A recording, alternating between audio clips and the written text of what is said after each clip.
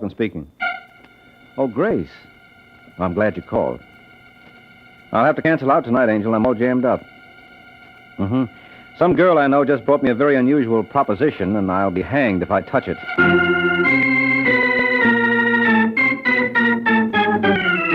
The Adventures of the Falcon, starring Les Damon. You met the Falcon first in his best-selling novels. Then you saw him in his thrilling motion picture series.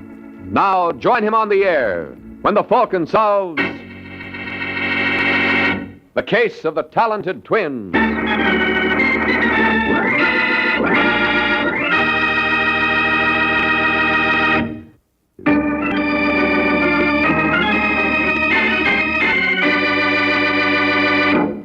And now, the case of the talented twins. It's late evening in New York, and the yellow convertible tears down Riverside Drive. At the wheel is George Alexander, who operates the car as though he owned the streets. Yeah, Mr. Alexander is a big operator. And the blonde alongside of him knows it. You warm enough, Masha? Oh, I'm fine, Mr. Alexander. My friends call me George. Now, why don't... Oh, you passed it. Huh? You should have turned right on 76th. What for? Well, that's where I live. Oh, I'm not taking you home, Masha. Now, really, Mr. Alexander... George. The only reason I consented to go with you was because Mr. Kemp introduced us. You like singing at Mr. Kemp's club? Yes, of course. What's that got to do with it? It's got everything to do with sweethearts. I own the joint. Oh. Sure. Whose idea do you think it is for Kemp to give you a job in the first place? I didn't know. Well, anytime you don't know something, Masha, you just ask George. He's got all the answers. Well, if you don't mind, Mr. George, I'd like to go home. Really, I've got a splitting headache. That's okay. I have my boy fix you up something at my place. Now, why don't you sit a little closer? I'm perfectly comfortable over here. Nah, it's too far away. Please, Mr. Alexander, you better look where you're going. Come on, Masha, be sociable. What, do you want to sit there all by... Look out! Huh? You're going to hit that man! Shut up! You're not going to leave him lying there. Why not? He may be dead. And we can't do him any good. Let me out. Get your hand off that door, Masha. I'll let you go when I'm good and ready. And I'm not ready yet.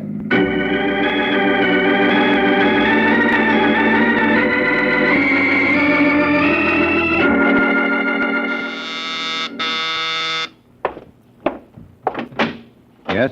I'm looking for Michael Waring. Well, you've come to the right place. Are you the one they call the Falcon? When they can't think of anything worse. Come on in, Miss... Davis. Ruth Davis. Sit down. Thanks. Now, what can I do for you? I'm not quite sure. Did you happen to notice an item in this morning's paper about a man being killed in a hit-and-run accident last night? Yes? That man was my father. Oh, I'm sorry. I want you to find the driver of that car. Why? Well, isn't that obvious? That man murdered my dad. He murdered him just as surely as if he used a gun. I don't care what it costs. Well, you should, Angel. I'd be lying if I didn't tell you that anything you invest in a case like this, it'd be money thrown down the sewer. As I recall, the police don't have a single lead. Oh, yes, they do. There was a man named Arthur Crane who witnessed the accident. He might know more than he's told them. What makes you think so? Call it a woman's intuition? You know, that's greatly overrated. Maybe, but there's no harm in trying. Mm-hmm. What did you say this witness's name was again? Arthur Crane. Arthur Crane. All right, Angel. I'll do what I can.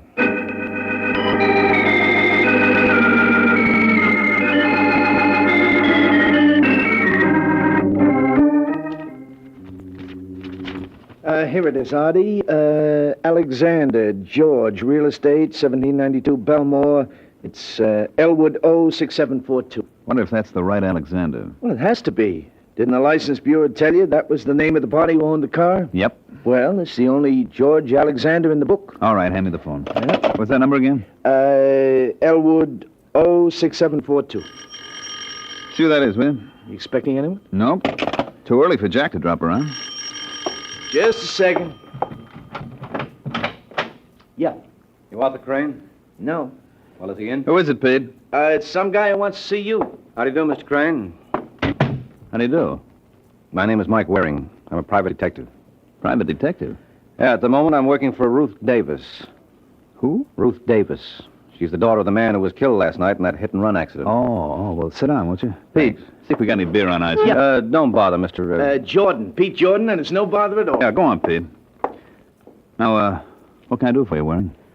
Well, according to the police blotter, you were the one who discovered Davis's body after the accident. That's right. I was coming home from a club date. Club date? Mm-hmm. I'm a musician. I play piano with a small combo around town. Mm-hmm. Well, go on. Well, just as I got out of the subway, I saw this guy Davis laying in the gutter. What time was that? Oh, it must have been around 3:15. First, I thought it was just some stew bum, you know. Until I saw that briefcase under his arm, then I realized it must have been an accident. Well, you couldn't have gotten there much after it happened. That's what the cops told me. You didn't notice any sign of a car around? Nope. Well, there couldn't have been too many cars out of that hour. This is very important to my client. Look, Waring, if there was any way I could possibly help you, I'd be glad to. Any driver who pulls a stunt like that ought to get it in the neck. Yeah, sure, but you can't tell me any more than you have, huh? Not a thing. I'm sorry. I wish I could. Well, here's your beer, gents. I'm afraid I'll have to ask for a rain check, Jordan. You going already? Yeah, I got to. But I'll leave my card. If you think of anything... Just leave it to me, Waring.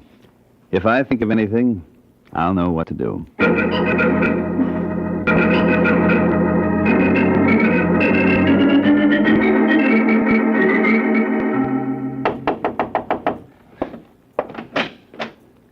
Yeah? Is Mr. George Alexander around? Who wants to know? My name is Artie Crane, but I don't think it'll mean much to him. Just say I'd like to talk to him about a yellow Buick convertible. You what? Tell him I admire his taste in cars. You're nuts. Mr. Alexander doesn't own any convertible. That's not what the license bureau told me. Maybe you better come in, Buster. Yeah, maybe I better. Sit down. I'll get Alexander. Hey, that's a nifty-looking piano he's got there. Mind if I try it? Just so you don't break it.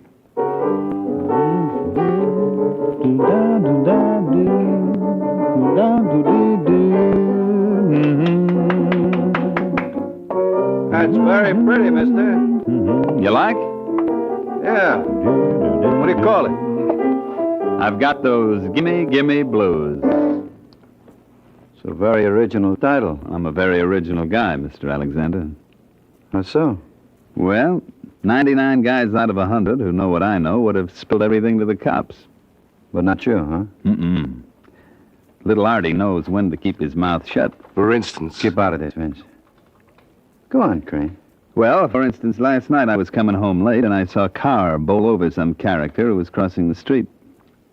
Fortunately, I had enough presence of mind to copy down the license number. And you think this car belongs to me? Mm-hmm. You're wrong. Okay. I'm perfectly willing to leave it to Mike Waring. The Falcon? That's right. He's working for the daughter of the poor slob who got hit. He was around to see me this afternoon, wanted to know if I could help him. And you told him? Not a thing. I thought I could help you more. How much more? What? Why, you dirty little... Let go. Should I throw him out, Now, George? calm yourself, Vince. Don't be so free with your hands, You shouldn't mister. blame... Vince never liked blackmail. Well, that little pushing around is going to cost you another $5, Alexander. What? Take it easy, Vince. You think the money was coming out of your pocket. So now you want $15,000, eh, Artie? Otherwise, I go straight to Waring's and from there to the cops. Well, I wouldn't want you to make such a trip on my account. Then you better get it up. Okay, Artie. You leave it to me. I'll take care of you. And when I get through, I bet you don't complain.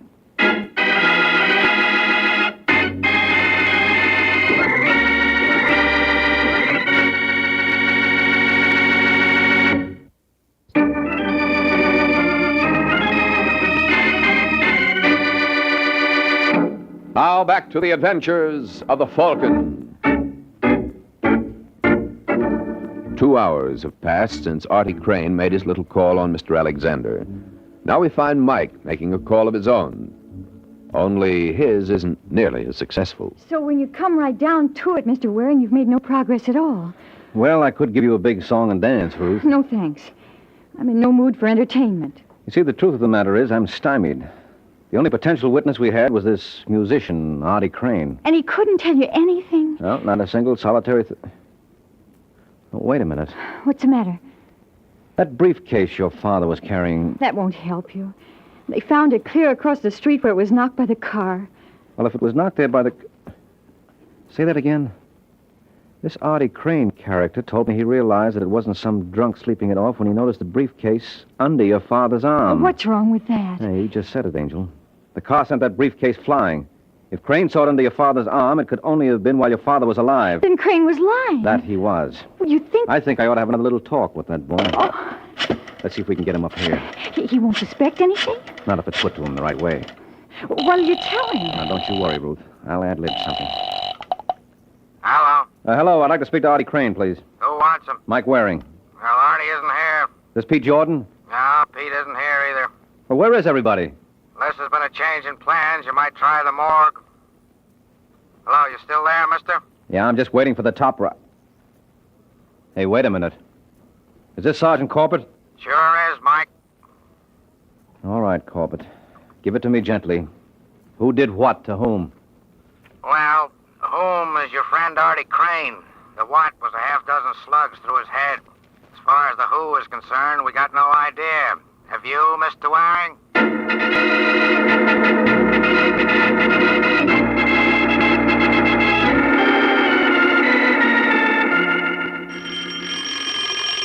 Okay, I'm coming. Hello, Pete. Oh, hi, Mr. Waring. Thought I'd drop around and redeem that rain check. Rain check? I asked for one the last time I was here. Oh, yeah. Well, I guess you heard about Artie. Mm-hmm. That his piano? Yeah. To think he'll never touch it again. Just how good was he on it? Oh, you can have the Duke and Count Basie. I'd have taken Artie any time. You a musician, too? Yeah, but I wasn't in his class. I used to sing a little. Oh. Well, how about an audition? What do you mean? Well, you never can tell, Pete. I may want to sponsor you. So let's hear how well you do in the voice department. Who killed Artie? Oh, look, you can't talk to me like that. Come on, Pigeon, sing. I did. Ouch. You wouldn't try that. If your big brother was around. Let me go. Not before we have a solo. Now, who killed Artie? How should I know? You should if anyone would. Who had it in for him? No one. Everybody liked him. Uh-huh. So one of his admirers pumped 6 slugs into his face so even his own mother wouldn't recognize him. Incidentally, how did you? There wasn't a thing on the body. Well, I found him here. Might have been a visitor from Mars. Yeah, but he had a flag tattooed on his shoulder. Patriot, no less. Who was the hit-and-run driver who killed Davis? I don't know what you mean. Yes, you do, Pete. Artie must have told you everything. He saw the car that killed Davis. No, he didn't. You know, you won't look so good singing without those dazzling white teeth. Well? There's a fellow named Alexander. Does this fellow have a first name? George. George? You mean Arthur tried to shake down George Alexander? You know him? Well enough to realize that Artie made a serious mistake trying it. Let's hope we all profit by his example.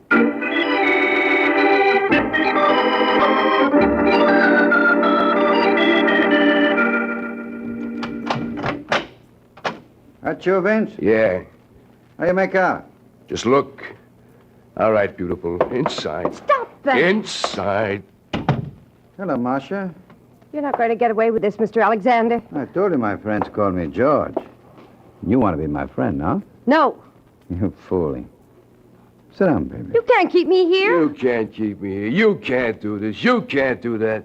Why don't you give that tongue a rest? All right, that's enough, Vince. Marcia and me, we understand each other. Well, don't we, sweethearts? What do you want? I just want to make sure you didn't tell anybody about our little ride. Get it, Vince? What about Marcia? What's the matter? Can a gentleman invite a lady up to his apartment? After all, we got you for a chaperone. All right. Hold your horses, will you? Hello, is George... Oh, I see he is. Wait a minute, Buster. Not so fast. It's okay, Vince. This is the Falcon. He's an old friend of mine. Well, I wouldn't go so far as to say that. Oh, I beg your pardon. Am I interrupting something? No. Marcia, meet Mike Waring. How do you do? Well, generally I do all right, but I see George does even better.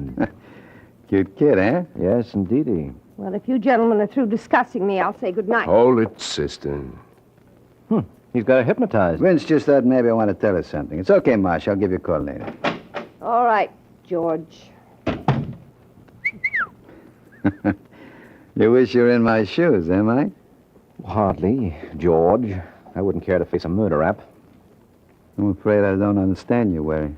Well, it stems from the manslaughter charge. Manslaughter? Mm-hmm. For killing Ralph Davis with your car last night.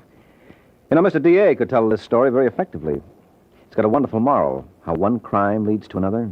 Now, the opening scene would show you driving along. Get out.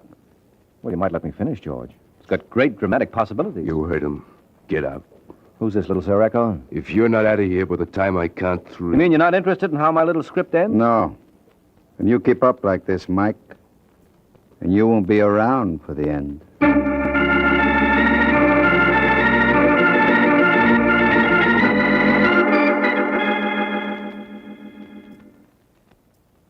Very interesting, Mr. Waring, but what happened after that? That's all there was, Ruth. You mean you know who killed my father and you let him go? I mean, he let me go. He bought you off. No, wait a minute, Angel. Sure, I was a fool not to see it before. Well, we'll see what the police think about... Sit down. Oh, You listen to me, Ruth.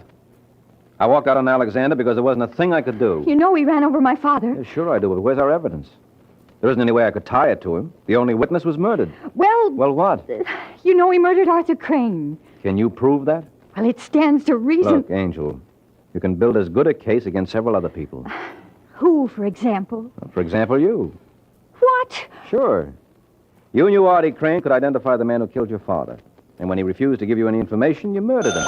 That's the most ridiculous piece of... Yes? Mr. Waring, That's right. my name's Marcia West. I don't know if you remember me. Oh, you underestimate your charms, Marcia. You're the kind of a girl my kind of man could never forget. Well, I'd like to talk to you. Well, what would be the point? I thought you were a close friend of Alexander's. Well, I was in his car last night. You what? Yes, he was taking me home when he killed that man. Where are you now? At the place where I work, it's called the TikTok Club. When can I expect you? Just open your door, Angel. I'm practically there now.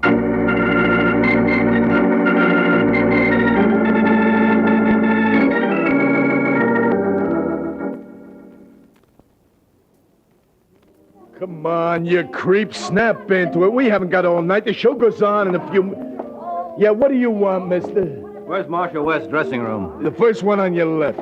This one here? Yeah, that's right. I don't keep her too long. She's on in 10 minutes. Come on, girls. Don't stand up. We gotta... Marcia? Marcia? She ain't here, Waring. What? No, just stay like you are, Falcon. Lock the door, Vince. All right. Where is she, George? Where is Sue? Marcia. She called me from here not more than 15 minutes ago. You say her, Vince? Was it that old hag with the mop? You boys ought to try television. That's a great act you've got there. I'm glad you like it. What did Marcia tell you on the phone? Who? Don't be smart. And I just wanted to show you that two could play that game. What'd you tell you? Enough. You know, I wouldn't need much excuse to paste you one right now, Buster, so don't tempt me. What do you say, Mike? I say you boys aren't very smart. There are a dozen people out there. And they all work for me. So start talking, pal. Why, you... Careful, chum. Now, why you want to knock him down for Vince? You only got to pick him up again. That's all right, Alex. I'm in very good shape. I can keep this up all night.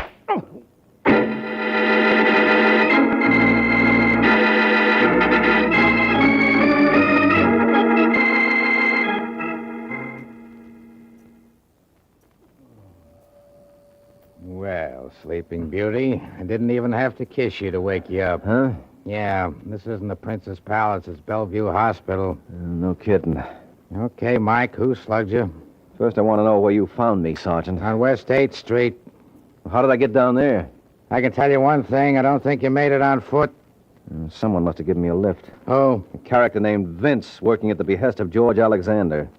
what do they want to do that for? Because Alexander was the one who drove the car that killed Ralph Davis last night. Last night. Well, isn't it Sunday? Where have you been? Don't bother answering, I know. All right. What day is it? Monday. Holy smoke. Where's Marcia? Who? Marcia West. She was in the car when Alexander killed Davis. She tell you that? Yes, and I wouldn't be surprised if she knew all about the Artie Crane killing, too. Is that tied up with this? Definitely. You see, Crane tried to blackmail Alexander, and Not he... so fast. Can you prove that? No, I can't hear, Corbett.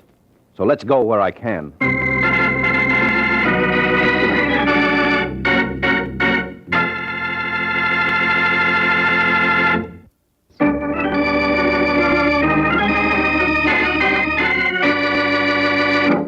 Now back to the adventures of the Falcon. A half hour has passed since Mike Waring set out with Sergeant Corbett to try to tie the case together. Their destination, the apartment of George Alexander. You're a pretty sick man, Waring. You don't know what you're saying. No, it's no use, George. We've got all the evidence we need. Right, Sergeant? Right. So why don't I hear from the district attorney? You will, shortly. You're still bluffing, Mike. Admit it. All right, then how do I know you paid off to Artie Crane? You know? Yes, and I can prove it. How about that, Mr. Alexander? Well, you see, it's like this, Sergeant. It was no shakedown. I gave Artie the money. Oh, because you were impressed by his musical talents and wanted to see him further his career? Why, Mike, you take the words right out of my mouth. Oh, no. Something wrong? You don't think the DA will buy that? Why not? If it's okay for me to help young ladies interested in musical careers, why not young men? Sounds logical. Oh, come on, Corbett, be smart. You don't believe that? I didn't say I did. I just said it sounded logical. That's all I ask. Where's Vince? Why? I want to talk to him. You're going to have a long wait. Vince leave town Friday night. Friday? Yeah. I suppose that was his double who bounced me around backstage at the Tick-Tock Club on Saturday. I don't know what you're talking about. Yeah, sure. Next, you'll say you never heard of a girl named Marcia West. Of course I have. Oh, sweetheart. You call me, George? Marcia. Is this the girl you mean? All right, never mind the act, George. Listen, Marcia. This is Sergeant Corbett. I want you to tell him everything. Everything. Yes, beginning with your call to me on Saturday night. My call to you? Don't you remember? I don't see how I could be expected to, Mr. Waring, seeing this is the first time we've met. What? But it's been a real pleasure.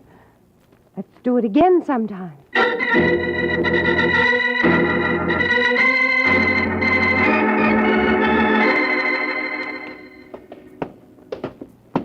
You know, Mike, maybe we ought to go back to the hospital. It's not a bad place. They got a couple of good-looking nurses there. Okay, so I'm nuts, Sergeant. But just humor me a couple of minutes more. I still don't see what you're going to accomplish with Pete Jordan. I tell you, he knows that Artie Crane went to see Alexander. That still don't prove anything. Crane could have gone to see Alexander for a million reasons. Well, suppose Pete's willing to swear that he... Yeah? Well, if it isn't the gay troubadour. Hello, Pete, remember me? Now, look, Waring, I'm busy. Yeah, sure you are. This won't take much of your time. Didn't Artie Crane tell you he saw the car that killed Ralph Davis in that accident? Well, didn't he? Yeah. Get your coat, Jordan. We're going downtown. Now, don't rush him, Sergeant. You might break the spell. As long as Pete's in the mood for singing, maybe he'll be willing to croon you something else. I told you everything I know. Not quite. There's one song you forgot.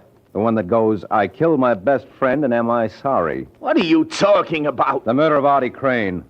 You know enough about that to give us a complete chorus. So start singing, Pigeon.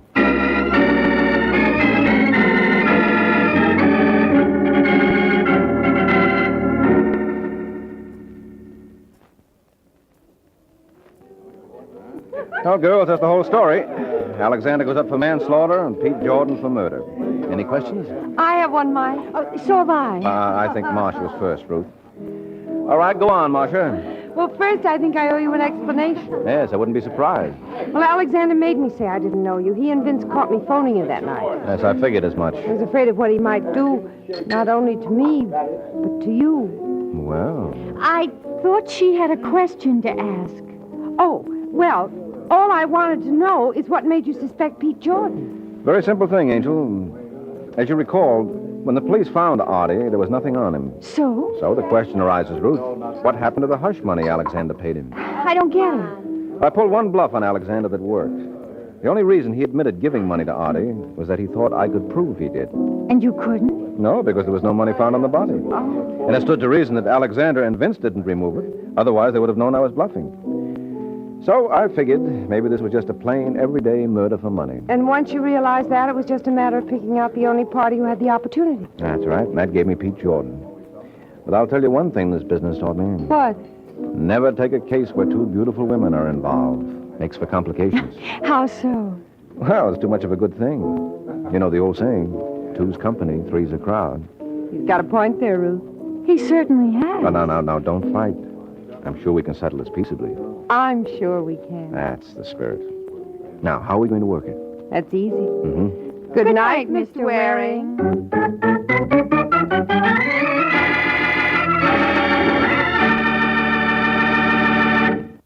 Please turn the cassette over at this point to begin side 2. The Kraft Foods Company brings you The Adventures of the Falcon, starring Les Damon. Hello? Yes, this is the Falcon speaking. Oh, Irene. No, I can't see you tonight. I'm all hung up. Yeah, some girl likes my looks. Well, Angel, she must think I'm pretty as a picture, because she's certainly out to frame me.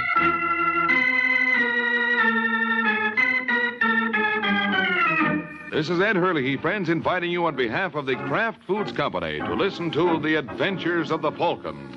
You met the Falcon first in his best-selling novels. Then you saw him in his thrilling motion picture series. Now join him on the air when the Falcon solves The Case of the Careless Client.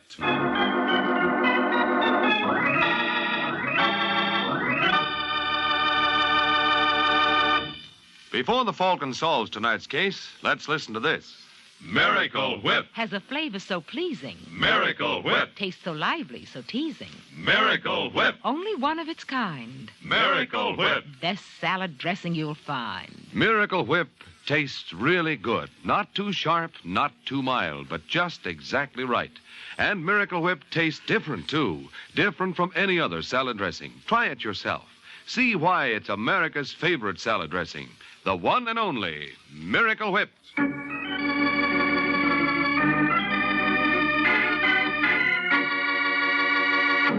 And now, the case of the careless client.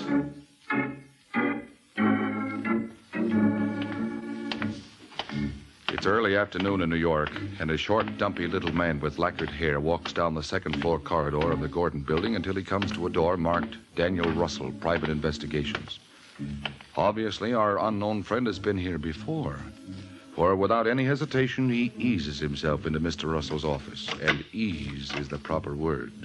For Mr. Russell, with his back to the door and his ear glued tightly to the phone, doesn't even hear him. Now, look, Harris, you got to give me a break. You know I'm good for the money. Sorry, Russell, it's no dice. That's the gratitude I get, and after all the dough I've lost to you. All I ask is that you let me go in the cuff for another 20. I got a sure thing going on the 5th at Detroit. Now, where have I heard that before? Listen, Danny, why don't you do both of us a favor and stay away from the horses? Okay, Harris. You don't want to take my bets? I'll find a bookie who will. Yeah, name one. I beg your pardon. Harris, a client just walked in. I'll have to call you back later.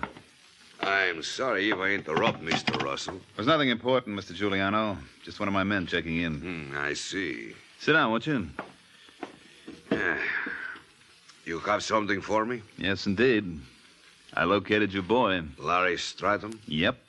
Stratton's in New York, all right. Got here last week from Washington. First thing he did was to get himself a room under the name of Leonard Simons. Funny how they always keep the same initials. And where does my friend Mr. Stratton live? 1423 Carroll Place. It's a small rooming house. I pumped the superintendent, but he couldn't tell me much. And incidentally, that little talk cost me an extra 50. I got no complaints, Mr. Russell. You do fine. $50, you say. That's right. Hey, that's quite a wad you're carrying, Giuliano. Must be at least 15 to 20 grand there. So? So you want to be careful. I am. How much do I owe you altogether? $150. You'd like to double it? I'd like nothing better. It's easy. I need some information from this Mr. Stratton. You got it for me. How? Oh, now, come on, Russell. You must have some idea. All you've got to do is work on him a little bit. Work on him? Yeah. You look like a boy who knows how to use his fists. Get out. You make a big mistake. Go on, Giuliano. Beat it. Okay, no harm's done. Just suppose we forget this little talk, huh? I'll think about it. You do that, Russell. You'll find it a lot healthier than talking. I'll be seeing you, feller.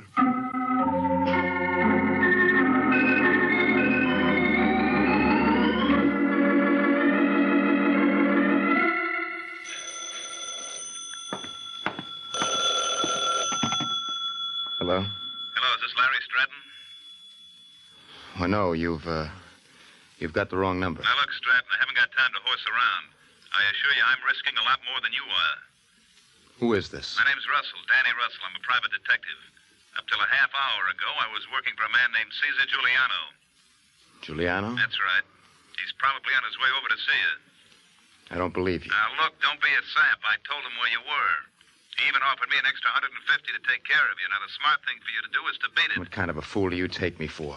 Don't you think I know a trap when I see one? You gotta believe me, Stratton. Why should I? How do I know you're not working with Giuliano? I can tell you, Larry. Giuliano. Hello, Stratton. Hang up. Hello, Stratton. That's fine, Larry. Shut the door, Coslow. Huh? Oh, sure.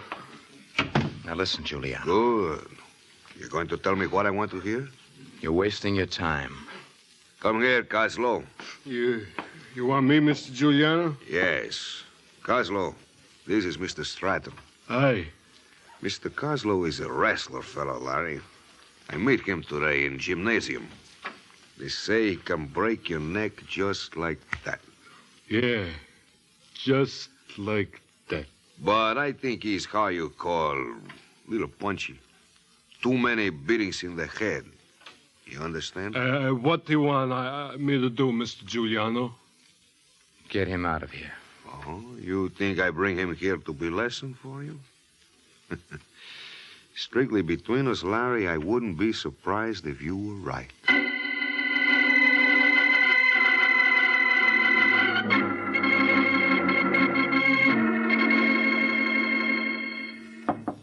Larry? Larry? Larry, where are... Hey, what's the matter, lady? Look! Holy smoke. Oh, Larry. He's still breathing. We better get a doctor. Where can I find one? Well, if you go down to the corner, you'll see... Oh, no, never mind. I'll get him myself. Oh, please. Sure. I'll be back as fast as I can. Oh, Larry, darling, what happened? Never mind, Eve. We're getting a doctor. I don't want one. What? I said I don't want one. But, Larry... Shut the door. All right. Now lock it. Now listen to me, Eve. Can't it wait? No. In that medicine chest over the basin, there's a roll of adhesive tape. Will you get it for me? Yes. Is this what you want? No, there should be a roll of half-inch tape. There's none here. Are you sure? Oh, no, I've got it. Or bring it here. Take off the cover. All right, now open up the roll. What? Well, there are numbers written on this. And I didn't tell him. You didn't tell him what? I was afraid they beat it out of me, but they didn't. Darling, what is this all about? Honey, don't ask me any questions, huh? Someone tried to kill you. You don't have to worry. Giuliano wouldn't dare while he hasn't got this. Giuliano. Caesar Giuliano.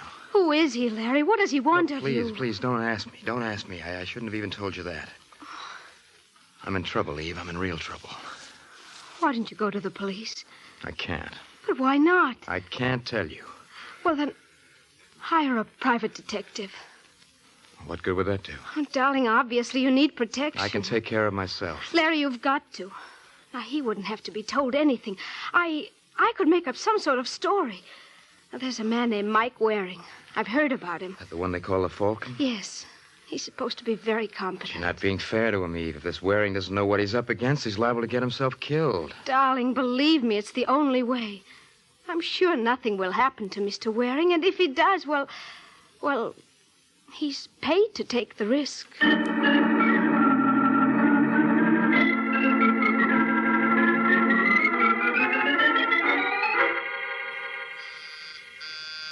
Just a second. Mr. Waring? That's right. I'm Eve Lowry. I spoke to you a little while ago on the telephone. Oh, so you did. Come on in. Thank you. Sit down. Oh, really, I haven't much time. Will it take any less if you stand? Well, I guess you're right. Now, what can I do for you? I'm in trouble, Mr. Waring. What do you call trouble? Someone's trying to kill me. Well, that's a good enough definition. He's made several attempts on my life already. Who's he? A man named Caesar Giuliano. Why?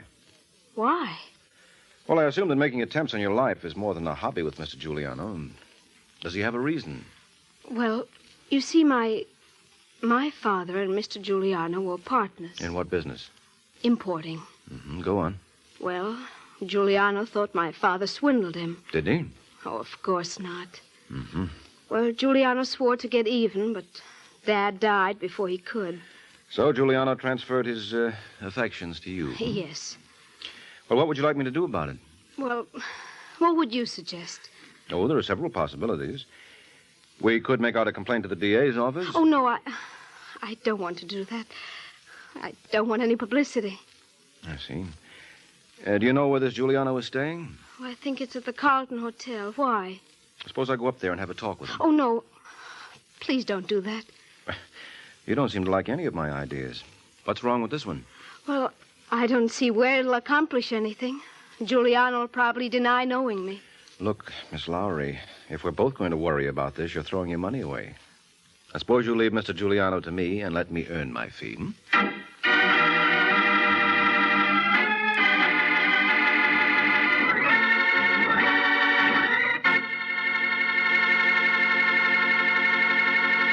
This is Ed Hurley again, friends. I have a little suggestion for you ladies who wonder what you're going to do for some interesting menu ideas. And my suggestion is this. Just get a 2-pound loaf of Kraft smooth melting pasteurized processed cheese food, Velveeta. You can melt Velveeta for smooth, delicious cheese sauce that'll add extra goodness to vegetables or seafood or rice or just plain toast for a fine main dish. And it's such an easy sauce to make. All you do is melt a 1/2 pound of Velveeta in the top of your double boiler. Notice how smooth it melts without any lumps at all. Then slowly stir in 1/4 cup of milk, season to your taste, and there you have it. A delicious cheese sauce with a wonderful, rich, yet mild cheddar cheese flavor. A flavor that everyone, the youngsters and Grandma included, will enjoy often. And it's a wholesome dish, because Velveeta is so rich in important food values from milk. So whether you melt Velveeta for a swell cheese sauce or slice it thick for hearty sandwiches, you'll find Velveeta is a mighty handy helper, Mother.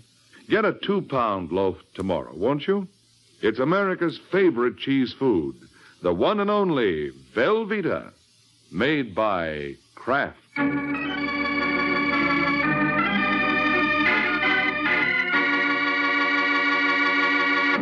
Now, back to the adventures of the Falcon. An hour has passed since Mike Waring went to work for Eve Lowry, who claimed her life was being threatened by a man named Cesar Giuliano. That's all Mike needed. Being a man of action, he goes right to the seat of the trouble. Who is it? Room service. I didn't order anything. Your name Giuliano? Yes? Well, that's what the order blank says. Just a second. Hello. You're no waiter? No. The oldest trick in the world. Apparently it still works. What's your name, mister? Mike Waring. You're not the private detective fella I hear about. Why not?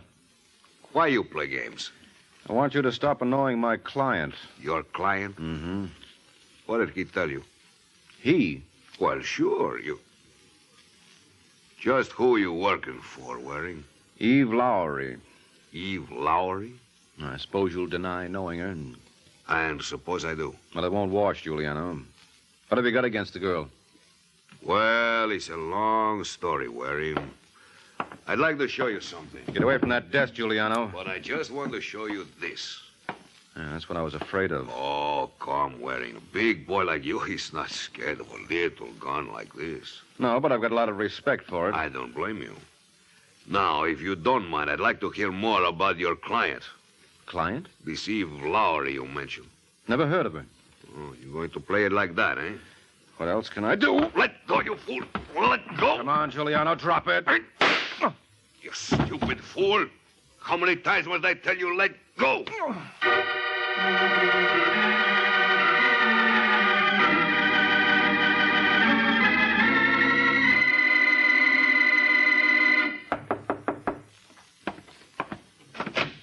Yeah? I'm looking for a private dick named Danny Russell. What can I do for you? Hey, you're hurt. Sit down. Thanks. Called you a doctor. No, don't bother. Just saw one. Say, you wouldn't have a drink in this place, would you? Yeah, right in this desk. I'll get you a glass. No, never mind. Hey, go easy, mister. That stuff's been aged in the wood. You mean that desk drawer? Feel any better? Yeah. What happened to your hand? I got it caught in a cash register. Who are you kidding? Never mind. You come pretty highly recommended, Russell. Yeah, by whom? A man named Caesar Giuliano. Did you do some work for him? Get out. What's the matter? Get out of here. You're a friend of Giuliano's? Now, take it easy. I never said I was. Well, I thought... He shot me up and then beat it. When I came to, I went through some of his papers and found your name. What did he hire you for? Let's see your buzzer, mister. I'm not a cop. My name is Mike Waring. Waring? The Falcon, huh? Mm-hmm. Well, this is a pleasure. You know, you're almost a legend in town. Yeah, me and the Giants. What can I do for you? Well, I'd like a little information. What kind of a job did you do for Giuliano? Routine skip tracing. Wanted me to locate a guy named Larry Stratton. Larry Stratton, huh? Why? Well, first he told me Stratton skipped out of Mexico, owing him some dough on a business deal. Then he offered me $150 to beat some information out of him. This on the level? I don't joke about things as sacred as money. He had a roll on him that could choke a horse. Did Giuliano mention a girl named Eve Lowry? No. How's she fit in? I wish I knew. Look, Russell, I've got a proposition. How about the two of us joining forces? I'll see you don't suffer by it. You just got yourself a boy, Waring. What do you want me to do? Know where I can locate Giuliano? You tried the Carlton Hotel? Where do you think I picked up this slug? Wait a minute, I got an idea. When Giuliano first approached me, I met him at a furnished room in Brooklyn. Well, what do you say we drive out to Brooklyn? Maybe worth the trip.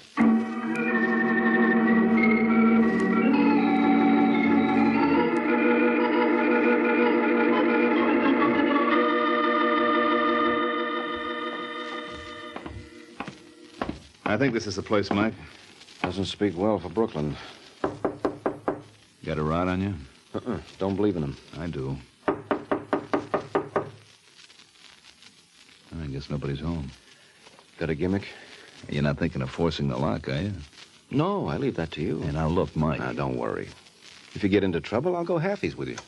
Okay. How you coming? There, got it now.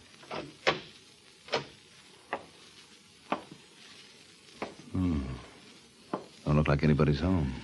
No. Well, as long as we're here, we might... Mike. Huh? Is that what I think it is? Yeah, I'm afraid so.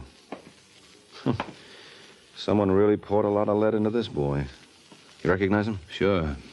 It's Giuliano. What are you doing? Going through his pockets. Find anything? No, nothing but this scrap of paper. Larry Stratton, 14. Hey, that's the character Giuliano hired me to find. Well, now it looks as though he found Giuliano. If you ask me... No, you're not imagining things. I heard it, too. Gesundheit. Coming from that closet. Yeah. Oh! All right, come on out. Stay away from me. Well, if it isn't Miss Lowry. You know her? Sure, this is my client, Eve Lowry. Where'd you get that gun, Angel? Never mind. The important thing is that I know how to use it. If you try to stop me... You what? Oh! All right, Russell, get it. Got it. You hit me. What did you expect me to do? Applaud while you gave a demonstration on the use of firearms? What are you doing here? Come on, Eve. In case you hadn't noticed, there's a dead body in this room. All right, open up there. Come on, open up. Mike. Who is it? Police. Uh-oh. You can open up, or do I have to break down this door? Just a minute. Listen, Russell. I want you to take Eve out of here. What? You heard me through the fire escape. What about you? I'll stall them. Now, you drive back to Manhattan, see what you can learn about this Larry Stratton. No. Keep quiet. You know what you're getting into, Mike. I'll take my chances. Worst comes to worst, you can bring Eve down to local headquarters and we can straighten it all out. Okay, come on, honey. No. Well, make up your mind, Angel. Do you go with him or do you stay here and face a murder act? Hey, what's going on in there? Open up. I'll go with him. Well, hurry it up. Lots of luck, Mike. Same to you. Well, what's going on here, wise guy? Why didn't you open that door? I was busy. Hey, who's that? Man named Caesar Giuliano. Huh? Who are you? Mike Waring. Did you gun him? What do you think? I think yes. Come on, Waring, I want you to try out our local jail. I think you'll love it.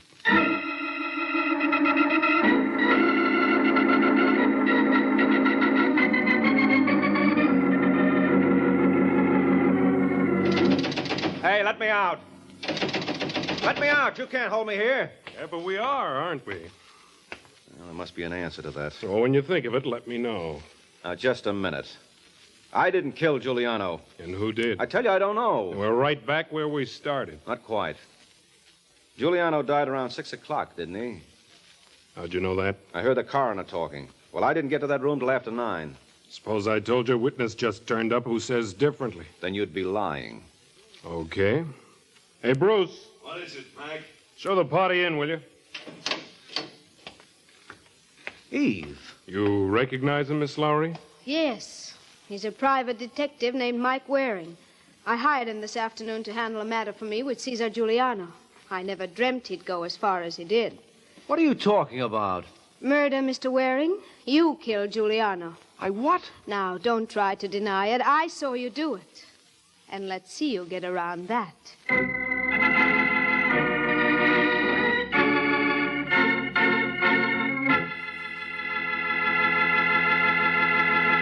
Remember, tomorrow at your grocer's, you can get a wonderful new salad oil for your homemade salad dressings, your cooking, your baking. It's Kraft Salad Oil, the first salad oil for home use ever offered by the makers of all those wonderful Kraft dressings. Kraft Salad Oil is a lighter-bodied oil, superfine to blend perfectly with other ingredients. Get a pint or quart bottle tomorrow at your grocer's. Ask for Kraft Salad Oil.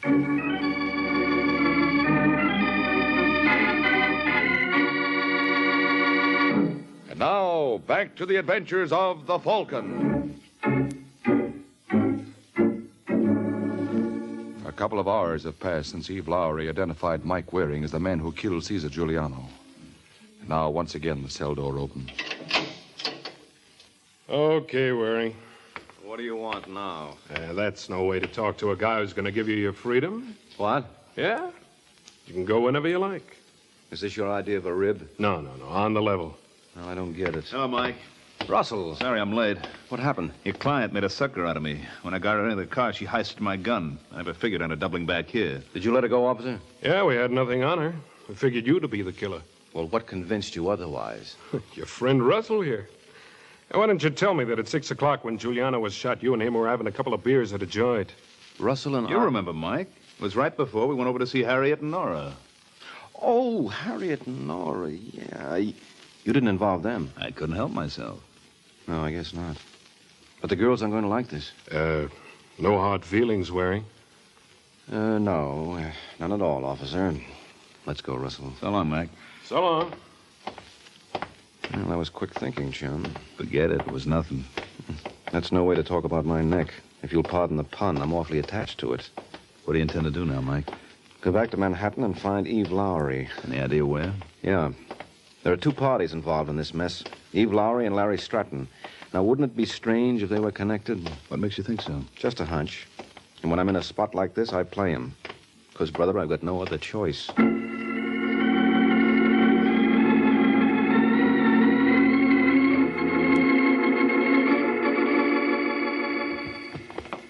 Where's your grip, Larry? It's under the bed, Eve. Want me to pack all your suits? Well, I don't think you'll have room. I'll wear the chalk stripe. You can... Larry? Take it easy, honey. Who is it? Who is it? Just us. Mr. Waring. Uh-huh. Well, that hunch was right, Mike. What hunch? I had an idea you two went together like ham and eggs. Listen, Waring, I don't know what you want.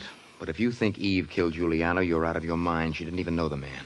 And why did she come to me with that cock and bull story? She was trying to protect me. Against what? Look, I'm head cashier in a Washington bank. Giuliano's been after me to turn over to him the dates of large currency movements. What was it, blackmail? No. Now, don't give me that. Otherwise, you would have gone to the police. What did he have on you? Don't tell him, Larry. What can I lose now, Eve? Giuliano found out that 10 years ago I served a term for manslaughter. I was drunk one night and I killed a man with my car. I served 2 years under another name. And if the bank ever learned about you being an ex-con, you'd be minus a career, huh? That's right. Is that why she killed Giuliano? I tell you she didn't. Then who did? I did. Oh, you mustn't believe him, Mr. Waring. He's trying to protect me. I killed Giuliano. She's lying. It's no use, Larry. They're bound to find out sooner or But later. you couldn't have done it because I did. What do you think, Russell? To cinch one of them's lying. Ah, but which one? She is. I don't Now, believe wait, just a minute. As far as Giuliano was concerned, it's no great loss. He was a crook. But there's no reason why this has to go any further than this room. What do you mean? Well, Russell and I are fond of eating regularly. So, for $5,000, we walk out of here, forget we ever knew you. That okay with you, Denny? I don't like it. Oh, come on, give him a break. And $2,500 apiece isn't to be sneezed at. Well, there's only one trouble with that, Waring. Trouble? I haven't got 5,000. Oh. How about you, Eve? I gave you my last $50. Well, how much can you dig up? Not more than a couple of hundred. Oh, well, that puts a different complexion on things. What do you think, Russell? I say we turn him over to the cops. Yeah, well, that's to be expected. Every killer likes a fall guy handy. What are you getting at? Just what it sounded like, Russell. Didn't anyone ever tell you you can't get away with murder?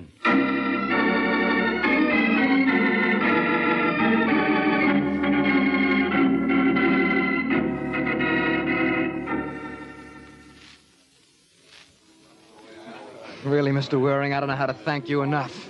Well, maybe you let me give the little bride away. You're not angry at me for involving you? Nah. Now, after all, Eve, you're a woman in love, and they're not very rational creatures. Well, tell me, Mr. Waring, how did you figure out it was Danny Russell who killed Giuliano? Oh, there were several things, Larry. First of all, Russell told me that Giuliano had a roll on him big enough to choke a horse. And when I went through Giuliano's pockets, all I found was a scrap of paper with your name on it. So, what happened to the money? Well, obviously it was stolen. That's right. So that opened up a new field. Suppose this was a plain, everyday murder for money. But Larry or I might have taken it. No, not very likely, Angel. That's why I offered to accept the bribe. I figured that if you two were willing to risk the chair for each other, a little thing like $5,000 wouldn't stop you. If you had it. And when you heard the best we could scare up was a couple of hundred. Then I knew I had to look elsewhere. Well, what made you think of Russell? Well, he got me out of jail by inventing an alibi for me. Something about a double date with a couple of girls named Harriet and Nora. Well, I don't understand. Well, you see, by giving me an alibi, he also gave himself one at the same time, and he really needed it. Oh. Now, the truth of the matter is that at 6 o'clock when Giuliano was shot, I was still out cold in his apartment after he plugged me. No wonder Russell made it so easy for me to escape from him. Mm-hmm. But you know what gets me, Angel, is what you were doing in the closet where we found you. Oh. Well, I drove out to see Giuliano, hoping that if I'd pleaded with him, he wouldn't bother Larry anymore. When I got there, he was dead. Then when I heard you outside, I got panicky. Mm-hmm. And down at headquarters, when you accused me of the murder? Well, that was for the same reason. I wanted to protect Larry. Sure, I should have known. Well, good night, Larry. Take care of yourself, Angel. Now, wait a minute, Mr. Waring. Why rush off? Well, this is all okay for you lovebirds, but I've got a lot of work to do. At this time of night? Mm-hmm. I've got a date with one of the most luscious redheads in New York. You call that work? And you've got to explain why you're 24 hours late, brother. It's nothing else but. Good night, folks.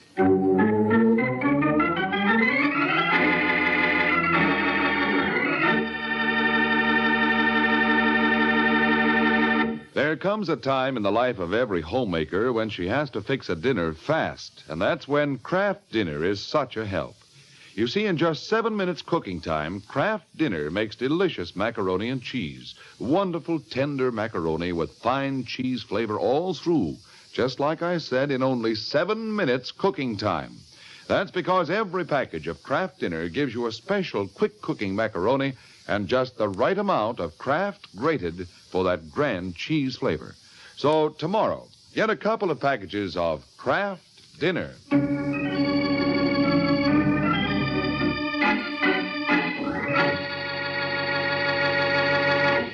This is NBC, the national broadcasting company.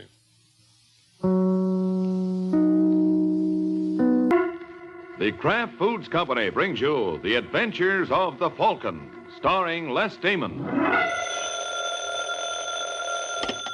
Hello? Yes, this is the Falcon speaking. Oh, Denise.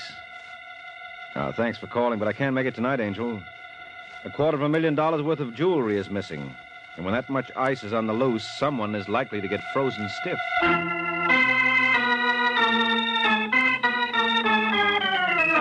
This is Ed Hurley, friends, inviting you on behalf of the Kraft Foods Company to listen to The Adventures of the Falcon.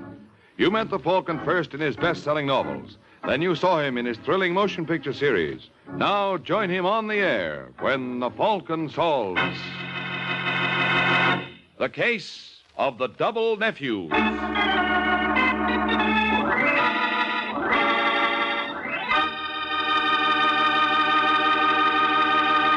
Before we join the Falcon in his latest adventure, I'd like to tell you folks about Kraft's golden cheese food, Velveeta.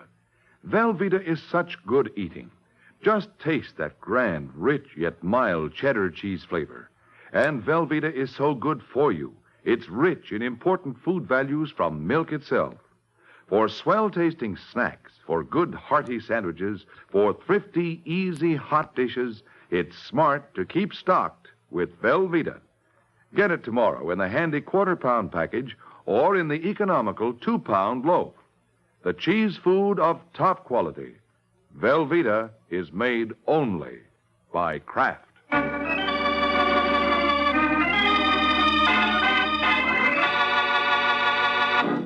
And now, the case of the double nephews. It's early Sunday morning in New York when Tom Lacey enters his apartment. He clicks on the light, looks around nervously, then walks quickly to the door to the bedroom.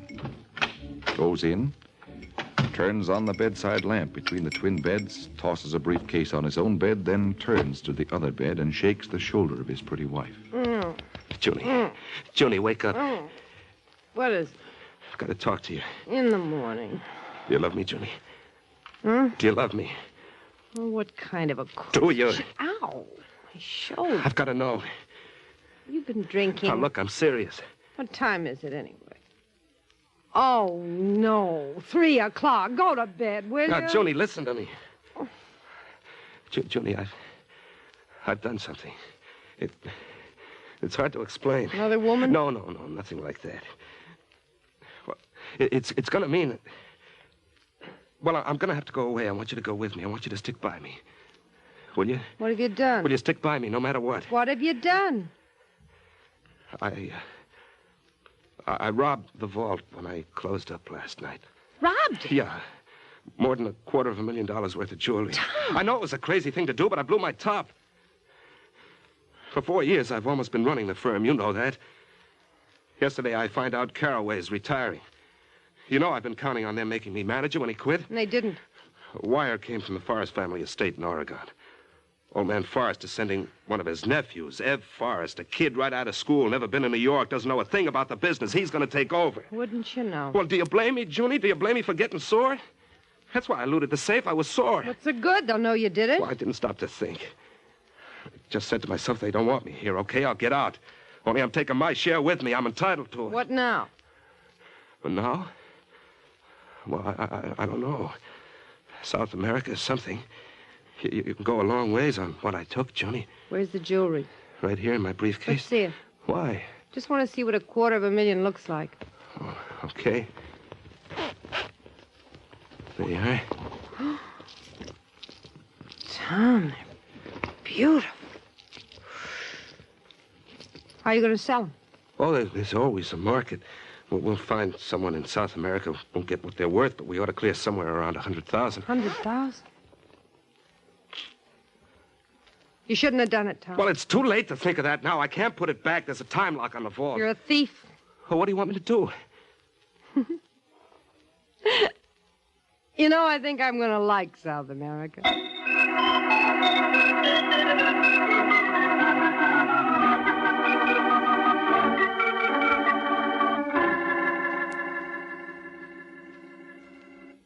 Are you sure there's nothing? No. No. That'll be too late. I see. All right, never mind. Goodbye. Junie, I've tried all the lines. No planes until Tuesday. We're sunk. We can't be sunk. But it's 10 o'clock already. We're not out of the country. By the time Carraway opens the vault tomorrow, there'll be an alarm out for us, and then we'll never get away. I know that. We could only get to Miami. And we could cross to Cuba, and once we're there, we can make arrangements. But the way things Will you are... stop babbling and let me think? Well, there's nothing to think. No plane I until... know. Let's get ready. We'll go to the airport anyway. Well, what good There is may be a last-minute cancellation. If not, we'll charter a private plane. Yeah, that's right. Only pull yourself together. You started this. Now help me see it through. Yeah, sure, Junie. Now what? Well, answer it and find out. Yeah. Yes? Hello. Are you Thomas Lacey? That's right. I'm pleased to know you. I'm Ev Forrest. Ev Forrest? Yes. I see you're surprised. Well, we didn't expect you so soon. Yeah, I know. But my uncle had a special reason for having me get here today. May I come in? Yeah, sure. Thanks. This is my wife. Dear, I'd like you to meet Mr. Forrest. Ev Forrest. You know, I was just telling you he's going to be the new manager. Oh, yes. How do you do, Mr. Forrest? How do you do? Now, I'd like a word with Mr. Lacey. Well, go right ahead. You don't have to worry about Junie. This is very confidential. Well, whatever you say to me, you can say in front of her. Very well. It's about Mr. Carraway. Oh? How do you get along with him? So, why? Well, my uncle's a little concerned about the last few reports he's received from Carraway. Concerned? How? Well, the figures don't look right. And now Carraway's resignation. Uncle wants me to look into it. That's why I came right to you. I came up directly from the station. Carraway doesn't know I'm in town. Well, what can I do? Well, we'll go down to the firm. I want to look over the books. Today, before Carraway can find out. Oh. Well, I'm sorry, Mr. Forrest, but... Junie and I were just leaving. We have a date. I'm sorry, but you'll have to cancel it. This can't wait. Well, gee, I don't know what to say if you'd only given us some notice. I couldn't. Now, I'll be frank, Lacey. We suspect Carraway, not you. But we don't know how close you are to him. We didn't want you to warn him. I see. That's why I'm going to have to ask both of you and your wife, to come along with me. I'm awfully sorry to have to do this, but, well, you see how it is. Uh-huh. And, I'm awfully sorry to have to do this. Tom! All right, Julie, come on, let's get out of No, here. wait a minute, Tom. For once, use your head instead of jumping into things. Well, he was going to delay us. I know. And how far do you think we're going to get when Mr. Forrest wakes up? What? Call the police the first thing. Yeah, that's right. I didn't think. I've got the jitters. I've got to have a drink. Take a good stiff one. You'll need it. Why did he have to show up today? Well, maybe it's a good thing he did. Now, we don't have to rush to get away. We can take our time. Well, what do you mean when Forrest wakes Who up? says he's going to wake up? What? Take your drink. Oh, yeah. No. Now, what are you talking about? Mr. Forrest would look good in one of my scarves, don't you think? Huh? Of course, he's going to have to wear it a little too tight for comfort. Oh, no, Junie. You can't quit now, Tom. You're going to do what I tell you. No, I can't. You've got to. Oh. No time to argue. He's coming too. Take another drink. I'll get the scarf.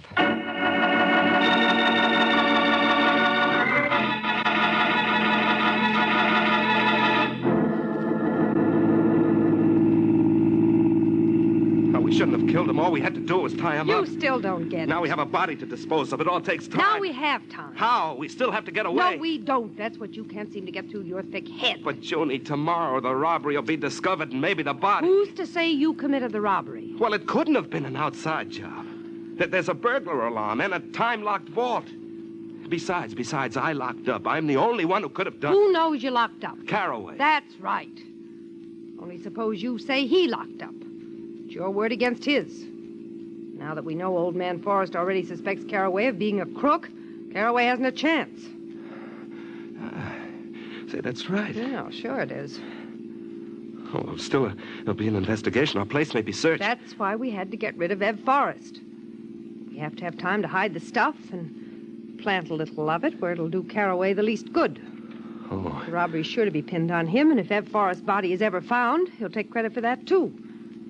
Ev Forrest found out about the robbery, so Carraway killed him. Yeah, it might work. It will. If you just sit tight and keep your mouth shut.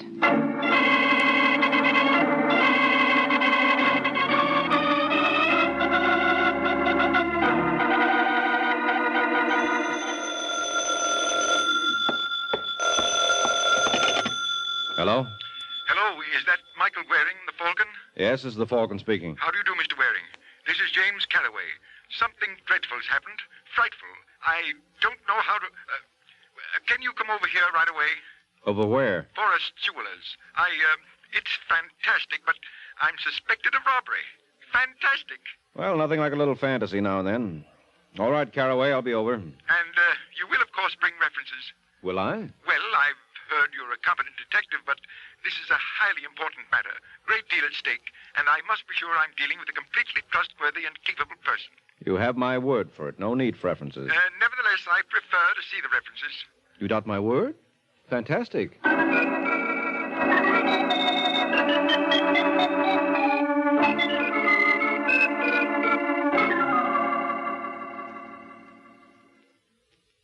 Well, there it is, Mr. Waring. The whole story. Only two possible suspects. My assistant, Thomas Lacey, and myself. And since I know it's not myself, it must be Lacey. Mm-hmm. Though it's hard to believe. Been with us for years. Quiet chap, respectable. Whole thing's fantastic. Yeah, but where do I fit?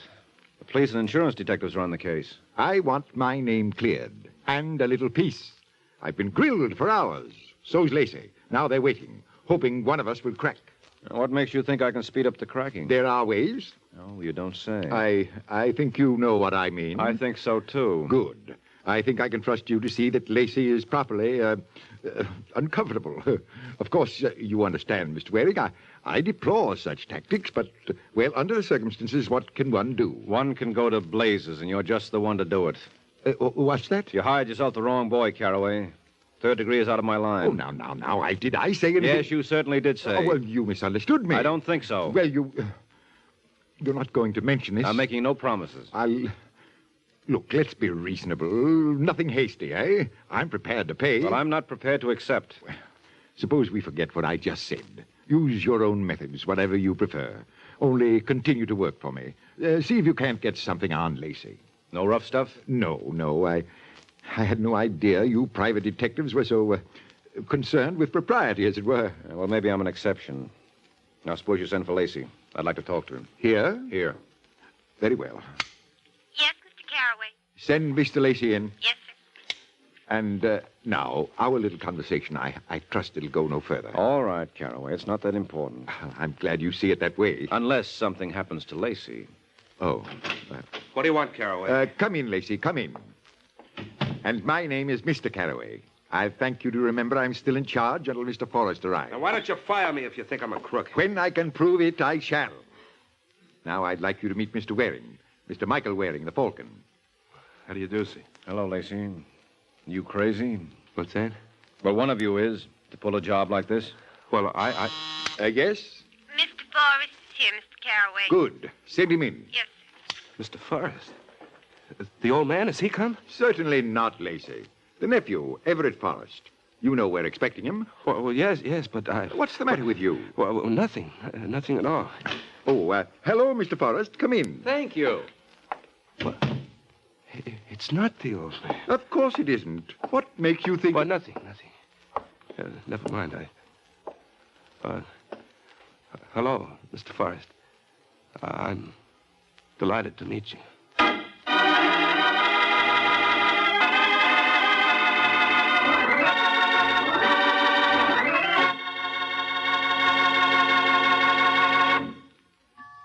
It's lighter-bodied. It's superfine. It's Kraft Salad Oil, the first salad oil ever offered for home use by the makers of all those wonderful Kraft prepared salad dressings. Yes, there is something new under the sun at your grocer's right now. A new salad oil, Kraft Salad Oil. The first salad oil ever offered for home use by the makers of all those wonderful Kraft prepared dressings. Wait till you try it in those wonderful salad dressings you make yourself. Those light-as-air chiffon cakes you're so proud of in all your special recipes that call for liquid shortening. For Kraft Salad Oil is more than just a new oil. It's a new kind of oil. Superfine for better blending by a special new Kraft process. Because it's lighter-bodied, it mixes perfectly with all ingredients, puts new magic into dressings, cooking, and baking. Don't wait. Put this new salad oil on your shopping list right now. Remember, It's lighter-bodied. It's superfine. get Kraft Salad Oil tomorrow at your grocer's. Look for the bottles with the beautiful labels.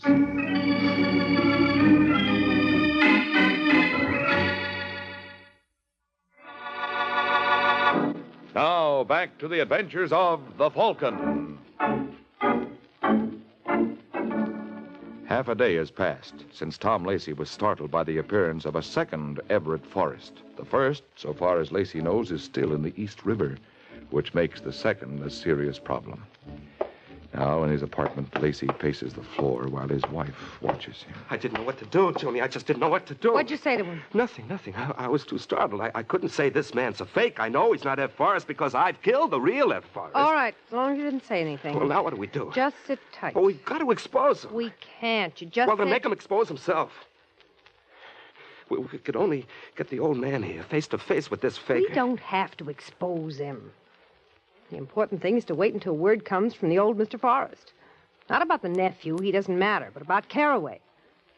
Now that there's been a robbery, Forrest is sure to wire the police his suspicions about Carraway. Well, the old man's away from his home. He's on a hunting trip. They haven't been able to contact him. So we wait. But it's getting me, Joni. What's this faker up to? What does he want? What does he hope to gain by impersonating young Forrest? I don't know. Wait a minute. I know. He must know about the murder. Sure, otherwise how could he be sure the real nephew won't show up? Yeah, that's it, he knows. And this is a subtle form of blackmail. His way of telling me he knows. Soon he'll be coming to me direct. Joni, what am I going to do now? You're going to do nothing. Just sit tight and wait. But he knows. Now, you listen to me. There's nothing anyone can prove. How do you know? Because if there were, the police would be holding you. Now, pull yourself together, you hear? Yes, Joni. I hear.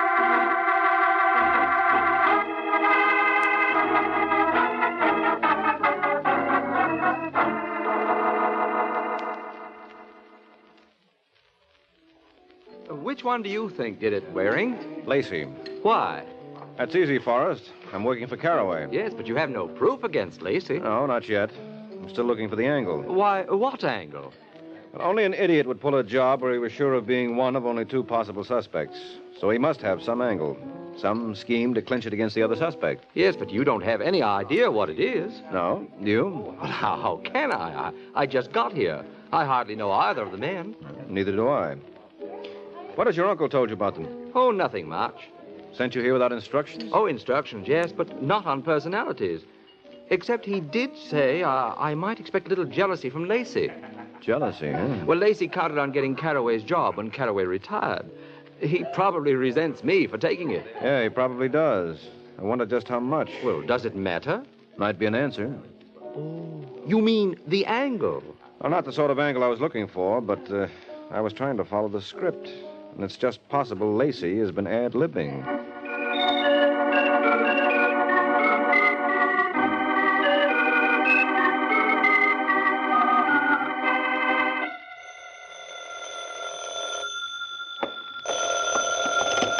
Hello? Mr. Waring, Yes? this is Carraway. I'm in jail. Imagine, in jail. Fantastic. You took the word right out of my mouth. Oh, fancy that. How come they jugged you? Because they're idiots, that's why. They should know it's a plant. What's a plant? The diamond. What diamond? In my car. Oh, there were diamonds in your car. Yes, Lacey must have put them there. Most likely. So that's his angle. Well, I guess he is ad-libbing. What's that? That sort of plant is pretty feeble. He's working off the cuff. Well, I'll be seeing you, Carraway. Are you coming down here? No, I'm going to visit Lacey. I may do some ad-libbing of my own.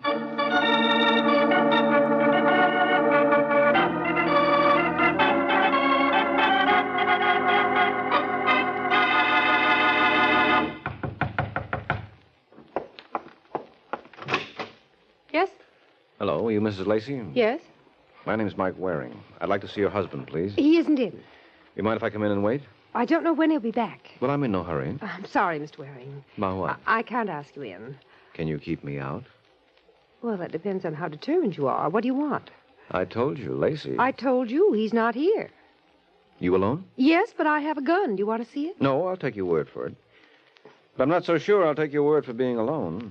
Unless you smoke cigars.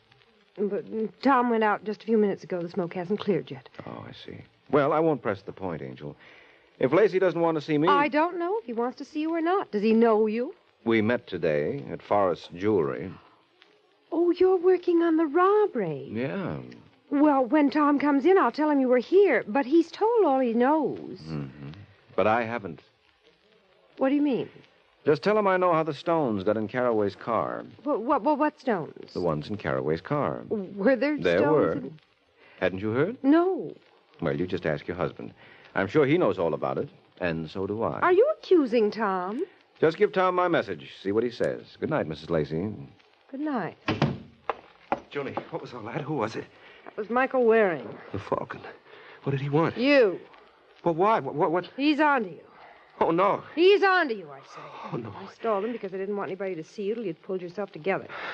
But with what he knows, I'm afraid the jig's up anyway. What does he know? Everything. About Forrest? I think so. I might have known. It's no use. I'm no good at this sort of thing. There's only one thing to do. I'm going to give myself up. Don't be absurd. Put down the phone. Put it down, I say. But, Julie... I said put down the phone. We're caught. It's the electric chair. Don't you realize that? But what can we do? I got out your revolver. Here it is. Be careful. It's loaded. Well, what good's this going to do? We're going to get away. Julie, there isn't a There's chance. An excellent chance if you'll do what I tell you. Now go on. Start packing while I go out for a few minutes. Where to? Never mind where to. But while I'm out, pour yourself a long glass of courage. You'll need it.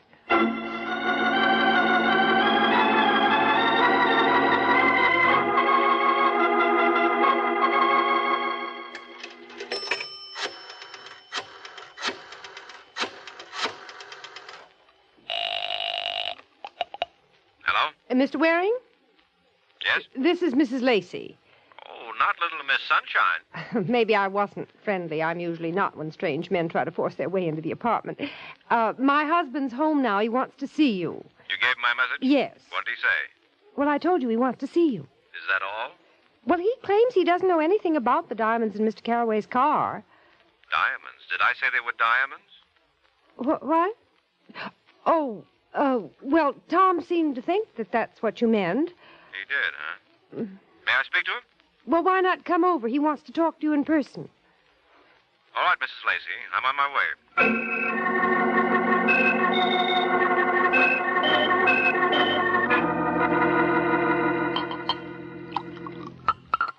All right, Tom, that's enough. Julie, what are we going to do? It's all set. I've got a taxi waiting downstairs. Oh. And then we're going? Leave it to me. All right, let's go. In a minute. Well, what are we waiting for? You said taxi. He'll wait. I just want to... Who's that? I don't know. Who is it? Mike Waring. Waring? What's he want? This spoils everything unless... Where's the gun? Right here. Good. There's only one thing to do. We've got to shoot our way out of here. Oh, no, Junie, I can't. You've got to. I can't. You want the electric chair. What? This is our only chance. I'll throw the door open and you shoot. No, I can't. If you shoot fast enough, Waring will never have time to get his gun out. Hey, remember me? I'm waiting. All right, I'm coming. Now, you do what I tell you. As soon as I open the door, don't give him a chance. Then we can make a run for it.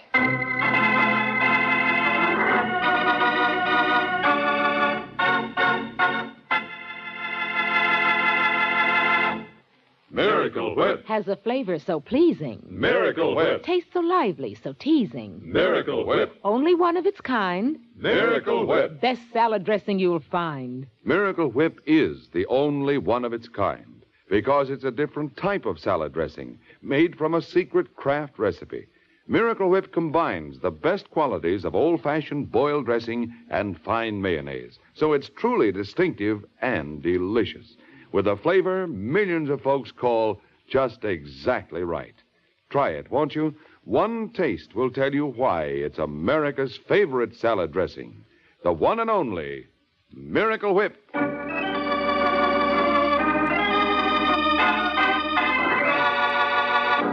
Now, back to the adventures of the Falcon. Only a few seconds have passed since June Lacey and her husband set themselves for Mike Waring's entrance with a gun. You ready, Tom? Yes, Junie, I'll try. Remember, as soon as I open the door. What the devil? Close the door, Junie, close it. We're caught. He jumped back. Now we'll send for the police. Wait a minute. There's still one thing. Oh, what's that? Give me the gun. What are you going to do with it? Let me have it. Here. But now what? Now you're going to commit suicide. Huh? You saw you were trapped, so you turned the gun on yourself. No, Junie, wait. Don't try to kill your husband, Mrs. Lacey. Anything happens to him, we'll know you did it. He hurt you. He couldn't have. Come on, open the door again. And this time, come out slowly, both of you, with your hands up. And if we don't? You will when the police get here, or they'll drive you out. Now, hurry up, come on. What are you going to do now, Julie? What are you going to do now? Stop it. You're such a good one at figuring things out. Well, go ahead, Julie. Start figuring.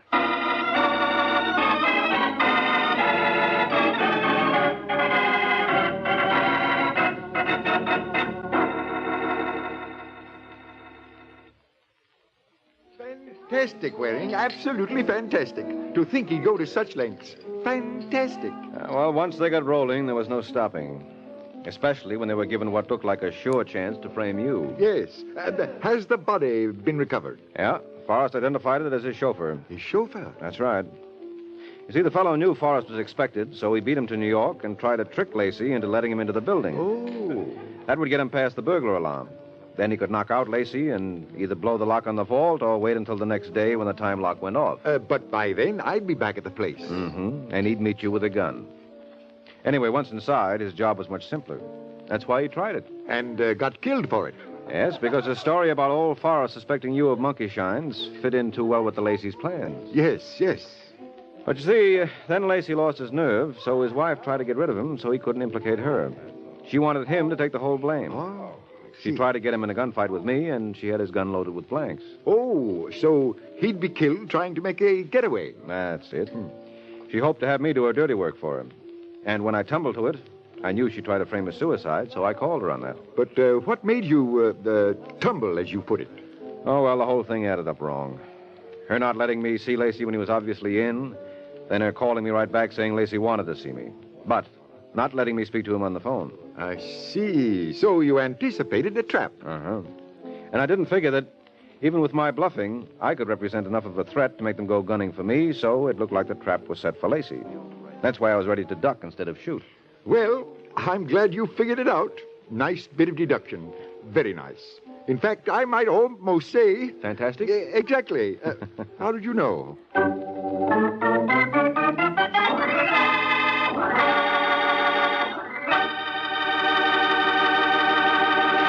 Do you like rich, delicious chocolate-flavored malteds?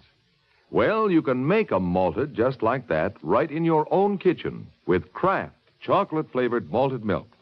Just make a tasty paste of Kraft chocolate-flavored malted milk and a little milk in the bottom of a big glass. Fill the glass with chilled milk, stir it once more, and there. A Kraft malted is mighty nourishing, too, because it's filled with all the food values in milk. Get a jar of Kraft chocolate-flavored malted milk from your grocer and enjoy a Kraft malted often. This is NBC, the national broadcasting company.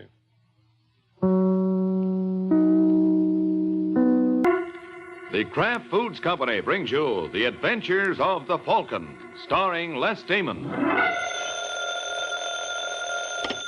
Hello? Yes, this is the Falcon speaking. Oh, Lois. Now, I'm glad you called. You'll have to include me out tonight, Angel. I've sort of got a date with a blonde. What do I mean, sort of? Well, I'm not sure of her. You see, this gal likes to leave her man hanging.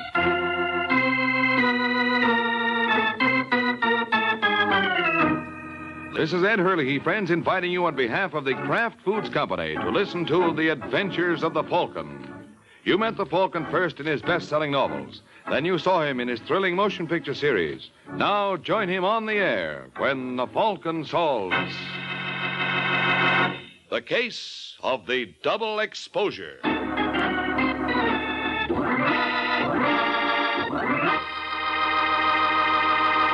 Sunday afternoon and time for another thrilling adventure of the Falcon. But first, a word about another kind of adventure, an adventure in flavor.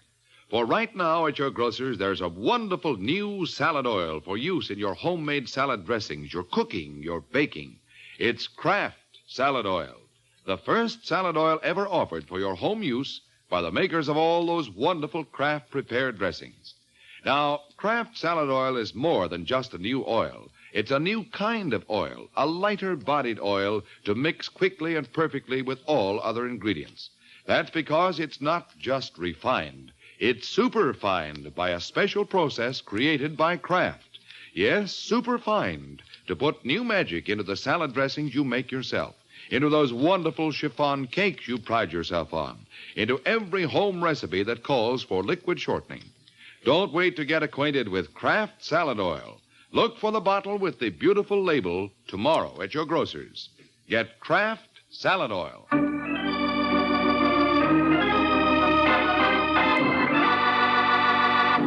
And now, the case of the double exposure.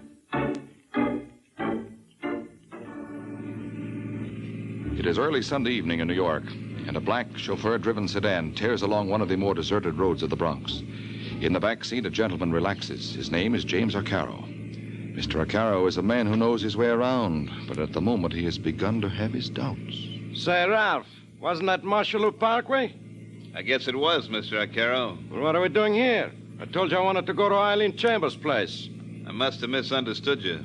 Wait a minute. You're not Ralph? No. Where is he? Let's just say he was indisposed, so he sent me in his place. Stop the car. Anything you say, Mr. Arcaro. What do you think you're doing? I'm gonna open the door for you. What for? I'm not getting out. I got $500 and a gun that says you're wrong. What's the idea? You know. You're just trying to make conversation. All right, Arcaro, out of the car. Okay. Tell me something, pal. Sure, but stay where you are and keep your hands at your side. Can I smoke? Yeah, but never mind reaching in your coat pocket. You can have one of mine. Here. You spare a light? Why not? Happy now? Yeah. I just wanted to get a look at you. I don't think it's going to do you much good, Mr. Arcaro. You never can tell. Your name's Ford, ain't it? Well, I'm flattered. I didn't think a big shot like you would know a peasant like me. Who you working for? None of your business. You're one of Marvin Draper's boys, aren't you? Who? Marvin Draper. Ah, come on, Ford, admit it. What do you got to lose? You all through with that cigarette? Were you the boy who took care of my partner, too? I don't know what you're talking about. Eddie Hutton. They tell me 6 months ago he took a dive in the Hudson River, forgot to come up. Now, how could that happen? Maybe because he was wearing a cement bathing suit. I wouldn't know, Mr. Arcaro. That's out of my line. Now, let's get this over with. Okay, Ford. But I'd like to ask you one other favor. What? Well, maybe you hear I'm kind of proud of this face. I wouldn't like you to mess it up. How about giving it to me in the back of the head, huh? Oh, that's a reasonable request. I don't see why I can't accommodate you. Turn around. You ready? Wait a minute, Ford. Can you work a little closer? Why not? How's this? I can't see. I'm practically on top of you now. That's all I wanted to know. Let go. I said let go. Go be nice to people.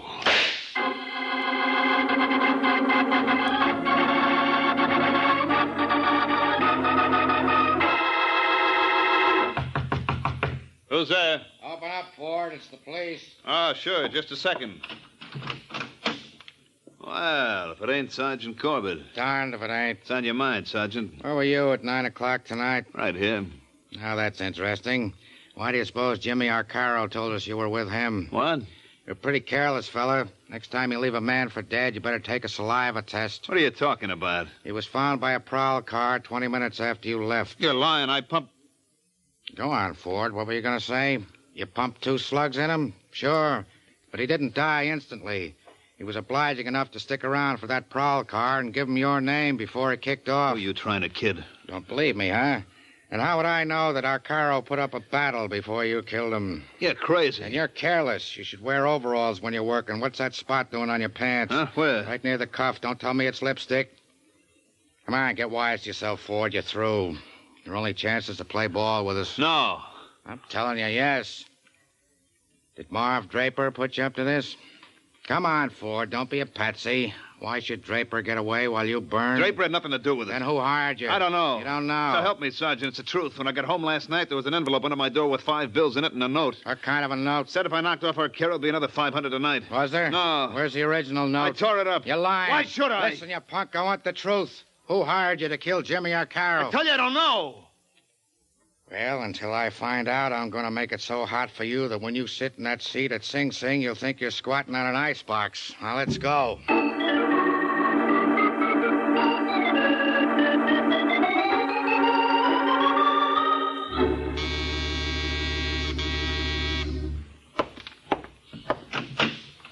Yes? I'm looking for Mike Waring. Who? Well, you know, the one they call the Falcon. What's your name, Angel? Eileen Chambers. Are you Waring? Yes, I'm afraid so. Come in. Take off your coat. Thanks. Pardon? I was just thinking out loud.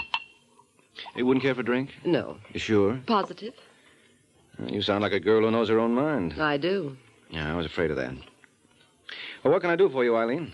Eileen? An efficiency expert once told me that by calling women by their first name, during a year I might save as much as... 3 seconds. Well, there's no telling. He thought it might be as much as 5. What's in your mind, Eileen? Take a look at this. Certified copy of last will and testament of James Arcaro. Where'd you get this? From Mr. Arcaro's attorney. You benefit under the will? Read the last paragraph. Everything else I own, I leave to my good friend and partner, Eddie Hutton. However, in the event of Eddie Hutton's death before mine, then I desire my estate to go to my protege, Eileen Chambers. Not bad. You like it? I'm crazy about it. How much did Arcaro leave? What's your guess? Around $1 million. It's closer to 2. Well, that's really worth shooting for, isn't it? Just what is that supposed to mean? Oh, when Joey Ford bumped Arcaro, he really did you a favor. I don't like that kind of talk, Mr. Waring. Mr. Arcaro was a very dear friend of mine. Were you related? No, we had no family. He was interested in my voice. Oh, I see. He thought I had the making of a great singer. Well, just goes to prove you can't judge by appearances. Now, I never would have taken Jimmy for a patron of the arts, but, oh, well, that's beside the point. How do I come into this? Well, when I spoke to Arcaro's lawyer this morning, he showed a very strange reluctance to pay off. And you can't blame him, Eileen. Who can't? I think he's got something up his sleeve, and I want to find out what it is. Seems pretty obvious. Ford hasn't told the cops who he was working for. It was Marvin Draper. On the other hand, suppose it was you. What? Well, let's face it, Angel. Arcaro's lawyer must have thought of that possibility, and so will the police. Under Arcaro's will, you come into quite a bundle. Well, that was just an accident. Eddie Hutton would have gotten it all if he hadn't died before Jimmy. But he did, Eileen. And we mustn't forget it. According to the grapevine, Eddie Hutton died in October, about 2 months after this will was drawn. So you see where that places you. But that's just a temporary delay, isn't it? Once Ford confesses who hired him to kill Arcaro, I should have no trouble. None at all, Eileen. Unless, of course, he names you.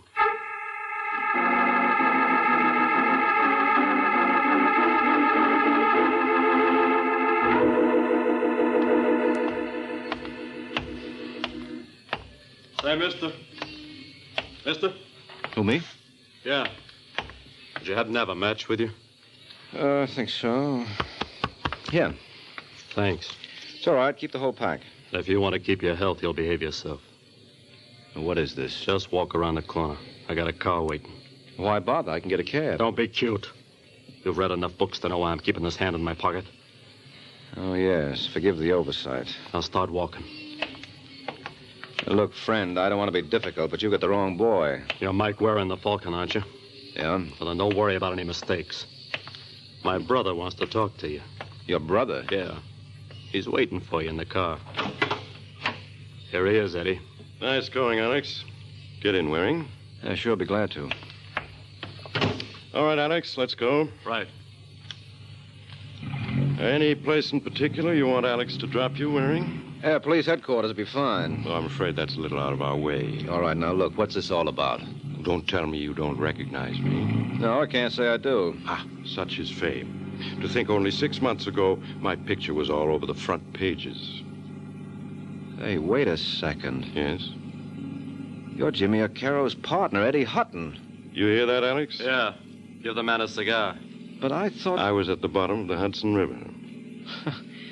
You can't believe anything you read these days, can you? I heard Marvin Draper took care of you. Well, he was thinking of it, so I thought I'd better disappear. What made you come back? I got a wire from Alex this morning telling me that Arcaro was dead, and you were working for Eileen Chambers. My, how news travels. If you got a fee out of her, you ought to return it. Why? Because you can't earn it. Under the terms of Jimmy's will, all his money goes to me. Miss Chambers won't get a dime now. So, she'd better start saving her money.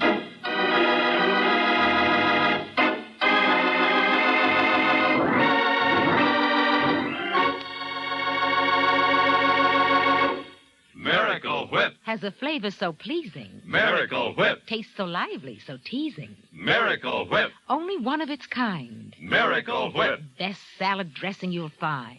Miracle Whip is the only one of its kind because it's different, a different type of salad dressing made from a secret craft recipe. Miracle Whip combines the best qualities of boiled dressing and old-fashioned mayonnaise, so it's truly distinctive and delicious, with a flavor millions of folks call just exactly right. Try it, won't you? One taste will tell you why it's America's favorite salad dressing, the one and only Miracle Whip.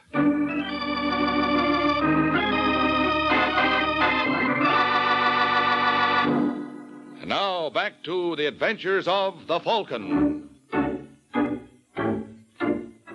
An hour has passed since Mike had his little interview with Eddie and Alex Hutton. And now, as we find him, he is relaying the information to his client. 4, 1, 7, 7.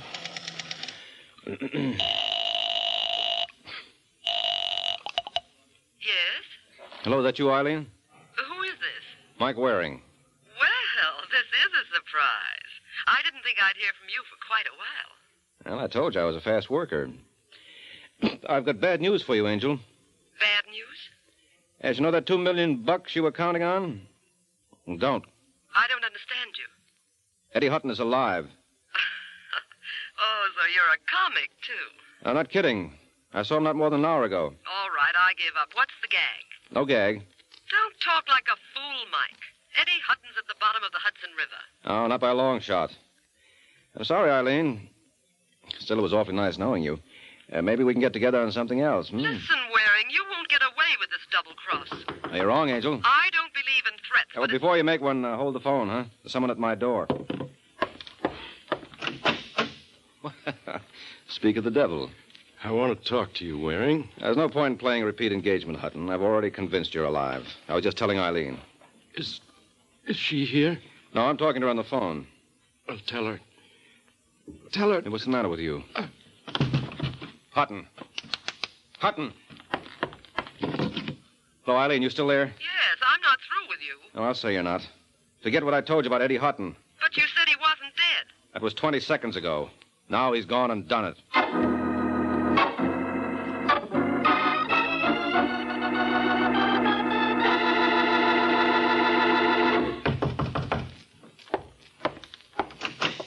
Yeah? Marvin Draper. That's right. Who are you? Mike Waring. Well, come in. Thank you. Well, this is a pleasure, Mr. Warren. I've heard a great deal about you. I've heard a lot about you, Draper. Well, believe me, sir, I've done nothing to deserve it. Mm-hmm. You're just a little boy from down south, came up to see the big city, huh? You're mocking me, Mr. Warren. You don't like that? No. So, if that's all you came here for... Not quite. I thought we could talk a little business. I'm a private detective. Well, then you're wasting your time. I don't need one. You never know. Now, don't tell me that fellow who killed Arcaro confessed he was hired by me. No. But remember a man named Eddie Hutton? Vaguely. Well, I wouldn't be surprised if the police want to talk to you about his murder.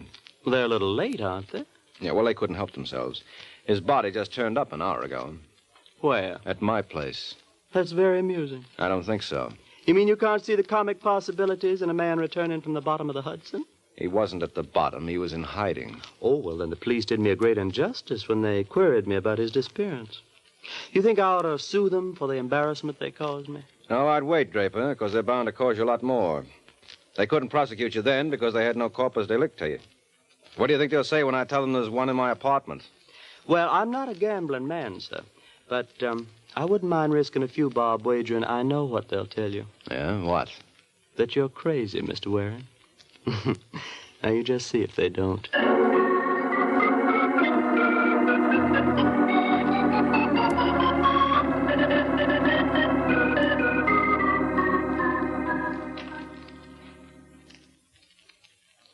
Mike, you must be out of your mind to think I'd swallow a yarn like that. I tell you, Sergeant, Eddie Hutton's body is in my apartment. How about Judge Crater? He there, too? All right. Be smart. But when your boys get back... What boys? Well, didn't you send a detail to my place after I called you? Are you kidding? Listen, Corbett, I'm not clowning. No, I don't think you are. What's your angle, Mike? Angle? You must have one. You working for Draper? Would I come here if I were? I represent a girl named Eileen Chambers. Who's she? Jimmy Carroll left her some dough in his will. Is that so? Oh, now, look, Corbett, she didn't kill him. You said she collected under his will. Well, that doesn't mean anything. Has Ford talked yet? No. I'm beginning to think that story of his about the $500 in the envelope is true. But you do believe Draper was behind that? Yeah. Okay, then this is your one chance to nail him. How? Through the murder of Eddie Hutton. You're going to start that again? Listen, Sergeant. Suppose Hutton was seen around town today. So? So this was a perfect spot for Draper to act. Somehow he poisoned him. Poisoned? Well, that's the only thing I could figure out. There wasn't a mark on the body. Ah, that makes a lot of sense. A man sits down with a guy he knows wants to kill him and lets himself be poisoned, just like that. All right. Maybe he wasn't poisoned. I'm no doctor. Draper could have killed him 100 different ways. Look, why don't we go over to my place and you can see for yourself? Okay, Mike, I'll go along with the gag. All I ask is one thing. I got no sense of humor, so be sure and tell me when to laugh.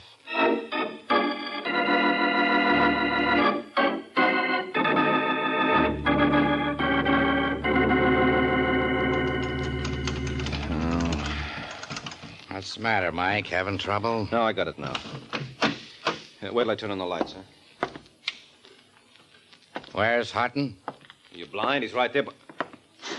Hey, he's gone. Is this where I start to giggle? I give you my word, Sergeant. He was right on the floor there. Very funny. I haven't laughed so hard. Oh, don't be a sap. You think I'd bring you up here on a wild goose chase? No, that's what bothers me. What do you mean? You're not the kind of a boy who goes in for practical jokes. You must have had a reason for this, and when I find out what it is... Wait a minute. What for? Did you bring that copy of Eddie Hutton's fingerprints with you? Yeah. Well, when Hutton keeled over, his hand hit the top of my desk. So what? So he wasn't wearing gloves at the time. Where's your fingerprint kit? Get me a glass of water. You need water to run the test? No, I'm thirsty. Oh, you... Well, hurry it up, will you? How you doing? Be through in a second. Look, if you don't find a copy of Hutton's prints on that desk, I'll eat it. Okay, Mike, start eating. This desk is absolutely clean. Hearty appetite, pal.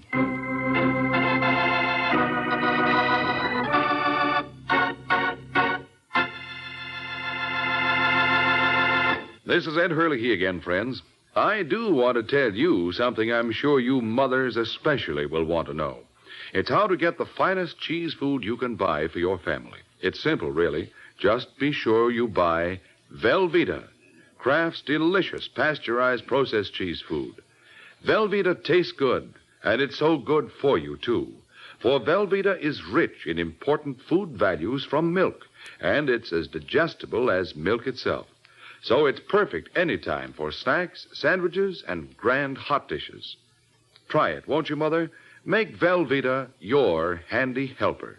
Just be sure you get genuine Velveeta, the pasteurized processed cheese food of top quality, made by Kraft. And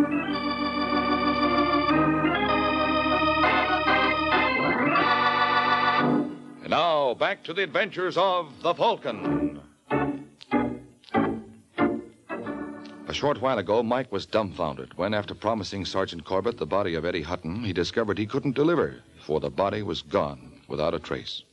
And understandably enough, the good sergeant sees very little humor in the situation. Now, let me tell you something, Mike. You're not going to get away with this. If you think you can pull a stunt like this and make me the stooge... Oh, you're out of your mind, Sergeant. Oh, that's good. That's good, coming from you. I tell you, Eddie Hutton's body was here. Draper must have removed it. You had sent a squad when I called you. Don't give me that. No, you're talking like a child. Why would I dream up a story like that about Hutton? I told you how his brother Alex hijacked me this afternoon. Well, for your information, Alex Hutton is in Florida. He's what? Yeah, he was picked up there a couple of days ago for making book. Before they let him go, they wired us if we wanted him for anything. So, if you've got anything else to say... Shut up. Who do you think you're talking to? I'm sorry, Corbett. I didn't mean it that way. You see what I see? Where? On the carpet, under the sofa. That pocket comb? Yes, that's not mine. Someone must have kicked it there. Where's your fingerprint outfit? Listen, Mike. Well, what have you got to lose? All right. Now, don't touch it. You got enough powder? Yeah. Well? Can't you be quiet for a minute? Well, what do you know? There's a right thumb and forefinger on here. Look at this copy. They both belong to Eddie Hutton. Well, what did I tell you? I take it all back. Where's your telephone? Come in. Hello, Waring. Oh, so he was in Florida, huh? Say, what goes on here? You're just the boy I want to see, Alex. Sergeant, meet Alex Hutton. Is he the one? Yeah, he's the one. I want to talk to you, Alex. Well, that makes us even, because I want to talk to you. Where's my brother? Eddie? Who did you think I meant? He's not here. I can see that for myself, but where is he? He left my place 2 hours ago and said he was coming here. Well? Well, he hasn't been back since. That's easy to understand, Alex. He's dead. I don't like those kind of jokes, Waring. It's the truth, Alex. I'm asking you for the last time. Where's my brother? I told you he's dead. You just won't be serious, will you? Mike. All right, you better put away the rod, Alex. This man's a sergeant with the New York police. Yeah, and I got a badge, too. I asked you a question, Waring. And I answered it to the best of my ability. Eddie's dead, and you better reconcile yourself to it. Who killed him? I don't know. Maybe Marvin Draper. Yeah, or maybe it was your client, Eileen Chambers. Why should she? I suppose you forgot all about Jimmy Arcaro's will. Now, with Eddie out of the way, she's going to be sitting pretty. Yeah, you got a point there. Well, I'm going to let you in on a little secret, friend. Eileen isn't going to live to spend a dime of that money. You better watch your step, Alex. They can burn you for this. Shall I tell you something, Waring? If I can get Eileen, it'll be worth it. I'll be seeing your friends.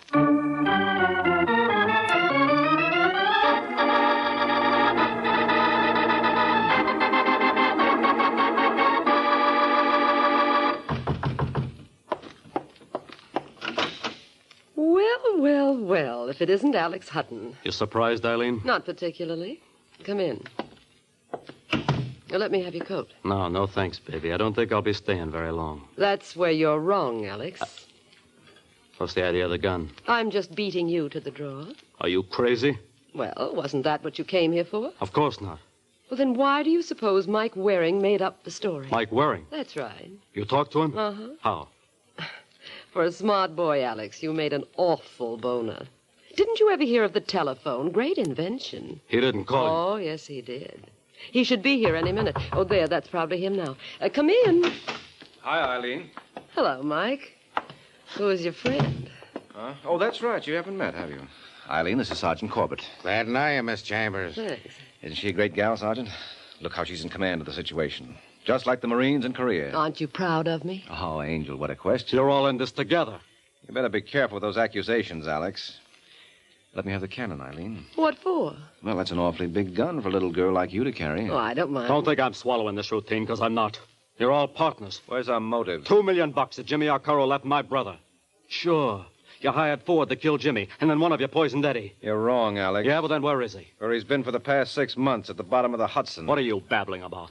That guy who died over at my place was a plant you dug up for the occasion. Are you nuts, Mike? Next, you'll be saying he hired Ford to kill Jimmy Arcaro, too. Why, Sergeant, how did you guess? You took the words right out of my mouth.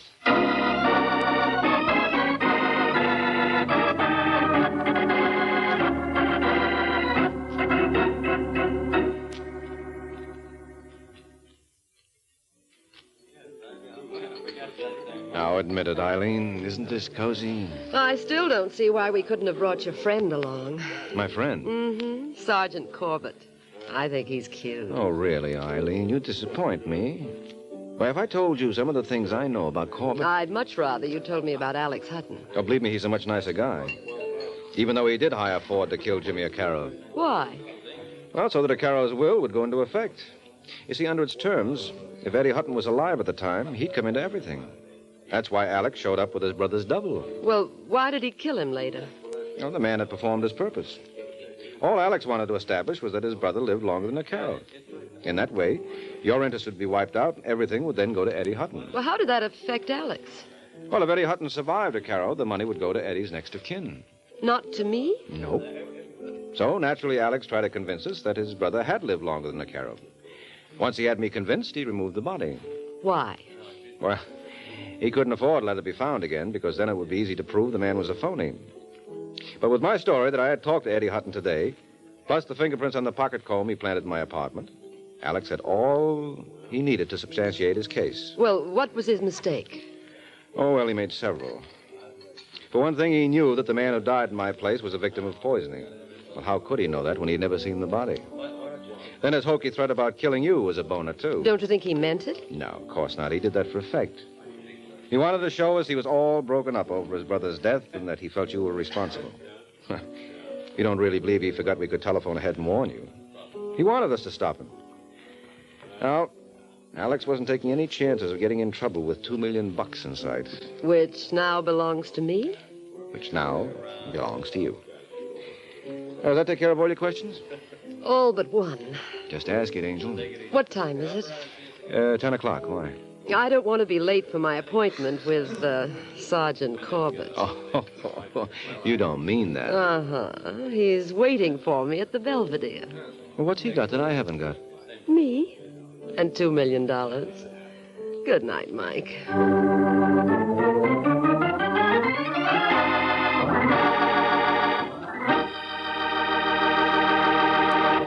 Friends, America's defense program has placed on the Red Cross one of the greatest responsibilities it has ever had to assume.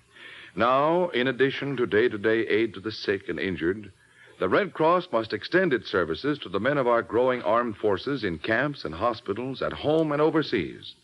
Now, too, the Red Cross must recruit, train, and equip millions of home defense volunteers in first aid and home nursing.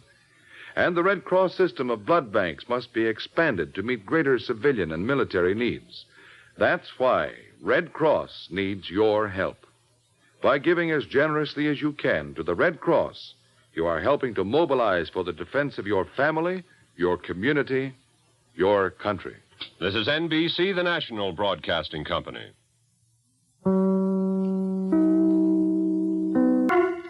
The Kraft Foods Company brings you The Adventures of the Falcon, starring Les Damon.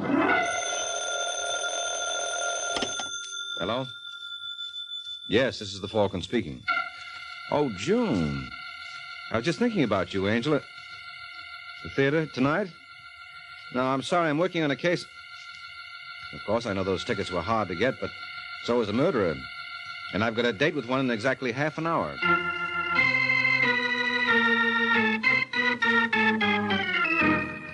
This is Ed Hurley, friends, inviting you on behalf of the Kraft Foods Company to listen to The Adventures of the Falcon.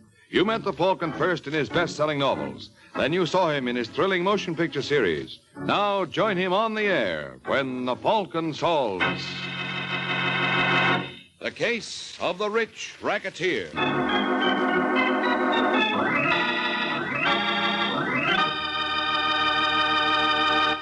Before we join the Falcon in his latest adventure, I'd like to tell you folks about Kraft's golden cheese food, Velveeta.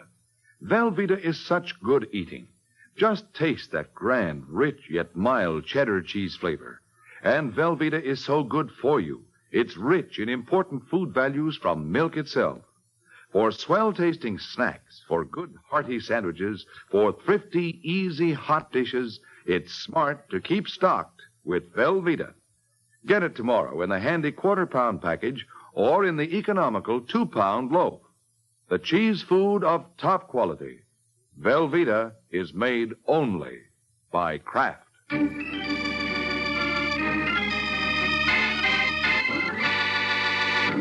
now, the case of the rich racketeer. It's Sunday afternoon in New York City.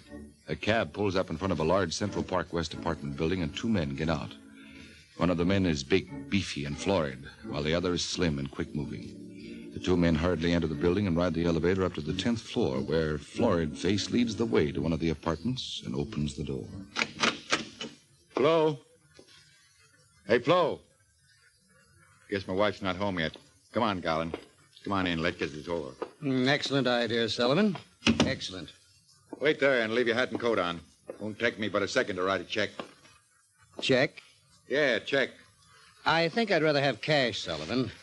I was much too good in court this afternoon to warrant a check. Okay, so you were good. You were swell. You were better than usual. And you're still the best business finagler in New York. But you're going to get a check. Finagler is a nasty word. Almost as nasty as racketeer. Yeah, but racketeer's better, Garland. You see, in my business, you don't have to pretend to be something you're not. But you do have to be smart. Yeah, that's right. You have to be smart. Now then, here's your check. Take it and blow. I got a date in a little while. Only $1,000? You're lucky to get that much. Hey, don't tear that up. Why, you cheap chiseling punk. I saved your fat neck this afternoon. An income tax evasion charge is the only way they catch guys like you. And I cleared you. I got you off scot-free because there wasn't any evidence of the money you made. They could have ruined you. Yeah, but they didn't. No, they didn't. And I'll tell you why they didn't. Because I advised you not to keep any records or books.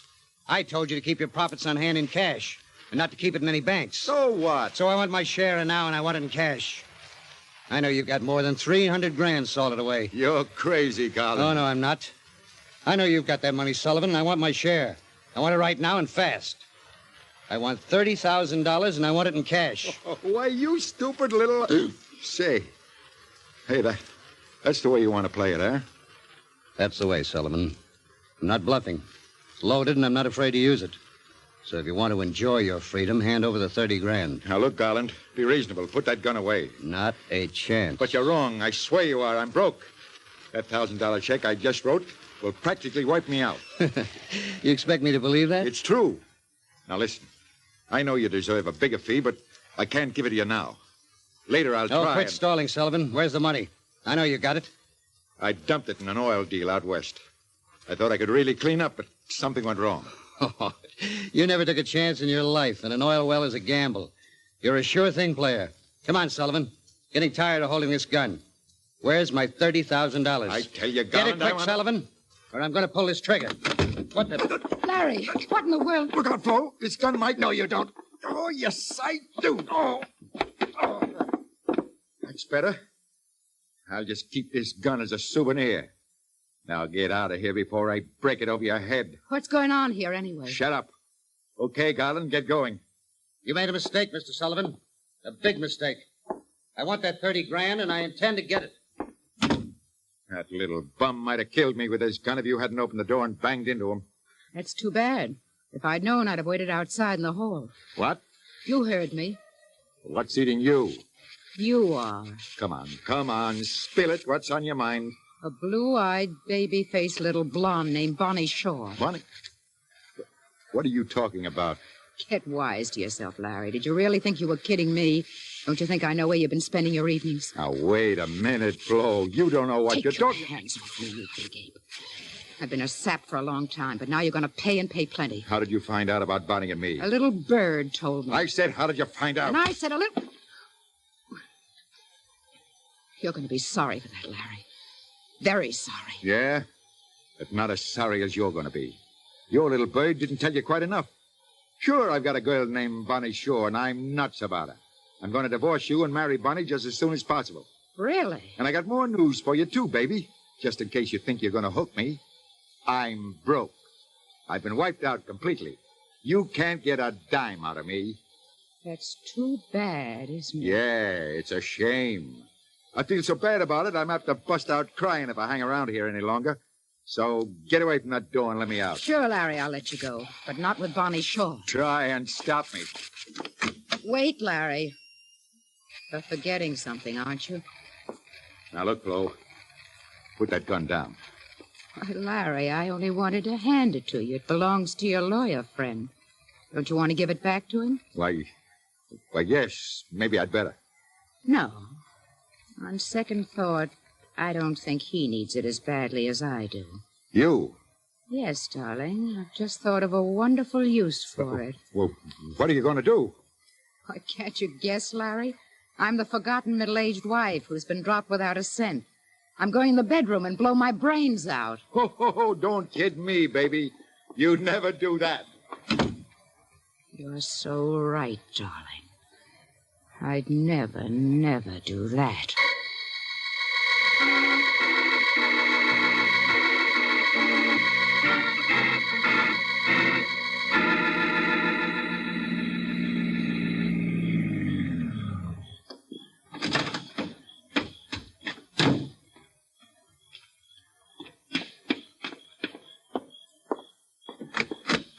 Sorry I'm late, Bonnie, but... Nice little hideaway you got here, Sullivan. Miles from the city. Woods all around. Lake out front. You couldn't have picked a sweeter love nest. Who are you? My name's Shaw. I'm Tom Shaw. Shaw? Yeah, I got a sister named Bonnie. Mean anything to you? You're Bonnie's brother? That's right. Where is she? She'll probably be along in a few minutes. Say, I don't get this. Bonnie didn't tell me you'd be here. She didn't know it. And what are you doing here? I'm telling you to stay away from Bonnie. Maybe she'll have something to say about that. Bonnie's just a kid. She doesn't know what she's doing. Now, look, Shaw. You got the wrong idea. I'm crazy about Bonnie. We're in love and we're going to get married. No, you're wrong, Sullivan. And even if you meant it, I'd die before I'd let her throw herself away on a grafting racketeer like you. Guy who's old enough to be a father, who's already married. You told my wife about Bonnie. Sure, I told her. Why, you little... My jaw. Next time it won't be your jaw. It'll be your neck. Now get out of here and stay out. Yeah. Yeah, I'll get out, Sullivan. But I'm coming back with a gun.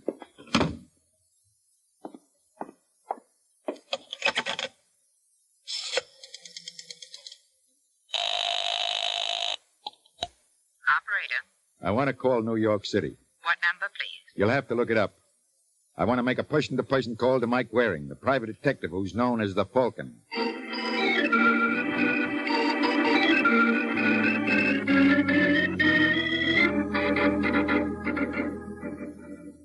You know, Angel, you got the bluest eyes. Yeah, they go so well, but... There. Hand me the phone, will you, Angel? Don't answer it, Mike. Let it ring. I got to hand it to me, huh? Oh, all right. Hello? You like that. Yes? Is this Mike Waring, the Falcon? Yes, it's the Falcon speaking. Must be something wrong with this connection. For a second, I thought... Oh, never mind what you thought. Just tell me what you want. I want to hire you. Right now? Yes. Why? Are you working on something else? Yes, I am. Well, then drop it. This job's important to me, and I'm willing to pay plenty if you'll come out here right away. Where are you? In my cottage at Tallow Lake. Oh, it's 10:30 now. I couldn't get there much before midnight. I know that. All right, what's the job? I'm working on a very important deal at the moment, and it's absolutely necessary to keep my movements secret. I'm pretty sure that somebody's been following me this evening. I want you to find out who it is. You say money is no object, Sullivan? None at all. Okay, keep talking then. Just exactly where is this cottage of yours?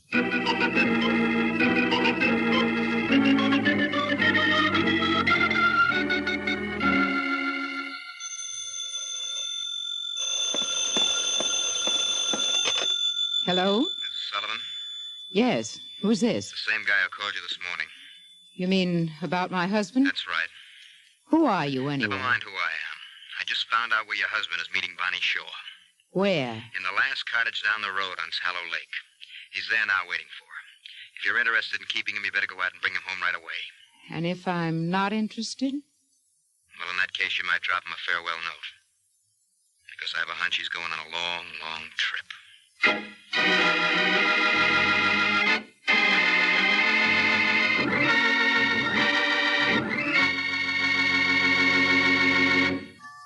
It's lighter bodied. It's superfined. It's Kraft Salad Oil, the first salad oil ever offered for home use by the makers of all those wonderful Kraft prepared salad dressings. Yes, there is something new under the sun at your grocer's right now. A new salad oil, Kraft Salad Oil. The first salad oil ever offered for home use by the makers of all those wonderful Kraft prepared dressings. Wait till you try it in those wonderful salad dressings you make yourself. Those light-as-air chiffon cakes you're so proud of in all your special recipes that call for liquid shortening. For Kraft Salad Oil is more than just a new oil. It's a new kind of oil. Superfine for better blending by a special new Kraft process. Because it's lighter-bodied, it mixes perfectly with all ingredients, puts new magic into dressings, cooking, and baking. Don't wait. Put this new salad oil on your shopping list right now. Remember, It's lighter bodied. It's superfine. get Kraft Salad Oil tomorrow at your grocer's. Look for the bottles with the beautiful labels.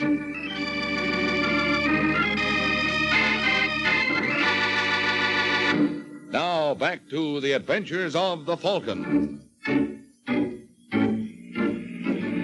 It's an hour and a half later. Mike Waring has just stopped his car outside Larry Sullivan's secluded cottage at Tallow Lake.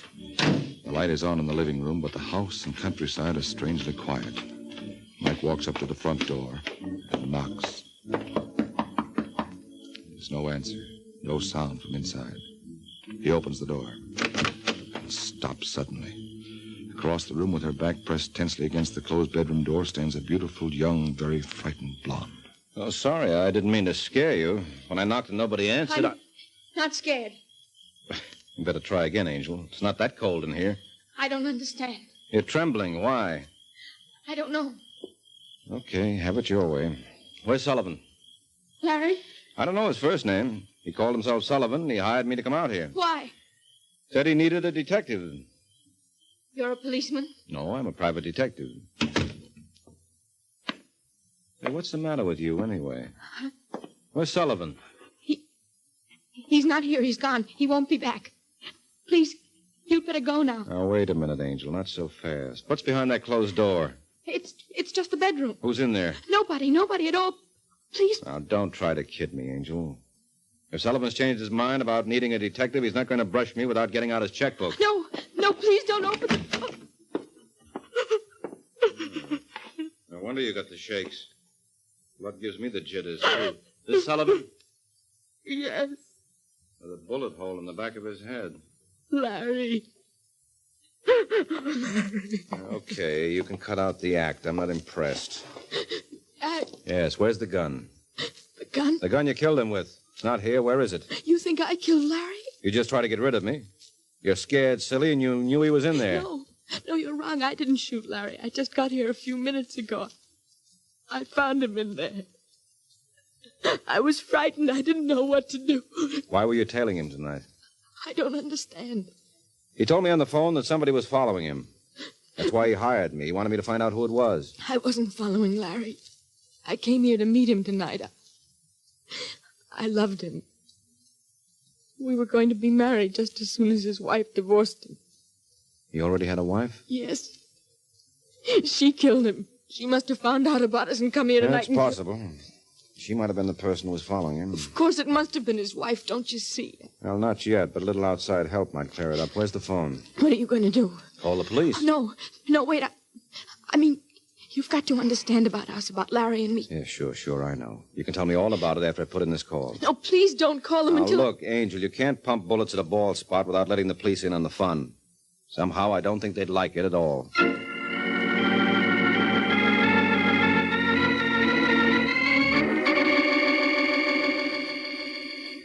Bunny Shaw, Yes, Mr. Waring. I've told you the truth. Larry and I loved each other. I had no reason to kill him. Sullivan told me he was working on some sort of big deal. You know anything about it? No, he never told me about his business. What about Sullivan's wife? Did you know... What's the matter? Just heard somebody out on the porch. Keep talking, Angel. I'm sure she must have found out about us. You looking for somebody? Tom, what are you doing here? You know this fellow? Oh, yeah, of course I know him. He's my brother. Bonnie, you've got to listen to reason. Come home with me. You can't throw yourself away on a no-good racketeer like Sullivan. Tom, you heard what happened to your jaw. I came here earlier tonight to talk to Sullivan, but he couldn't see things my way. We had a fight, and he hit me. Is that why you shot him? Why? Wait a minute. What's going on here? Who are you?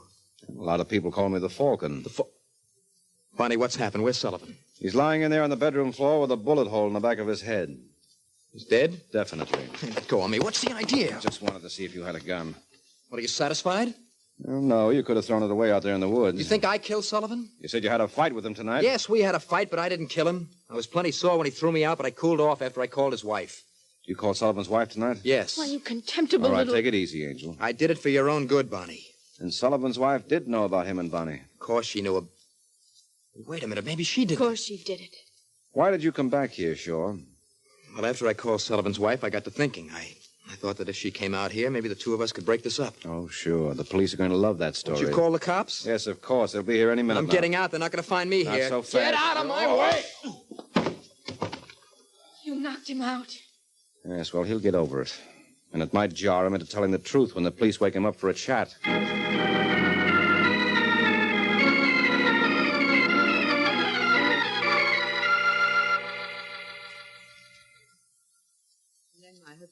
run away from Mr. Garland and told him to get out. Did you tell the police about that? Well, certainly I told them. But they seemed to think that Tom Shaw was the killer. Of course, they said they'd questioned Mr. Garland this morning. Mm-hmm. Did you leave this apartment last night, after your husband went out? Why, no. Could you prove that? I don't think so. Why? What are you driving at, Mr. Waring? Your husband was running around with another woman, and you had just found it out. Do you think I killed Larry? Your motive was even better than the others. That's ridiculous. I couldn't kill anybody. Well, you seem to be taking your husband's death pretty calmly. No tear-stained handkerchiefs or swollen eyes. Why should I pretend? He meant nothing to me anymore. I didn't even mind the fact that he had this girl, Bonnie Shaw. You weren't jealous? Certainly not. I knew he was going to leave me, but I didn't care at all.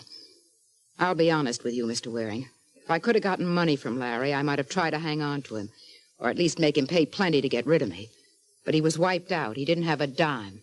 Your husband was broke? Yes. He told me so last night, just before he went out. So you see, he was of no more use to me. I actually was glad he was going to leave me, but I certainly had no reason to kill him. I see. Oh, excuse me. Yes, of course. Mr. Garland. Oh, forgive me for calling so early in the morning, Mrs. Sullivan. I wanted to see Larry before he went out. I'm sorry about that trouble we had last night, and I want to apologize. You don't know about... Is this the business manager you were telling me about? Yes, this is Mr. Garland. Well, what's wrong, Mrs. Sullivan? Where's Larry? He was murdered last night. Larry's dead? Yes. Why, that's terrible. I had no idea. Didn't you read the morning papers? No. You see, I was upset about that quarrel last night, and I wanted to hurry over here as fast as possible. Mm-hmm. That quarrel last night gives you a pretty swell motive, darling. I didn't even know about the murder. Yeah, well, you could be lying about that. No, I'm not lying. But you did threaten him. Well, I was only bluffing. He owed me money, and I wanted it. I swear I didn't shoot Larry. I couldn't have done it. They took my gun away from me. It's still here. There are other guns. Well, I tell you, I didn't do it. Tell me about this money you say Sullivan owed you. Well, I did some financial work for him, and I felt he owed me a much larger fee than he was willing to pay. Naturally, that made me angry, and I guess I lost my head. I had the gun in my pocket. Why? Well, I always carry it. I have a license for it. There are certain people who have threatened me from time to time. Okay. So you pulled the gun on Sullivan. Yes. I thought I might frighten him into paying me what I wanted. It did frighten him, and he told me the truth. The truth? Yes, he was broke. He literally couldn't pay me. At first, I didn't believe him, but he finally convinced me that he was telling the truth when Mrs. Sullivan came in unexpectedly and gave him the chance to grab the gun. Did Bonnie Shaw know that Sullivan was broke? Who was she? Or didn't you know Sullivan had a young girlfriend? No, I had no idea. I mean, I only knew him professionally. He never discussed his personal life with me. Mr. Waring, isn't it just possible that... That Bonnie Shaw killed your husband? Yes. That's why I wondered if she knew Sullivan was broke. He might have been stringing her along, telling her he was rich, and last night she may have found out the truth.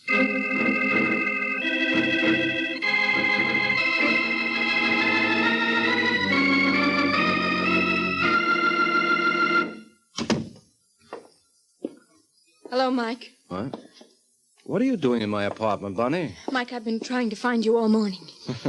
You don't waste much time, do you, Angel? It was Mr. Waring last night. Oh, I'm sorry. It just slipped out. Uh-huh. Well, make it a habit, huh? I like the intimate touch. You look tired. Yeah, I know. Working for nothing always wears me out. I don't understand. I've been using my talents out of pure curiosity this morning. Sullivan hired me last night, but he didn't pay me any money. Then maybe you let me hire you. You? Yes, Mike. You've got to help Tom. Have they arrested him? Not yet, but they held him for questioning all night. He denies the murder, so they had to let him go this morning because of lack of evidence. But I want to hire you to find the real murderer. Are you sure about that? Of course. Oh, please, Mike, please let me hire you to clear Tom. I cost money, you know. I don't have very much, but I'll that try. mink coat you're wearing doesn't exactly look like a ticket to the poorhouse. Don't let this coat fool you. I didn't pay for it. Larry gave it to me as a present. Sullivan gave you that coat? Yes. When? About a week ago. Why, what's wrong? Sullivan claimed he was broke. But that's ridiculous. He had lots of money. In fact, he told me he just made a tremendous killing in some sort of business deal, and that's why we... That's why you what? No, nothing. Now, come clean, Angel. If you want my help, you've got to tell me the truth. All right, Mike. I'll tell you the truth. Larry wasn't broke, I know. You see, we weren't going to wait for his divorce. We were going to South America together. In fact, he already had the steamer tickets. And a stack of money in cash? Yes. You know where that money is? No, Mike, I don't. I swear I don't. You wouldn't lie to me, would you, Angel? No, Mike, I wouldn't lie to you. I couldn't. You know that, darling. Well, that's a nice try, but you'd have to do better than that. All right, wrap that mink around your lovely shoulders. We're going treasure hunting. Where to? Out to Sullivan's cottage on Tallow Lake.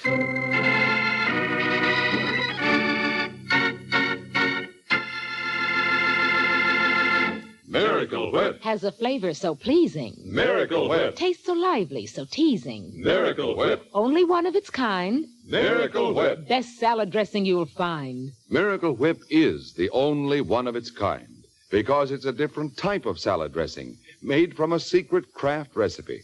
Miracle Whip combines the best qualities of old-fashioned boiled dressing and fine mayonnaise, so it's truly distinctive and delicious, with a flavor millions of folks call just exactly right. Try it, won't you? One taste will tell you why it's America's favorite salad dressing. The one and only Miracle Whip.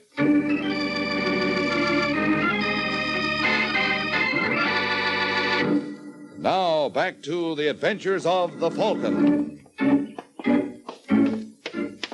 hour has passed since Mike set out for Tallow Lake with Bonnie Shaw. Now they've arrived. Mike, look. Yeah, looks like a cyclone hit the place.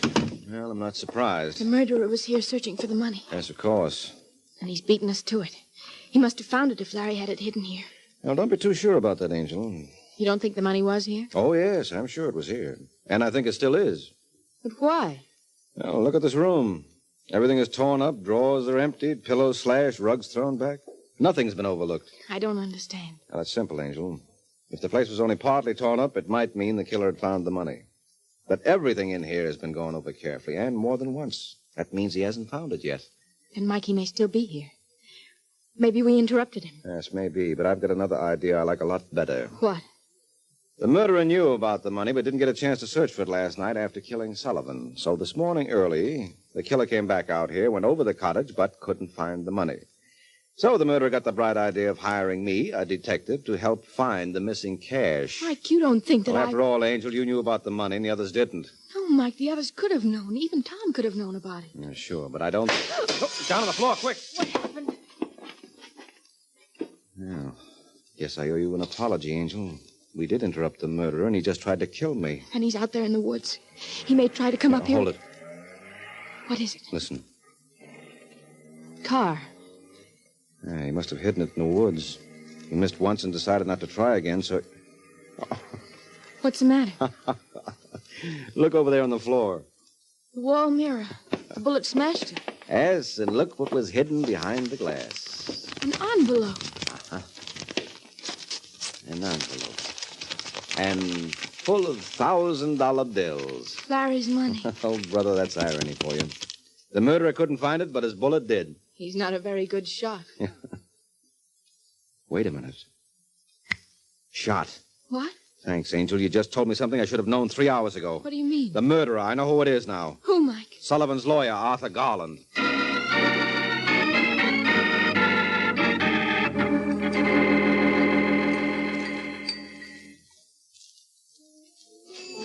Would you like a drink now? Not until you tell me how you knew Garland was the killer. Well, now that the police have caught up with him, I guess I can. You see, Garland made one little slip. A slip that I didn't recognize until you mentioned the word shot. Then it clicked suddenly. What? Well, you see, when I talked to Garland this morning, he claimed he didn't even know about the murder. Yes. Well, neither Mrs. Sullivan nor I told him any of the details, yet he knew Sullivan had been shot. He said, I swear I didn't shoot Larry. Well, Sullivan might have been stabbed, poisoned, or bashed over the head for all he knew. So how else would Garland have known Sullivan had been shot unless he himself had done the shooting? Mike, you're wonderful. I'd never have thought of that. Well, you're not a detective, Angel. No. But I might like to be a detective's wife. All right, swell. I know a couple of boys in the force who'd love a wife like you. Okay, Mike, you win. But you can't blame me for trying, can you? No, not me. I like persistent women. Oh, good. I'll have that drink now. Okay. Then I promise to try again.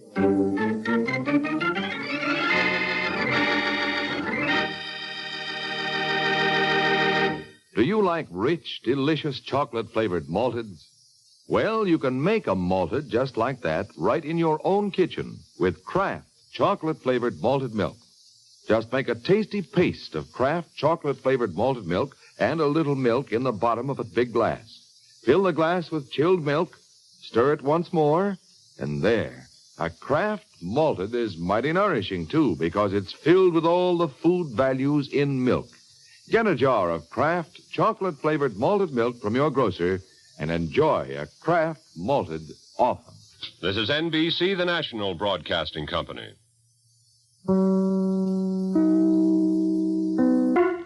The Kraft Foods Company brings you The Adventures of the Falcon, starring Les Damon. Hello? Yes, this is the Falcon speaking. Oh, Doris. Thanks for the call, but tonight is out for me. I'm working for a businessman who was killed off his competition, and the question is, did he do it literally?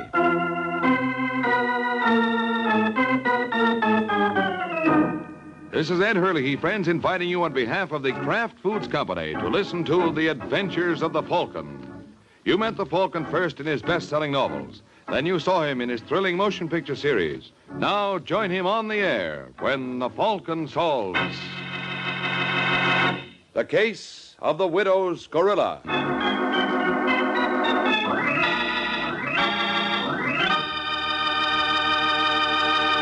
Sunday afternoon and time for another thrilling adventure of the Falcon. But first, a word about another kind of adventure, an adventure in flavor.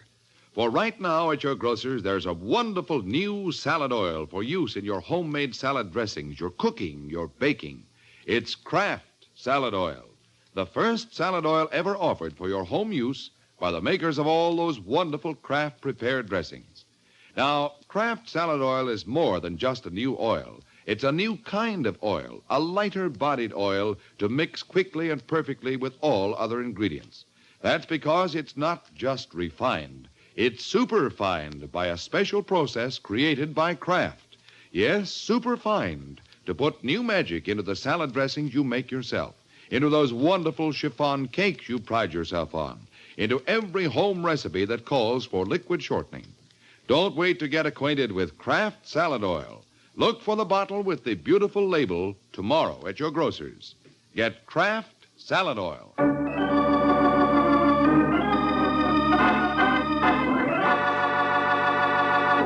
Now, the case of the widow's gorilla. It's late Sunday night in the New York apartment of novelty manufacturer Raymond Orsatti. Orsatti is the stout middle-aged man who at the moment is opening a desk drawer in the study of the apartment, out of which he takes a revolver. He breaks the revolver, sees that it's loaded, closes it, and is raising it to his head when he hears a sound behind him. He turns to see his wife Lois standing in the doorway. Raymond, what are you doing? What does it look like I'm doing? Give me that gun. Stay away from me. Please, Raymond, let me have it. I said stay away or you'll really get hurt. Won't you listen to reason? What can you say? Business is ruined. Kendrick's got the best of me. There's nothing left. Are you just going to quit? Let him win so easily? He's already won. Driven me to the wall. There's nothing I can do. There must be something. Bankruptcy. Disgrace. If you just stop feeling sorry for yourself and really work at it, you'd find a way out. How? Don't ask me. You're the brains. I tell you it's no use. Only other way out would... Hey, wait a minute. That's an idea. If Kendrick would fall for it. What is it? Yes, it's a possibility. What is? What are you talking about? You'll see if it works. Have to figure out how to present it to Kendrick. He might just go for it. He just might.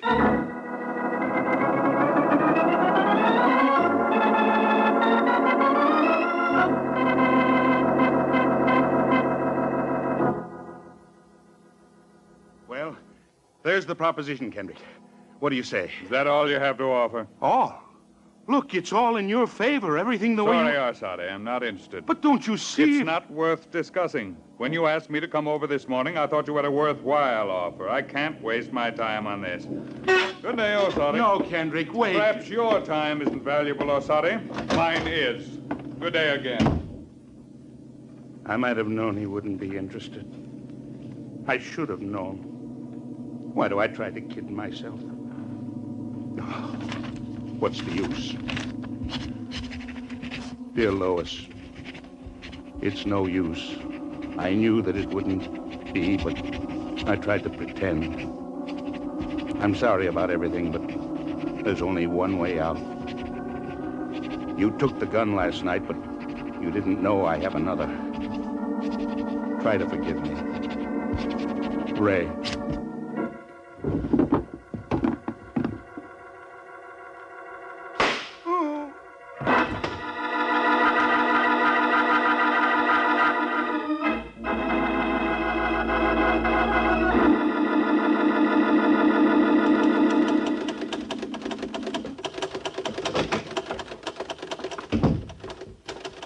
Excuse me, miss. Yes?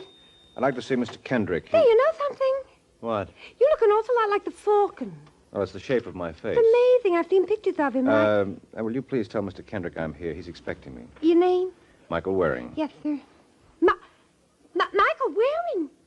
You are the Falcon. Yes, small world, isn't it? Now, will you tell Kendrick... I'm going out for a few minutes. If Mr. Waring comes, ask him to wait. This is Mr. Waring. Oh, fine. I'm not going out after all. Come on in, Waring. Right. And if anyone else comes, I don't want to be disturbed. Yes, sir. Now, Waring, I guess you wonder what a man like me wants with a detective. Oh, I wouldn't say that. Happens in the best of families. What happens? Needing detectives. Oh, that. Thought you meant murder. I wonder how you knew. Oh, so that's why I'm here. Yes. The police just left. You'll read about it in the paper tomorrow. What'll I read? I have a nice little business here, Waring. Been growing steadily the past few years. This week, I drove my chief competitor, Raymond Orsatti, to the wall. Bankruptcy. Well, bully for you. Got a call from him this morning. Could I come right over? I went. What he offered was a merger. I don't need him. He needs me. Well? Well, I told him I wasn't interested and left. An hour later, he's found, shot through the head. Well, that's one way to get rid of competition. I didn't do it. All right, chum, all right. But the medical examiner says he got it right around the time I was there. But he was alive when you left. Definitely. Only I have no proof. But I have a theory, Waring. See what you think of it. All right. I say suicide. Was there a note? They didn't find any. But here's the way I see it. Orsatti knew he was licked and blames me. He decides to give up and shoots himself, but he does it in a way to get back at me. He calls me on a silly pretext, waits till I leave, and then kills himself. Intentionally leaving no note, so I'll be blamed. You don't buy it? Oh, it's possible. Who found the body? A Leonard Stribling. He arrived an hour after me. You know anything about Stribling? I understand he's a bookie. Orsatti liked the horses. All right, Kendrick, I'll drop round and see Stribling. You're playing a long shot, and I have an idea he's just the boy to quote me the odds.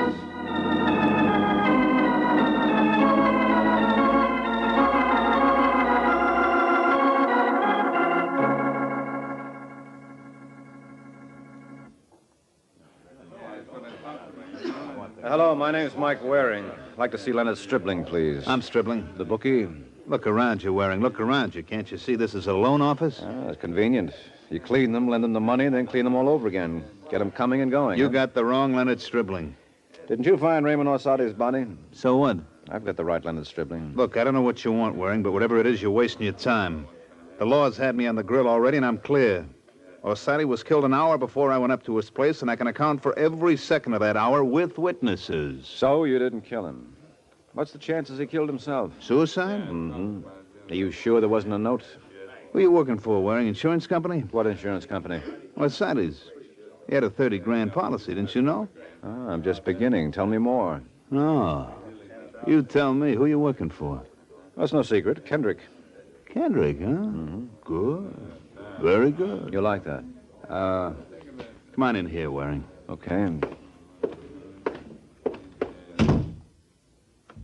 Now, look, Kendrick is in this kind of deep, So?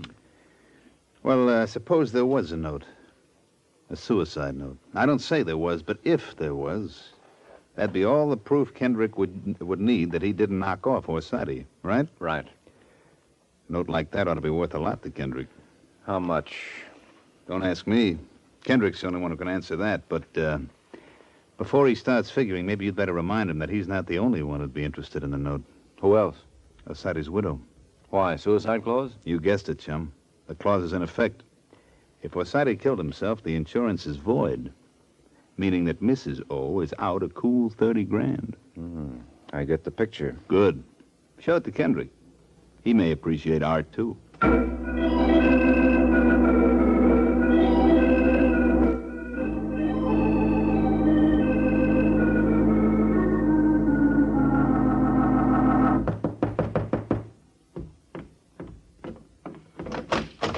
Yes? Are you Lois Orsatti? Yes? My name's Mike Waring. I'd like to talk to you for a minute. May I come in? What's it about? Your husband's death. I don't want to think about it anymore. You'll have to go. Oh, I know how you feel. But before I go, I thought you might like to know I've just seen Leonard Stribling. What of it? He tried to sell me your husband's suicide note. What? Yes, Mrs. Orsatti. Stribling says your husband killed himself. And he's dickering with you to sell you the note so you can cash in on the insurance. That's a lie. I haven't seen Stribling. Well, then you will. He wants to get us bidding against each other. What's your interest in the note? Well, it could save me a lot of trouble. If you buy it, you're just going to wind up in a jam with the insurance company. What an awful thing to say. To suggest that I'd do such a thing. It isn't enough what I've gone through. You have to come here, make such accusations. I didn't accuse. I advised. Get out of here. Yeah, sure. So long. Marbury. Marbury, come here. Yeah, Mrs. Orsatti. What's the trouble? A man just left. Michael Waring. You can catch him before he reaches the street. I want you to see that he doesn't get to Stribling. If he tries to, stop him. I don't care what you do, only stop him. You understand?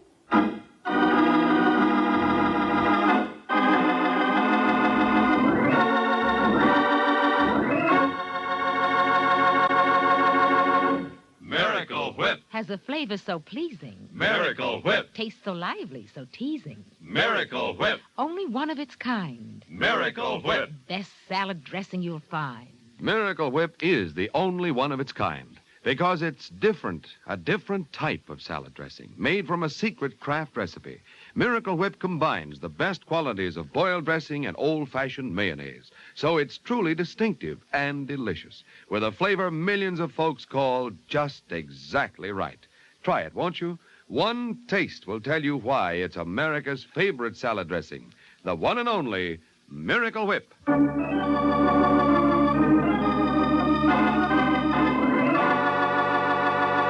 Now, back to the adventures of the Falcon. 10 minutes have passed since Lois Orsatti ordered Marbury to keep Mike from Stribling. Now, in a restaurant, Mike enters a phone booth to put in a call to his client. As he dials, Mike looks through the glass door and sees Marbury earnestly studying the pages of a telephone book and from time to time shooting glances at Mike that are meant to be unnoticed. Hello? Kendrick? Yes. Mike Waring. Oh, yes, Waring. Any luck? Yeah, you were right. Looks like Orsatti killed himself. I knew it. But you were also wrong. What's that? You said Orsatti didn't leave a note because he wanted you blamed. Uh-huh. Well, there is a note. There is? So Stribling claims. So what becomes of your theory? Well, it's still suicide. But Stribling told the police there wasn't any note. Yeah, because he wants to peddle it to the highest bidder. Oh, but who else would be interested? Mrs. Orsatti. I tried to talk her out of the deal, but no dice. She put a tail on me. What? Yeah, flat-faced Joe who's making such a production of being inconspicuous that he stands out like an overcoat in July. He's right outside this phone booth waiting to pick me up again. What are you going to do? Have dinner, I'm hungry.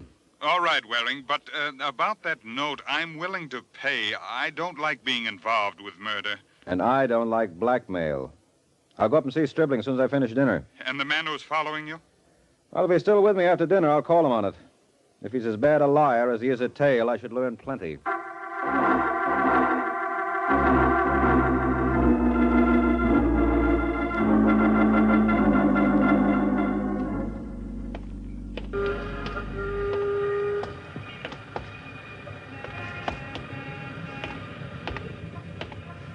All right, chum, what are we playing? Huh?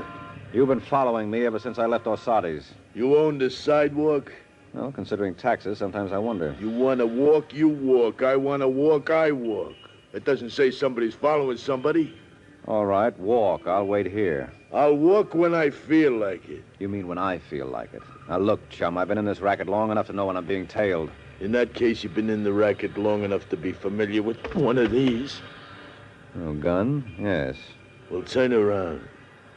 Go on. Now? Start walking. Where to? Straight ahead. Remember, I'm right behind you. Well, under the circumstances, I'm not likely to forget. You know, I'm sorry you're so attached to me. I'm really not your type at all. Maybe you have a point.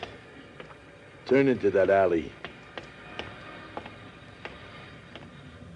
All right, now stop. I have an idea this is the part I don't like. Don't like? You love it. This is where I leave you. That's where you want it, isn't it?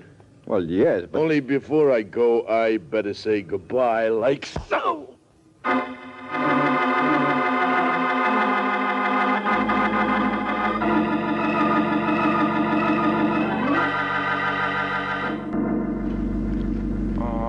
All right, pal, on your feet. Oh, hello, officer. Come on, get up. Oh, well, I'll try. Them as can't handle it shouldn't touch it. What? You heard me. You think I'm drunk? No, that aroma issuing from you is doubtless genuine attar of roses. What? Oh, yeah, he must have doused the stuff on me. Oh, you didn't drink it. Somebody doused you, huh? Now, look, officer, I was sapped. Here's the lump if you want to feel it. Hey, neat job. Right back of the ear. Maybe I was wrong. Yeah, maybe. What time is it, officer? A little after 8. Then I've only been out a few minutes. There may still be time. Huh? The thug obviously works for Mrs. Orsatti. I thought I could scare her into tossing in her hand, but the strong arm act means she's shooting for the pot. That means I've got to work fast. What'd you say? She wants to beat me to a deal with Stribling. But if she gets that note, I'm cooked. When the gavel comes down, I have to be a high bidder. I've got to get up there. All right, pal, run along. You're not drunk. You're crazy.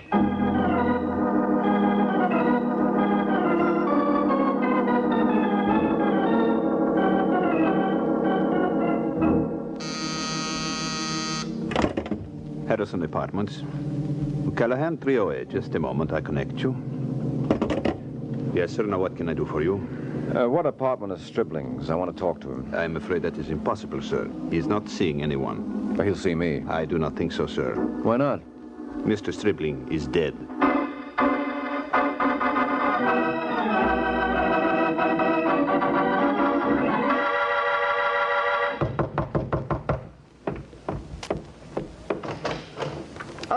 You again. That's right, Mrs. Orsatti. What do you want this time? The thug. Where is he? Thug? The character who followed me when I left here before. I don't know what you're talking about. You do know what I'm talking about. He didn't tail me here. He did tail me from here. You must be the link. Now, see here, Mr. Waring. Yeah, I know. This is no way to talk to a poor bereaved widow. But it so happens I've just been slugged by the poor widow's gorilla. And a thing like that doesn't put me on my best behavior. Now, where is he? Look, if you don't stop bothering me, I'm going to call the police. No, don't bother. They'll be around. I've already talked to them. You what? I told you were flirting with trouble. Well, the trouble's here. There's been a murder. Murder? Yeah, murder. And your playmate may have some of the answers on it, so where can I find him? How many times do I have to tell you? All right. I keep thinking you'll listen to reason, but I see you're determined to do it the hard way. So I might as well run along. I'm just wasting my time here. I'm glad you finally realized that. Goodbye, Mr. Waring.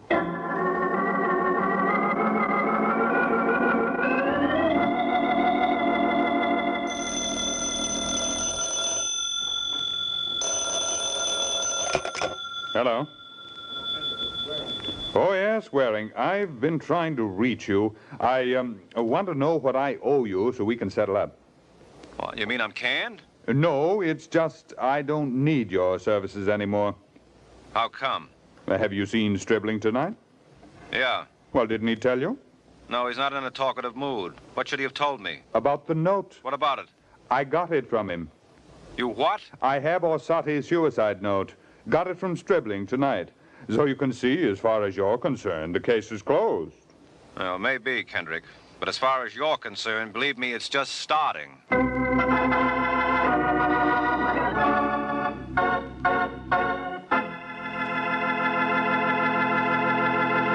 This is Ed Hurley again, friends.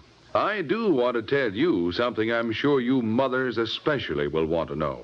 It's how to get the finest cheese food you can buy for your family. It's simple, really. Just be sure you buy Velveeta, Kraft's delicious pasteurized processed cheese food. Velveeta tastes good, and it's so good for you, too. For Velveeta is rich in important food values from milk, and it's as digestible as milk itself. So it's perfect anytime for snacks, sandwiches, and grand hot dishes. Try it, won't you, Mother? Make Velveeta your handy helper. Just be sure you get genuine Velveeta, the pasteurized processed cheese food of top quality, made by Kraft.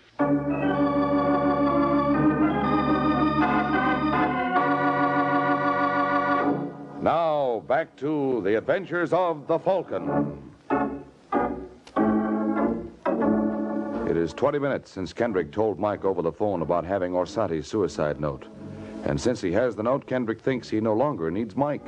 But Mike has different ideas on the subject, and he's gone over to Kendrick's to present them. So you say you bought the note from Stribling? That's right, Waring. I don't see why you're so excited about it. No? No, the note's conclusive. Unmistakably in Orsatti's handwriting. All right, Kendrick. You've proved you didn't kill Orsatti. Now, what about Stribling? Huh? What about him? I suppose you don't know that he was killed tonight. What? Good heavens. Yeah. You walked out of one murder rap right into another.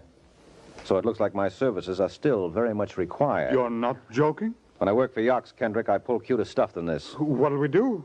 First, a quick run-through to see where we stand. Like, why did you go up to Stribling's? I told you I'd handle it. He called me right after you did. Wanted to know how much I'd pay. He claimed Mrs. Orsatti had offered $15,000. I offered $20,000. And you took it right over to him? That's right. When'd you get there? Around 7:30. How long did you stay? 5, 10 minutes. Oh, great. You were there right around the time he was killed. Oh, no. The neighbors heard the shots. He was alive when I left. Yes, and was killed right after. 7:40. You're in a rut. Orsatti and Stribling. Right back where you started, only this time there's no note. There may be another difference, too. Oh, what's that? It was known that I was up at Orsatti's. Possibly no one knows I went to Stribling's. I know. Except you. Look, I'm scared to death of a murder charge, Waring. I've paid $20,000 already to clear myself of one. How much do you want? You save your pennies, Kendrick. I'll work for my $50 a day plus expenses. And if I can't clear you that way, you better have cash on hand for a good lawyer. You've got to clear me. All right, then let me do it my way. Now, I'm going to make one last attempt at getting Lois Orsatti to talk. Oh, and you better come with me. I want to keep my eye on you. Why? Because Mrs. Orsatti has a gorilla working for her. And if she gets the idea you have the note, he may come calling. And take my word for it, Kendrick, you wouldn't enjoy the visit.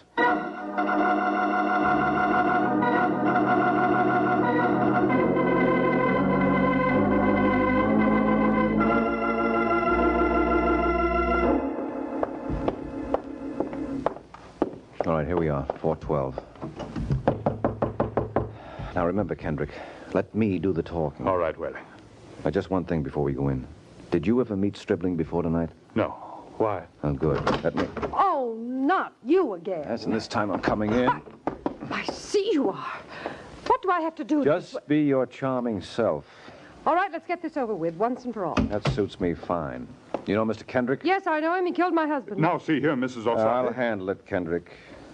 Mrs. Orsatti, I told you your husband killed himself. Now we have proof. Then Kendrick drove him to it. It was strictly business, up and up. If your husband wasn't... Kendrick, I'll handle it. Sorry. Mrs. Orsatti, your husband killed himself. We have a note to prove it. You have it? Yes, right here. Don't touch. But you can see it's in your husband's handwriting. Where did you get it? From Stribling. You killed him for it. Who told you he's dead? The police were here. Oh, I see. Yes, they were here, all right. It's not enough I've lost a husband. No, all day long. You and the police and the police and you. Oh, that's too bad. You know, I could have more sympathy with you if you weren't involved with that gorilla. And if you didn't lie about your dealings with Stribling. I didn't have any dealings with Stribling. He said different. He was lying. I doubt it. He wouldn't have closed a deal with us until he'd heard your last offer. He didn't close the deal. You killed him. That's how you got the note. What makes you so sure? Because he obviously was killed for the note, and you've got it. Well, that's nice going, Mrs. Orsatti. But there's one hitch. What's that? Kendrick never met Stribling before. So when he bought the note, how do we know he bought it from Stribling? What? Waring, you mean that wasn't Stribling? Someone could have killed Stribling for the note, then sold it to you pretending to be Stribling. But who? Well, obviously not you, Mrs. Orsatti. You couldn't have masqueraded as a man. But your gorilla... I've told you. You told me you don't know the gorilla. But there's a good possibility that he's a murderer. Now, if you want to keep on covering for him, you may wind up as an accessory. I didn't have anything to do with the murder. But you did have something to do with the murderer. And if you don't talk now, we'll still prove it when we find him. After all, I've seen him. I've described him to the police. Now it's just a matter of time. What do you want me to do? Tell us his name. Tell us where we can find him. All right.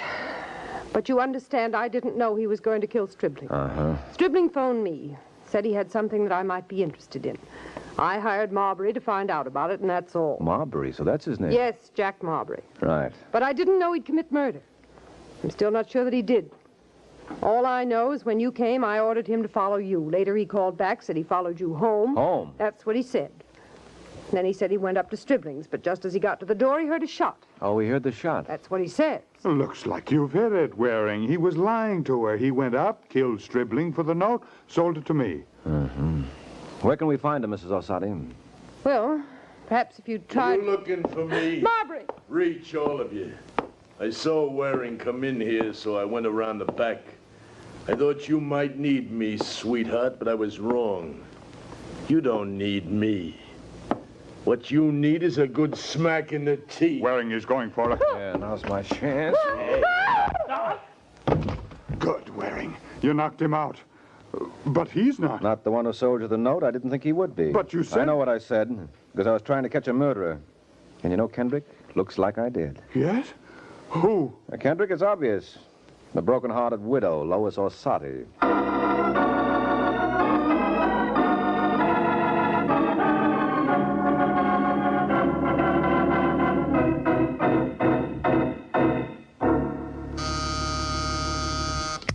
Yes? Mr. Waring is here. All right, send him in. Hello, Waring. Come in. Sit down. Thanks, Kendrick. Well, I got the whole story out of her at headquarters. Good. One thing I still don't understand, Waring. Maybe you can explain. What's that? Why'd she do it? The note was what everyone was after. Killing Stribling didn't get it for her. She wanted the note because she'd lose $30,000 if it fell into your hands. Precisely. But Stribling called her, told her you had offered $20,000 cash. Yes? Well, she couldn't see topping your bid. What she'd have left out of $30 wouldn't be worth the risk. Mm-hmm. But she knew $20,000 in cash would be changing hands at Stribling's. So she went there with a gun to collect it. She figured if she couldn't protect her $30, she'd settle for your $20. I see. She knew Stribling would be in no position to call Copper, so it seemed safe. Only he put up a struggle, and she had to shoot him. Uh-huh. And just how did you know it was she? Well, first of all, I didn't think it was you. Flattering. Why not? Well, you were just trying to clear yourself of one murder rap. I couldn't see you exposing yourself to another, just to wipe out the first. Very well, you've cleared me. Still, that doesn't prove... Well, you didn't do it. I knew Marbury didn't. How'd you know Marbury didn't? Well, because Stribling was killed at 7:40, and it so happens that at that exact time, Marbury was sitting across from me in a restaurant, keeping an eye on me. Oh. Mm-hmm. So that left Mrs. Orsatti. Of course, there was the outside chance that the job was pulled by someone not directly involved in the case. But I squashed that by giving Mrs. Orsatti a chance to finger Marbury. And she fell for it. Well, she figured the more fall guys she had lined up, the safer she'd be. But when she tried to place Marbury at Stribling's at the time of the shooting, that proved she was lying. Very good, Waring. Very good indeed. And now, here's your check. Thank you. And I guess that's just about all, huh? Uh-huh. Oh, just one more thing. What's that? So what's the name of that cute little secretary of yours? Her name? Mm-hmm. Oh, it's Mrs. Kendrick. Oh. Well, as you were saying, Kendrick, I guess that's just about all, huh? So long.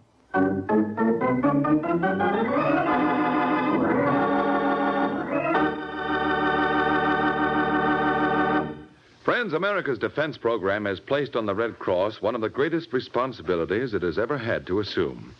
Now, in addition to day-to-day aid to the sick and injured, the Red Cross must extend its services to the men of our growing armed forces in camps and hospitals, at home and overseas.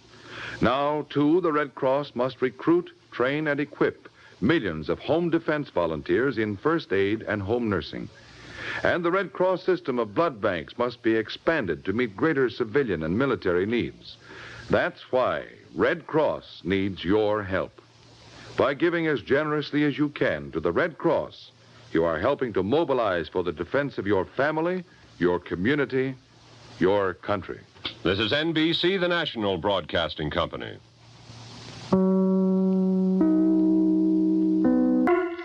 The Kraft Foods Company brings you The Adventures of the Falcon, starring Les Damon. Hello? Yes, this is the Falcon speaking. Oh, Phyllis. I'm glad you called. Now, you'll have to give me a rain check, Angel. I'm all tied up. But that's only temporary. Some efficiency expert is dropping around to demonstrate that if I plan my work properly, I'll have time to kill.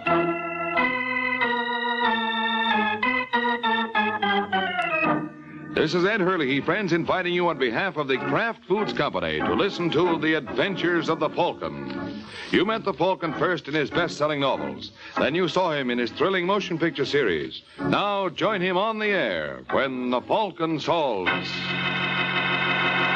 the case of the puzzling pinup.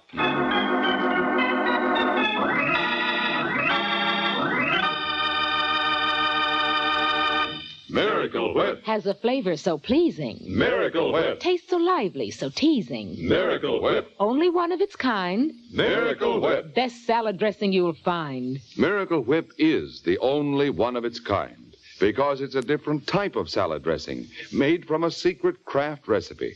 Miracle Whip combines the best qualities of old-fashioned boiled dressing and fine mayonnaise, so it's truly distinctive and delicious, with a flavor millions of folks call just exactly right. Try it, won't you? One taste will tell you why it's America's favorite salad dressing, the one and only Miracle Whip.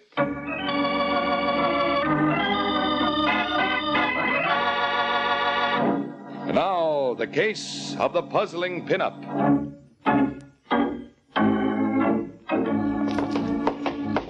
It's Sunday afternoon in New York, and a young man named Charles Sylvester Brayton II breaks all records dashing up the steps of a small rooming house in New York's West Side. And when he gets to the top floor, he begins hammering on the door of room 413. Come on, Pat. Open up. Who is it? You know who it is. Now open up. Go away, Charles. No, you can't send me away like this. I've got to talk to you. All right, just a second. Lock it. No, it's all right. Nobody will disturb us. I said lock it. Look, Charles, you're not well. Don't you believe it for a second. Don't you see, Pat, it was just a scheme to keep us apart.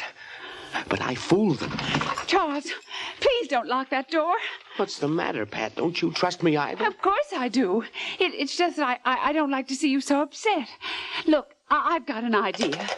What are you doing with that phone? I was just going to call your father. Put it down. But, Charles... Put it down. No, So you're working with them, too? No, I'm not. Then prove it. Marry me. You're insane. What did you say? Nothing, Charles. You're lying. You were going to say I was insane. I wasn't, I swear. I'll give you one last chance. I've got a car downstairs. Will you come with me? Look, Charles. Answer me. But, darling... All right, Pat. You had your opportunity. What are you doing with that gun? I gave you your chance, Pat. You'll have to admit that. Darling, now, listen to me. I've changed my mind. How do I know that you won't change it again? Charles, you can't do this. They'll hang you. No, they won't. You see, I'll be dead. No. Yes, you don't think I'd let you go without me. Charles, please. Don't be afraid, Pat. I'll be right by your side. Goodbye, darling. No!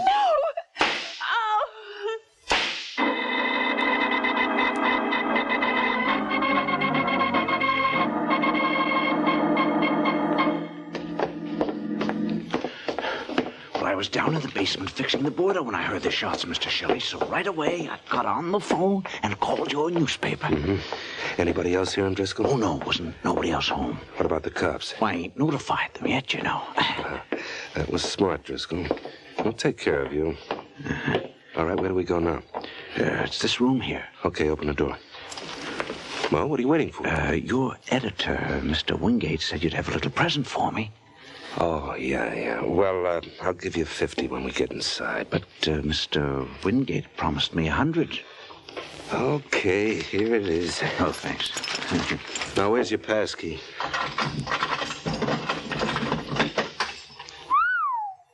Shut that door. What's the girl's name? Patricia Brooks. You know the guy? No. Pull up the shade. I want to get a good look at his puss. Holy smoke. What's the matter, Mr. Shelley? Well, you know who this is? Charles Sylvester Braden II. Who? Skip it. Hand me some flash bulbs. They're in that case by your feet. Oh, okay. You know, something tells me these shots are going to be every bit as sensational as Mr. Braden's.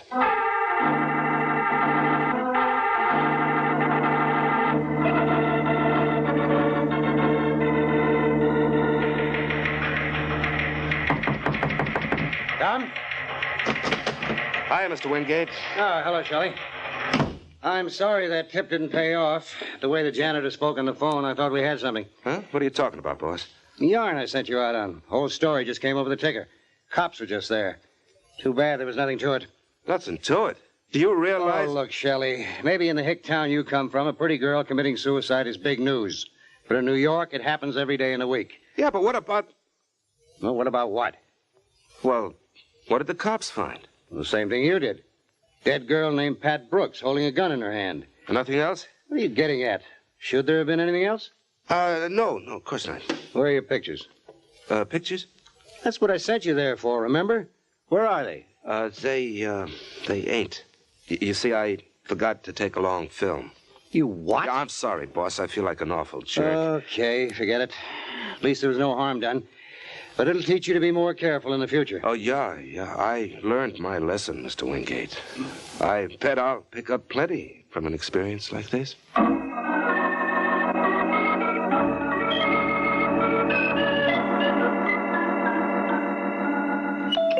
in the money. We're in the money. Yes? I'd like to see Mr. Charles Braden Sr., please. I'm afraid that's impossible. Mr. Braden's only son died yesterday in an automobile accident. Yes, I know. I read all about it, but I still think he'll see me. Tell him it's Walter Shelley of the Gazette. Who is it, Laura? It's me, Braden. I'm the guy you spoke to on the phone this morning. Yes. Won't you come in, sir? Thanks. This is the young man I've been telling you about, Laura. Yes, so I gather. Miss Allen is my secretary, Mr. Shelley. Good enough. Well, now, suppose we get down to business.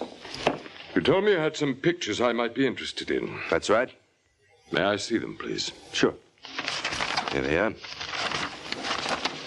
Very interesting. Like a drink, Mr. Shelley? Well, thanks, dollface. Well, here's to what we all want. I'll join you in that, sir. Had time to look at those pictures yet, Mr. Braden? Yes, indeed. Notice anything peculiar about them? I presume you mean that one of the bodies is that of my son, Charles. Yeah, and he's holding a gun. So? So when I heard that the cops only found one stiff, I immediately jumped to the conclusion that you must have taken care of the other by bribing the janitor of the building. But why should I do that? Look, let's stop kidding each other, Braden. The guy with your name couldn't stand the disgrace. You wouldn't want to go through life known as the father of a murderer. There's something in what you say, Mr. Shelley. How much do you want? 10 grand for the set of pictures you've got in your hand. And how much for the negatives? Negatives? Oh, come. You mustn't take me for a child, Mr. Shelley. I'm aware of the elementals of photography. Now, where are those negatives? Cut it out, Braden. You're choking. Where are they? Give me a chance. All right. You could have killed me then. The negatives, please. Yeah, sure. Got them right here in my pocket. Mr. Braden! I'd advise you to put away that gun, sir. You're not as smart as you think. Apparently not. Wouldn't I be a chump to keep those negatives on me? Oh, no. You're gonna pay for them, mister. And pay through the nose.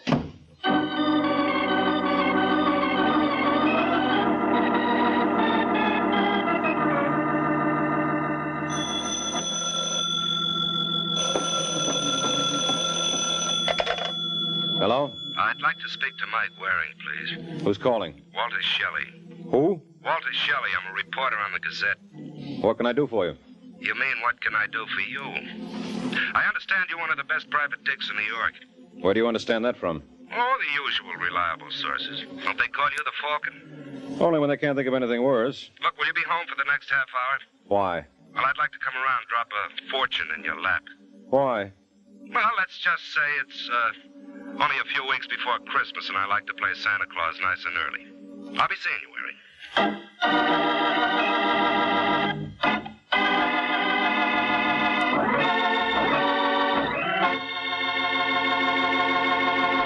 This is Ed Hurley again, friends. I have a little suggestion for you ladies who wonder what you're going to do for some interesting menu ideas. And my suggestion is this. Just get a 2-pound loaf of Kraft smooth melting pasteurized processed cheese food, Velveeta. You can melt Velveeta for smooth, delicious cheese sauce that'll add extra goodness to vegetables or seafood or rice or just plain toast for a fine main dish. And it's such an easy sauce to make. All you do is melt a 1/2 pound of Velveeta in the top of your double boiler. Notice how smooth it melts without any lumps at all. Then slowly stir in 1/4 cup of milk, season to your taste, and there you have it. A delicious cheese sauce with a wonderful, rich, yet mild cheddar cheese flavor. A flavor that everyone, the youngsters and Grandma included, will enjoy often. And it's a wholesome dish because Velveeta is so rich in important food values from milk. So whether you melt Velveeta for a swell cheese sauce or slice it thick for hearty sandwiches, you'll find Velveeta is a mighty handy helper, Mother. Get a 2-pound loaf tomorrow, won't you? It's America's favorite cheese food, the one and only Velveeta, made by Kraft.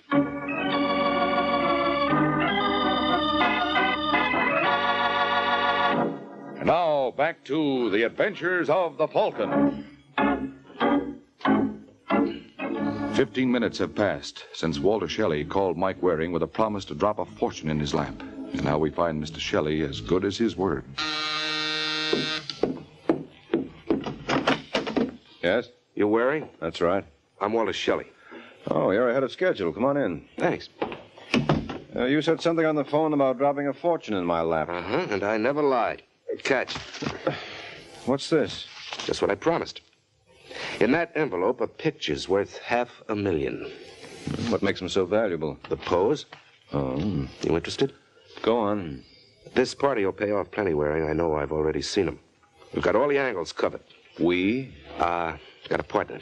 Of course, that means we'll have to split 3 ways, but it's worth it. Now, this partner of mine has a swell in, see? What we need is someone to handle the detail work. Tried another guy, but he couldn't see it. Mm-hmm. What made you come to me with a swindle like this? Well, look, you don't have to take that tone with me, Waring. Oh, I don't? All right, now get up. Hey, what's going on in here, Mr. Waring? I was cleaning the hall and I heard a fuss. Oh, it's nothing serious, George. Will you get rid of this for me? Huh? There's character on the floor. Throw him out. Oh. Come on, buddy. Get up. Come on, pal. I have... Mr. Waring. Yeah? I think there's something the matter with him. I know. He ran into my fist. No, I mean, I can't feel his heartbeat. You what?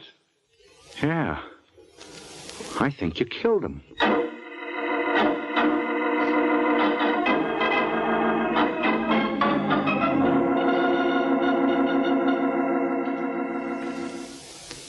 All right, Waring, let's have the truth now.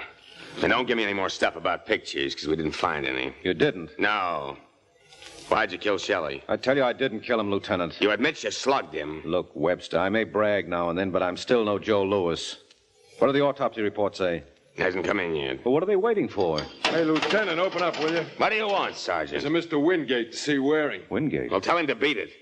Waring isn't having any visitors. I've got a court order here, Lieutenant. Maybe you'd like to look at it. Yeah, let's see that. There you are. Seems to be all right. Open it up, Sergeant. You can have 5 minutes, no more. It's fair enough. Hello, Waring. Well, who are you? Out the Wingate. Still means nothing. I hold down the slot in the Evening Gazette. Shelley worked for me until he came to me this morning with an idea how he could make some easy dough. Wait a minute. You must be the guy he told me he'd talked to before he came to see me. That's right. I threw him out. Well, what are you doing here? Well, when the story came over the ticker, I thought there might be something I could do for you. Why should you? I want this story for my paper, exclusively. And I'm willing to pay for it. Okay, Wingate. You got yourself a deal.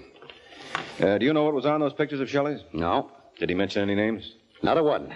Well, it doesn't matter. Here are my keys. The superintendent of my building is a character named George Kennedy.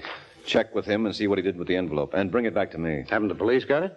No, the lieutenant told me they didn't find a thing.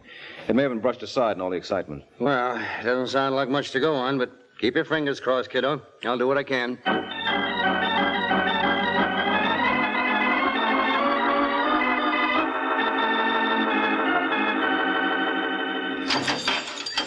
Okay, Waring, on your feet. Oh, you back again, Lieutenant? Yeah, get your things and get out. How come I'm being released? The autopsy on Shelley clears you. What was it, heart attack? No. Poison. You got it in the drink about 6 hours before it came to your place. Well, tough luck, Lieutenant. I know how you must feel. Can I use your phone? Sure. There's a payphone right over there. Thanks, Webster. Maybe I can do as much for you sometime. On Waring. Yeah? Don't use any slugs.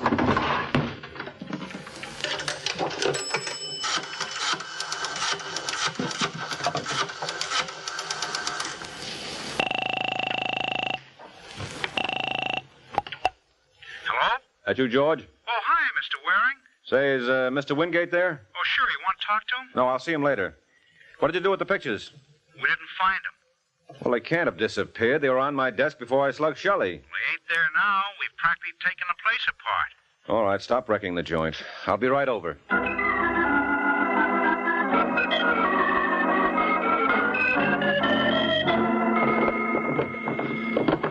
That's no use, Mike. We've looked in the desk already. Yeah, he's right, Mr. Waring. We went over everything with a fine-tooth comb. Well, I don't get it. Now, George, you're sure when the police removed Shelley's body, they didn't take anything? I'm positive. I was here every minute of the time. Yeah, we might as well give up, Mike. No, wait a second, Wingate. Shelley was standing right where you are when he tossed that envelope in my lap. When I got up to throw him out, it must have fallen to the floor. Well, I don't see what difference that makes. Well, I could have kicked it over there, and then that... Hey, wait a minute. What's that under the radiator? Well, whatever you are, George, you're certainly no detective. Is that the envelope? Must be. Well, let's get a glimpse of $500,000 worth of pictures. Huh. We was robbed. What's the trouble? Oh, look. It's a picture of the Brooklyn Dodgers. Brooklyn Dodgers? Yeah, now you tell me who would pay $500,000 for a still shot of that group when you could go see them in action for $1.25.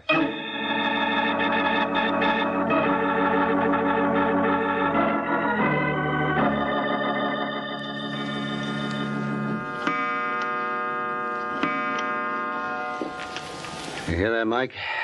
3 a.m. I don't care. I'm not leaving until I make head or tail of these pictures. What makes him worth all that money, Wingate? Shelley must have been crazy. Well, then why was he murdered? Come in. I hate to disturb you, gentlemen, but I'm looking for Mike Waring. Well, you've come to the right place. Are you Mr. Waring? Uh-huh. What's your name? My friends call me Laura Allen. Well, I bet you've got a million of them, Angel. So I can't understand why you should be looking for new ones at this hour. I'm looking for something else, Mr. Waring. What do you want for them? What do I want for what? The pictures. What pictures? Don't give me that. Shelley had them before he died. He hasn't got them now, so who does that leave? Me? Yes. What's your price? I suppose I said I didn't care to do business. It won't do you any good. If you see what I mean. Mike. Don't worry, Wingate. I saw it. Take a blind man to miss a cannon that size. Look, would you mind pointing it elsewhere, Laura? What's the matter, Mr. Waring? Does it make you nervous? Yeah, I don't know what's come over me these past few days, but I can't seem to keep a thing on my stomach, particularly guns. You let go. Come on, Angel, drop it. Oh. That's it. Get it, Wingate. Okay, it's got. Well, now what are you going to do with me? Nothing. You can leave whenever you like, Angel. You mean you're letting me go? Yeah, sure, I'm a sport. I always throw the little ones back. Just what are you fishing for, Mr. Waring? The big one. Well, I wouldn't if I were you. You know, some big fish are dangerous. And take it from me, this one's a man killer. Good night, Angel. Shouldn't let her get away, Mike. Why not? That little lady wasn't going to tell us anything, except what she wanted to. Yeah, but remember what Shelley said about a partner. You think that girl... Well, don't you? You know something, Wingate? You're right. Well? Yeah, she's already gone down the elevator.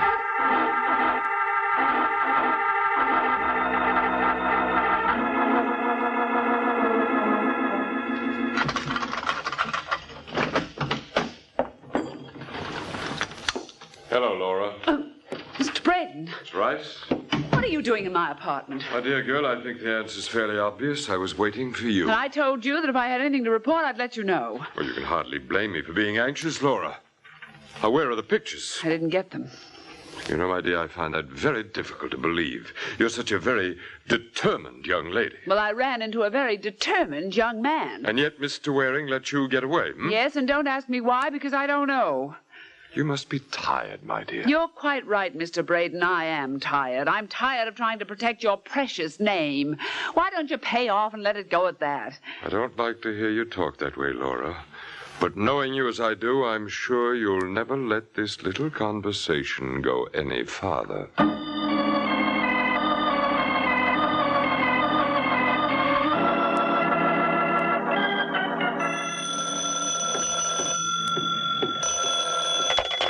Hello?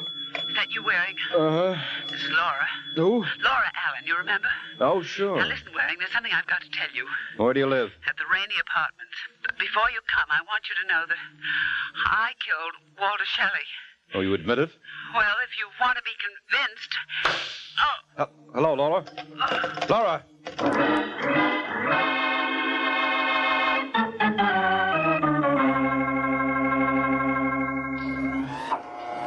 And that's all I know, Wingate. Right after I heard the shot, I grabbed a cab and started over here. Then I remembered my promise to you, so I detoured over to your office to pick you up. Oh, I appreciate it, Waring. Hey, what floor do we get off on? Right here, the third. Okay. It must be down this way. Here it is. Yeah, Laura Allen. Uh-oh. Unlocked? Yeah. So, she did commit suicide after all. It seems so. Hey, what do you make of this? Silver cigarette case. Silver nothing. This is platinum. Huh? Yeah, they don't hand these out on push carts. And here, look at the engraving. Can you make it out? Yeah, to Laura Allen from the tyrant Charles Braden Sr. Charles Braden Sr.? Hey, this girl moved in the big leagues. That's so right. And if she was in Braden's employ, then he's the boy who's interested in the pictures, and she was working hand in glove with Shelley. Yeah, but why would Braden want a picture of the Brooklyn Dodgers? He didn't. The pictures we found must have been phony. Say, wait a minute. Wasn't his son in some sort of a mess recently? Well, he got killed in an automobile accident. No, that's too pat. Braden's hiding something. Who are you calling? The police. Well, make it snappy. I want to phone my paper. Hey, wait a minute. What's the trouble? I just thought of something. I heard the shot that killed Laura over the phone. So? Well, if she died instantly, who hung this receiver back on the hook? Yeah, but that means... Yeah, go on, say it, Wingate. She was murdered. But you said she talked to suicide. Someone could have forced her to by holding a gun in her back. Who? That's what I intend to find out. Now, look, I want you to get a fingerprint expert up here. What for? The killer made one blunder when he put the receiver back on the hook. Isn't it possible he made another? I don't follow you. Maybe he left his prints on the instrument. You got any idea where we can find an expert at this time of night? Oh, you got one down the paper. Swell. Get him, Wingate. Where'll I meet you later? Make it Mr. Braden's. Something tells me he'll probably be very interested in the results.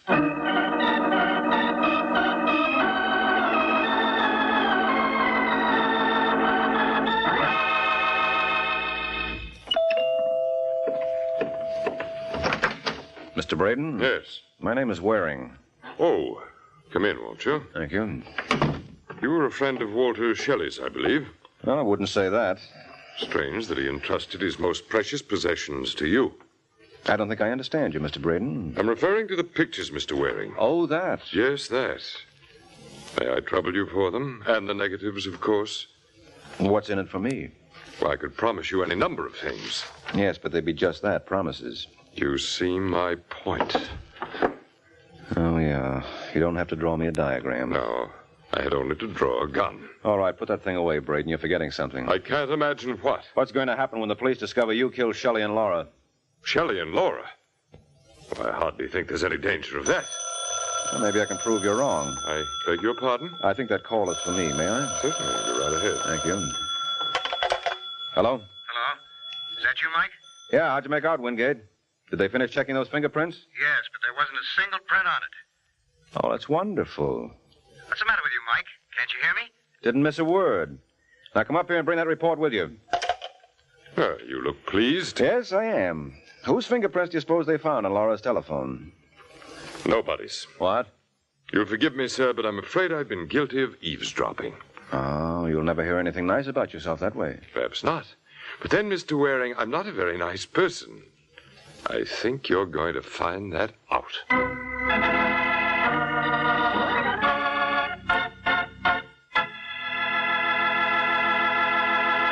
Remember, tomorrow at your grocer's, you can get a wonderful new salad oil for your homemade salad dressings, your cooking, your baking. It's Kraft Salad Oil, the first salad oil for home use ever offered by the makers of all those wonderful Kraft dressings. Kraft Salad Oil is a lighter-bodied oil, superfine to blend perfectly with other ingredients. Get a pint or quart bottle tomorrow at your grocer's. Ask for Kraft Salad Oil.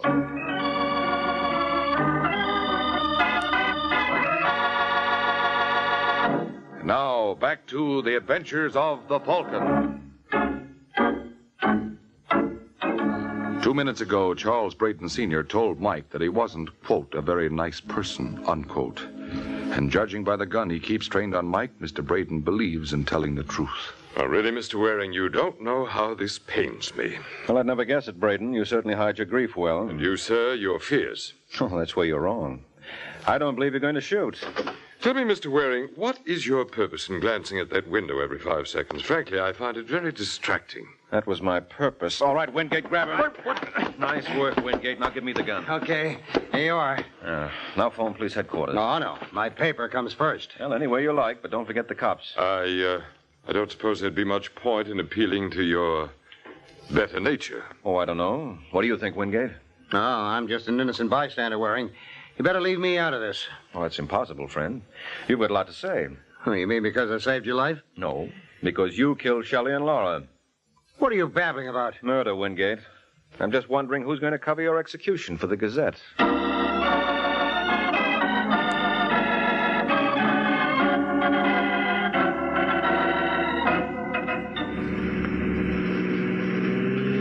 Gee, I don't get it, Mr. Waring. You mean Mr. Wingate actually killed Shelley and the girl? Yes, actually, George. Yeah, but why? Those pictures. The ones we found in your apartment. No. The ones the police found in Wingate's apartment.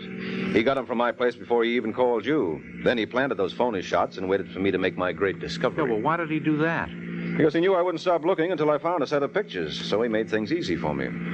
Well, I still don't understand why he killed Shelley. He was Shelley's partner. Wingate? Mm-hmm. He was in from page 1, but he got greedy and wanted the whole pie. So he poisoned Shelley and waited for the pictures to drop in his lap. And instead, they dropped in yours. Well, that he couldn't figure on. But he did okay as it was. Well, why did he kill Laura? Oh, he had good reason for that. First, he forced her to confess to Shelley's murder. Oh, he thought that would leave him in the clear, huh? Mm-hmm. If she committed suicide, then the case was closed, and he could go ahead and blackmail Braden safely. Well, how did you know he was the killer? Remember I told you I sent him to check the fingerprints on Laura Allen's phone? Yeah, and he said there weren't any. Mm-hmm. Well, that's what gave him away. Well, I don't see why. Ain't it possible the killer wiped off his own prints? Yeah, sure. But what happened to mine? I handled the phone after the murder when I was going to call the police. Oh. Now, does that answer all your questions? Well, all but one. What's that? Look, Mr. Waring, what was on those pictures anyway, huh? Ah, you'll never know, George. Oh, come on. Break down, Mr. Waring. Must have been pretty hot stuff, huh? Oh, yes, indeed, they were. Some of the hottest shots I'd ever seen. Why, just to handle them would blister your hands. Yeah? What were they, huh? Well, they were 8x10 blow-ups of the Chicago fire. Good night, George.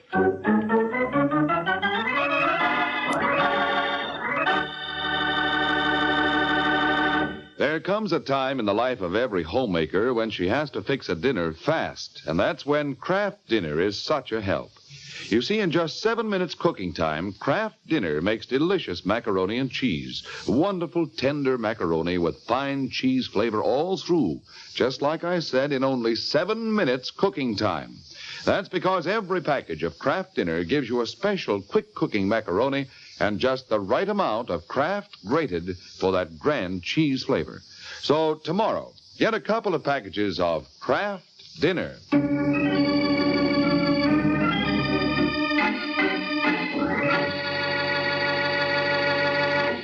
This is NBC, the national broadcasting company.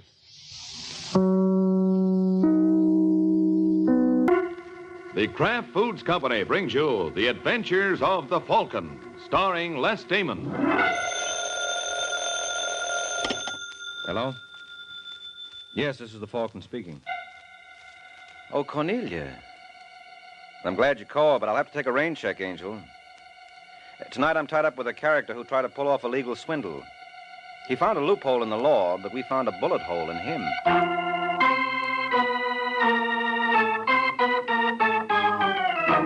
This is Ed Hurley, friends, inviting you on behalf of the Kraft Foods Company to listen to The Adventures of the Falcon.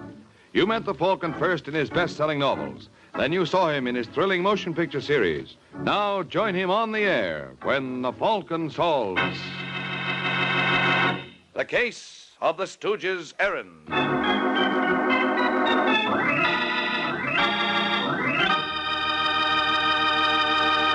Sunday afternoon and time for another thrilling adventure of the Falcon. But first, a word about another kind of adventure, an adventure in flavor. For right now at your grocer's, there's a wonderful new salad oil for use in your homemade salad dressings, your cooking, your baking.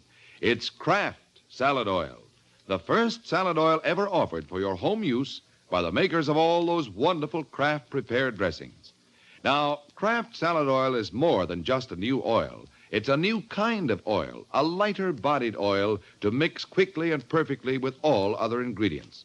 That's because it's not just refined. It's superfined by a special process created by Kraft. Yes, superfined to put new magic into the salad dressings you make yourself, into those wonderful chiffon cakes you pride yourself on, into every home recipe that calls for liquid shortening. Don't wait to get acquainted with Kraft Salad Oil. Look for the bottle with the beautiful label tomorrow at your grocer's. Get Kraft Salad Oil.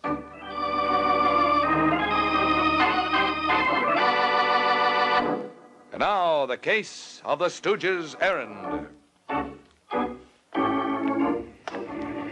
It's Sunday afternoon in New York, and tall, slender Rog Saunders has just come out of his apartment building, accompanied by his squat, cigar-chewing companion, chauffeur, bodyguard, and canasta partner, Jocko Quinn. As they approach Saunders' new foreign-made racing job, they see a man walking around the car, steady and appreciative. Hey, boss, Macy. So I see, Jocko. So I see. Well, Macy, like it? Oh, hello, boys. Yeah, Saunders. Beautiful automobile. Wish I could afford one like it, especially if I already had two other cars. What's on your mind, Macy? What are you doing here? You know the answer to both those questions, Saunders. It couldn't be money by any chance. On the nose. A genius. Not that I like to be mercenary, understand, but if my money is going to be buying in fancy automobiles, it ought to be buying them for me. You know I don't like to be dunned. Dunned, he says. Look, pal, you borrowed the insignificant sum of only 20,000 berries from yours truly, a mere nothing. And it was only 8 months ago, practically yesterday, and you were going to pay me back in 3 weeks. You're only 7 months late. Done. You'll get your money. I've heard that song before. I used to believe it. But you've been living high. When I hear you bought yourself another jalopy, imported yet, I figure this rate's a look-see and conversation about my Mazuma. Shall I hand him the old scramble, Let boss? go of No, me. Jocko, no. He's entitled to his money. He wants to be small about it. Small, he says. 8 months. You're worried because I'm a little fast with a buck. You think I'm tossing the roll. Look, I didn't ask you any questions when you needed the dough. I figured you were a pal. You said you were going to make some investments, okay. But now, what do you expect me to think? I have made investments, Macy. I have. Very good investments. All I'm blowing is the velvet. Now, tell me something. You know fighters. What do you think of Pepper Dugan? Good punch. I don't know how he is on distance. He seemed to tire the last time out. Tire? Coaster, that's all. Had the decision wrapped up with the ace, so he took 9 and 10 easy. You know all about it? I ought to. I own the controlling interest in Dugan. Oh? That's where your 20 is, Macy. That's what Dugan cost me 8 months ago, 20 grand. And since then, he's won 3 fights. Big ones. He's worth double the 20 now, at least. Yeah, could be. So you've seen a profit. Now let me see my 20. I'll do better, Macy. I'll give you your choice. Cash or what you lent me, plus a 5 for Dugan. How's that? I'm offering you Dugan's contract for the 20 I owe you, plus 5 grand more. That's all I'm asking. A profit of 5 G's. You said yourself Dugan is worth plenty, over 25 now. Yeah, but then why should you... did me a favor. I'm doing you one, that's all. I don't know. Well, it's up to you. Take it or leave it. You want cash, I'll pay you cash. You want Dugan? Just give me back my notes and a check for the balance. I'll think it over. You do that, Macy. You just do that.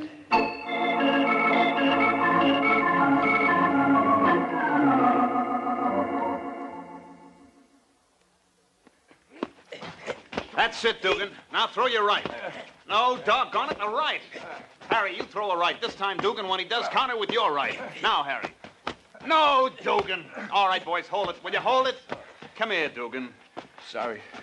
Sorry, Mr. Mason. What's the matter with you? Harry comes through with his right and you just stand there. It's his hand. It's hurting again. What hand? My right hand. Didn't Mr. Saunders tell you? Tell me what? Why, I busted my hand in the 8th of the Gasha fight. You but. So that's why you slowed down. Sure. It's a bad break. Doc doesn't know if it'll ever heal right. And Saunders was doing me a favor, unloading you. Oh, that's just great, that is. Hey, wait a minute, Mr. Macy. You think Mr. Saunders gypped you intentionally? Are you kidding? I don't know. I always trusted him. He talks so honest. Sure, he's got a great line. I don't believe he's a crook. He was always good to me. He gave you the heave-ho as soon as you slipped a cog, Well, didn't he told me he was getting out of the fight game. Because you busted your mitt. Could be, but I hope you're wrong, Mr. Macy. I sure hope you're wrong. Look, kid, I hate to destroy your faith in mankind. It's not my faith I'm worried about, Mr. Macy. It's my 15 grand.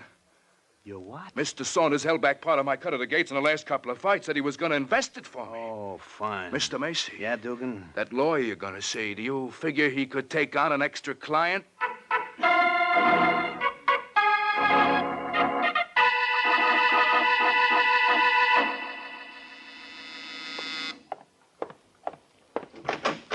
Hello?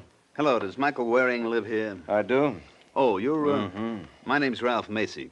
I need a detective. My lawyer suggested you. Well, what's your lawyer's name? George Hollis. What?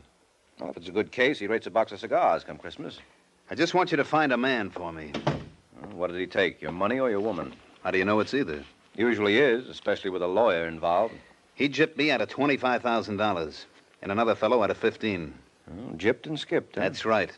And my lawyer tried to reach Saunders. That's the fellow, Rod Saunders. Tried to reach him at his hotel, but he's gone. No forwarding address, just a back bill for over 2 months. He doesn't miss a trick. You find him for me? At $50 a day in expenses, I'll try. They say the Falcon never fails. Who says? Well, do you? Well, let's just say I never admit failure. All right, Macy, what can you tell me about Saunders?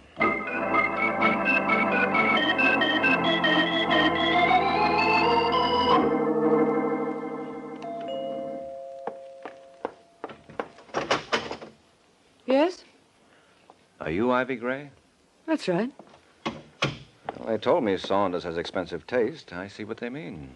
What are you talking about? You and Roger Saunders.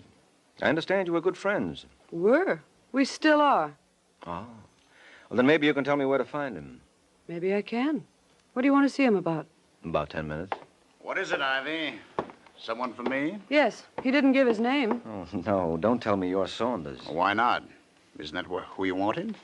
But it's too simple. I've just started looking. Looking? For what? For you. In the first place, I tried. Who are you? Why are you looking for me? My name's Mike Waring. Ralph Macy hired me to locate you. Hired you? You a detective? Mm-hmm. Now, wait a minute. Waring. You're not the Falcon. My mistake. I thought I was. Macy could have saved himself the trouble and expense of hiring you, Waring. Why didn't he call Ivy himself? Probably didn't think she'd talk. He thought you were hiding. Why should I hide? Well, you did check out of your hotel suddenly. To prevent their throwing me out. I was what is known as in arrears. But I'm not hiding. Well, I'm glad to hear that. I've moved to the Grafton Apartments. Macy can find me there if he likes, but just what does he want? His money back. He says you gypped him. What? I did him a favor. Well, he doesn't see it that way. Well, if he wants money, he'll have to get in line. Yeah, so I gather. And you might tell him the line's not going anywhere. What's that? Can't collect what I don't have. Well, you have 3 cars, a summer estate in Maine, 50 suits of clothes. Who's been taking inventory? Macy's lawyer. Oh. Well, tell him to look a little closer, and he'll find none of it belongs to me. It's all in Jocko's name. Who's Jocko? Jocko Quinn, friend of mine. And Jocko owes nobody. So you see, Waring, I'm not in hiding. Nobody can touch me legally because I have nothing to touch. Yes, I see, Saunders. But when your creditors hear about it, I have an idea they're liable to touch you, and in a way you won't like.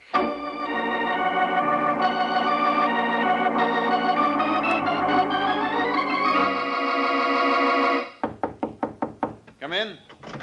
That you, Dugan? Yeah, Mr. Macy, I just come from the doctor. I hope he had good news for you. You'll need it. Huh? I got a report from Waring. He located Saunders. Oh, good. Good, he says.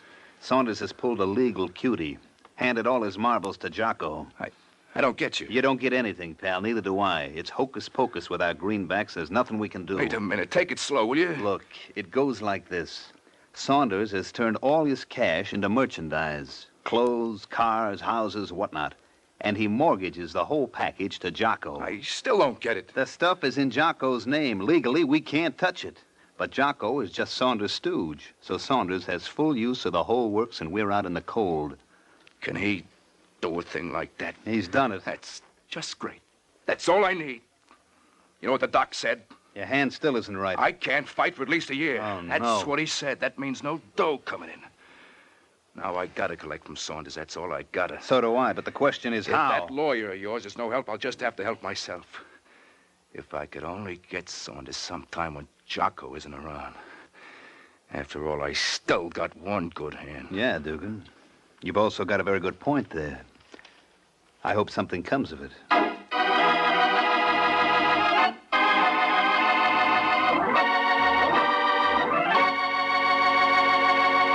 Miracle Whip. Has a flavor so pleasing. Miracle Whip. Tastes so lively, so teasing. Miracle Whip. Only one of its kind. Miracle Whip. Best salad dressing you'll find. Miracle Whip is the only one of its kind because it's different, a different type of salad dressing made from a secret craft recipe. Miracle Whip combines the best qualities of boiled dressing and old-fashioned mayonnaise, so it's truly distinctive and delicious, with a flavor millions of folks call just exactly right. Try it, won't you? One taste will tell you why it's America's favorite salad dressing, the one and only Miracle Whip.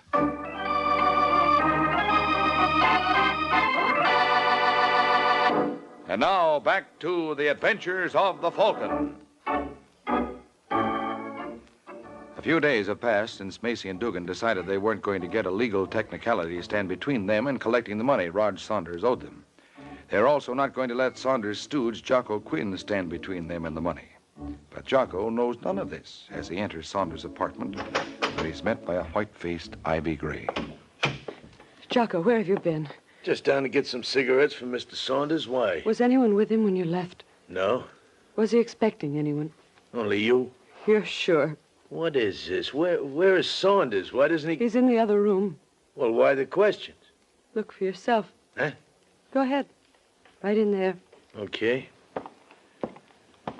Mr. Saunders, I'm back. Hey, what's the matter with him? He's dead. That's what's the matter with him.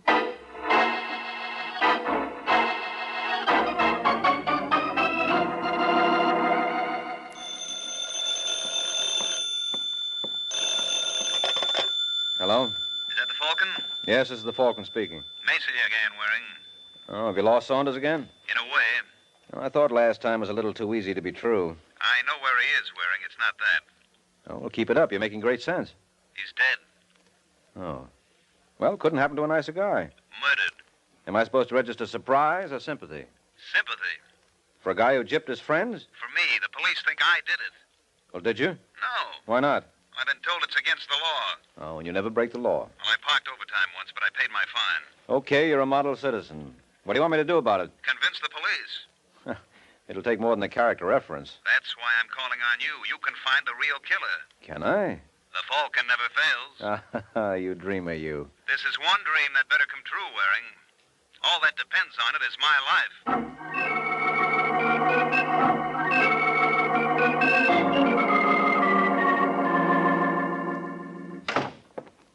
Hello, Sergeant Corbett. Well, goody. It's Mike Waring. Did you come down to headquarters to see your client, Waring? No, of course not, Corbett. I came down to see you. He loves me. To know you is to love you. How did we get into this? What do you want, Waring? What have you got on the Saunders killing? He's dead. Well, thanks so much. His girl found the body. Ivy Gray? Yeah. What's this? List of things you found on the body? Yeah, just the usual. Handkerchief, key, package of cigarettes, matches, coins. Any fingerprints in the apartment? His own, the girl's, and Jocko Quinn's, guy who works for him. So right away you suspect Macy? Macy had a beef. Claimed Saunders gypped him. If you suspect everyone whom Saunders gypped... We do. Then Macy doesn't head the list? No. You brought him down here? Just for questioning, we let him go. Oh, that's too bad. Why? Since he's my client, I'd like to feel sure he's innocent. And nothing could give me greater confidence along that line than your thinking he's guilty.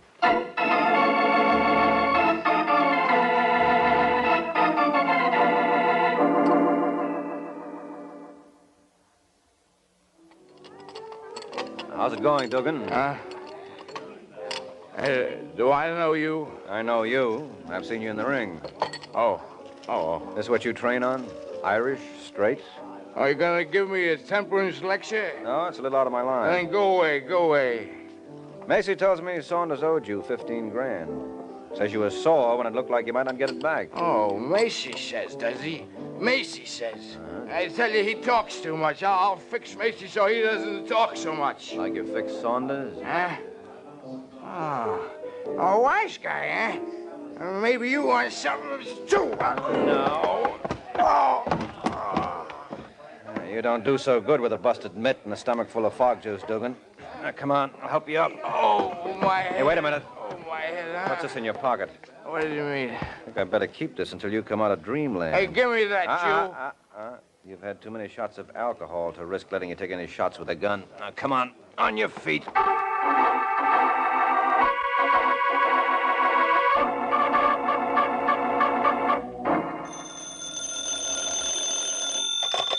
Hello? Hello, Macy. This is Mike Waring. Oh, yes, Waring. How's it going? I don't know yet. I've just seen your boy, Dugan, loaded to the gills and packing a rod. Uh-oh. You can say that again. He was planning to go gunning for you. For me? Why? Well, that was my fault. I tried to get him steamed up to see what he'd say. And now he wants to feed me lead, Yeah, but I've got his cannon. Oh? But I thought I ought to warn you anyway, because he might dig up another one. Thanks, Waring, but I can take care of myself. Yeah, sure you can, Macy. The question is, can you take care of Dugan?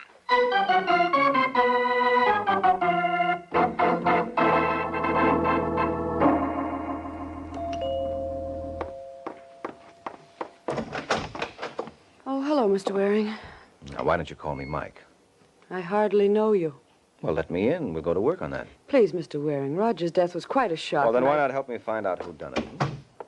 What difference does it make now? A lot of difference. To the murderer. Well, I'm afraid I can't be much help. You found the body. I'd like to forget that. Were you in love with Saunders? I liked him. Because he was a good spender? Partly. Of other people's money? I don't know. I didn't ask where he got it. I do know. Look, if you're going to make insulting remarks... Facts. Goodbye, Mr. Waring. Just a minute, Ivy. Where was Jocko Quinn when Saunders was killed? Roger sent him out to get some cigarettes. Now, will you please go? If you'll answer just two more questions. Sorry. I wear 11 E's. You can't possibly close the door. What are the questions? Was Saunders absent-minded? What? No, of course not. Was he a heavy smoker? Not especially. And that's two questions. You're right, you are, Angel. So long.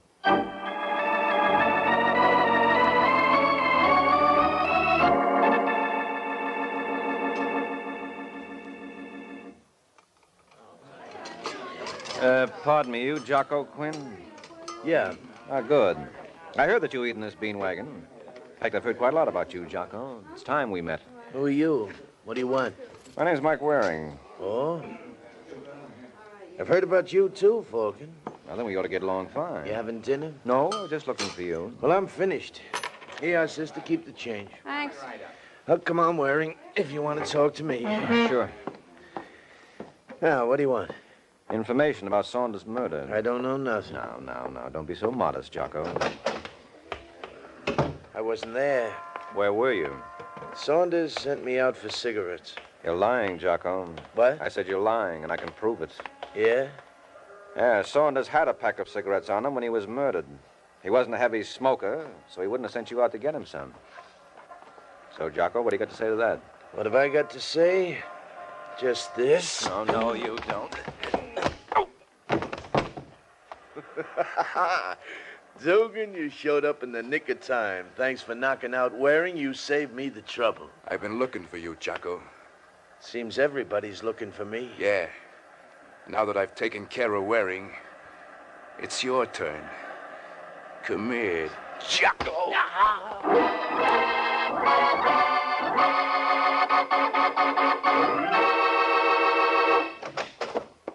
Hello, Corbett. Welcome to headquarters again, Well, look at you. Who stepped on your face? That's what I'd like to know. You mean you got your jaw pushed out of shape like that and you don't know how it happened? That's right. Well, that's what comes of hitting the bottle. It feels more like the bottle hit me. But at least I solved the case for you. Oh, you solved it. Mm-hmm. I know who killed Saunders. Are you going to tell me, or do I guess? Well, let's not wait for miracles. I'll tell you. Don't do me any favors. No favor. I have an account to square with Jocko. Jocko, is he the murderer? He is. You don't say. I do say. And you have an account to settle with him? He's responsible for this lump on my jaw. Thought you didn't know how you got that. I don't, not the details. All I know, we were fighting, and all of a sudden it's lights, bells, and curtains. But so help me, I'll swear he didn't throw a punch when it happened. My eyes aren't that bad. He just blew the man down. I don't know. But I'm going to find out as soon as you pick up Jocko, so get to work on it. I anticipate your every wish. We've already picked up Jocko. Now all we got to do is put them together again. What? Let's go down to the hospital, and you can see for yourself. Hospital? That's right, Waring. He was unconscious, but maybe he can talk now. You know, for a couple of boys who didn't throw many punches, you fellas sure did a lot of damage.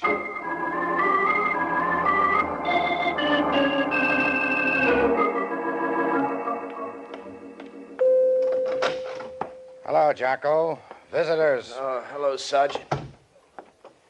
You know Waring, Jocko? Yeah, we met. Yeah, head on. But I want to know, Jocko, what hit me? Dugan, with the sap. Oh. Dugan? Yeah, Sergeant. He come up while we was fighting. He wanted to get Waring out of the way so he could go to work on me. What's he want to do that for? He said he was collecting for himself and Macy. He couldn't collect from Saunders no more, so he was going to collect from me. Yeah, with a blackjack. Yeah.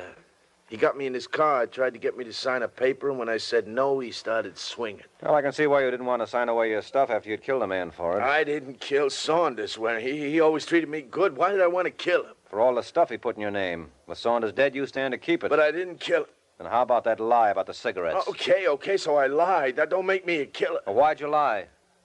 Because I didn't go out for cigarettes. I went down to Louis' cigar stand to place a buck.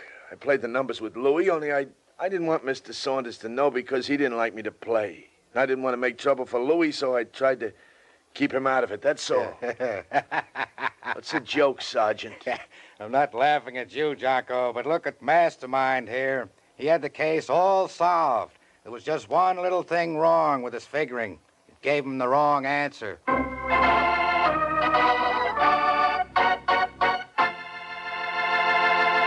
This is Ed Hurley again, friends. I do want to tell you something I'm sure you mothers especially will want to know. It's how to get the finest cheese food you can buy for your family. It's simple, really. Just be sure you buy Velveeta, Kraft's delicious pasteurized processed cheese food. Velveeta tastes good, and it's so good for you, too. For Velveeta is rich in important food values from milk, and it's as digestible as milk itself. So it's perfect anytime for snacks, sandwiches, and grand hot dishes. Try it, won't you, Mother? Make Velveeta your handy helper. Just be sure you get genuine Velveeta, the pasteurized processed cheese food of top quality, made by Kraft.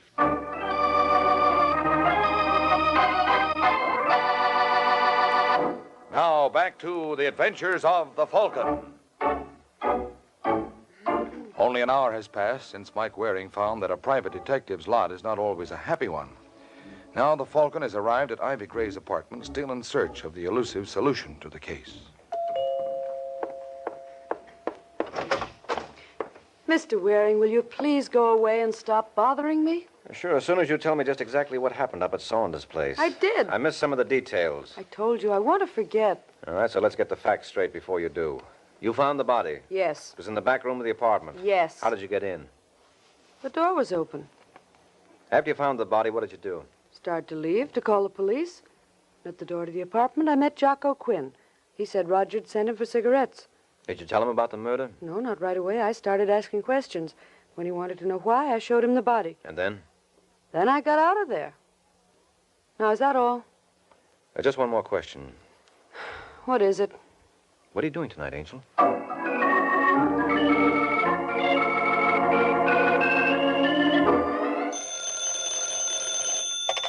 Homicide, Sergeant Corbett speaking. Mike Waring's out here, Sergeant. He's out there? Well, send him in. I want him to see this. Yes, sir. All right, Macy, sit down next to Dugan. You on the other side of him, Jocko. Okay. Just what is this, Sergeant? I'm going to prove a couple of points, but we'll wait until Waring gets in here. He's right outside. Prove, he says. You don't have anything on us. We'll see. All right, Waring, come right on in. What are you so all-fired cheerful about, jolly boy? What's the matter, Waring? Still sore that you pulled the boner? I haven't tossed in the towel yet. Hello, Macy. Hello, Waring. And Jocko, what are you doing out of bed? He's going to wrap this case right around your boy's neck, Waring. Yeah? Sure. Dugan told him he was collecting for himself and Macy. That means they were working together. And the beat-up of Jocko was part of a plan. Plan? This is the first I heard of it. That's right, Sergeant. Mr. Macy didn't know. Yeah, well, you told me. Even if we did have a plan, Shut up! Corbett, must we go through all this rigmarole? You shut up, too, Waring. We tried your way. Now it's my turn. I like my way better. Except it doesn't work. Oh, I wouldn't say that. Oh, you got the case solved again? No, not again. Still. Huh? I said Jocko killed Saunders. He did, and this time he's not squirming out of it.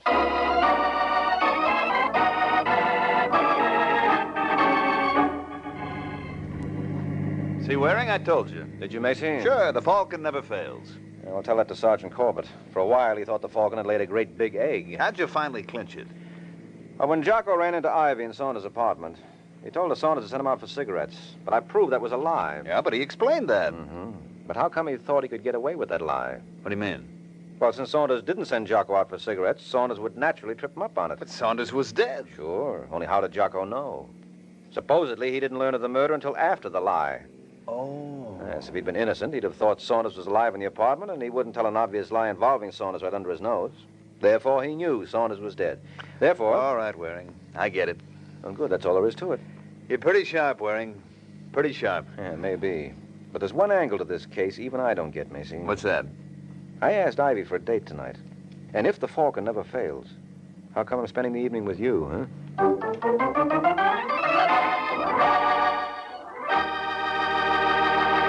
Friends, America's defense program has placed on the Red Cross one of the greatest responsibilities it has ever had to assume. Now, in addition to day-to-day aid to the sick and injured, the Red Cross must extend its services to the men of our growing armed forces in camps and hospitals, at home and overseas. Now, too, the Red Cross must recruit, train, and equip millions of home defense volunteers in first aid and home nursing. And the Red Cross system of blood banks must be expanded to meet greater civilian and military needs. That's why Red Cross needs your help. By giving as generously as you can to the Red Cross, you are helping to mobilize for the defense of your family, your community, your country. This is NBC, the national broadcasting company. The Kraft Foods Company brings you The Adventures of the Falcon, starring Les Damon. Hello? Yes, this is the Falcon speaking. Oh, Lila. I'm glad you called. You'll have to count me out tonight, Angel. I have to see a client who's going to make my fortune. Mm-hmm. This boy's a big shot, and he's going to show me how to make a killing.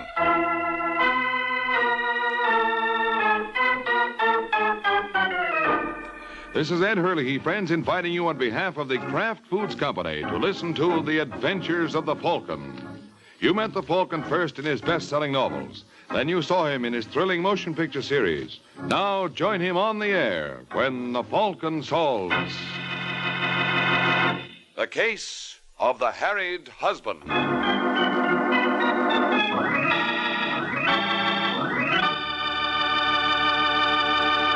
Mirror Miracle Whip. Has a flavor so pleasing. Miracle Whip. Tastes so lively, so teasing. Miracle Whip. Only one of its kind. Miracle Whip. Best salad dressing you'll find. Miracle Whip is the only one of its kind because it's a different type of salad dressing made from a secret craft recipe.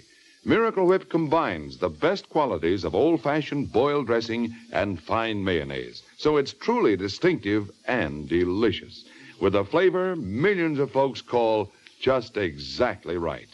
Try it, won't you? One taste will tell you why it's America's favorite salad dressing, the one and only Miracle Whip.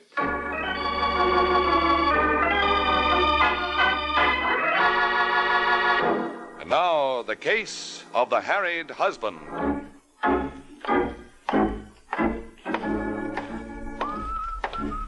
It is early Sunday evening in New York, and a handsome boy named Jeff Rogers nonchalantly walks down the fourth-floor corridor of the Hotel Maynard. It's obvious from Mr. Rogers' attitude he thinks he doesn't have a care in the world. But when he opens the door to his room, he learns differently.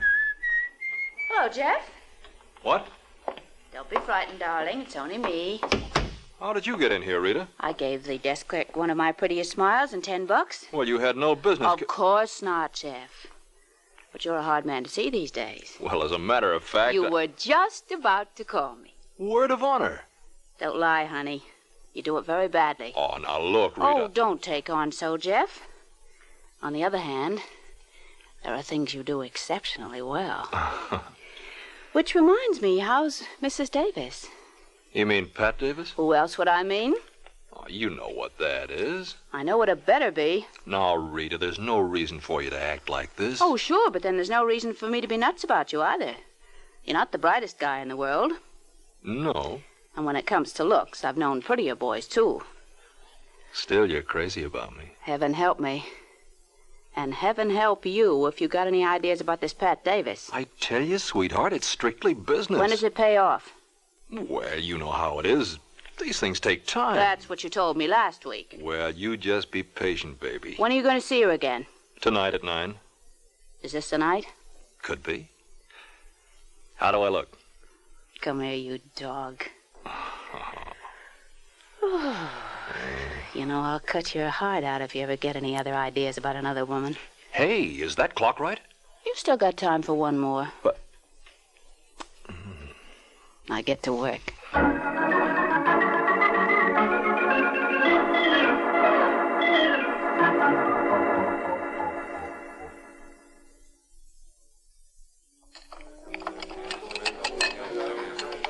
Oh, good evening, Mr. Rogers. Hello, Charles.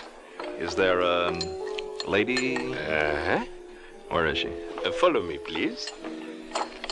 She been waiting long? Oh, ever since 8:30. It'll do her good. Jeff, Well, Pat. I couldn't imagine what happened. I'm sorry, baby. I was detained. Voilà.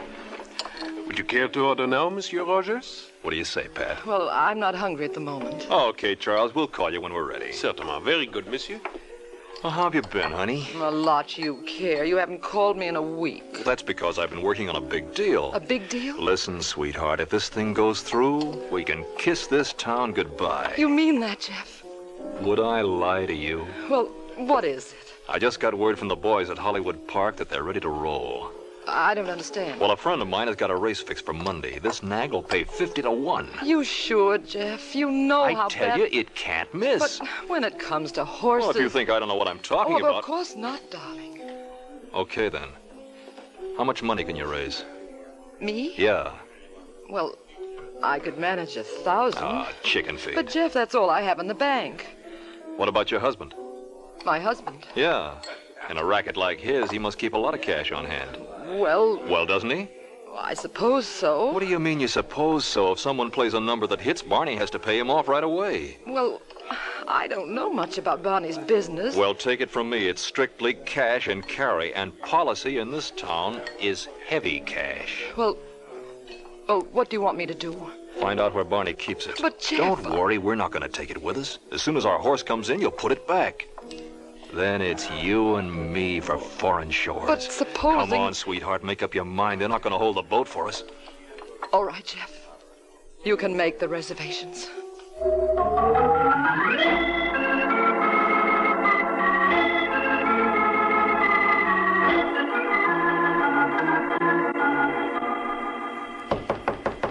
Come.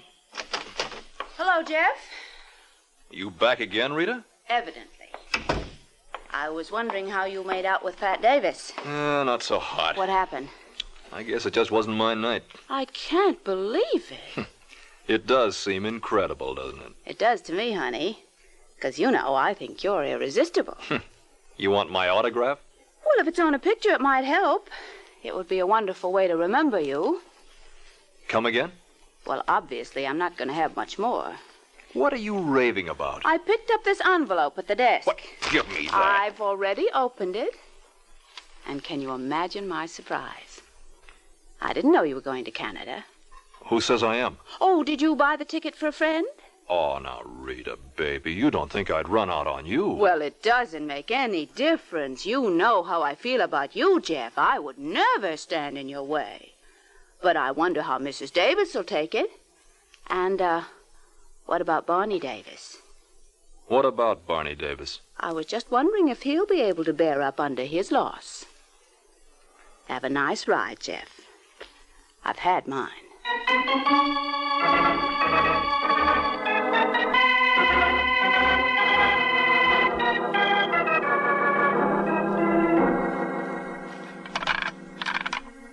$41 left. 28 right. 14 left. 37 right. What the devil?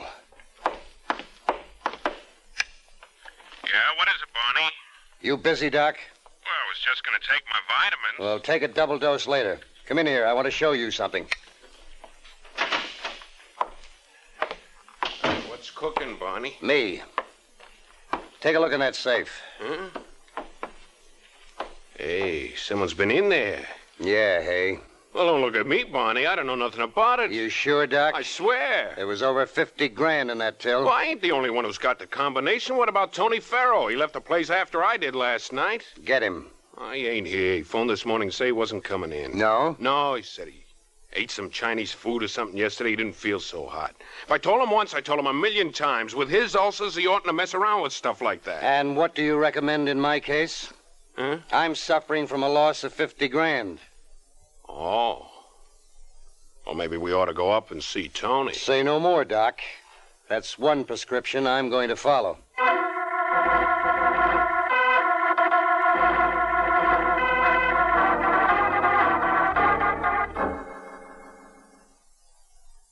I understand you. What's the matter, Tony? I thought I was speaking English. Yeah, but I can't believe it. Who could have walked off with that dough? Oddly enough, that's just the question I was going to ask you. Well, what about Doc here? I left the office before you did. Well, I guess you're elected, Tony. Oh, am I? That's the way it looks to me. What about your missus? Pat? She knows a combination. Are you insinuating? Yeah, I am. You take that back. Let me go. Are you going to take that back? You think you're smart. Well, let me tell you something, Mr. Davis. You're a sucker. If I told you what I know about Pat... What do you know about Pat? Never mind. But I do mind. And if you're trying to keep a secret from me, I know just the thing to bring it out in the open.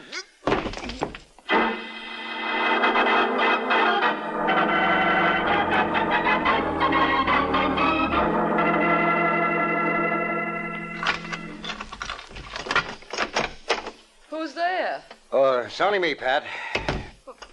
What's the matter, Barney? You look upset. I just got some distressing news. You want a drink? That might help. What happened? Well, you know I don't like to bother you with my problems. You always treat me as though I were a child. I didn't mean it that way, honey. Well, here's to us. No. I won't drink with you unless you tell me what happened. Well, you know Tony Farrow works for me. The one who's always walking around with all those pills? No, that's Doc Julian. Tony's the tall, good-looking one. Of course, he isn't so handsome right now. What do you mean? He said a couple of things about you. What? Oh, it doesn't matter. What did he say? That you were carrying on behind my back. How can you have the nerve to say a thing like that? Well, you asked me. I You listened can't. to that horrible man. Now, You Pat, stood please. there while he attacked my character. I didn't stand there. You took his word against mine. Where are you going? What do you care? You don't love me. Pat, come back. Pat!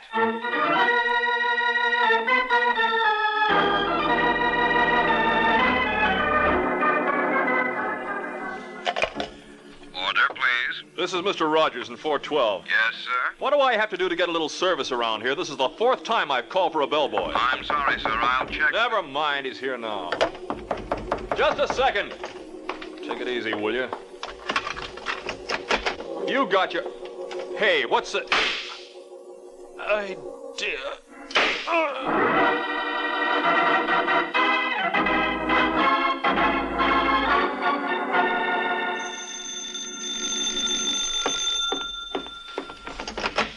Yes? You, Rita Sherman? That's right.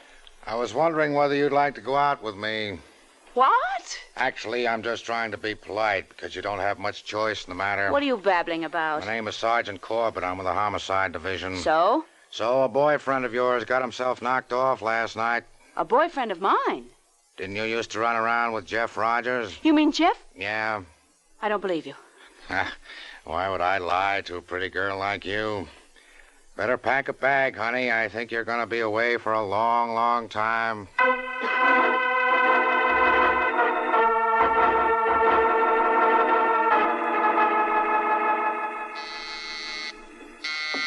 Just a second.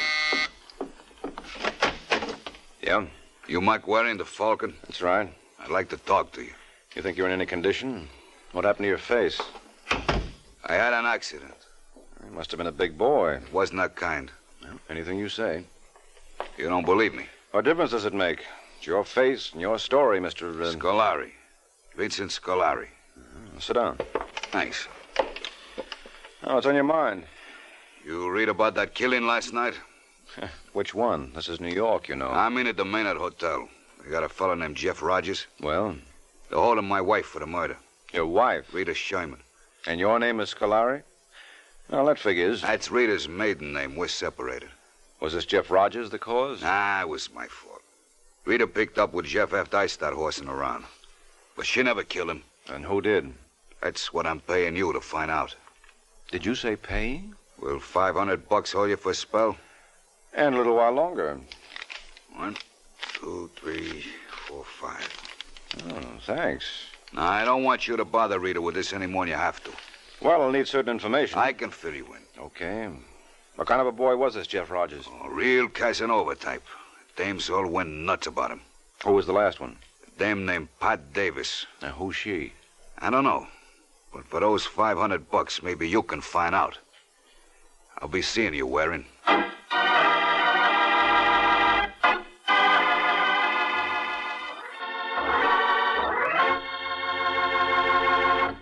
This is Ed Hurley again, friends. I have a little suggestion for you ladies who wonder what you're going to do for some interesting menu ideas. And my suggestion is this. Just get a 2-pound loaf of Kraft smooth melting pasteurized processed cheese food, Velveeta. You can melt Velveeta for smooth, delicious cheese sauce that'll add extra goodness to vegetables or seafood or rice or just plain toast for a fine main dish.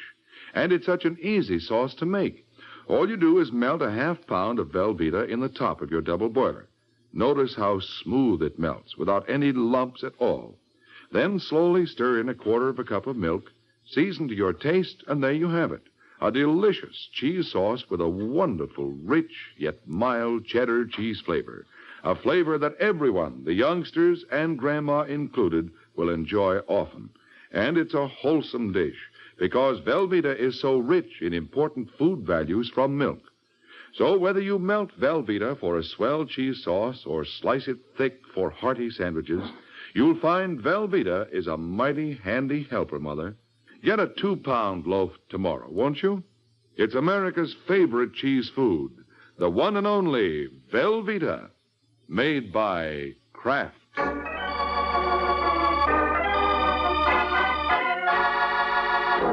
Now, back back to the adventures of the Falcon. An hour has passed since Mike was retained by a Mr. Vincent Scolari to solve the murder of Jeff Rogers. And now, as we find Mike, he's about to earn his retainer. Who is it? Telegram from Mrs. Pat Davis. Oh, just a minute. Hello. Well, you're not with Western Union. Well, I tried to enlist, but they wouldn't have me. What do you want? Awfully drafty out here. Well? Now, I can assure you, Mrs. Davis, I'm perfectly respectable. I'm a second-class scout in Troop 87. Come in. Thanks. You don't look like a Boy Scout to me. Well, I'm kind of tall for my age. What's your name, mister? Waring. Just Waring? Well, there's a mic that goes in front of it, but no one seems... What's the matter, Mrs. Davis? Something burning? Why? Well, the way you wrinkled your nose when I mentioned my name, I thought maybe you smelled something offensive. Maybe I did. Huh? Falcon. Oh. What do you want? Well, as I started to explain, in order to be a first-class scout, I have to pass map-making. And my assignment is to locate all the Pat Davises in New York. How are you doing? Well, not bad. Would you mind telling me a little about yourself? What kind of men do you prefer? Those who know where they're not wanted. Oh, they're hard to find. Was Jeff Rogers like that? Who? Jeff Rogers? Boy who was murdered last night? I never had the pleasure. You sure? If that's the only reason you came here... I know, I can get. You've been reading my mind. Well, I've had enough practice. But I don't know what I'm going to tell my scoutmaster. He's going to be awfully disappointed.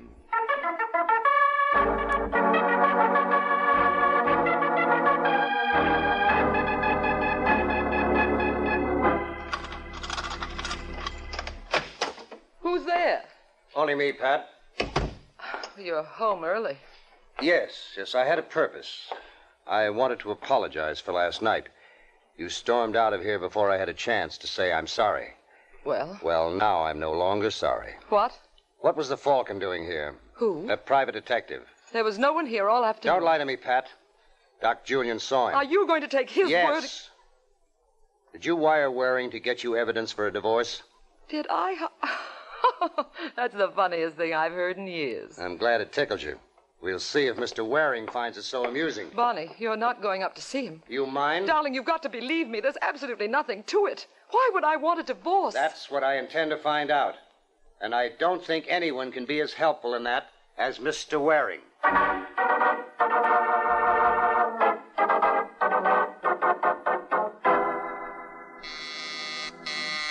in. You must be Mike Waring.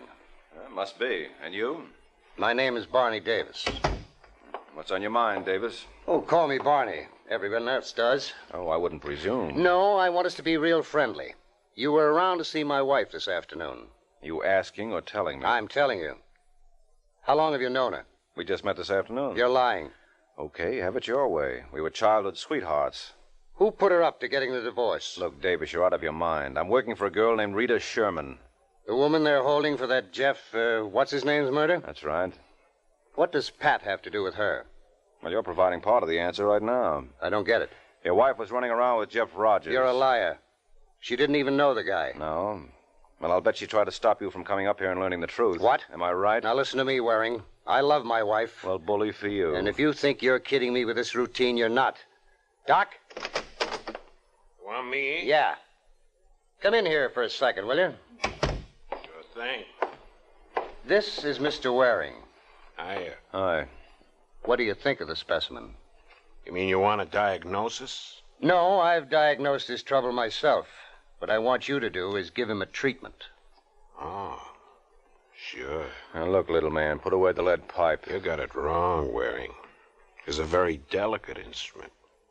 You heard of them taking a spinal tap, didn't you? Huh? Well, I work the other end. I'm just going to tap your skull. No.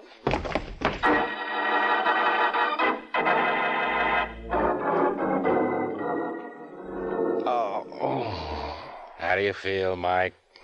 Huh? I don't know why I should try to revive you. This is the first time I can remember you being quiet in months. When did you get here, Sergeant? The superintendent phoned me after the brawl was over. Now, what went on here? Well, you know that Rita Sherman you're holding?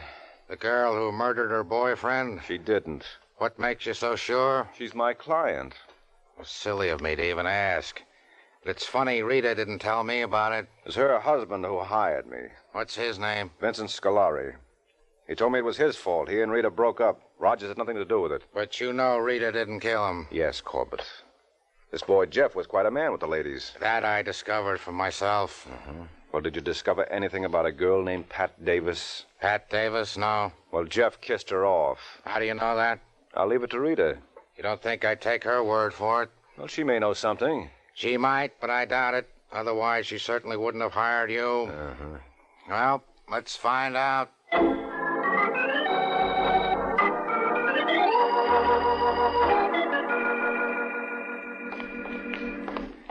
All right, Lyons, open them up. Hi, Al. Hi, Emma. Hey, what happened to you? He got that for using his head. Huh? Come on, open them up. Hello, Rita. You're wasting your time, Sergeant. I am not answering any more questions. You'll have to, Angel. Who are you? Mike Waring. Mike Waring. Yes, your husband hired me to act for you. My husband? Mm-hmm. Vincent Scolari. All right. I give up. What's the answer? Well, it's very simple, Rita. I doubt it. I've done a lot of silly things in my life, but I never got married. What? But you can stick around, Mr. Waring. Maybe we can do business.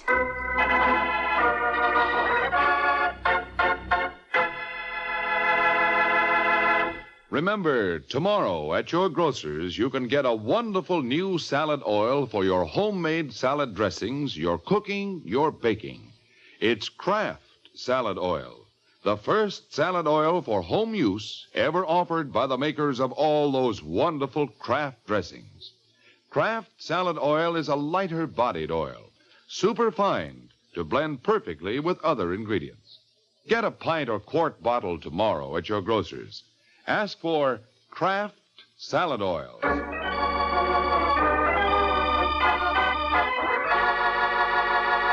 And now back to the adventures of the Falcon. Just a few seconds have passed since Mike Waring learned that Rita Sherman was never a bride. From which our hero draws one conclusion. Obviously, if Rita was never married, her husband couldn't have hired Mike. I don't get it. I don't get it at all. You boys aren't fooling me, so you might just as well run along. I tell you, this Scolari claimed he was your husband. How could he have been? Well, he gave me $500 to represent you. Here, look. So what does that prove? Well, what have I got to gain by a story like this? I don't know. Maybe you're a cop. I'm a private detective. Are you any good? The Falcon, good. Why, Sing Sing is loaded with people who'll be glad to vouch for him. All right, Sergeant, knock off. Listen, Rita. You have no idea who this Scolari is? Well, what did he look like? Good-looking boy. At least he was before someone played Potsy on his face. About 5'11", dark hair. Nope. Spoke with a very slight accent. I can't place him. But he must be a friend of yours. Well, how do you figure that? Well, this was hardly the act of an enemy. Unless he was so confident I would foul this up and land you in the chair. You could do that, too, you know. No. Listen, Mike, you sure you haven't imagined all this? How does Barney Davis fit into this? Remember that Pat Davis I told you about? Yeah? Well, that's his wife. Why didn't you say so before? You didn't give me a chance.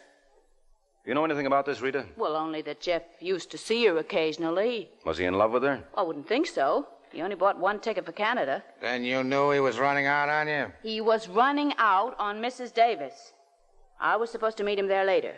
Now, why would he run out on her? Well, I wouldn't know for sure, but I think she gave him some money to invest. Oh, how much money? I have no idea. Well, I have. Huh? An idea. I just got a hunch who this Vincent Scolari might be. Who? A fella named Tony Farrow. He works for Barney Davis. He does? He did the last I heard. Well, what are we waiting for, Sergeant? Let's see if he's still gainfully employed.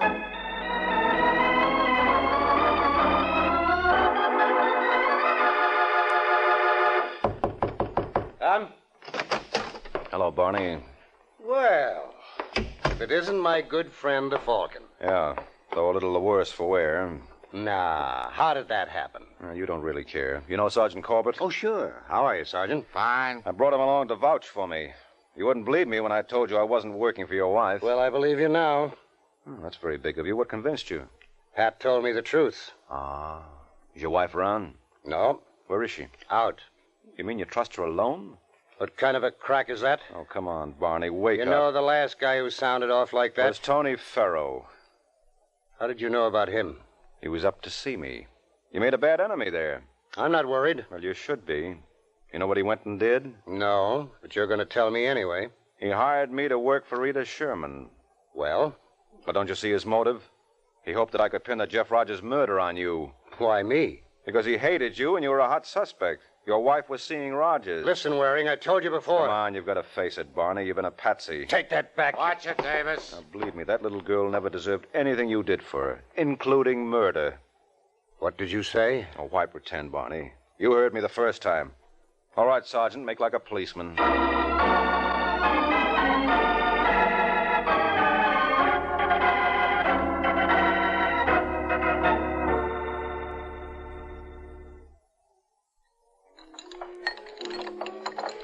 I know I shouldn't ask questions, Mike. No, don't be silly, Rita. I'd be disappointed if you didn't. Well, all right then. What was this all about? Oh, it was the oldest story in the world, Angel. Barney thought Jeff Rogers was going to steal his wife, so he took steps. Said steps, being to Jeff's room where he killed him, huh? Exactly. Well, how did you know that Barney was the guilty critter? When I learned that Vincent Scolari was Tony Farrow. Well, if your purpose was to confuse me, Mr. Waring, you succeeded. Well, you know why Tony was beaten up? Yeah? Because he made a crack about Barney's wife. Mm-hmm, which came out when Barney was questioning him about 50 grand that was missing from the safe. So? So, if Tony had swiped the dough in addition to insulting Pat Davis, what do you think would have happened to him? Barney would have killed him. Mm-hmm. And the mere fact that Tony was alive, therefore meant that Barney had checked up on his story and found it to be true. And once I realized that Barney knew about Rogers and his wife, I knew he'd killed him. I get it. Now, good for you. Any further questions, Angel? Mm-mm. Well, then it's my turn now. How is for you and me to... Nope. Now, how can you tell what I was going to say? When it comes to that department, every woman's a detective. Good night, Angel.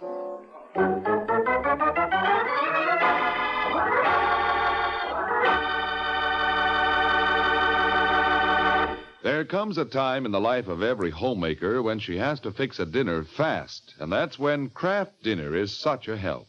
You see, in just 7 minutes cooking time, Kraft Dinner makes delicious macaroni and cheese. Wonderful, tender macaroni with fine cheese flavor all through, just like I said, in only 7 minutes cooking time. That's because every package of Kraft Dinner gives you a special quick cooking macaroni and just the right amount of Kraft grated for that grand cheese flavor. So tomorrow, get a couple of packages of Kraft Dinner.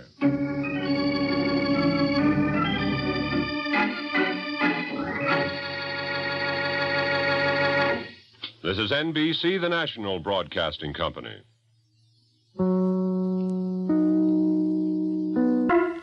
The Kraft Foods Company brings you The Adventures of the Falcon, starring Les Damon.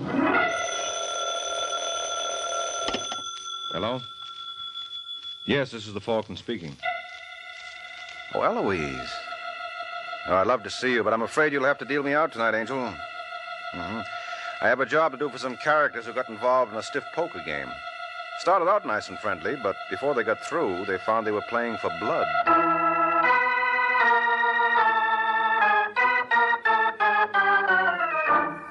This is Ed Hurley, friends, inviting you on behalf of the Kraft Foods Company to listen to The Adventures of the Falcon.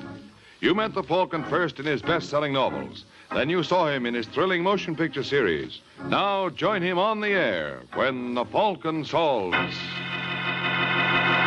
The Case of the Raw Deal.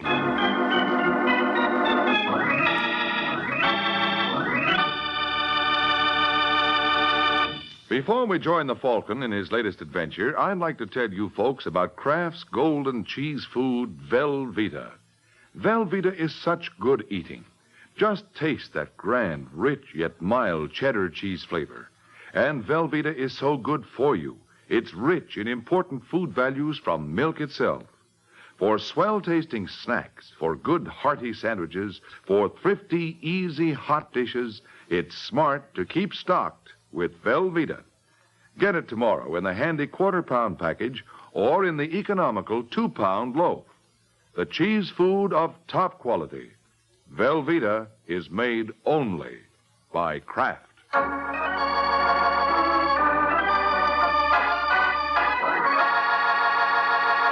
And now, the case of the raw deal.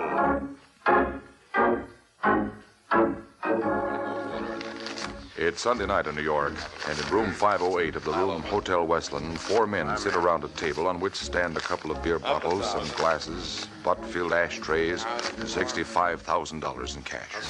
Gilbert Bannister, eldest and fattest of the group, studies the 5 playing cards in his hand, then places them face down on the table. Picks up the deck, turns to the tall, blond young man on his left.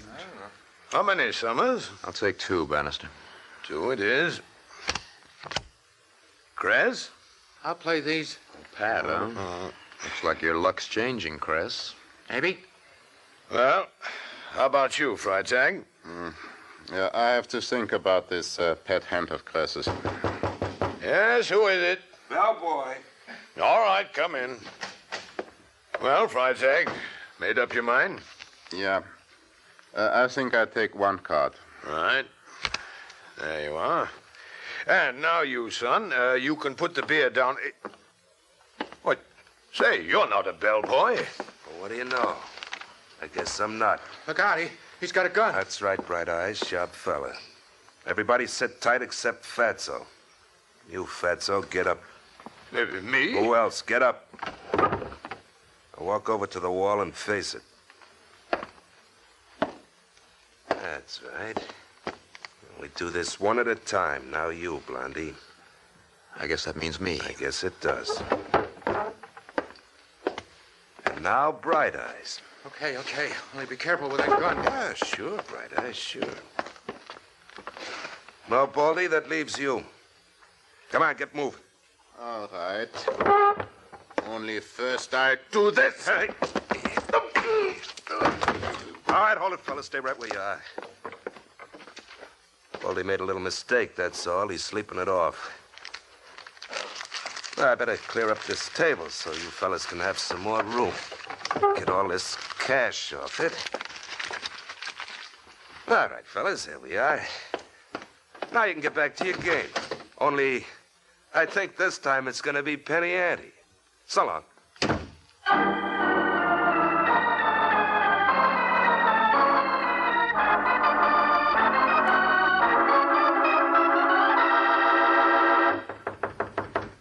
Who's there? Me, Rocky Hazel. Oh, just a second, kid. Hello, baby. Hello, Rocky. Hey, you're packing. We going someplace? I am. Alone? Look, I just made a big haul, kid. May have to keep on the move for a while. Can't carry extra weight. I carry my own weight, Rocky. You know that. Well, it complicates things. When I'm settled... You know something? This has all the earmarks of a brush. Now, believe me, kid. That'll be the day. I'm going to send for you. I can hardly wait. Fact is, I'm not going to wait. You're taking me with you, or it's goodbye now. And it's goodbye. Just like that. That's the way you want it. I can see you're all broken up about it. Well, you're not shedding any tears. I have already. I've seen this coming for a long time. Well, maybe it's a good thing we've got it settled. Maybe it is. Didn't work out, that's all. No reason to get sore at each other, huh, baby? Oh, I'm not sore at you, Rocky. Good. I'm sore at myself for being such a sucker.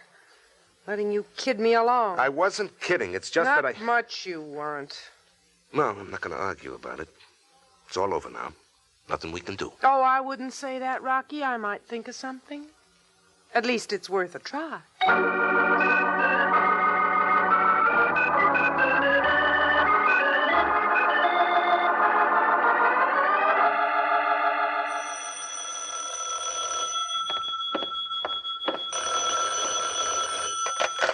Hello? Is Michael Waring there, the Falcon? This is the Falcon speaking. Oh, good. My name is Gilbert Bannister. I have a job for you, sir. What kind of job? Well, some friends and I were robbed last night, and we want you to find the thief. Why did you wait till this morning to call me? Why, I don't know. We were upset. I realize it was foolish. I'm sorry. Well, you don't have to apologize. But you may have to kick in with traveling expenses. If it was good pickings, the crook is probably on his way to Timbuktu by now. How much did he take? $65,000. Ha! Timbuktu, here I come. Well, first, can you come over here to the Hotel Westland? We'd like to talk to you. All right, Bannister, I'll be seeing you.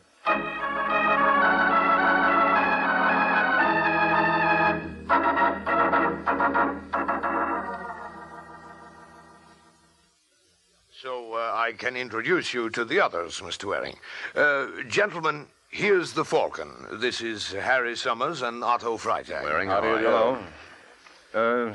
You told me there were 4 of you, Bannister. Yes, that's right, Waring. We agreed to meet here, but Dave Kress hasn't shown up. I called his room, but he's out. I see. Well, gentlemen, I've given Waring a brief account of what happened as I remember it, but he wants to check certain points with you. Surely, Waring, anything we can do to help? Oh, thanks, Summers. But I'm afraid there's not much we can tell you. None of us ever saw this man before. I know, Freitag, but you'd be surprised at the sort of things that sometimes prove useful in a case like this. What sort of things? Well, your head, for instance. My head? Yeah, Bannister told me you put up a fight and got clouded for your trouble. Yeah. Very foolish, I realize now. But I don't see what that has You don't have to see. Let me see. Well, you got quite a lump there. And a cut. Yeah, he hit me with his gun. Just what are you trying to prove, Waring? Well, Summers, you fellows want me to find the man who swiped your dough. So far, Bannister's given me a description. But there are 10 million people in New York, if he stays in New York. I'll need more than just a description. Well, how do you think this bump on my head will help? You think maybe he left fingerprints? No, it just seems to me that the easiest way to find our boy is to discover which one of you he's working with. What do you mean? Now, just a minute, Waring. Are you accusing one of us? Well, the crook knew there was a game going on in here. Well, we're here for a convention, Waring. There are nearly always card games in the evening. Yes, but not with $65,000 in cash on the table. Well, that's true, This was a big game, and the crook selected this room. Still is preposterous to think that one of us... Well, Bannister, are you trying to tell me that you boys all have complete trust in one another? More or less. I don't think we'd care to accuse each other of, well, thievery. Why were you playing for cash? Well, He is right, Bannister. He's absolutely right. We didn't trust each other's checks. How can we trust each other's words? That's it, Freitag. Get out of here, Waring. Your services aren't required after all. I'm not going to have my friends insulted. Or yourself. Or myself. Get out. Now, just a minute, Bannister. Now, you keep out of this, Freitag.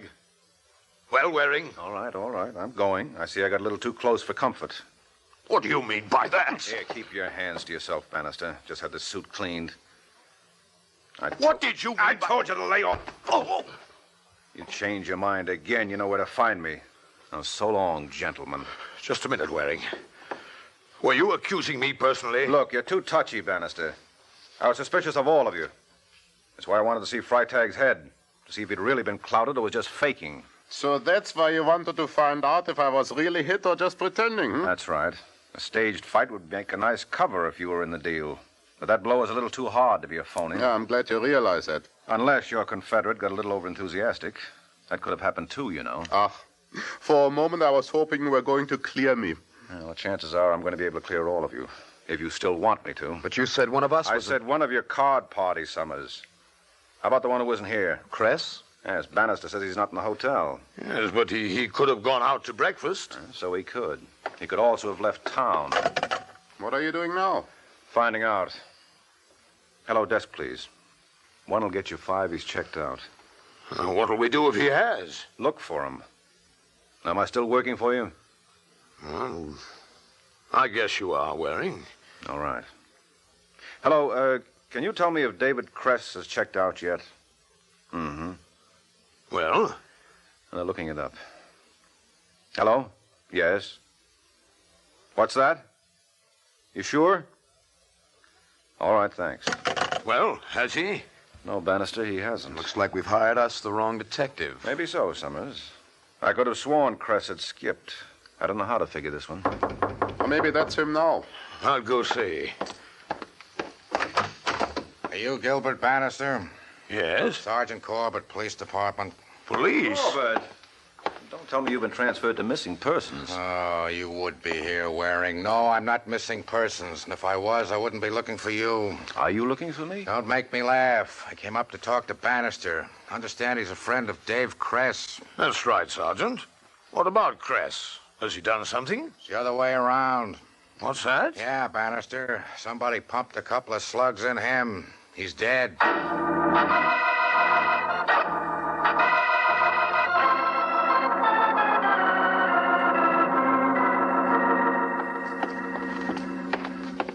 Waring, why don't you toddle along? There must be some mentally underdeveloped girl who just loved to hold hands with you. Well, you know me, Corbett. Business before pleasure. I'll help you search Cress's room. If I find anything important, I'll let you know. Yes, but how will you know what is important unless I'm around to point it out? Now, come on, let's go in. Scram? No, you don't mean that. You couldn't do without me. Wouldn't I love to try it sometime? Come on, open the door. Well, remember, you don't touch anything. I wouldn't dream of this. It's not dreams I'm worrying about. If I catch you trying to snitch any clues... Believe me, Corbett, you don't have a thing to worry about on that score. I hope not. I guarantee it. I positively guarantee you won't catch me. Very funny. Anyway, I warned you. Any monkey business, and I throw the book at you for obstructing justice. If you think I'm going to let our friendship stop me... That's a new name for it. Drop dead, Waring. Yeah, sure, later. Right now we've got... Hey, look at this. What is it? A card with a name and phone number typed on it. Let's see there. You're welcome. Get me Plaza 93098. Yeah. You don't believe in wasting time, do you, Corbett? Can't hurt to check. Hello, I want to speak to Mr. Rockwell. He has, eh? When? I see. Okay, thanks. Checked out last night. Well, that fits. He must be the guy I'm looking for. Maybe. Some merry-go-round. Go on a chase for Cress, he winds up dead. Then widen the chase to who he was working with, he winds up gone. Well, if that kind of luck's gonna hang on, do me a favor, will you, Waring? Yeah, sure, what's that? Go chase yourself, huh?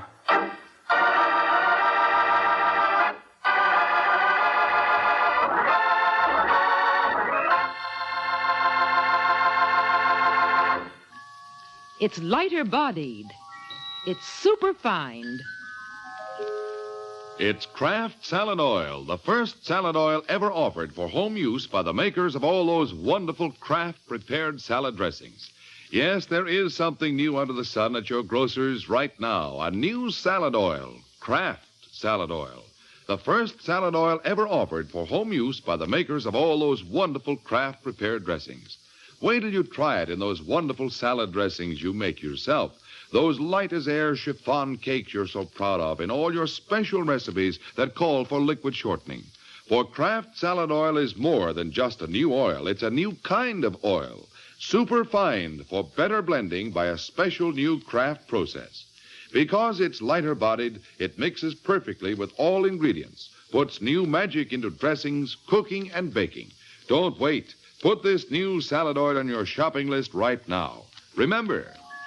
It's lighter-bodied. It's superfine. Get Kraft Salad Oil tomorrow at your grocer's. Look for the bottles with the beautiful labels.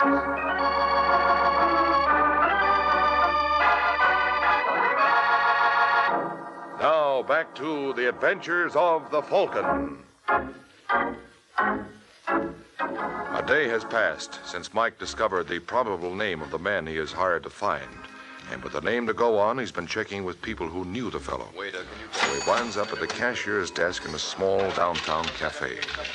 Hello, Hazel. Do I know you? Well, if you don't, here's your chance. My name's Mike Waring.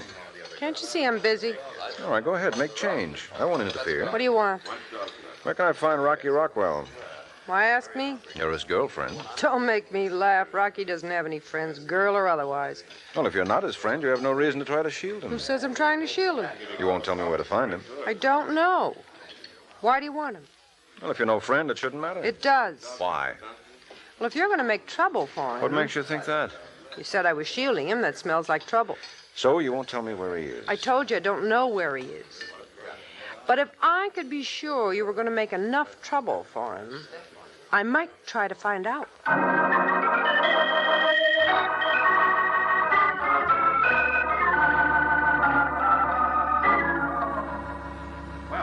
Front, please. Front. Ah, Waring. Hello there. Oh, hello, Bannister. I'm just going up to your room. Well, I'm glad we caught you. Oh, Summers. Waring. Freitag. Hello. Well, shall we tell him what we decided? Yeah, I guess so.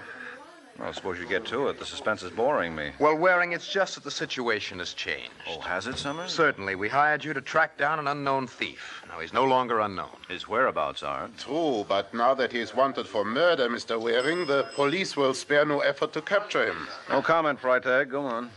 Well, retaining a private detective is rather expensive. $50 a day plus expenses. That's no small sum. Mm-hmm. So we settle up and call it a day, all right? Yeah, of course you understand, Waring. This in no way implies criticism. It's just Oh, that's all right, Bannister. Freitag made it clear. Just so we understand each other. We're happy to pay for all you've done. I see. Well, in that case, you deserve a report. You might be interested to know I've found out who Rockwell's girlfriend is. So? And I have a date with her tonight. I'm picking her up at her apartment at 8:15. Shall I keep it? Well, do you think you'll be able to learn anything from her? Well, Summers, she's taking me to meet Rockwell. To meet Rockwell? Yes. I kidded her into thinking I was on Rockwell's side. So, chums, do I keep my date, or do you want to leave it to the police? Well, Waring, we had no idea. I mean, if you're this close, keep on by all means, right, gentlemen? Why, of course. Naturally, Yeah, well, thanks. I'm overwhelmed by your generosity. Now that I'm a cinch to bring home your 65 grand, you're willing to keep me on the payroll another $50 worth, Well, I'm huh? sorry if you think we were hasty before Waring. It's just that we can't see throwing money away, that's all. I see. Well, in that case, Summers, next time you play for high stakes, lock the door.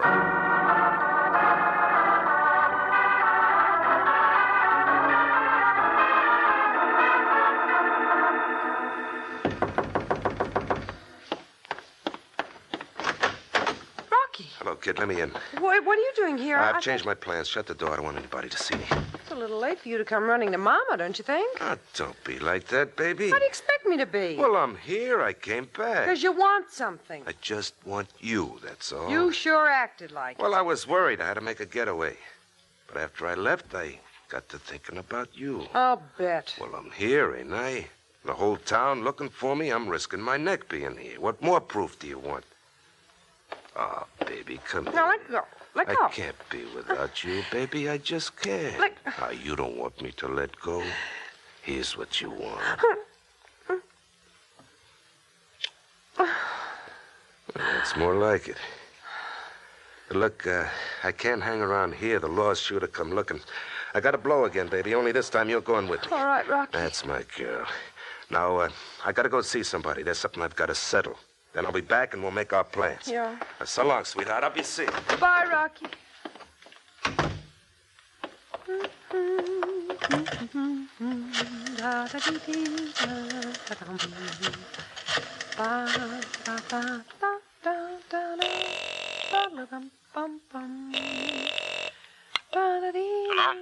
Hello? Mr. Waring? Yeah?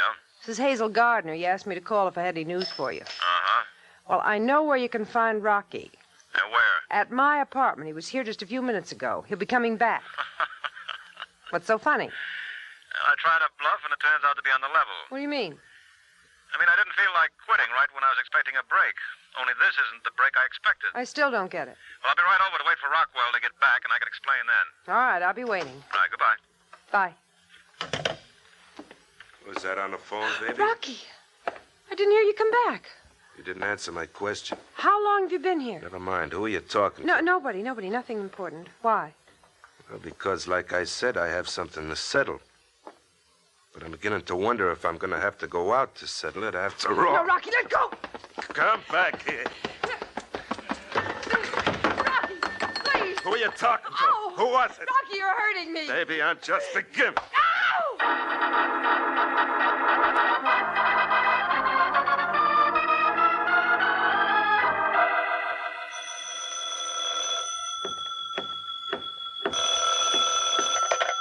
Hello? Is that Hazel Gardner's apartment?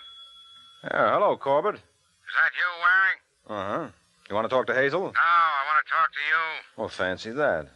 How'd you know I was here? Harry Summers told me you had a date with the girl. Well, I did. It seems somebody beat me to it. She had a going over. Huh? She's not dead. No, but kind of the worse for wear. Who did it? I think it was Rockwell, but I'm not sure. She doesn't make much sense yet.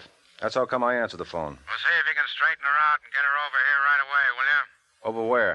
Hotel Wesleyan. I'll meet you in Summers' room. I want to talk to the girl and you and the 3 card players. Corbett, if they told you I was here, didn't they tell you what I was doing here? Yeah, waiting for Rockwell. That's right. Don't you want me to wait to see if he shows up? He's not gonna show up. How do you know? Because he's been murdered, too. That's why I want to see you.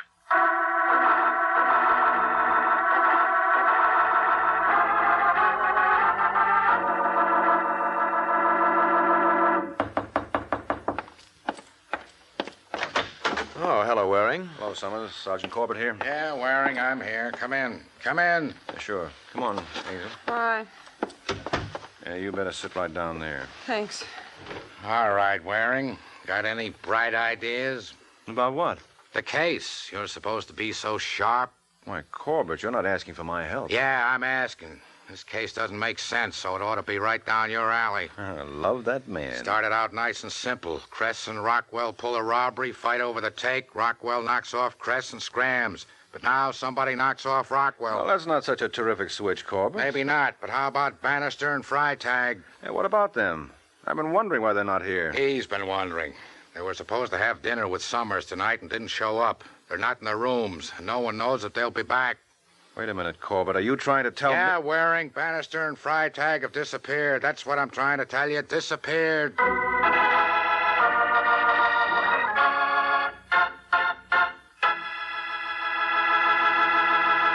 Miracle Whip. Has a flavor so pleasing. Miracle Whip. Tastes so lively, so teasing. Miracle Whip. Only one of its kind. Miracle Whip. Best salad dressing you'll find. Miracle Whip is the only one of its kind because it's a different type of salad dressing made from a secret craft recipe.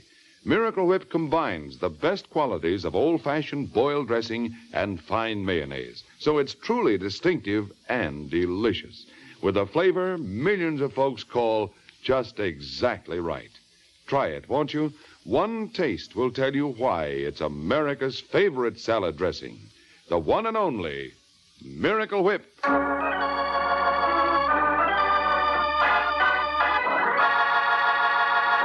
Now, back to the adventures of the Falcon. A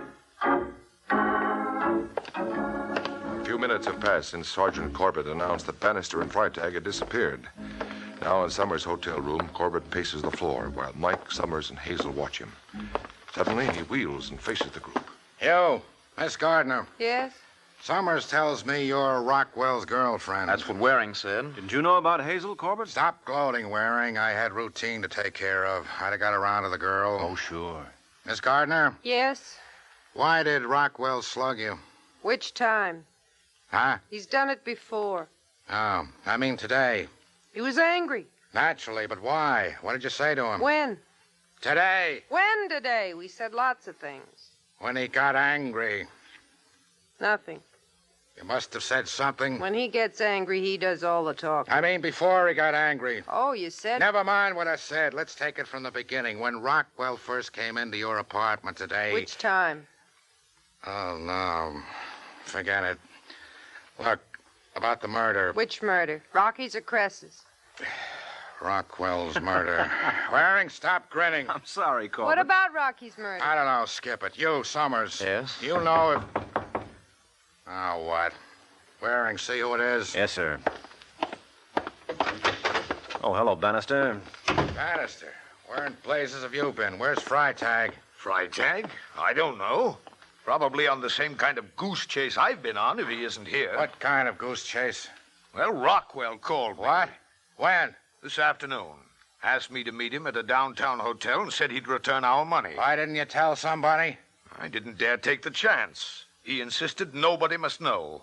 I didn't want to spoil my chance. So you went alone? Yes. Kept waiting till I heard on the radio that Rockwell had been murdered. Then I rushed back here. Mr. Bannister, do you really expect anybody in his right mind to swallow a yarn like that? Why not, Corbett? Makes sense to me. I said in his right mind, Waring. Well, after all, there must be some reason why Bannister dropped out of sight. This could explain it. So could his killing Rockwell and hiding the money explain it? Yeah, sure, except he didn't do that. How do you know? Because Summers did. Huh? Are you sure? Well, don't ask me. Try Summers himself. How about it, Summers? Watch him, Corbett. I've got him. No, you don't. Waring. Yeah, my turn. Hold it, Summers. You're not going anywhere. Good going, Waring. Thanks, Corbett. suppose a flying tackle is illegal, but then so's murder.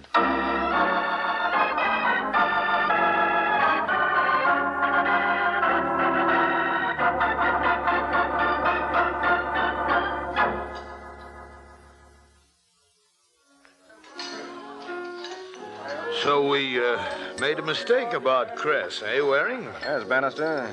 He wasn't the one who was working with Rockwell. It was Summers. But something made Cress suspicious of him, and he followed Summers when he went to Rockwell's for the split. And when Summers found out Cress had discovered his secret, he killed him. Mm-hmm. And Rockwell was suspected of the murder. But he had no part of it, and he came back to prove it. He had some scheme to get the goods on Summers, but Summers caught on and killed him. I see.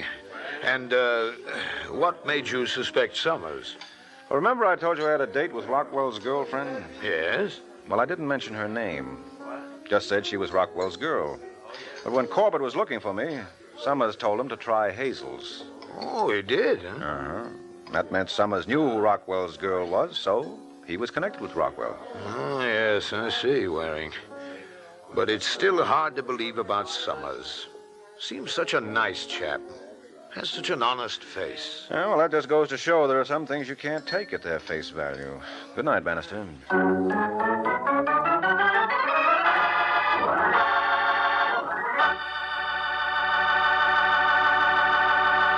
Do you like rich, delicious chocolate-flavored malteds? Well, you can make a malted just like that right in your own kitchen with Kraft chocolate-flavored malted milk. Just make a tasty paste of Kraft chocolate-flavored malted milk and a little milk in the bottom of a big glass. Fill the glass with chilled milk, stir it once more, and there. A Kraft malted is mighty nourishing, too, because it's filled with all the food values in milk. Get a jar of Kraft chocolate-flavored malted milk from your grocer and enjoy a Kraft malted often. This is NBC, the national broadcasting company.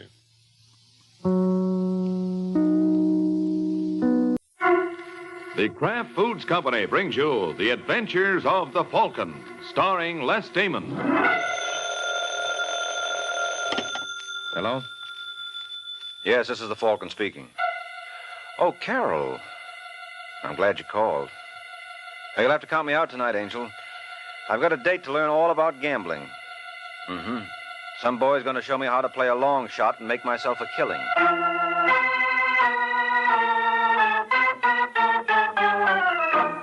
This is Ed Hurley, friends, inviting you on behalf of the Kraft Foods Company to listen to The Adventures of the Falcon. You met the Falcon first in his best-selling novels. Then you saw him in his thrilling motion picture series. Now join him on the air when the Falcon solves the case of the baby brother.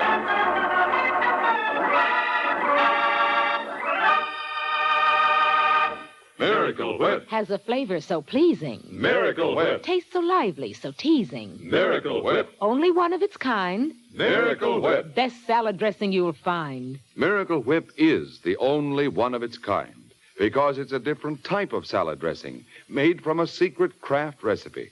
Miracle Whip combines the best qualities of old-fashioned boiled dressing and fine mayonnaise, so it's truly distinctive and delicious, with a flavor millions of folks call just exactly right.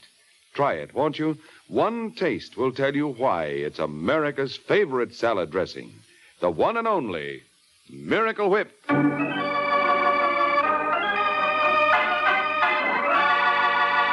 And now, the case of the baby brother. It's Sunday afternoon in New York, and a frightened blonde named Diana Wayne hurries down the second-floor corridor of the Maxton, a shabby rooming house on Manhattan's west side. And when she comes to room 2C, Miss Wayne announces herself in no uncertain fashion. Steve. Steve, let me in. For heaven's sake, let me in. All right, give a guy a chance, will you? Lock it. Why, what's the matter? Lock it. Okay. Give me a drink. Aren't you starting kind of early, Diana? I said give me a drink. All right. Here. Let me have another. Why don't you wait till that one hits? Now sit down. Listen, We gotta blow town. Why? I saw Josh Brady in Times Square today. You're crazy. Don't tell me I'd recognize him anywhere. What's Brady doing away from Washington? That's obvious, isn't it? He's after me. I've got to get out of here. Now, take it easy, Diana. Take it easy. Take it easy. It's all right for you to talk. Brady doesn't know about you. Would it make things any better if he did? Well, if you hadn't thrown away the money I took from him on the horses, we wouldn't be in this jam. There's no use crying over spilt milk. We've got to leave New York, Steve. You tell me how. There's $18 left in the kitty. You know how far that'll get us. I'll borrow $100 from Roger Clayton. No, you won't. Why not? We've put too much work on that sucker to let him get off with train fare. But if Brady finds me... Forget it. Forget that a man wants to kill me. Forget that Shut up. Oh! Now behave yourself. Go on. Hit me. Hit me some more, you big hero. You don't know how close you are to really getting it. Well, what's stopping you? You enjoy it too much. Now listen to me. We've still got a chance to wind up with a bundle, but you got to work fast. You got to take Roger into camp tonight. No, I can't. It's the only way. We haven't got time to string him along. You said the guy's nuts about you already. But There are no buts about it. You want to get out of New York, don't you? Yeah. Well, if you want to get out alive, you'll go to work tonight.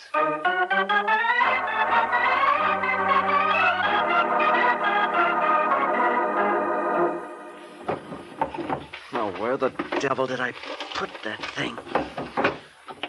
You in the bedroom, Roger? Yeah. Are you going out tonight? You mind, Paul? Or maybe I do. You haven't stayed home one night this week. So what? So maybe you ought to start taking it easy. Look, Paul, when I want your advice, I'll ask for it. Now, don't get me wrong, kid. I only meant... I'm not interested in what you meant. I don't have to account to you for anything. Oh, yes, you do. While you're living with me, you'll keep in line. Who's this gal you're running around with? None of your business. I asked you something, Roger. And I still say it's none of your business. I'm sick and tired of your running my life. Just because you're my brother doesn't give you a license to tell me what to do. What? I'm sorry, kid. I didn't mean that. That's okay, Paul. I'm glad you did it. Because that's the last thing I'm ever going to take from you.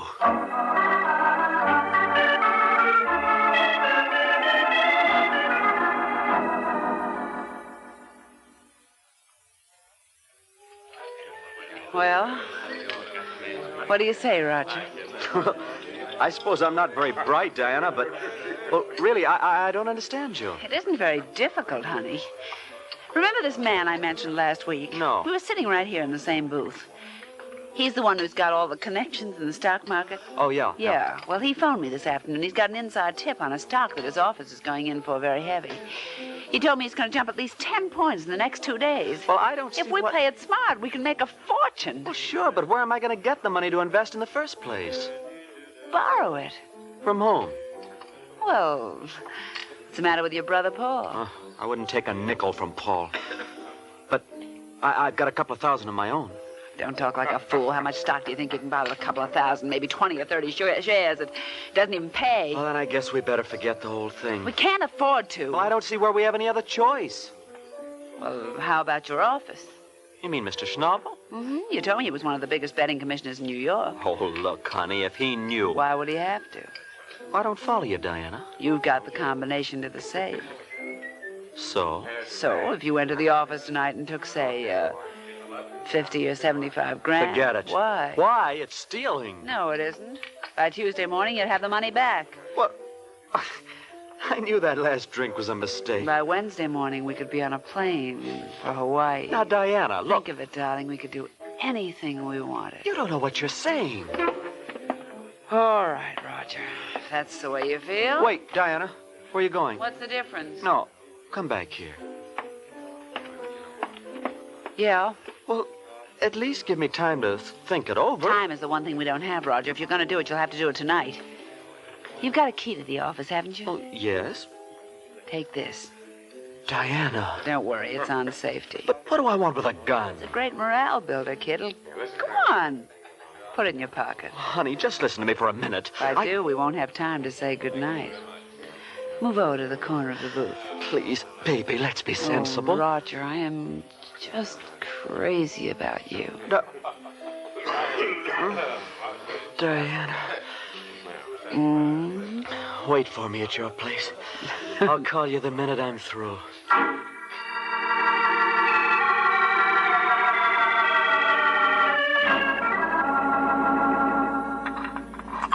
47 right, 51 left, 38 right. What the devil's the matter with this thing? Obviously, you have made a mistake. What? It must be very difficult working with only a flashlight. Allow me. Mr. Schnabel. Well. I suppose I ought to apologize, Roger, for inconveniencing you. Listen, Mr. Schnabel. You're probably wondering why I came back to the office. It was sheer destiny. For the first time in a year, I forgot my medicine. Now, why do you suppose it happened tonight, of all nights? Please. It makes you think, doesn't it? Now, a cynic might ascribe it to coincidence, but I prefer to... Oh, operator, would you be so kind to get me police headquarters? Put down that phone. I am sorry, Roger. What do you say? Put down that phone. 98th Precinct, Sergeant Corbett. Oh, Sergeant, my name is Walter Schnabel. I have an employee in my office who I... No! You? Roger... I told you to put it down. Hello, Mr. Schnabel. I told you to put it down.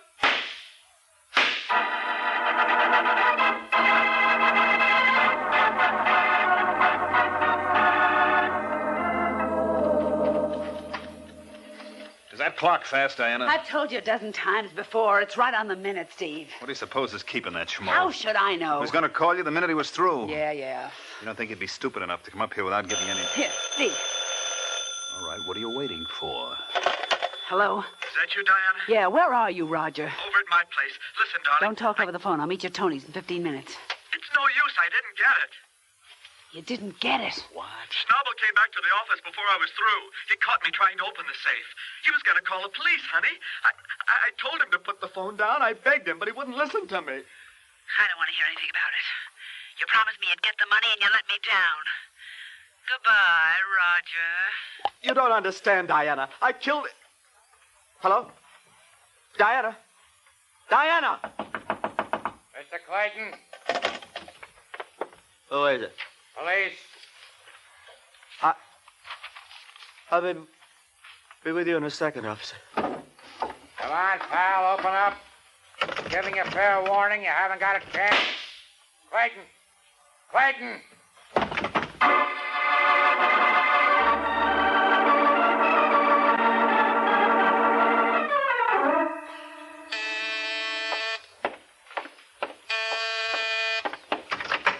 Yes? I'm looking for a Mike Waring, the Falcon. I don't know what the good book says. Seek and ye shall find. Come in. Thanks. Nice place you got here. I'm glad you approve. Sit down. I suppose I should introduce myself. It's customary. My name's Clayton, Paul Clayton. Oh, wait a minute. Didn't I read something? Yeah, it was my kid brother, Roger, who committed suicide yesterday. Oh, yes, I'm sorry. Why? He was a dead duck anyway. He killed the man he worked for. Well, that's one way to look at it. Well, that's the kind of a guy I am. I've always believed in an eye for an eye. I hear tell the Falcon is the best private dick in New York. You want me to deny it? No, I just want you to prove it. Take a look at this picture.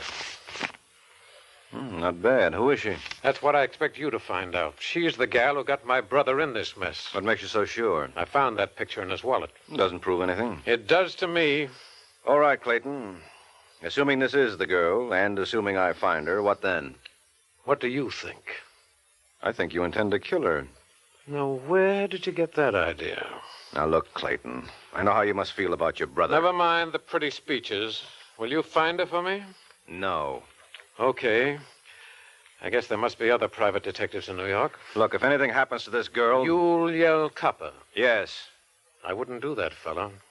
Because after I take care of her, I could drop back and take care of you.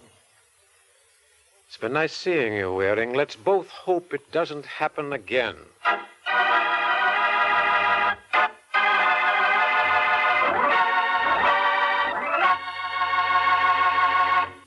This is Ed Hurley again, friends. I have a little suggestion for you ladies who wonder what you're going to do for some interesting menu ideas. And my suggestion is this. Just get a 2-pound loaf of Kraft's smooth melting, pasteurized, processed cheese food, Velveeta. You can melt Velveeta for smooth, delicious cheese sauce that'll add extra goodness to vegetables or seafood or rice or just plain toast for a fine main dish. And it's such an easy sauce to make. All you do is melt a half-pound of Velveeta in the top of your double boiler. Notice how smooth it melts without any lumps at all. Then slowly stir in a quarter of a cup of milk, season to your taste, and there you have it. A delicious cheese sauce with a wonderful, rich, yet mild cheddar cheese flavor. A flavor that everyone, the youngsters and Grandma included, will enjoy often. And it's a wholesome dish because Velveeta is so rich in important food values from milk. So whether you melt Velveeta for a swell cheese sauce or slice it thick for hearty sandwiches, you'll find Velveeta is a mighty handy helper, Mother. Get a 2-pound loaf tomorrow, won't you? It's America's favorite cheese food, the one and only Velveeta, made by Kraft.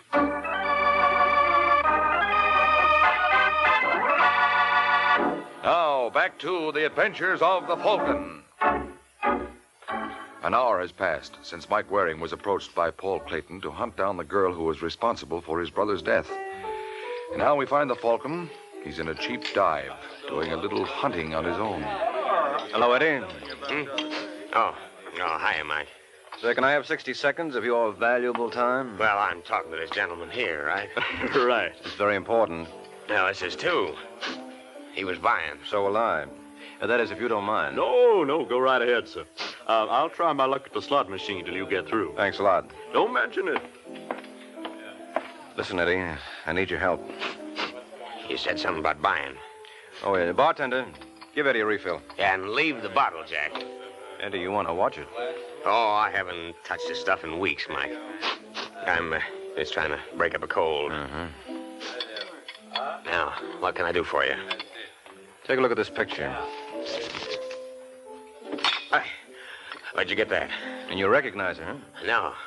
No, why should I? Because you know every grifter who blows into New York. Sometimes I think they register with you. I don't know this dame. You're lying, Eddie. Now listen, Mike. Come on, spill it. Who is she? Her name's Diana Wayne. Diana Wayne? Yeah. I can't get over it. Can't get over what? I guess they're right when they say truth is stranger than fiction. See that guy I was talking to when you busted in? He wanted to know where he could find Diana, too. Oh, it certainly is a small world, huh? Yeah. Let's have a drink on it. Hold it, Eddie. What's his name? Who? The man you were talking to when I busted in. Oh, Josh Brady. What does he want with Diana Wayne? Why don't you ask him? That's a good idea.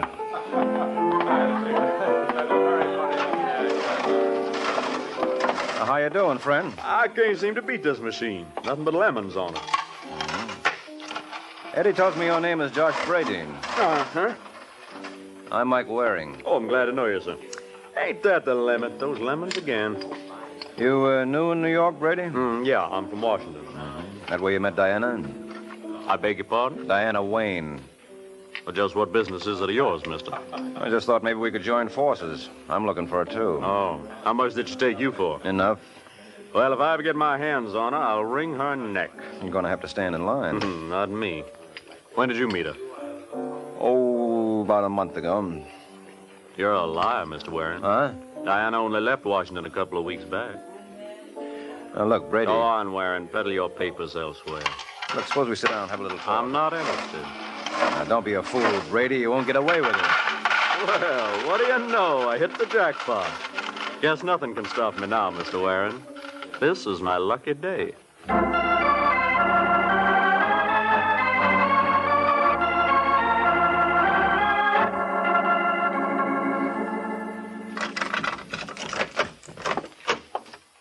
Come on in, Steve. Huh? What's the matter, honey? Did I frighten you? No, I just thought you'd be out, Diana. Lucky I got back in time. There was a man here asking for you. Who? He didn't leave his name. Just left this envelope. Oh, thanks. Well, aren't you going to open it? It's nothing important. And why are you making such a mystery out of it? What are you babbling about? I know if I received an envelope like that, I'd naturally be devoured by curiosity until I found out what was inside. Well, I know what's inside. So do I. What? A one-way bus ticket to Detroit. How do you know that? Elementary, my dear Watson. I opened it. By mistake, I suppose. Yeah, I suppose. You know, Steve, that's what I love about you. You're full of surprises. You're even a bigger rat than I thought. Shut up. If you think you're going to walk out on me and leave me holding the bag for Roger's suicide, you got another thing coming. I was just going to Detroit to see if I could dig up something. Ha, I'll bet. Now, don't be silly, sweetheart. Would I lie to my wife? You certainly would. Look, will it make you feel better if you hold the ticket? Yes. All right, here. Now, you feel better? Much. What's the idea of tearing it? I just wanted to make sure you don't go off without me. So if Josh Brady drops around or anyone else, he'll be right alongside to take your bows.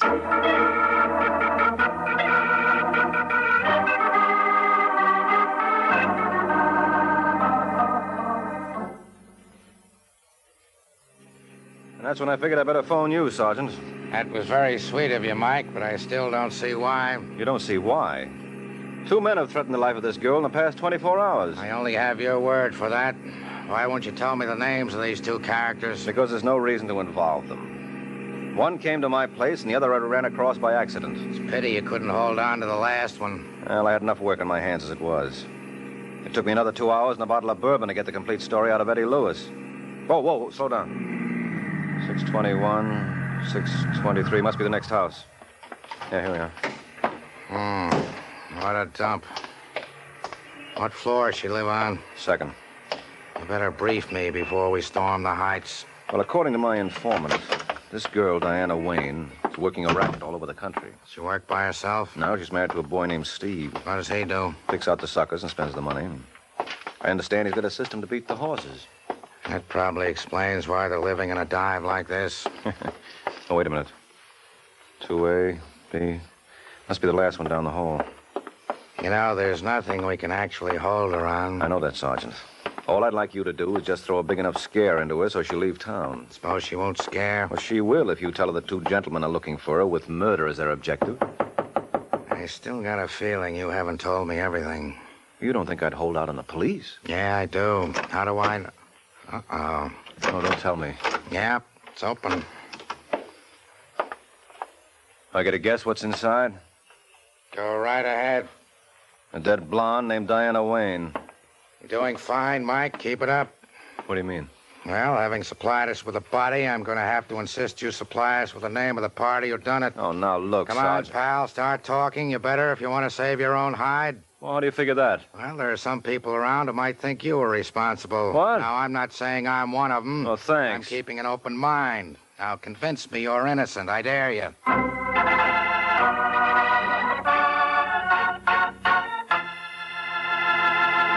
Remember, tomorrow at your grocer's, you can get a wonderful new salad oil for your homemade salad dressings, your cooking, your baking.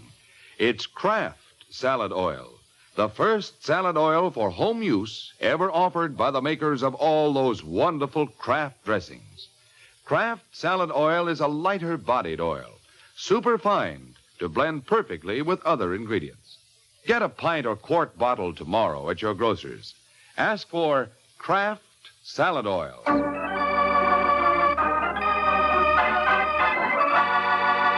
Now, back to the adventures of the Falcon. Just a few minutes have passed since the discovery of Diane Wayne's body. And how much to the Falcon's surprise, Sergeant Corbett regards him with a jaundiced eye.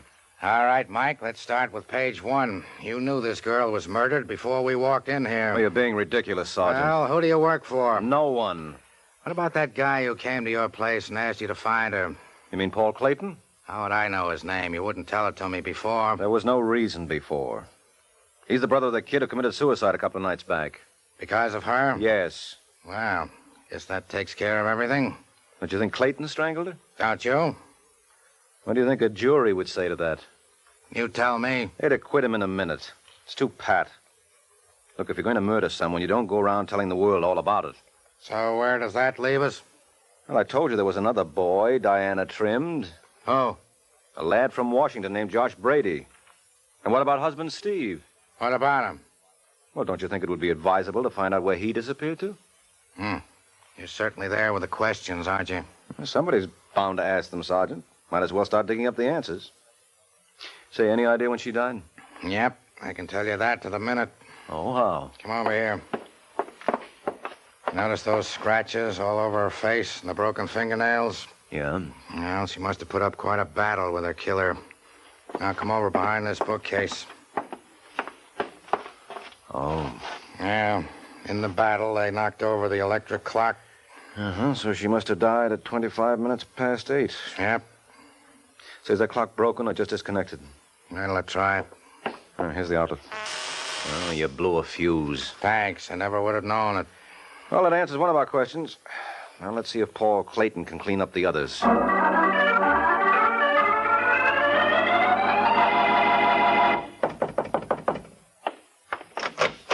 Yes? Hello, Clayton. Remember me?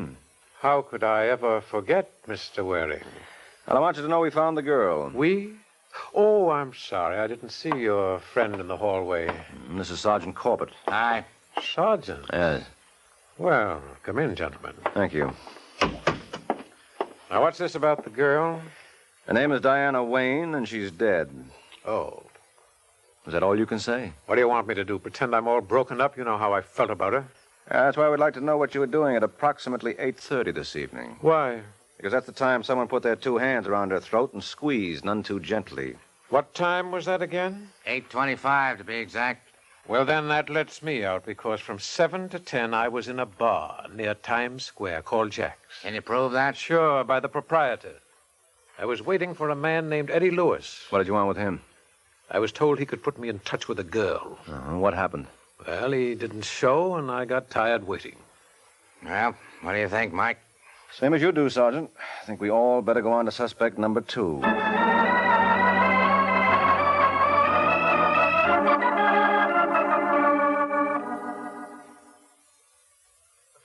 I still don't see what all you gentlemen want with me. Well, I don't know about the sergeant and Waring, but I came along to congratulate you. For what, Mr. For Clayton? doing something that I wanted to do. And if you need any dough for legal expenses, you just let me know. What's he talking about? What were you doing at 8:30 tonight, Brady? Probably playing a slot machine someplace. You know, it's the funniest thing. I just can't stay away from those gadgets. And where was this one located at? Oh, I don't rightly remember. But you do recall being clipped by a girl named Diana Wayne. It's funny. I don't seem to recollect that either. Look, that you-all routine isn't going to get you anywhere, Brady. The sergeant here could disprove it in 5 minutes. I'd like to see him try. That's easy. You probably made a complaint to your local DA after Diana clipped you. All I have to do is call Washington, D.C., and I'll have... Hold the line, Sergeant. What now? I know who killed Diana Wayne. You mean Brady just gave himself away? No, I mean he just gave you away, Clayton. The heat's got you. In December? Don't be ridiculous. Wait a minute, I'll take that back. It is possible for the heat to get you this time of the year. And you're going to find that out at Sing Sing very shortly.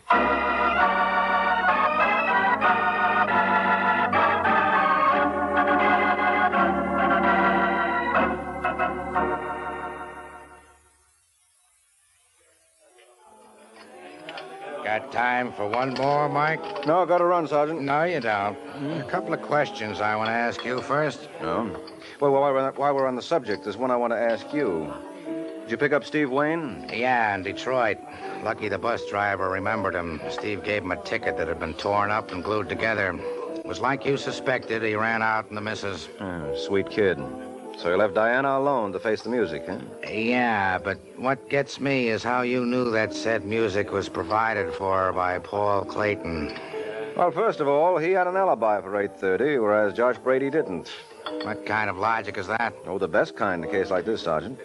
Because when Clayton was so ready with his alibi, it occurred to me that maybe Diana wasn't murdered at the time we originally thought. What about that electric clock? Just a prop supplied by the killer. Never could have belonged to Diana. How do you know that? Well, an electric clock works only on alternating current. And in that section of New York... Yeah, sure. There, they only have DC, direct current. Remember how you blew a fuse when you tried to get it going? Well, as a matter of fact, the medical examiner now says that Diana was killed around 6:45. But what gets me is how you knew that. I didn't. All I knew was that the clock never belonged to Diana. How? Well, when you said you were going to call Washington, D.C., that D.C. rang a bell. Then I realized Clayton must have brought that clock with him to fix his alibi. Didn't I say all along that Clayton killed her? That you did. You wouldn't believe me. Well, he was the most obvious suspect, Sergeant. And we've all been conditioned by those mystery stories to believe that the most obvious suspect is always innocent. That'll teach you. Yeah, it's taught me a lot of things. If a man were to walk up to me this minute and announce he's planning to murder some girl, you know the first thing I'd do now? What? Set up a date in advance with some other girl so I wouldn't have to end the evening with you. Good night, Sergeant.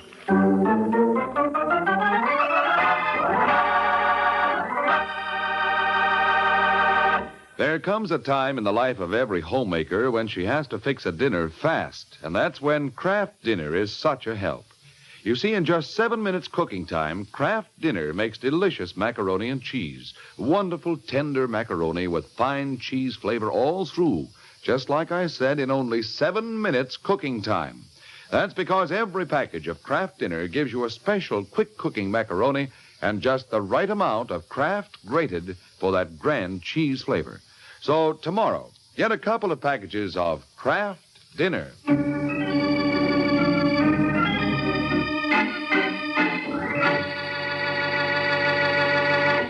This is NBC, the national broadcasting company.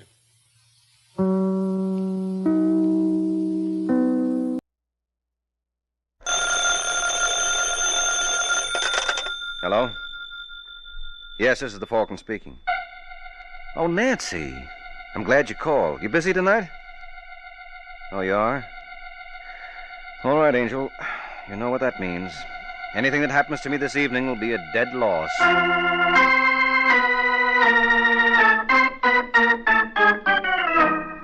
This is Ed Hurley, friends, inviting you to listen to The Adventures of the Falcon, starring Les Damon. You met the Falcon first in his best-selling novels. Then you saw him in his thrilling motion picture series. Now join him on the air when the Falcon solves the case of the unwelcome Christmas present.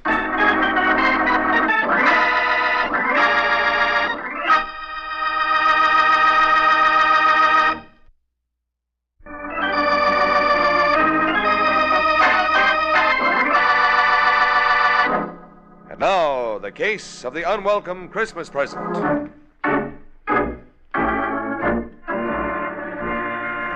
It is Saturday afternoon in New York, 2 days before Christmas. And on Manhattan's busy corners, gaily dressed Santa Clauses ring their bells while people rush to do their last-minute shopping. And one of those frantic shoppers is a man named Larry Sterling, but the prices in the store windows seem to frighten him. And as he shakes his head sadly, a small delivery truck pulls alongside. And the driver, after watching him for a minute, calls to him. Hey, mister. Mister. Huh? Me? Yeah. Come here a minute. What's the matter? You look like a nice guy. Oh, thanks. Now, wait. Don't go away. I want to talk to you. I'm sorry. I'm busy. Now, take it easy, mister. What's your name? Sterling. Larry Sterling. Well, glad to know you. My name is Haynes. Walter Haynes. I've been watching you. So I noticed. You got a girl? What's it to you? Look, Sterling, I want to do you a favor. Well, don't bother. Okay, if that's the way you feel. Hey, wait a second. What kind of a favor? How would you like to give your girl a silver fox jacket for Christmas? You crazy. Then you know what those things cost. Yeah, and I haven't got that kind of dough. Well, would you be willing to spend $75 for one? What? Get in the car. Well, make up your mind, Sterling. Either you want to look at this jacket or you don't. Well, why can't I see it out here? Because there's a cop watching us. Hey, careful. Don't sit on the box. Is it in here? Yeah. Take a look. Pretty, huh? Is this stolen merchandise, Haynes? Now, look, Sterling, ask me no questions, I'll tell you no lies. All I know is that any gal who gets a jacket like this is going to think her boyfriend is plenty all right. That's $75, you said? That's right. And I'll throw in that gift box. Did you notice the label? DuPont Brothers. Yeah. Hey, that's one of the biggest furriers in town. Oh, sure. When your girlfriend gets a load of that, what do you think she'll say? She'll wonder where I got the money. Okay, if you don't want the coat. No. I'll take it, Haynes. You got yourself a buy there, Sterling. Take it from me, pal. You don't know what you walked into.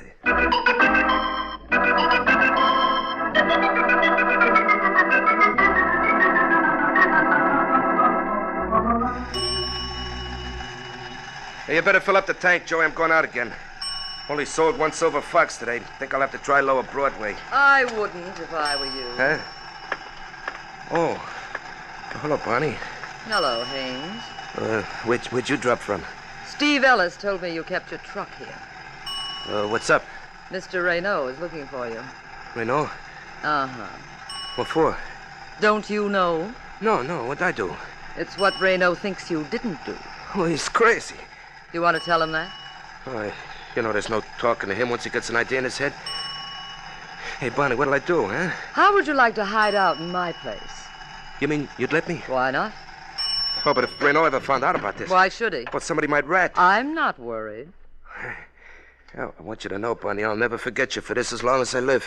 I know you mean well, darling. But if Mr. Renault ever discovers this little deceit, that's not saying very much, is it?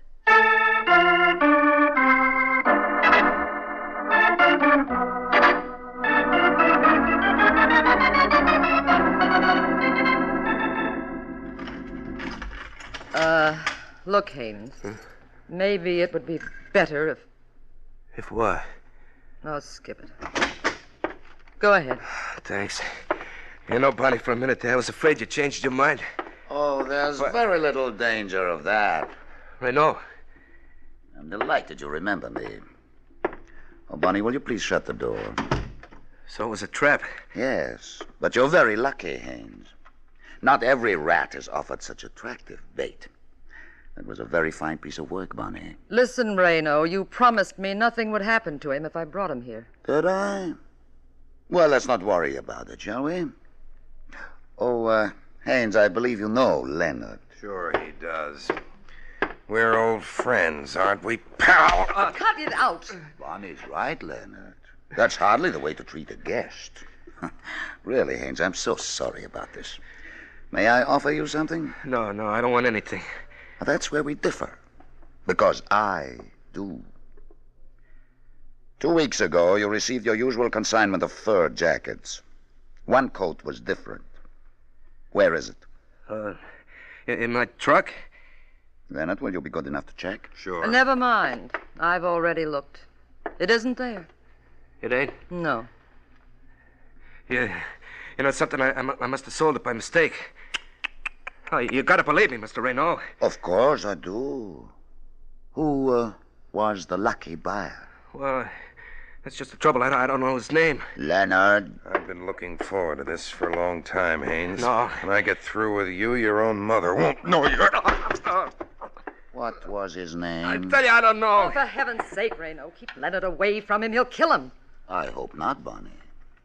But if he does, well, in our trade, death is always an occupational hazard.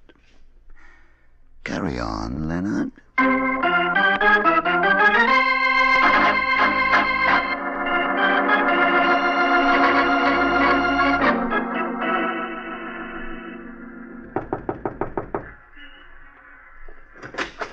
Yeah? You the superintendent of this building? That's right. You got a Larry Sterling living here?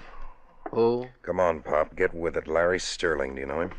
Sure. What apartment does he live in? 3A. Thanks. But he ain't home now.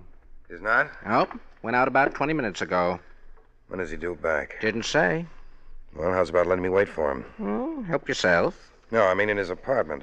In his apartment? Yeah. You got a pass key, haven't you? Oh, sure. Well, suppose you let me borrow it. Oh, I couldn't do that. Why not? I'll make it worth your while. Could you use $10? Yeah. Well, all you got to do is let me borrow your key. I know. I told you can't. Now, you don't understand, Pop. My name's Leonard. You see, I'm an old friend of Larry's. I want to surprise him. Yep, sorry. All right. Then I'll tell you what I'll do. You still want to make that 10? And not if it's going No, forget the key. All I want to know is when Larry came home tonight, did he have a big package with him? Big package, eh? A package about this size. Why do you want to know? Now, listen, you jerk. I'm asking the questions. Well, I don't have to answer And them. I say you do. Oh, you keep your hands to I've got a yourself. good mind. Shut up! Help! Just keep your trap shut. Oh, you think you're smart. Oh, you got me wrong, Pop. I don't want to hurt you. Now, why don't we forget this ever happened? You just get out of here. Okay, but if I was you, I wouldn't mention to Larry that anybody dropped around to see him. I want it to be a surprise. Yeah? Yeah. I'm going to be awful angry if you spoil it. Now, take care of yourself, Pop. I'd hate to drop around again to do it for you.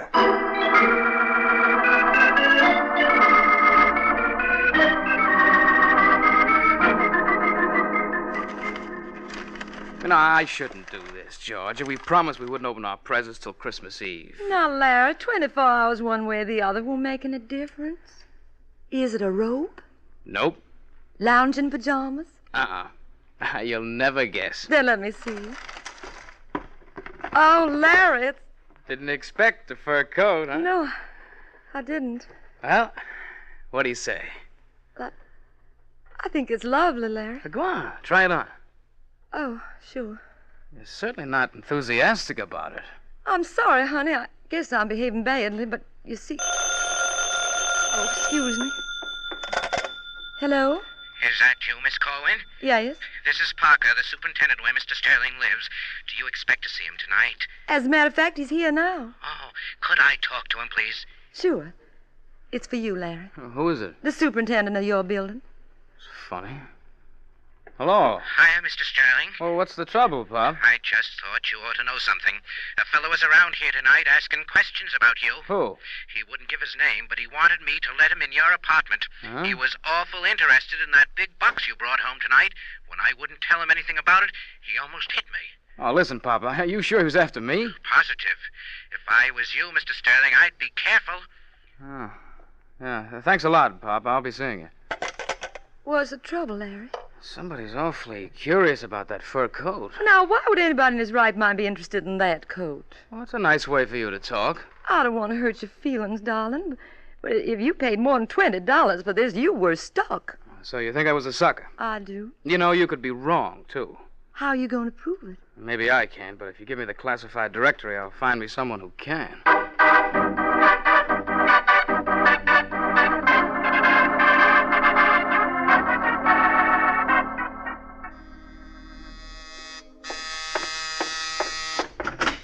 Yeah? I don't know whether I've got the right party. What apartment do you want? 12A? This is it. Are you, Mike Waring, the Falcon? That's right. My name is Larry Sterling. I hate to bother you, Mr. Waring. Quite all right. Come in. Thank you. What's on your mind? Well, if you're not too busy, I'd like to talk to you. About what? This. Go on, open the box. Oh, it's a fur jacket. Yeah, I bought it this afternoon from a man named Walter Haynes. Well, how come it's sporting the DuPont Brothers label? This guy Haynes led me to believe it was stolen. Oh, the old racket, huh? Yeah, there's a new one on me. Well, what do you want me to do? Get your money back? No, I was a sucker, Mr. Waring, and I'm willing to take my loss. And what's your problem? How much would you guess I paid for this coat? Oh, I don't know, $100? 75. But my girlfriend says it isn't worth 20. Well? Well, if this coat's worthless, why is somebody so anxious to get it from me? What do you mean? My superintendent told me several parties were making inquiries about me. Well, that doesn't mean anything. Funny they should all ask if I brought home a big, bulky box that looked like it might contain a fur jacket. Let me see that coat again. Well? Well, it still looks like a skinned rabbit to me. But I've been wrong before. Let's see what the experts down at DuPont Brothers have to say.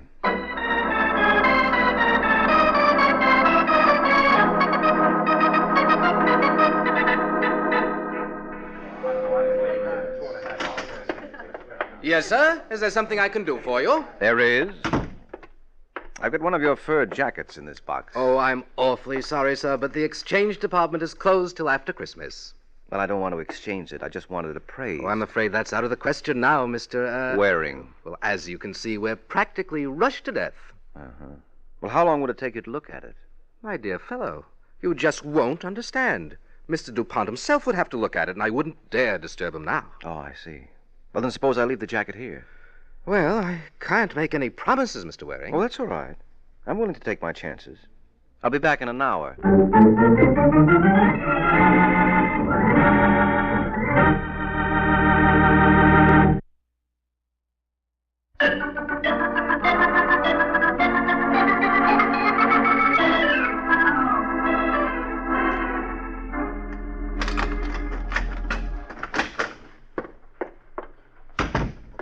Hello. Huh? Oh, hello, a lady burglar. Hope I didn't startle you. Not particularly. Well, if I'm in your way, Oh, think nothing of it. You must be Mike Waring, also called the Falcon. I guess I must be. And you? You can call me Bonnie. Well, I'd like nothing better.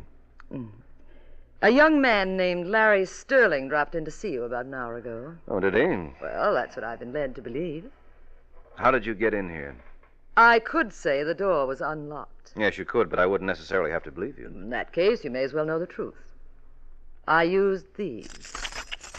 Oh, that's not nice, Bonnie. It's a penal offense. Oh, Thinking of calling someone? Just the police. Now, let's not be hasty, shall we? Who are you? Oh, I'm terribly sorry. Mr. Waring, Mr. Raynaud. You'll forgive me for not shaking hands. Yes, I understand. That gun makes it rather awkward, doesn't it? Very. What do you want, Renaud? Didn't Bonnie explain? I didn't get very far. Mr. Waring, I have reason to believe that a young man named Larry Sterling left a fur jacket with you today. Why should he do that? Maybe he became suspicious. Maybe he had reason to be. Maybe. But that's hardly the point. Where is the coat, Mr. Waring? I haven't got it. I know. Bonnie and I were quite diligent in our search. Well, I hope you were careful in handling my shirts. You needn't worry about that. Well, then I haven't a care in the world. Not after you turn the coat over to us. I assume you can get it back at your convenience. Anytime? May I suggest there's no time like the present? And I'm afraid I can't agree with you, Renaud. My client bought that coat in good faith. In good faith? Yes, he gave $75 for it. I assure you, neither of you will lose by this transaction. Well, I don't know. His girlfriend was awfully crazy about it. Shall we say $1,000? Shall we say nuts? Mr. Waring, I refuse to argue. Suppose I send one of my agents around. He's much more persuasive than I am. Come, Bonnie. Hold it. Where do you think you're going? Home, naturally. Have you any objections? Yes, several. You're staying here till the police arrive. You're overlooking one thing, Mr. Waring. What, that gun? Uh-huh. Well, somehow I've got a feeling... Look out, Reno! You stupid, blundering fool! Your type can never let well enough alone.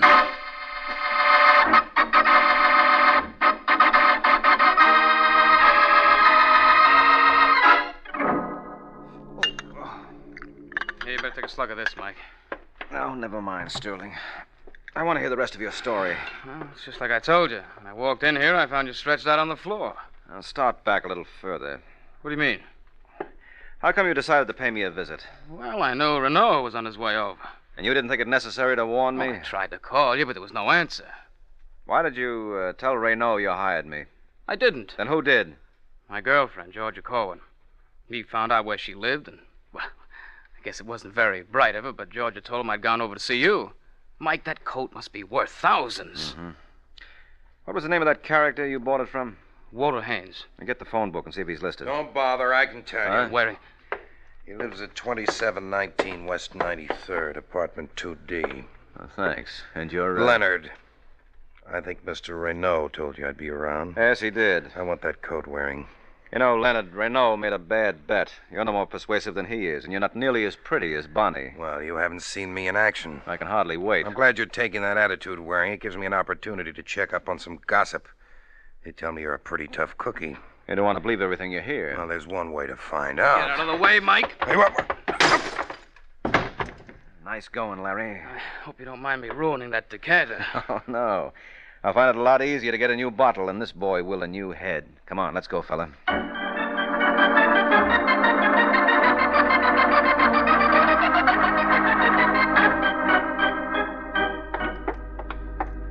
Apartment 2B. C, here we are.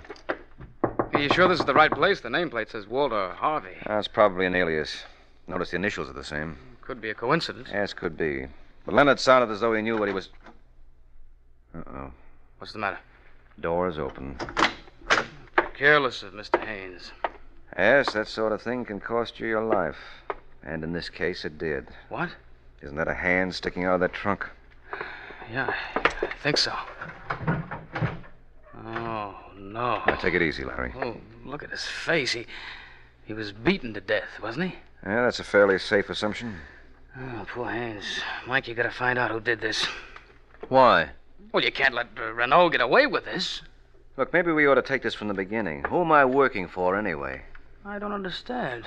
You came to my apartment this evening with a yarn that Haynes had sold you a hot fur coat. Well, it's true. Then if you were stuck, why didn't you write the whole thing off? Why did you bring me into this? Well, I told you that. Don't you understand, Waring? That coat must be worth thousands. All right. Let's assume for the sake of argument it is.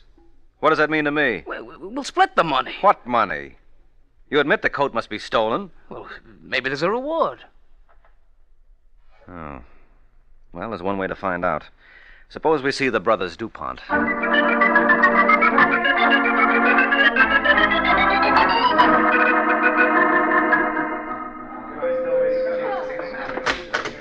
Yes, sir. Can I help you? I hope so. My name is Waring. I was in here a little earlier today.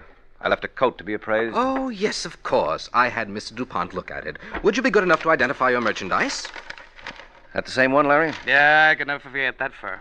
Well, what's the coat worth? Would you care to venture a guess? Well, judging by the trouble it's caused, I'd say 10,000. Oh, you're way off, sir. What did I tell you? 20? If I might be so bold, what'd you pay for this coat? Well, you can't judge by that. My friend got it at bargain rates. And he gave?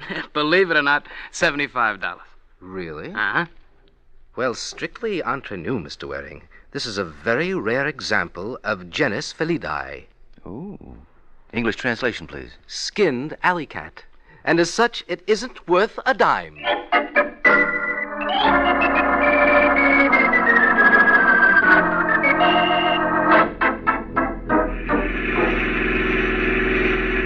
I don't understand it, Mike. You sure that's the same coat? Positive. But if the coat's worthless, why was Haynes killed? Now, don't ask me, Larry. I'm a stranger here myself. Maybe Renault doesn't know its value. Well, I doubt that. Renault, Leonard, and Bonnie are too slick a trio to get worked up over a phony fur piece. But it must mean something. Yes, obviously. And Brother Renault knows. Well, maybe he won't mind sharing his information with us. How are you going to find him? Through Leonard. You think he'll cooperate? If it's put to him the right way. Remember how you knocked him cold? Yes. Well, don't forget how you did it. I may want you to try it again.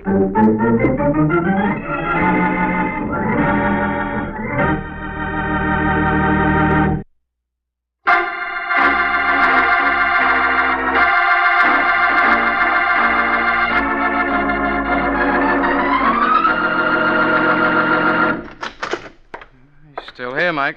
Right where you left him. Uh-huh. Come on, Leonard, get up. Come on, palsy, you'll miss Santa Claus. Yes, but I won't miss you. Mike. Don't move, chum, or I'll let you have it from here.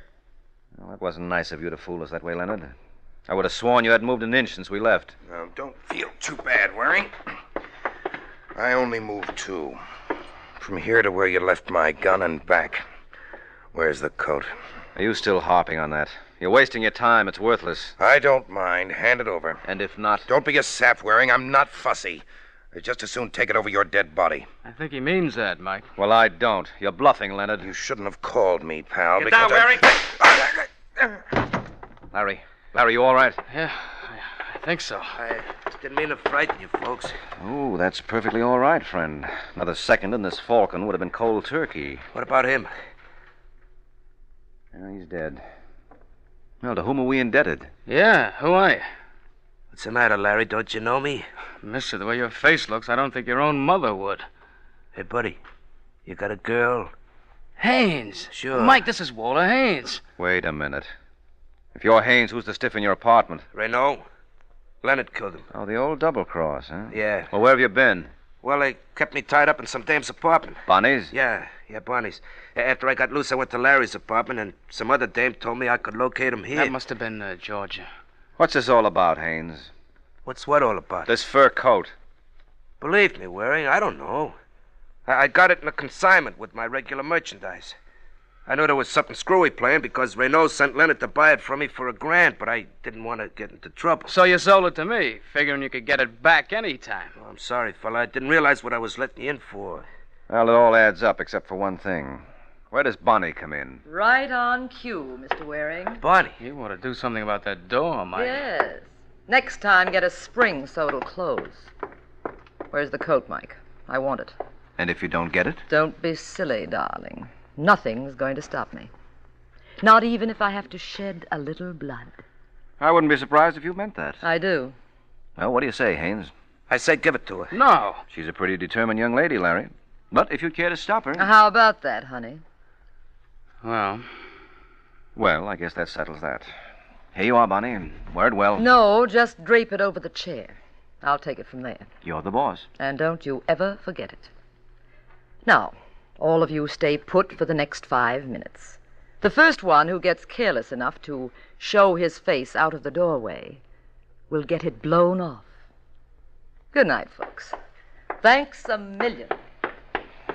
Get the phone, Sterling. Maybe we can head her off. Yeah, hurry it up, Larry. Call downstairs. I'll take care of it. I thought you were going to rush her, Waring. If you're worried about that coat, Haynes, forget it. She won't get away. Oh, she can keep the coat for all I care. I had my fill of this business. I don't blame you. Oh, incidentally, what happened to the box that came in? Oh, I threw it away. You're kidding. Why, it wasn't worth anything, was it? Now, look, I want that box, Waring, and I'm not clouding. Why make an issue of a little thing like that, Haynes? Unless it isn't a little thing. Suppose we see. Get away from that door. You want the box, don't you? I'm darned if I can see why. Looks like any other cardboard box to me. Maybe if I were to rip the cardboard apart... Hey, cut that out. Oh, well, what do you know? Pretty cute, huh? Who'd ever think of looking for a letter pasted between two sheets of cardboard? You did. Yeah, well, you gave me the lead. This is a pretty important piece of stationery, Haynes. Look at the name on top, Moscow Federation. I want that letter, Waring. Yes, I'm beginning to understand why. Well, do I get it? Mister, you certainly do. Did you have to do that, Larry? Did I have to do that? You realize he was going to kill you? Sure, but I might as well be dead. You realize that was my last bottle of Christmas cheer? Now what am I going to do?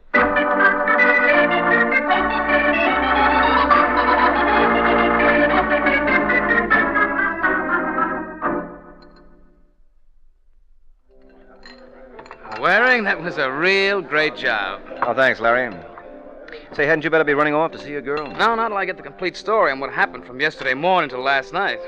What was in that letter, anyway? Something the boys in the Department of Justice have been looking for a long time. You've heard of the international movement known as Moscow Federation? Yes, unfortunately. Well, that letter contained a complete list of outfits here and in South America that are cooperating with them. Well, how did it wind up in Haynes' hands? Renault had it originally. He was an agent for Moscow. He was told to contact these organizations and keep them in line. Oh, then Haynes was working for Renault. Yeah, sure. Peddling hot fur was a blind for the mob. He was Renault's boy until he realized what a wonderful source of blackmail that list was. So he got you to hold the list for him while he carried out his plan. He killed Renault and messed up his face so it would pass for his own. Well, where did Bonnie figure in this? Poor kid, she didn't even know the score. She thought the coat was the all-important thing. How did you know it wasn't? That appraisal gave me the tip-off. And the one thing we'd overlooked in the case was the box that came in. Well, what made you realize Haynes was the killer? It was a story he told. He claimed he was beaten up and kept a prisoner in Bonnie's place, and he came to my house right after he escaped and learned where you were. But when I asked him about the corpse in his own apartment, he wasn't even surprised. Right off the bat, he knew it was Renault. I guess that'll learn me. Well, thanks a lot, Mike. I'll be seeing you. Say, wait a minute. Where are you rushing off to? In case you've forgotten, this is the night before Christmas. My girlfriend, Georgia, must still be wondering what happened to me. Ah, yes, of course. But, what about you? Well, I guess this is my unlucky night. I don't have a date. On Christmas Eve? Mm-hmm. Isn't that irony for you? Me and Santa Claus are the only two guys in town who are left holding the bag.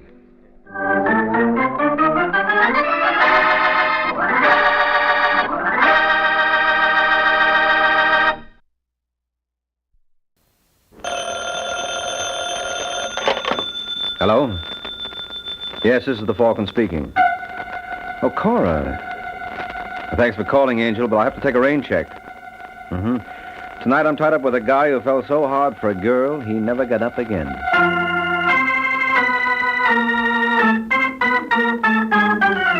The Adventures of the Falcon, starring Les Damon. You met the Falcon first in his best-selling novels. Then you saw him in his thrilling motion picture series. Now join him on the air when the Falcon solves the case of the invisible thug.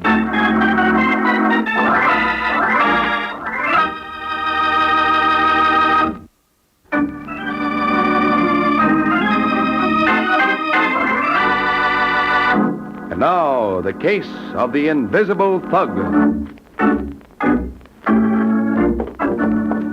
It's early Sunday in New York, when terrified Vera Castro fumbles with the key to her apartment with shaking fingers. Finally, she locates the keyhole, unlocks the door, and enters. Hello, dear. Did you... Vera, what's the matter with you? It's Pete. Pete? Pete Lloyd? Yes, I just saw him. What's he doing in New York? I don't know, but he's here. Did he see you? Well, I'm not sure. Ernie, he did see me. There he is. What'll we do? Who is it? Ask Vera, she knows. It's him.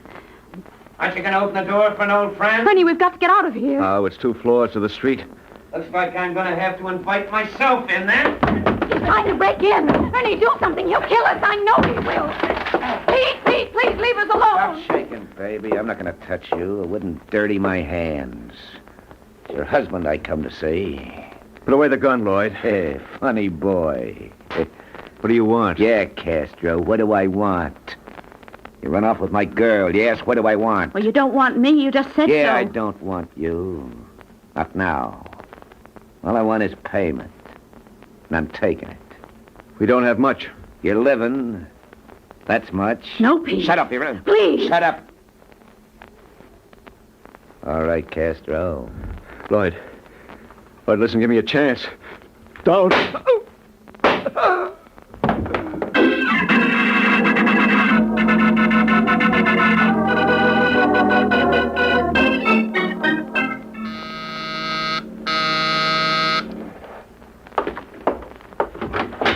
Yeah?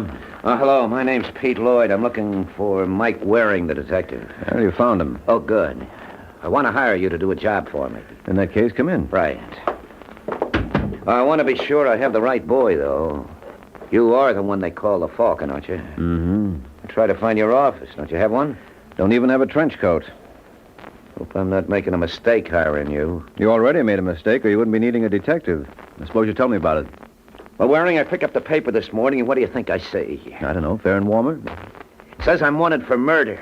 For murder! Well, nothing like starting the day off on a cheery note. I used to go with a girl in Pittsburgh. We break up, and she marries a guy named Castro. Mm-hmm. Well, last night somebody shoots Castro. Vera, that's the girl, tells the cops it was me. How do you like that? I like it fine. Huh? Well, it brought me a client. You have an alibi, no doubt. Well, I wasn't even in town. That's how come the law hasn't picked me up yet. Well, it's going to pick you up. What? I'm not shielding you. Oh, no, sure not, Waring. I'll give myself up. They can't hang this on me. Only, I wanted to hire you first. Mm-hmm. You got to prove I didn't do it. I suppose I prove you did. I'll take my chances. Oh, fair enough. I'll work on it. At $50 a day in expenses. Yeah, sure. But I can't figure. Why'd Vera do a thing like this to me? Why? Well, maybe she killed Castro. Thought you'd make a good patsy. Hey, let go. Take that back, Waring. Huh? Vera wouldn't kill nobody. Not Vera. You're not going to say... All right, chum, but let's call off the dance. I said let go. She didn't do it, Waring. I know Vera. All right. You didn't do it. Vera didn't do it. Nobody did it, but the guy's dead. I'm sorry, Waring. It's kind of edgy. You don't say. The paper says it happened fast. Maybe Vera didn't get a good look. Maybe she really thinks it was me. I don't know. Well, there's one way to find out. Yeah? Yeah, I'll ask Vera.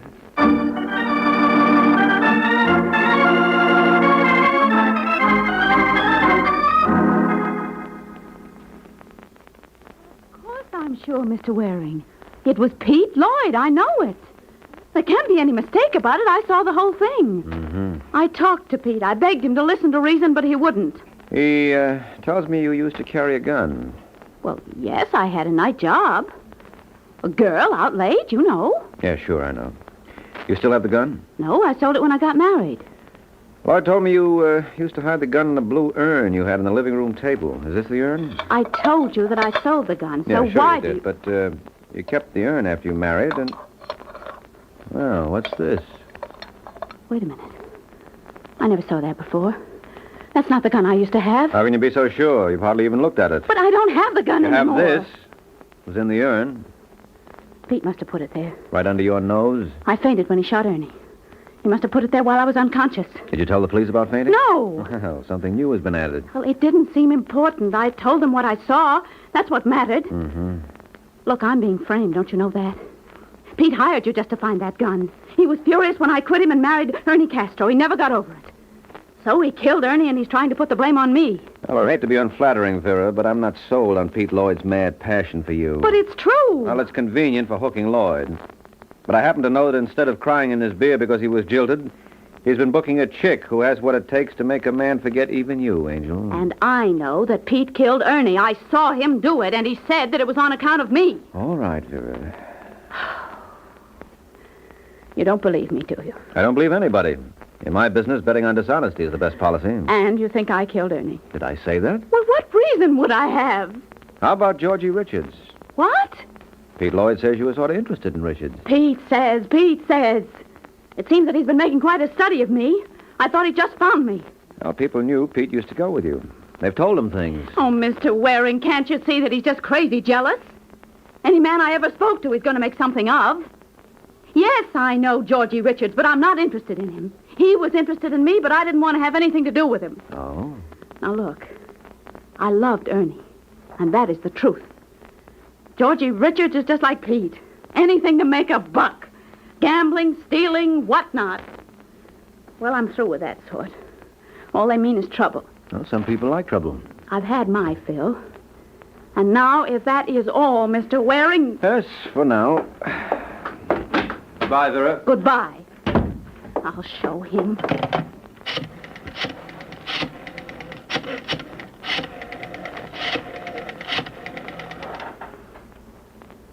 Hello. Georgie Richards, please.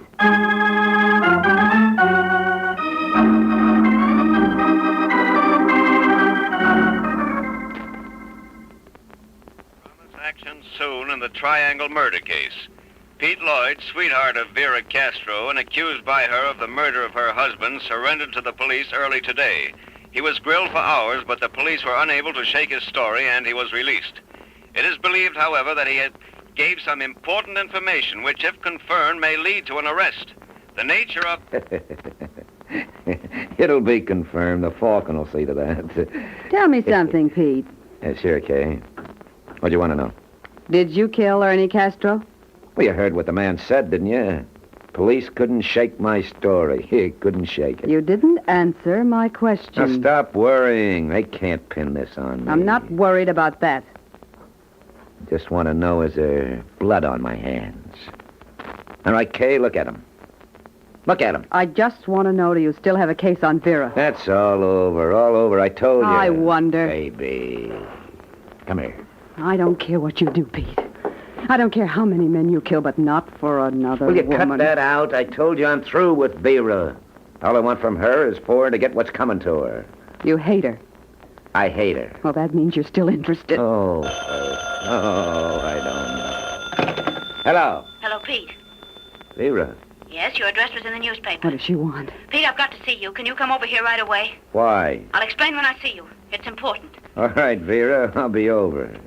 You're not going to see her. The heat's on. She's squirming. I want to see her squirm. No, Pete. Forget her. Will you shut up? Pete, listen to me. I said shut up. My lip's bleeding. Here's a handkerchief. Now get out of my way, will you?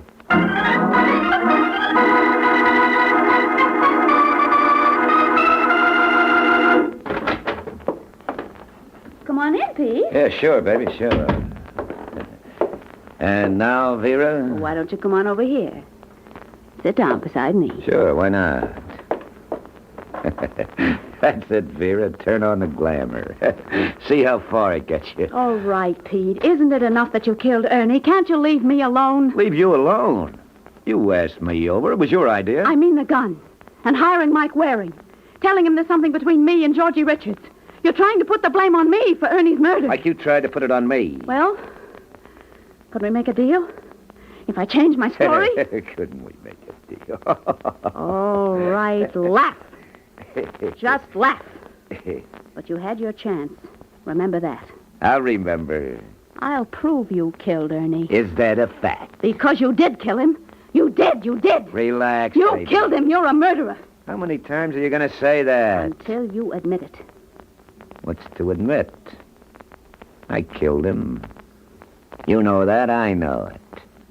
But if you expect I'm going to admit it to anyone else, what are you grinning about? I'm not grinning. You were. What is it? Why did you make me... The other room. You got somebody in the other room, haven't you? Ow, you're hurting me. Answer me. The other room. Maybe the law, huh? Will you answer me? Please, stop. Well, I'll find out. Hey, you come back here.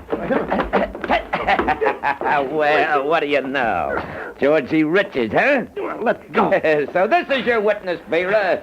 Some witness. What are you going to do? What am I going to do? I'm not going to do anything. Vera thinks your word's going to help her. Cheap punk like you. And for a minute she had me worried. Leave him alone, Pete. Sure, baby, sure. I wouldn't think of messing up, pretty boy. All I'm trying to figure... Just what were you trying to pull here anyway? Nothing. Well, that's all it's going to amount to.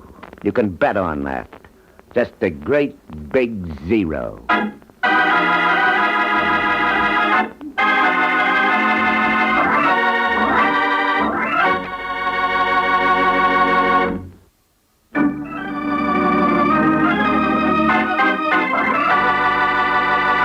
And now, back to the adventures of the Falcon. 20 minutes have passed since Pete Lloyd was tricked by Vera Castro into revealing his guilt in front of a third party. Now in Mike Waring's combination apartment office. Hello? Is this the Falcon? Yes, this is the Falcon speaking. Well, this is Vera Castro. Oh, yes, Angel. I'm glad you called. Just got a report on the gun. It's the murder weapon, all right. Oh, so now you're sure I killed Ernie? I didn't say that. Not in so many words. Well, it's not important. What do you want? An apology. When I see proof. I have proof, positive proof, that Pete Lloyd killed Ernie. That's why I phoned. Oh? If you will meet me at police headquarters in half an hour, I'll show it to you. You will see that... Ow! Vera. Hello. Hello.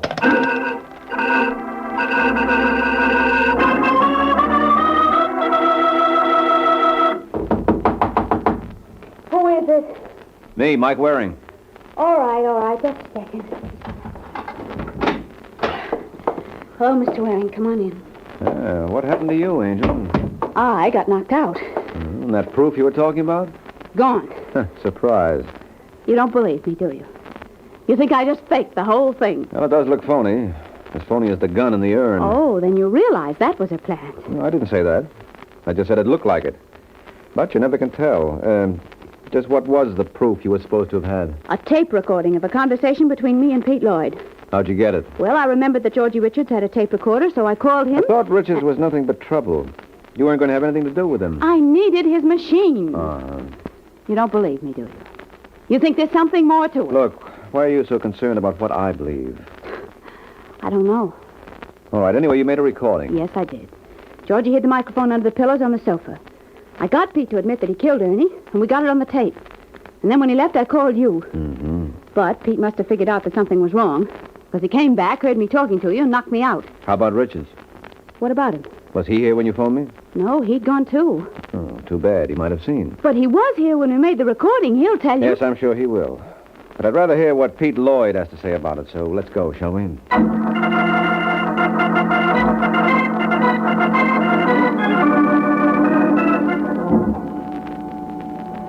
What are you going to say to Pete, Mr. Waring? Oh, just check his story against yours, Vera. And look, don't you think it's about time you started calling me Mike? Could be. Well, here's his floor. Except that you're still working for him. What's that? I think that came from Lloyd's apartment. The door locked? Yeah, I'm going to break it in. Wait a minute. I think someone's coming. Yeah. Well, hello, Angel. What happened? It's Pete. Where is he? Right there. On the floor. Oh, Mike! I see him, Angel. Oh, no wonder she screamed. Is he dead? Yes, Vera. Somebody knifed him. He's very dead.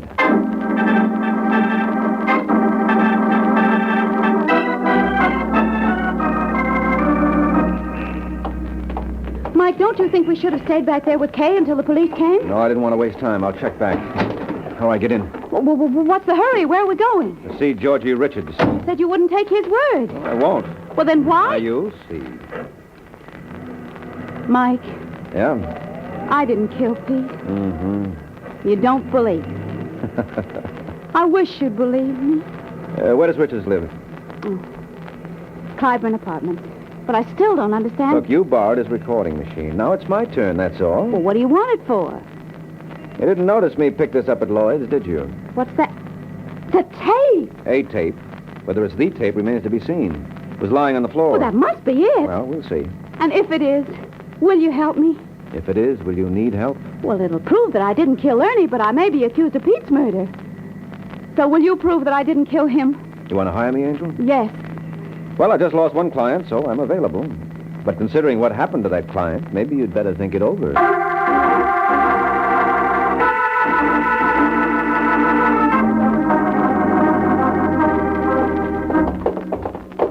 Here's Richard's apartment, 205. Hey, what's going on in there? Well, it sounded like something fell over. Yeah, there goes some more. Must be a free-for-all. Come on, open up. What do we do? Well, I just guess I'll have to...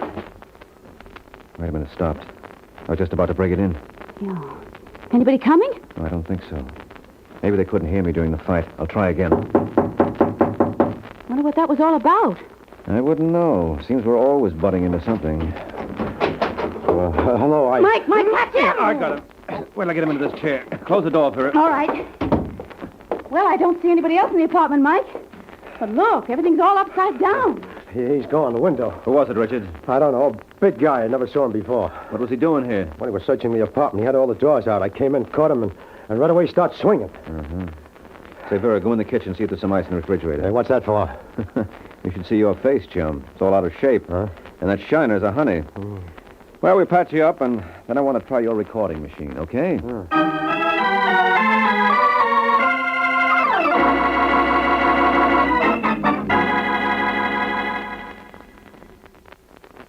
I'll prove you killed Ernie. Is that a fact? Because you did kill him. You did. Relax, baby. You killed him. You're a murderer. How many times are you going to say that? Until you admit it. What's to admit? I killed him. You know that, I know it. But if you expect I'm going to admit it to anyone else, Well, Mike, what are you grinning about?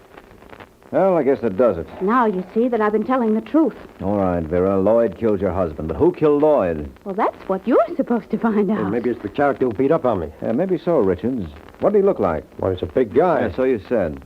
Blonde, straight hair. He had a pushed-in nose. Go on. A rugged jaw. He looked sort of like an ex-bug.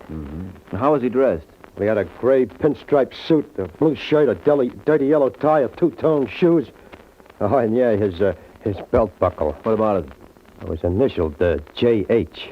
J.H., huh? Well, now we're getting somewhere. Think you know who it is, Mike? Think I know where I can find out? Where? Phone book. The phone book? Yes, I'm not the only private detective in town. I'll try all the J.H.'s till I land our boy. You think he's a detective? Think it's worth a try. This case is tightly knit. You, Vera, Kay. I don't see an outsider fitting in, unless he was working for one of you. So a detective looks like a good bet. You could be right, Mike. Oh, sure, Angel. Why so surprised? Come on, I'll take you home, then I'll go to work on it.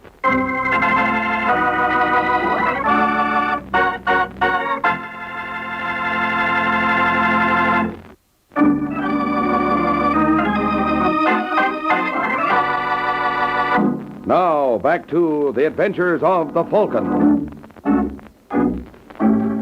10 minutes have passed, and the Falcon is fulfilling his promise to drop Vera at her house on his way to solving the case. Oh, so long, Vera. I'll let you know how I make out. All right, Mike. Good night. Oh! I've been waiting for you, sister. Hey, stop it! Tear your eyes out. You'll have to tear out mine first, Kay. That's a good idea. Come on, break it up. Break it up. She killed Pete. She killed him, and now I'm gonna kill her. You're not going to do anything. Ow, you're breaking my arm. Let go of her. Let go of her. Ow. All right. You all right, Vera? Yeah. Good. Now you, Kay. No use making like a maniac. That won't help anything. You don't understand. I loved him. Yeah, sure. Well, everyone to his taste. Why, you... Ow! I don't like to hurt you, Kay, but I can't let you go till you calm down. Now, come on, Kay. You better go with me. So long, Vera. Goodbye. Sorry if I hurt you, Kay. I don't like to rough a lady, but you haven't exactly been a lady, Angel. Now, come on.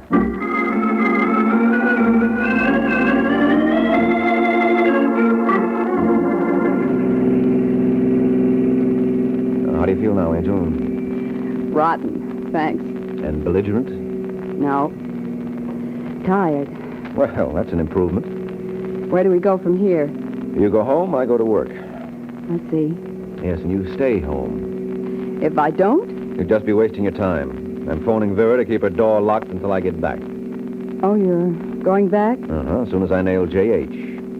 Who's J.H.? He's the key to this case. And you know where to find him? I know where not to find him, and under the circumstances, that'll be just as good.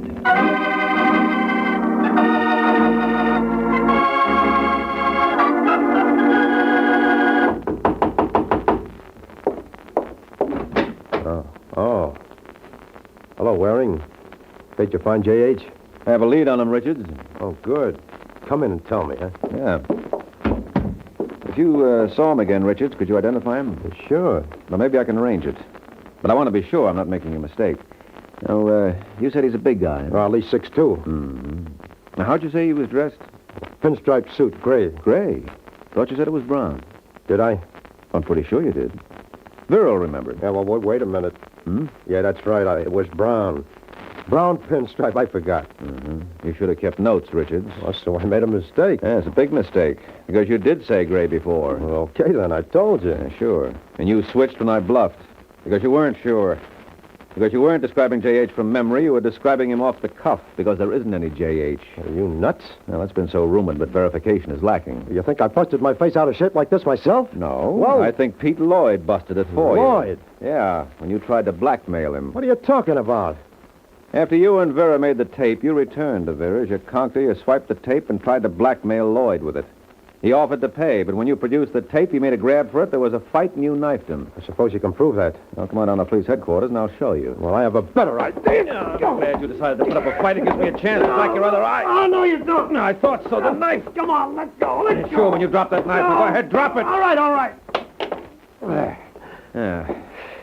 Thought if we got in a fight, you'd pull that knife again. I have an idea the police lab will find specks of dried blood on it, Lloyd's blood. That's the trouble with playing with knives, Richards. You're likely to get stuck.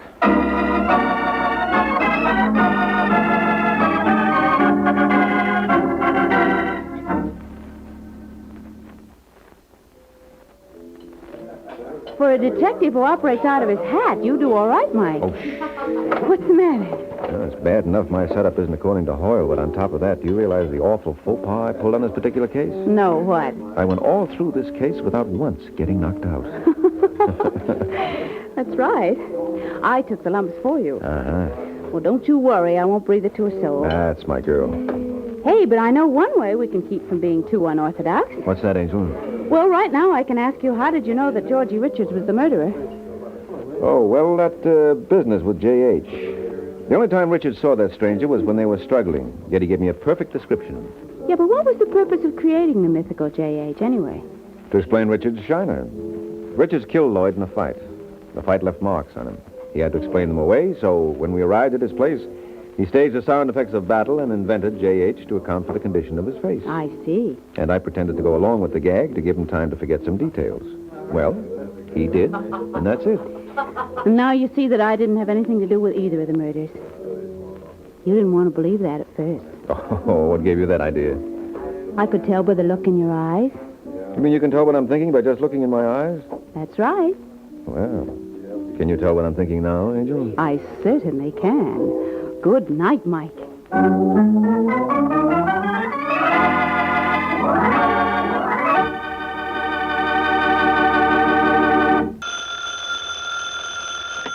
Hello? Yes, this is the Falcon speaking. Oh, Connie. I'm glad you called. Now, you'll have to count me out tonight, Angel. I'm all jammed up. Some boy I know is thinking of taking up murder for a career. Yeah, he figures with all the money involved, the least he can do is make a stab at it.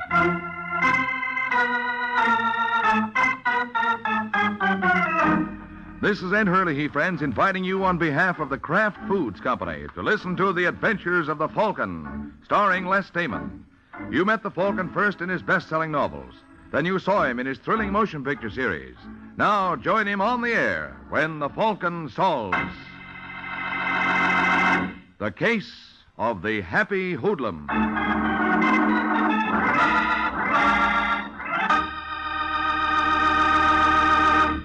Friends, before we join the Falcon for his latest adventure, I'd like to tell you how you can have sandwiches and snacks and appetizers and salad toppings more easily and quickly than ever. Just make them with any of the 9 famous Kraft cheese spreads. Kraft cheese spreads are so smooth and easy to spread, and they're so good eating. There are creamy, mild-tasting ones and sharp-tasting varieties, too, all simply delicious. And, of course, all are of the finest quality because they are made by Kraft, a name that's been famous for years for top-quality foods. Try them, won't you? Tomorrow, get several of these handy, delicious Kraft cheese spreads.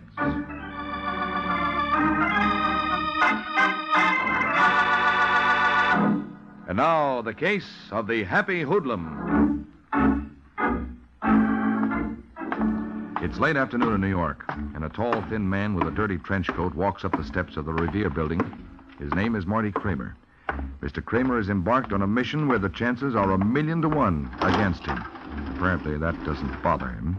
He smiles as he takes the elevator down to the basement where the Revere Express Company has its headquarters. Then, still smiling, he marches down the hall to a door marked Employees Only and barges right in. Hey, just a second there, mister. Yeah? You don't work here. Do you? Yes. Good, then maybe you can help me out. Where do they keep the dough around here? Were you crazy? Don't tell me the stories I heard about this place aren't true. I saw a piece in the Sunday paper that said you always have 2 or 3 million on tap. Now, look, mister. No, you look, friend, because I got a little more than you have. What? That's right, it's a gun. And if you don't want a practical demonstration of how it works, you better take me to where they keep the dough. Okay, you're the doctor. Wait a minute. Where do you think you're going? You said you wanted to go into the bullion room, didn't you? That's right. Well, I've got to get my pass. They won't let me in without it. Where is it? In that drawer. Okay, open it slowly. And don't put your hand in there until I can see what you're doing. Hold it. What's that? Oh, that? Why, that's the signal for one of the drivers that a bank wants him for a pickup. You wouldn't try to kid me, would you, friend? So help me, it's the truth. All right, where's your pass? Right here. Now, which way do we go? Down the hall. Okay, let's move. Say, tell me something, mister. Yeah? That piece you read in the paper. What about it? Did it tell you how many armed guards we have in the joint? 68, wasn't it? That's right. And you expect to pick up an odd million and walk out without anyone bothering you. I'm doing it, ain't I? You haven't got the million yet. Just give me time, pal. Where do we go now? In here. That's where they get the shipments ready for the trucks. Okay, open the door. Now, don't forget, I'm right behind you. And I'm right behind you, mister. What? Just drop the gun, Pally. You got him, Paul? Yeah, I got him. All right, Barney. Frisk him. Right. You don't have to do that. I'm clean. I know, but we don't believe in taking chances. I can see that. That drawer you opened was connected with an alarm, wasn't it? That's right. Real cute. What's your name, mister? Marty Kramer. You escaped from some lunatic asylum? You didn't think for a minute you'd walk in here and heist this place? Well, I guess I was over-optimistic, You're over something. Now, look, Kramer. What do you got up your sleeve? Not a thing. Ask your friend. He just frisked me. Don't be a wise guy. You're on the spot. So it would seem, wouldn't it? I don't get your angle. Angle? Yeah. You knew darn well you didn't have a prayer of getting away with this job. Now, why'd you do it? As long as you put it on that basis, I'll tell you. Well? I just wanted to prove to the kiddies that crime doesn't pay.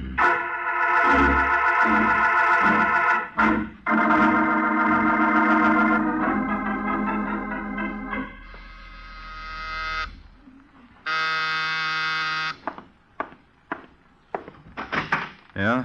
Oh. Hello, Mike. Sergeant Corbett. You going to invite me in? I don't know why I should. Come on. Let me take your coat.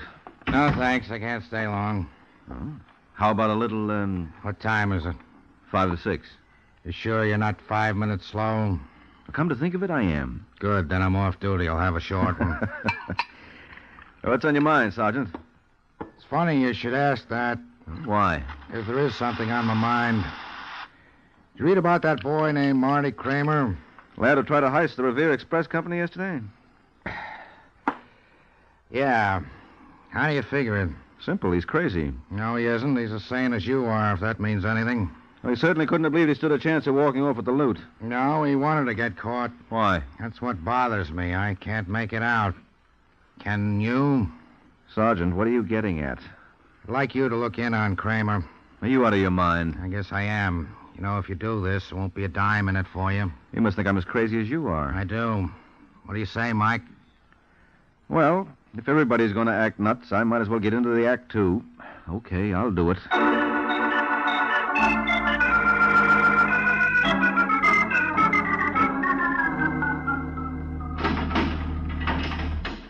All right, Kramer. Mike Waring's here. Mike Waring? Yeah. You have 10 minutes, Mike. Thanks, Mac. Wait a minute, Buster. Who sent for you? Sergeant Corbett asked me to look in on you. My name is Mike Waring. You the bird they call the Falcon? Mm-hmm. What do you want with me? Sergeant Corbett feels there's a lot more to your case than meets the eye. And I'm inclined to agree with him. Well, you're wrong. I tried to pull a job and I was caught.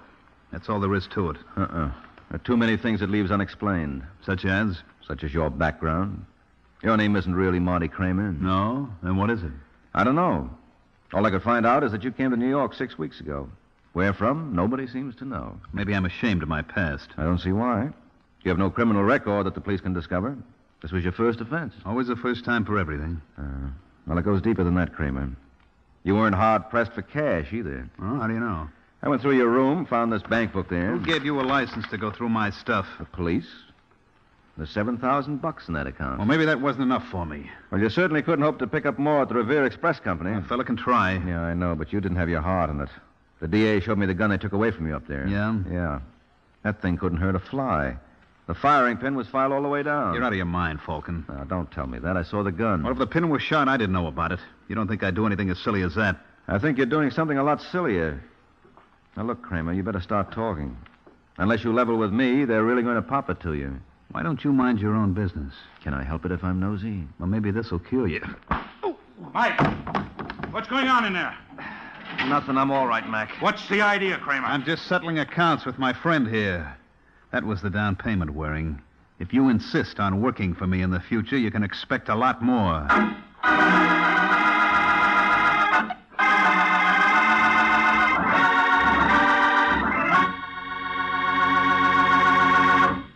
This is Ed Hurley again, friends. Say, I'd like to tell you how you can get compliments from the small fry. Next time the children want something to eat between meals, send out their favorite crispy crackers and a glass or two of Kraft pineapple cheese spread, one of the 9 famous Kraft cheese spreads. Then watch those youngsters go to it. Watch how their faces light up when they taste this delightfully mild cheese spread that's filled through and through with juicy bits of sweet sun-ripened pineapple. Mm-hmm. Kraft pineapple cheese spread is delicious. And it's smooth, too, for wonderfully easy spreading. And you know it's a snack the whole family can enjoy often. Because, like all the Kraft cheese spreads, it's a wholesome dairy food made from only the finest ingredients. It's a good idea to have several glasses of Kraft cheese spreads on hand always for a grand variety of snacks. Try Kraft relish cheese spread, Kraft olive pimento cheese spread, Kraft pimento cheese spread. In fact, all 9 delicious varieties. Look for them at your grocer's tomorrow. They come in bright, new tulip-patterned drinking glasses in a choice of 4 gay colors.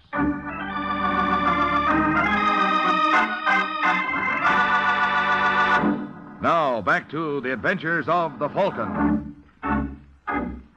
A week has passed since Mike Waring had his little talk with Marty Kramer. Apparently, it didn't do any good, for the next day, Kramer pleaded guilty to armed robbery and was sentenced to Sing Sing. Now, as we find him, he's making his grand entrance. Come on, Kramer. Hey, Bailey. Bailey. Wake up. You got company. What's the matter? I want you to meet your new roommate. His name is Marty Kramer. Oh. Hiya, pal. Hi. If there's anything you want, Mr. Kramer, just ring. We have 24-hour service here. Well, thanks a lot, McGraw, but I wouldn't think of disturbing you boys. Well, make yourself at home, Kramer. Thanks. My name's Bailey. Yeah, I know. I heard a lot about you. I've heard a couple of things about you, too. Have you? Yeah, a fellow was telling me in the yard today that a Falcon was working for you. How come he couldn't get you off? Maybe I didn't want him to, Bailey. I don't dig you, pal. Maybe I wanted to spend some time up here. Why would anybody in his right mind want to do that? It's a long story. Well, that's okay. I got 10 years more to serve. Yeah, want a butt? Yeah, help yourself. Thanks. Very much. You see, there's a guy up here that I wanted to see. Well, you certainly took the hard way, Kramer. Well, 5 years ago, this guy was partners with my old man. My old man was a schnook. He trusted everybody. That was his mistake. One night, his partner cleaned him out and then put a match to the place. When the insurance dicks came over to investigate, this guy took a powder and my father was left holding the bag. And what happened? Well, he couldn't stand the disgrace, so he blew his brains out. Tough. Yeah. Anyway, I promised myself that I'd make it up to the old boy. I've been looking for his partner ever since. You find him? Yep. Through a private eye. The Falcon? No, another guy. He told me my party was serving time in Sing Sing. That's why I arranged to visit here. What's this party's name? Bailey. Huh? Oh, now isn't that a coincidence? Just the same as yours. Where you from, Bailey? Los Angeles. Oh, that's funny. So was this guy I was telling you about. Cut it out, Kramer. You don't remember me, do you, friend? No. Of course, I didn't call myself Kramer in those days. Now, look, you. Stay away from me. Hey, Mac, McGraw! You're going to get it, Bailey. I've waited 5 long years for this. What? Go, You're let him go, Kramer, right after I squeeze the life out of him. No, you don't. Let me go. Come on, break it up. After breaking my arm. Then behave. You okay, Bailey? Yeah, I think so. Leave me alone with him for 1 minute. 1 minute, that's all I ask. What you're asking for is a stiff dose of solitary. All right, Kramer. Let's go.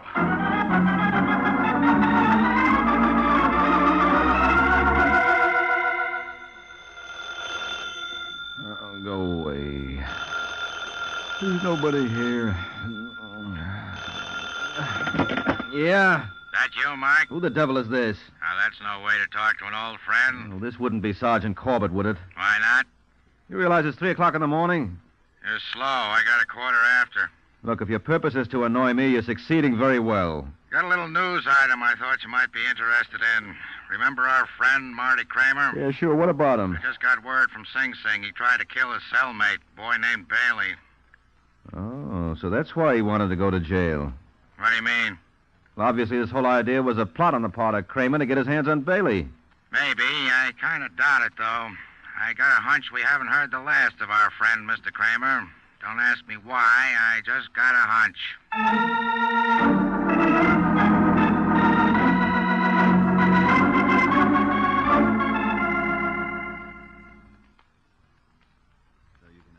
How I felt, Logan. A couple of seconds more and it would have been all over. Instead, the guard had to break it up. How long did they keep you in solitary, Kramer? A week. Was it bad? It'll be worth it if I can get my hands on Bailey again. Forget it. There's not a chance. That's why I transferred you in here with me. I'll work it somehow. What you got against Bailey, anyway? Ah, never mind. Come on, I won't give you away. There's something he did to my old man 5 years ago. Wait a minute. What's the matter? You got the wrong guy. Oh, no, I haven't. When'd you say this happened? 5 years ago in L.A. Well, that proves it. Bailey's been in here since 1940. What are you trying to give me? What's the truth, Kramer? Someone give you a bum steer. This ain't the same Bailey. You're lying. Okay, don't believe me, but I saw his record myself. I used to help around the warden's office when I first came here in 45. Well, that's true. I did all this for nothing. You ought to be glad you didn't kill him. I got to get out of here, Logan. You kidding? Don't you understand? This was all a mistake. That's tough, pal, but can't be helped. Let me out! Let me out! Pipe down there, Kramer, unless you want another session in solitary. I got to speak to the warden. Okay, I'll make an appointment. Cut it out, Kramer. It won't do you no good. I got to get out of here, Logan. Sure. If I can't do it any other way, I'm going to make a break. Don't be a chump. I tell you I can do it. Are you with me? You just sounding off to hear yourself talk? No, I tell you I can do it. How? Is there anyone outside you can count on for help? No. Aren't you married? No. I got a girl in Jersey. How about her? How do you think I got in here in the first place? She squeal on you? That's what a couple of people would like me to believe. I was running the biggest gambling joint in town till Martha got friendly with Philip Hernandez. Phil Hernandez? One of my competitors. He and Martha got awful chummy. Well, that doesn't mean she sold you out. It does when you add to it the fact that that's how we met originally. Only this boy she fingered was some character from Chicago, and he was married to her. The more I think of it, the more I'd like to ask Miss Martha Pierce a couple of questions. What do you say, Logan? Do you want in? What's the deal? Tonight, after roll call, one of us will pretend we're sick. When the guard comes in to investigate, we'll take care of him. With what? With this. Hey, where'd you get that hunk of lead? When I was in solitary, I noticed one of the water pipes was loose. I didn't think anyone would mind if I borrowed it. Yeah, they're bound to find out it's gone. Sure, the next time they throw someone in solitary, but that may be days. And we'll use it tonight.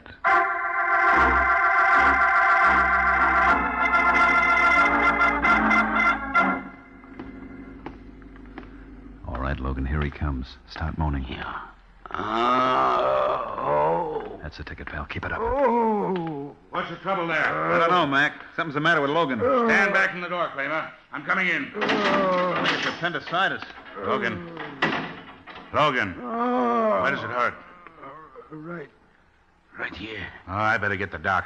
Okay, Kramer, now. What the...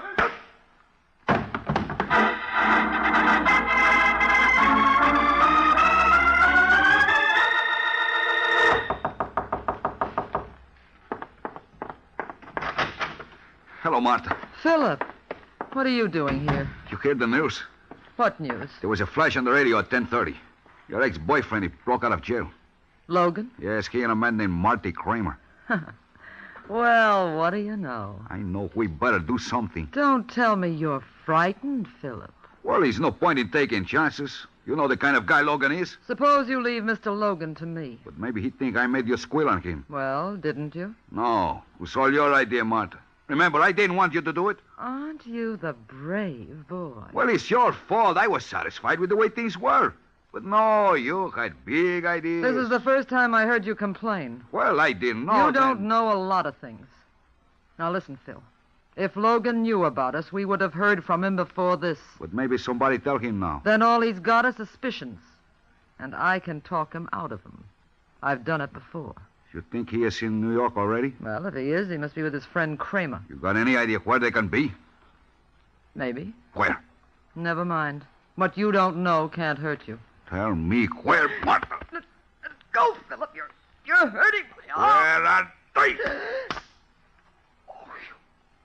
You're going to regret that, Mr. Hernandez. I'm sorry, Martha. I didn't mean it. It's just that I worry about Logan so. You shouldn't, Phil. I've got a feeling Mr. Logan is the least of your worries.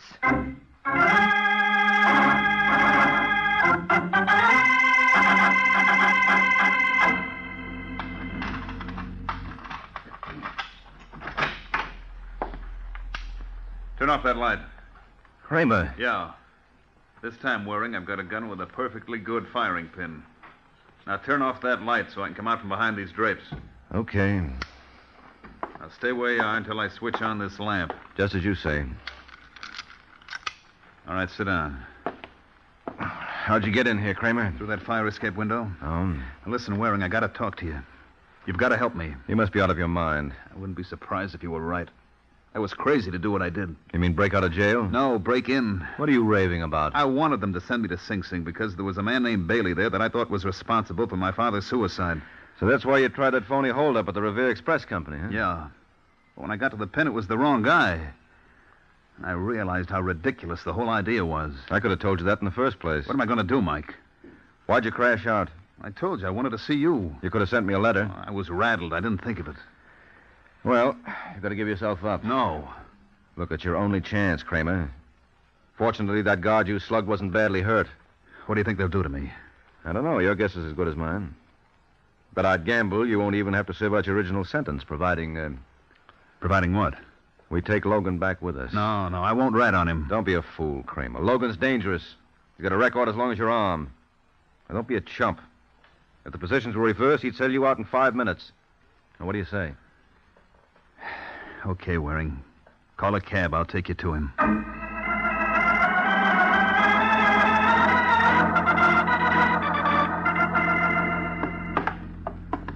All right, Marty. Where is he? Next floor. Whose place is it? Belongs to Logan. He owns the building. Oh, that's pretty convenient. Does he know you went to see me? No. I told him I was going to get some grub. Hold it. This it? Yeah. You better let me go in first. I'll give you the high sign when it's okay for you to come in. Right. Logan? Logan, I'm back. Hey, Logan, where Waring. Yeah, what's the matter? What's the trouble? Oh, never mind. I see him. He isn't moving. A few people do when they're dead. All right, Kramer, what do you got to say for yourself?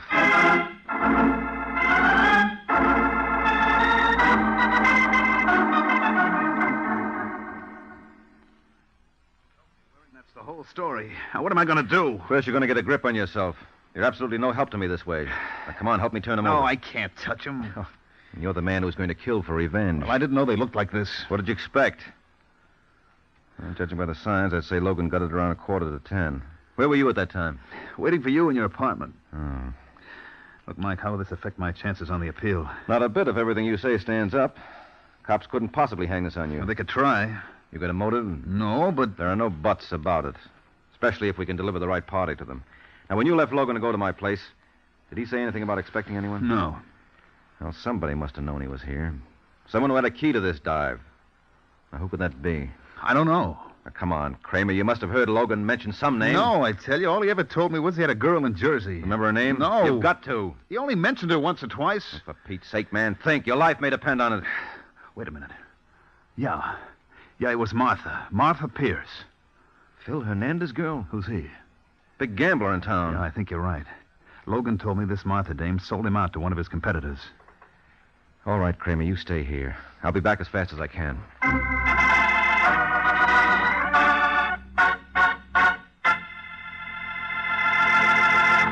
This is Ed Hurley again, friends. Sounds like Kramer gave Mike a lead to the killer, doesn't it? Right now, though, I'd like to give you a lead to 9 kinds of wonderful eating. That's right, I said 9. Because I'm talking about the delicious Kraft cheese spreads that come in 9 grand varieties. There are delightfully mild-tasting ones like Kraft pineapple cheese spread, Kraft relish spread, and Kraft olive pimento cheese spread. And there are sharp-tasting kinds, too, such as Kraft cheese and bacon spread, Roca brand cheese spread, and hearty Kraft Limburger cheese spread. They're all delicious, all wholesome dairy products, and all so handy for making quick, easy snacks and sandwiches.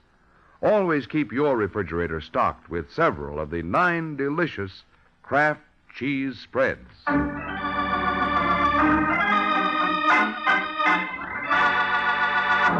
now, back to the adventures of the Falcon. 30 minutes have passed since the discovery of the body of George Logan by Mike Waring and Marty Kramer. And now, as we find the Falcon, he's knocking at the door of his first lead. Yes, Martha Pierce? that's right. I hope I'm not intruding. Not at all, honey. But if you're going to show me your brushes, you might as well come in. Well, thanks. I'm afraid I left my sample case at home. What's your name, handsome? Mike Waring. I think I've heard that somewhere before. Could be. I'm a private detective, Miss Pierce. My friends call me Martha. Well, I'll bet you'll get 1,000 of them. Listen, Mr. Waring. No, I'm sorry. I take it back. You couldn't have more than 999. What's that supposed to mean? You just lost one of your best. Who? George Logan. Oh, don't tell me. Yes, he's dead. Poor Logan. I knew the excitement of breaking out would be too much for him. He had a bad heart. Yes, well, that knife someone stuck in his back didn't help matters any either. Incidentally, where can I find Philip Hernandez? You're wasting your time, honey. He isn't in New York. He took the midnight plane to Chicago. Well, that must make it awfully dull for you. How have you been keeping yourself occupied?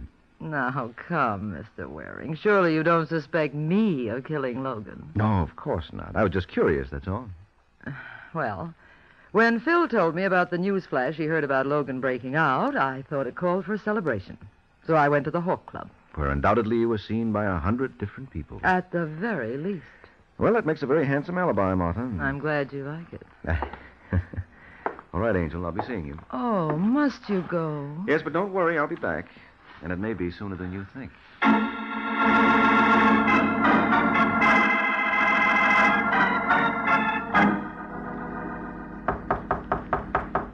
Who's there? It's all right, Kramer. It's only me, Mike Waring. Oh, just a second.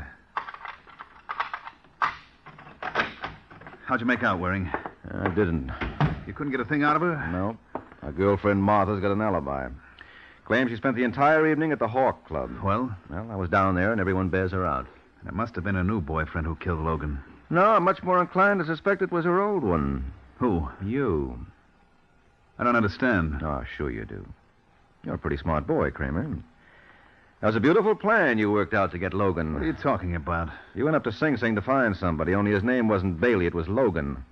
That business of your old man's suicide was so much tripe.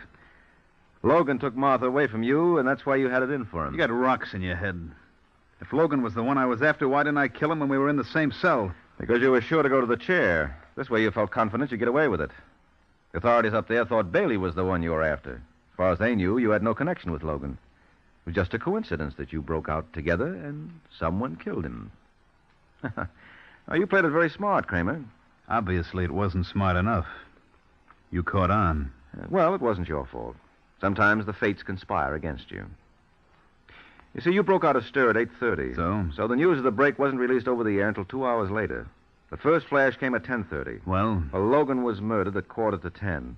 3/4 of an hour before either Martha or Phil Hernandez could possibly have known he escaped. That's where your frame fell down. It's too bad you made that mistake.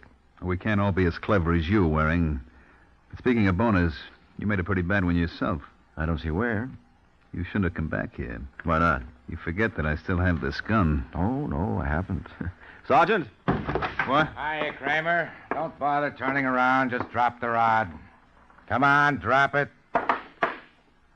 Well, did you hear enough, Sergeant? Plenty.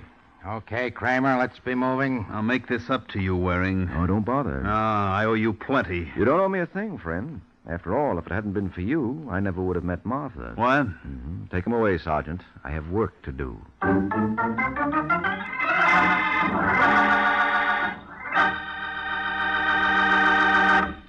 This is the season for hearty breakfasts, hot cakes, hot toast, hot rolls, waffles, and the spread that adds extra goodness to every bite is Parquet margarine, made by Kraft. Yes, Parquet is the margarine millions prefer to any other because it tastes so good. And it tastes so good because it's always fresh. In states where the law permits, get yellow Parquet in its new Flavor Saver aluminum foil wrap. Elsewhere, get Parquet in the regular package or handy Color Quick bag. Parkay, Parquet margarine, made by Kraft.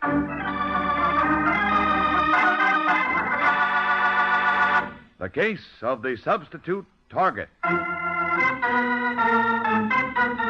The Case of the Substitute Target. That's the title of next week's adventure of the Falcon, when Mike Waring learns that just because a fella has a head on his shoulders is no sign he's going to be able to keep it there. So be sure to listen at the same time next week to another exciting adventure of the Falcon, brought to you by the Kraft Foods Company. The Adventures of the Falcon are based on the famous character created by Drexel Drake, produced by Bernard L. Schubert, written today by Eugene Wang, and directed by Richard Lewis. Music was by Arlo. Les Damon was starred as the Falcon, with Ken Lynch as Sergeant Corbett. Be sure to hear The Great Gildersleeve next Wednesday evening over most of these stations. In next Wednesday's broadcast, Gildy comes face to face with an hilarious problem and solves it in a way that will keep you laughing for days. Remember the show, the time, and the place. The Great Gildersleeve next Wednesday evening over most of these stations. Check your newspaper for time of broadcast. This is Ed Hurley speaking for the Kraft Foods Company. Hear Martha Ray and Jimmy Durante on The Big Show today on NBC.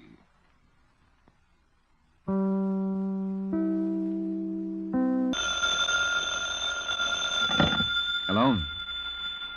Yes, this is the Falcon speaking. Oh, Barbara. Now, thanks for calling, but tonight is out, Angel. I have to teach some gangsters that you can't get away with murder. Especially since the murder they want to get away with is mine.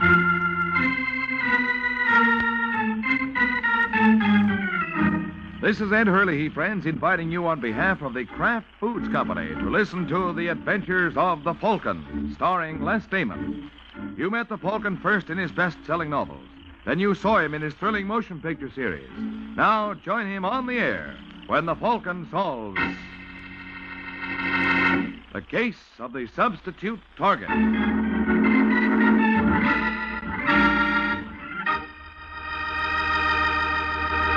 Before we join the Falcon for his latest adventure, I'd like to tell you about 9 of the handiest little menu helpers you ever had in your kitchen. They're the 9 famous Kraft cheese spreads, and they really are handy for making snacks and sandwiches, salad toppings, and appetizers.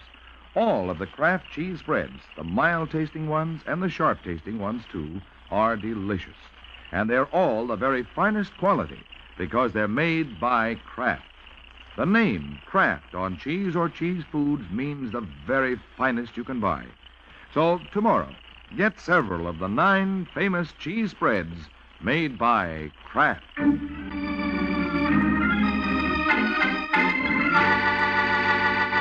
And now, the case of the substitute target. It's Sunday night in the expensive New York apartment of Ed Rizzo. Rizzo is the fat, bald mobster who is, at the moment, taking a bad pushing around from a tall young man who seems definitely to mean business. All right, Rizzo, who is it? Leo! When you talk... No, you don't. Oh, my finger. You shouldn't have reached for that drawer. What are you looking for, a gun? Well, here's one, only I'll hold it. There's no use looking around for protection, Rizzo. I'm your protection, you know that. Only right now, I'm not protecting. Travers, if you'd only listen to me... I want the boss, the top boss. Now, who is he? Where can I find him? I told you, I'm the boss. You work for me. You don't seem to understand, Rizzo. I don't work for you, not anymore. I want the boss, not a cheap stooge. So you, Travers? Who are you? I didn't know anybody was... You weren't supposed to know anybody was here.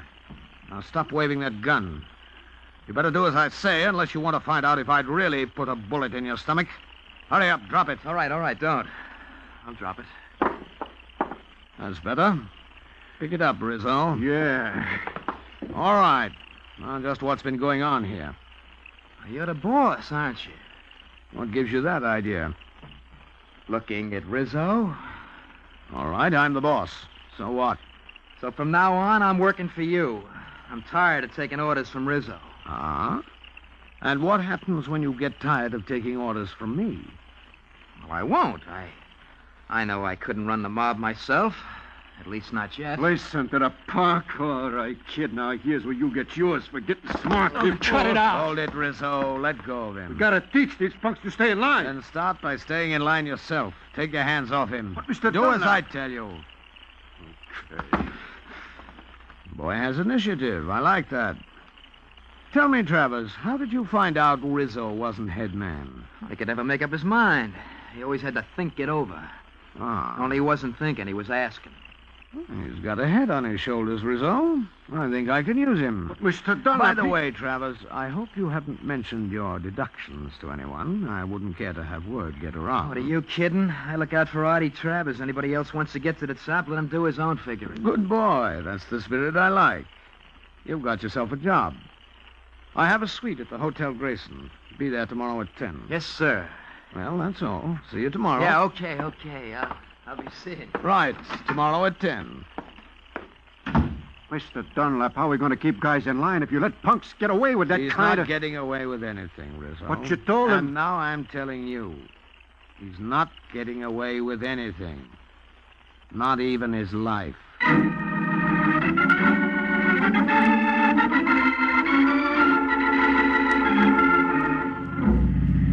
Baby, did I pull a deal tonight. Little Artie is going places. I'm glad to hear it. You bet you're glad.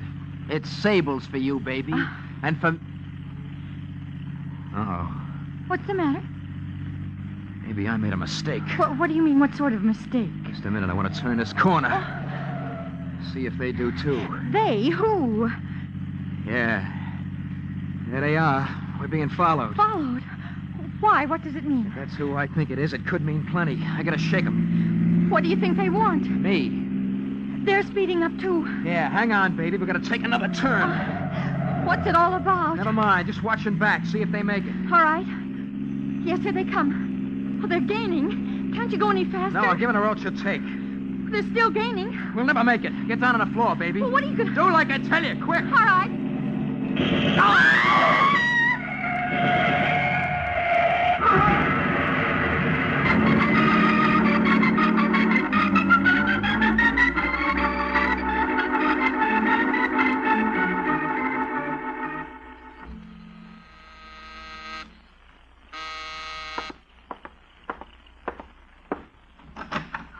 Hello.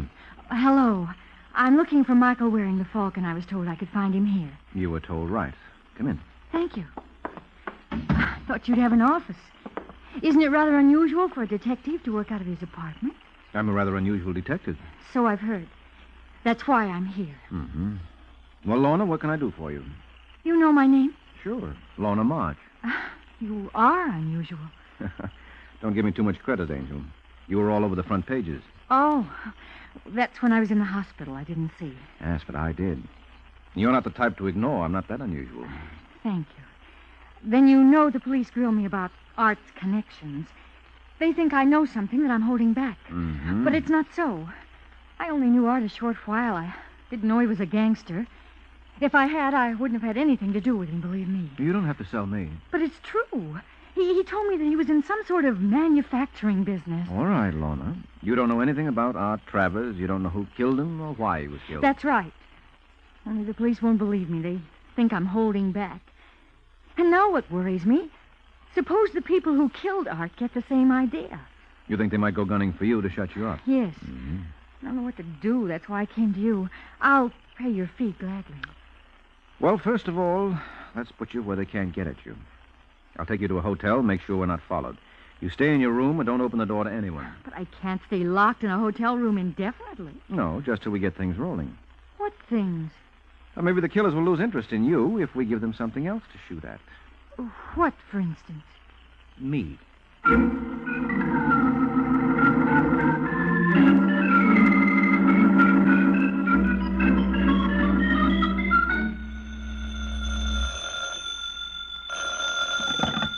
Homicide, Sergeant Corbett speaking. It's your lucky day, Corbett. This is Mike Waring. Goodbye, Waring. Hold it. I want to talk to you. I don't want to talk to you. I've already got a headache. The Art Travers killing by any chance? You've been listening at keyholes. Naturally, in my profession. All right, Waring, what do you want? I got no time for idle chit-chat. I want you to do me a favor. I told you I got no time. Oh, for this you have. You'll love it. What makes you think so? It might get me killed. All of a sudden, I find myself strangely interested. Tell me more. In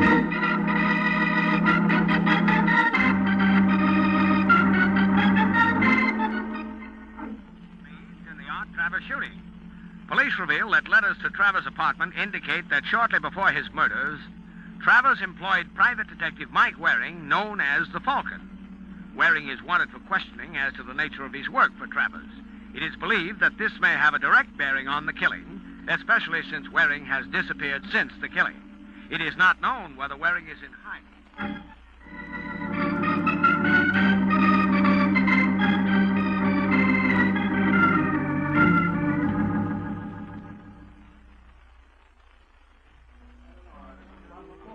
Hello, Joey. Mike Waring. Hey, didn't you hear? Well, don't you know the law's looking for you? That's why I'm looking for you. Huh? Have one on me, Joey. What are you drinking? You name it, I'll drink it. Okay. Bartender, double scotch for my pal. Gee, that's pretty swell, Mike. What's cooking? What can I do you for? I just thought you might let me hole up in your place until things cool off. Oh? Oh, yeah. Yeah, sure, Mike. Sure, anytime. Thanks, Joey. Well, I'd better get right up there. The sooner I'm out of circulation, the better. Here, this will take care of your drink. Thanks. Hey, just a second. Here's the keys. Oh, right. I'll be up a little later. All right, Joey. So long. So long, Mike. Hey, hold the rest of the drink, Red. I'll be right back.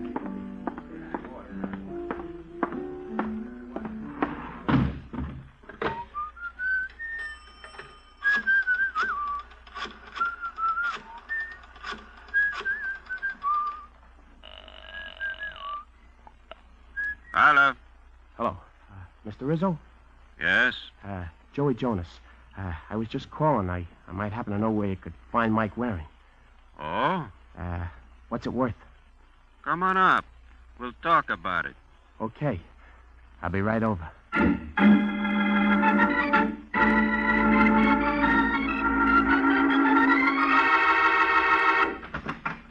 Come in, Joey. Yeah, Mr. Rizzo. Now, what's this about you knowing where to find Waring? Well, you see, he comes to me, asks me to help hide him out. Oh, he comes to you? Yeah, he says, well, Hey, come on, let go! What does Waring come to you for? I'm trying to tell you. Hey, don't hit me. You a pal of Waring's? I know him, sort of. You know him, sort of, but he goes to you when he's in a jam. Well, I guess he figured that, nobody'd think about him going to me. If he went to one of his real pals, a friend would, you know. Maybe. Hey, look, I'm telling you where to find him, ain't I? You better. Well, doesn't that prove I'm leveling with you?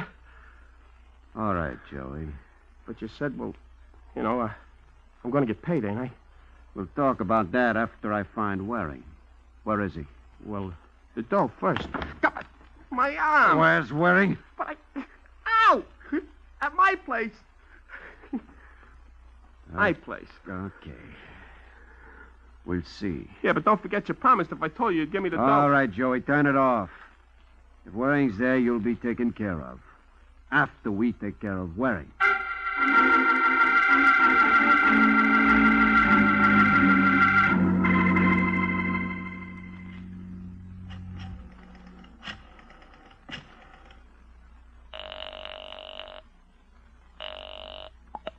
Hello. Hello, Larkin. This is Rizzo. Yeah, Mr. Rizzo. Just thought you'd like to know it pays to keep your customers happy. What do you mean? Just that I've got another job for you. Oh? It wouldn't be Waring, would it? How did you know? According to the papers, he was tied in with Travers. Yeah. Well, will you take care of it? I know where you can find him. You want him to get what Travers got? Yeah. But first I want to talk to him, find out how much he knows. I want you to bring him here. That's not going to be so easy. A guy like the Falcon. You don't think you can handle it? I didn't say that. Then cut the alibis. Okay, Mr. Rizzo. I'll bring you Waring.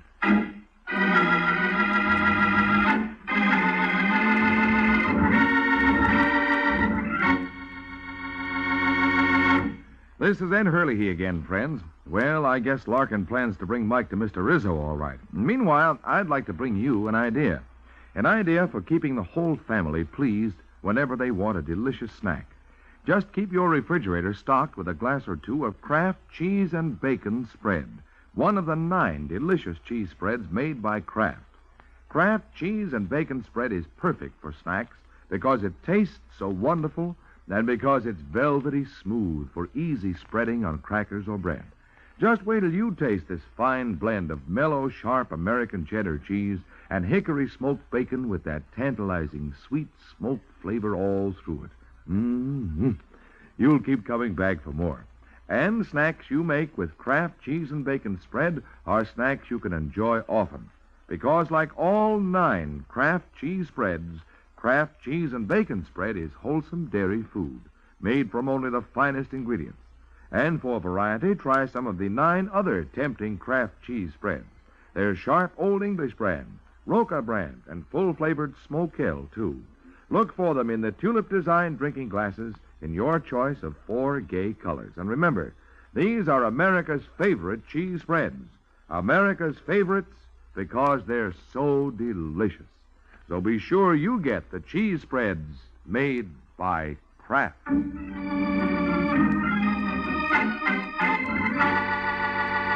Now, back to the adventures of the Falcon.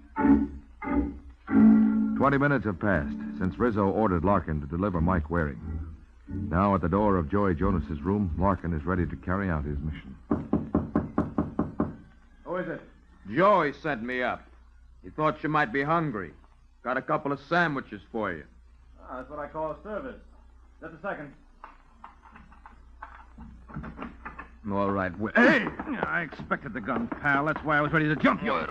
Double-cross. No, Joey, he didn't double-cross you. He double-crossed me, but I counted on it. Yeah, well, I'll... You won't do anything, pal. Not for a while.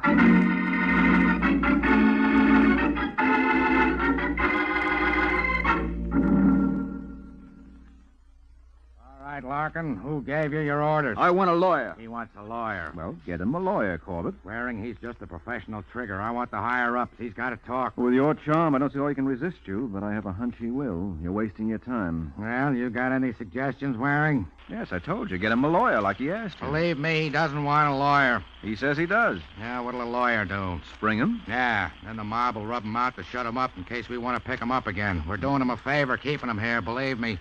Well, Corbett, every man to his taste. You're such a help. Now, that's gratitude for you. I bring you the trigger. I want the higher-ups. No satisfying some people. Like the chief, for instance. He's going to be screaming. What, in your pretty shell-like ear? The thought shudders. Well, so long, Corbett. Where are you going, Waring? Your every wish is my command. I'm going looking for higher-ups.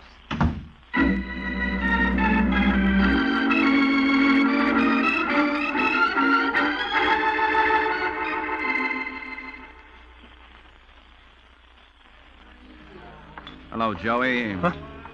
Falcon. Hey, stay away from me, Mike. Stay away. Come here, Joey. I'm warning you. Now stay away or I'll let you have it with this beer bottle. Well, Joey, if you're so anxious to give me that bottle, I'll just take it. No. Now cut it out, Mike. Yeah, sure. As soon as I get this away from you. That's it. All right, Joey. Now we talk. Please, Mike. Don't be sore. You sicked a gunman on me. And what are you so startled to see me walking around? I can explain. All right, explain. Well, we wanted it, and it's... I guess I can't. As a matter of fact, you don't have to. I expected just what happened. Huh? Well, why? Because I know what a cheap rat you are. I suppose you wouldn't believe it. You're right, I wouldn't. But there's no use crying over spilled gunman, Joey. So I'm willing to make a deal. Hey, what kind of a deal? I'm willing to forget the gunman, provided you tell me who hired him. Well, what if I don't know? You do know. You know plenty about what's cooking in mob circles. That's why I latched onto you in the first place. I can't say anything else, Mike. Hey, don't hit me. I'm not going to hit you. I'm just going to explain something to you. Explain? Yeah. You can deny it if you want to, but this is the way I see it. You tipped off a mob that I was at your place. They sent around Larkin to get rid of me. Oh, Mike, but that's look, just what I counted on. I was waiting for him. Now he's in the jug. Oh, it's not the And what way do you think the mob thinks about that? They think you double-crossed them. Huh? Sure, can't you see it? Larkin walked into a trap. You laid the trap. No, I didn't do... That's the way it looks to them. And they won't sit still for that kind of an act. No, Joey, I'm not going to hit you. I'll just leave you for the mob. Oh, what am I going to do? Well, you could help me round up the mob, put the finger on the boss. If they're behind bars, they can't touch you. Yeah, but if something goes wrong... So what? You couldn't be any worse off than you are. Think it over, Joey. All right, Mike. Mike, I'll tell you all I know.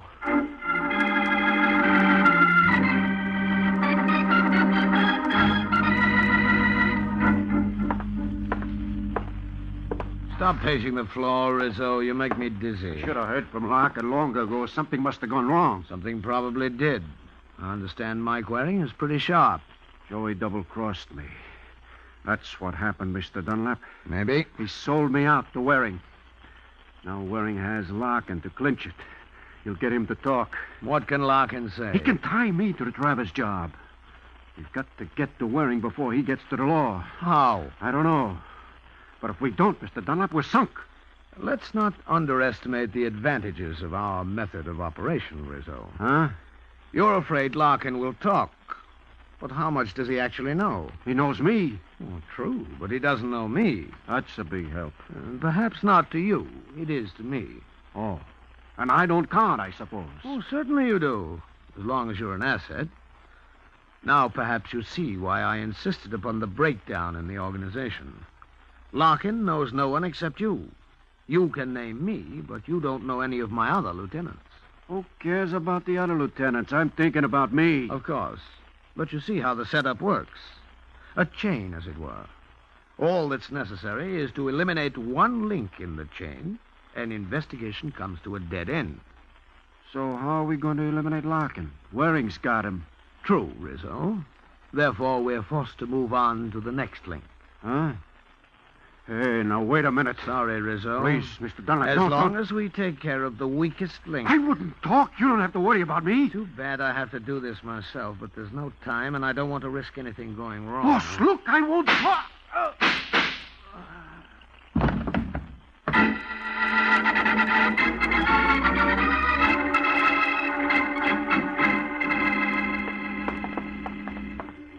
Hey, Mike, tell me, what good'll I do here? I told you, Joey, it's not what good you'll do being with me. It's what harm you might do if I let you out of my sight again. Yeah, but Rizzo's going to be sore. Let me handle Rizzo. Let me get down. I'll wait downstairs. You'll wait right here. Let's go. There's nobody here. You hope. I hear somebody in there. Well, it was just maybe somebody upstairs. I don't think so. I heard somebody moving around inside. Well, it's funny they don't come then. Yeah, very funny. Well, Joey, I guess he's not here. Let's go. What's the... Come on. Hey, you gone nuts? Yeah, sure. All right, Joey. This is far enough. Oh, what are we doing? Obviously, visitors aren't welcome. But maybe if we pretend to go... Or maybe if we really do go. Will you stop that? Well, what do we do? Just stand here in the hall? Yeah, for a minute. If nobody opens the door now, we'll have to try something else. Now, just be quiet. Okay. Here he comes. Oh, fine. You scared him. Back. What's the matter, Waring? Nobody home? Huh? Corbett, where'd you come from? Larkin finally cracked. Said Rizzo hired him, so here I am. Oh, good. There's something going on inside, but Hey, where's Joey? Joey? That must be the guy who just ducked down the stairs. I should have known he'd fade the second I turned my back. Well, maybe he doesn't matter for now. Look, we've got to get into Rizzo's. But that's not the kind of door you can break into. What's going on? That's what I'm trying to find out. I knocked at Rizzo's door, and nobody answered. But I could hear someone inside. So I hid and waited. Then somebody opened the door, but before I could see who it was, Joey chirped and the door slammed. Well, a door slammed in your face should be no new experience to you, Waring. All right, I'll waltz with you later, Corbett. Right now, this calls for a search warrant and an acetylene torch. Now get on it, huh?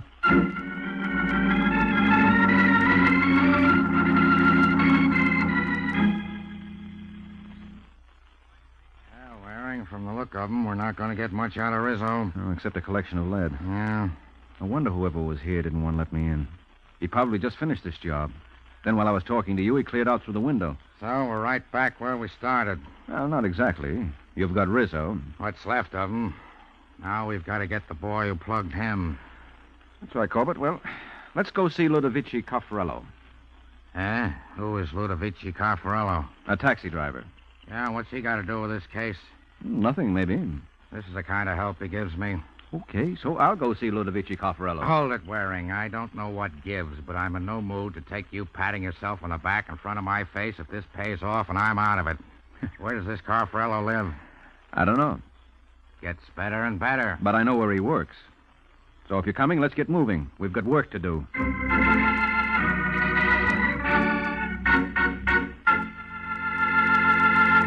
This is Ed Hurley again, friends, and while Mike and Sergeant Corbett go about finding Mr. Caffarello, I'd like to help you find out about the 9 most delicious cheese spreads I ever tasted. They're the 9 famous cheese spreads made by Kraft. There are delightfully mild-tasting ones, such as Kraft Pineapple Cheese Spread, Kraft Olive Pimento Cheese Spread, and Kraft Relish Cheese Spread.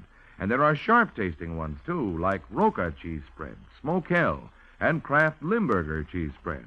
All of them are mighty good to eat, and they're all good for you to eat, too, because they're wholesome dairy foods made from only the finest ingredients. For quick, easy snacks and sandwiches, keep your refrigerator stocked with several of the 9 delicious Kraft cheese spreads.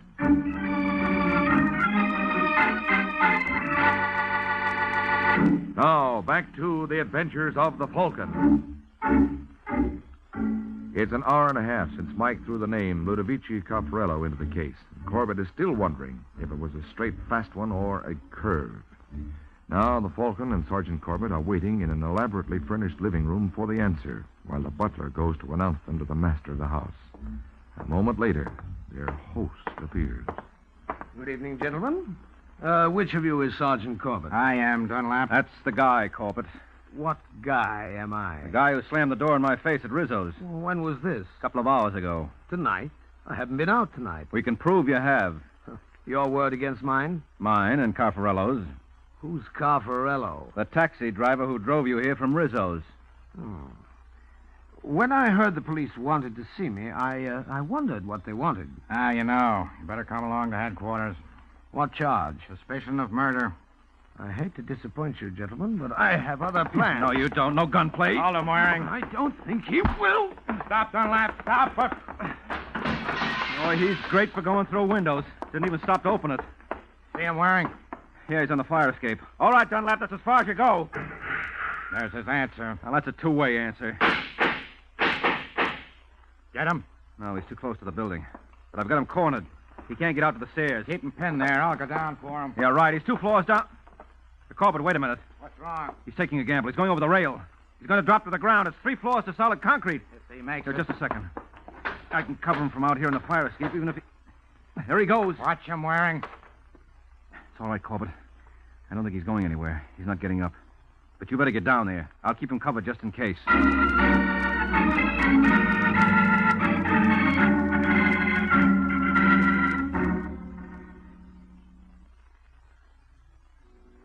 Mike, so you and the sergeant found Rizzo's body, but then what? Well, I knew the murderer left the building right after Joey and I got there. Huh? He went out the window while I was in the hall. Uh-huh. And I knew he'd be in a hurry to get out of the neighborhood. He might have taken a taxi, and since the taxi we arrived in was probably still out front... Oh, I see. Well, they have the driver's identification in the cab. I remember the name because it intrigued me. Ludovici Caffarello. So you called the taxi company and asked where you could find Carfarello? That's right. And he told us he picked up a fare near Rizzo's and gave us the description. We went to where he took the fare, gave the desk clerk the description, and he said it sounded like Dunlap. And that, with a little bluffing, was the end of the line. Do you think Dunlap's the head man of the mob? Seems to be. He's got a busted leg, but he'll be able to talk. Yep, looks like the mob's washed up. And Joey? Probably on his bicycle heading for Texas. Oh, poor Joey. Oh, I wouldn't worry about him. Well, the main thing is I don't have to worry about myself anymore. No.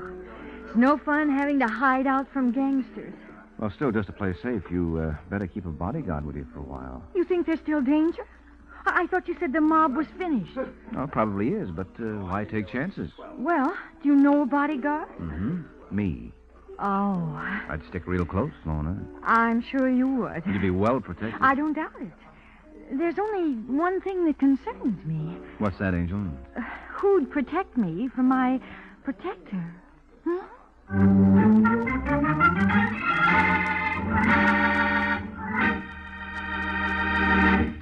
In many parts of the country, winter means ice and snow, dangerous road conditions, and dangerous road conditions may mean a bad accident to you, so drive extra carefully.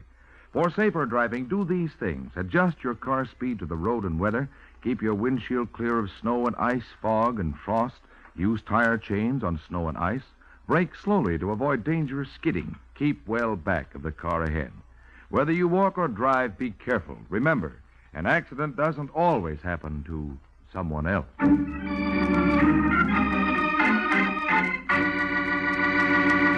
The case of the bellicose boxer.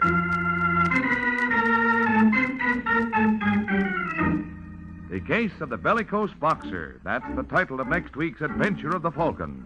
And Mike Waring learns that when some fighters are knocked out, they may also be knocked off. So be sure to listen at the same time next week to another exciting adventure of the Falcon, brought to you by the Kraft Foods Company. The Adventures of the Falcon are based on the famous character created by Drexel Drake, produced by Bernard L. Schubert, written today by Jerome Epstein, and directed by Richard Lewis.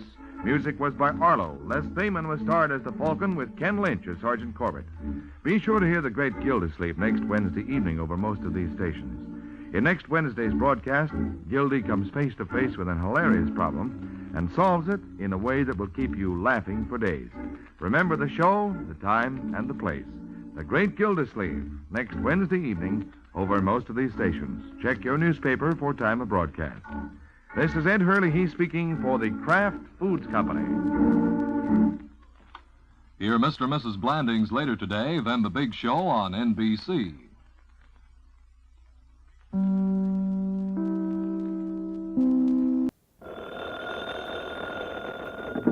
Hello? Yes, this is the Falcon speaking. Oh, Dolores. I'm glad you called. You'll have to count me out tonight. I'm going to the fights. Yeah, I know some of them are dull, Angel, but this one ought to be a killer.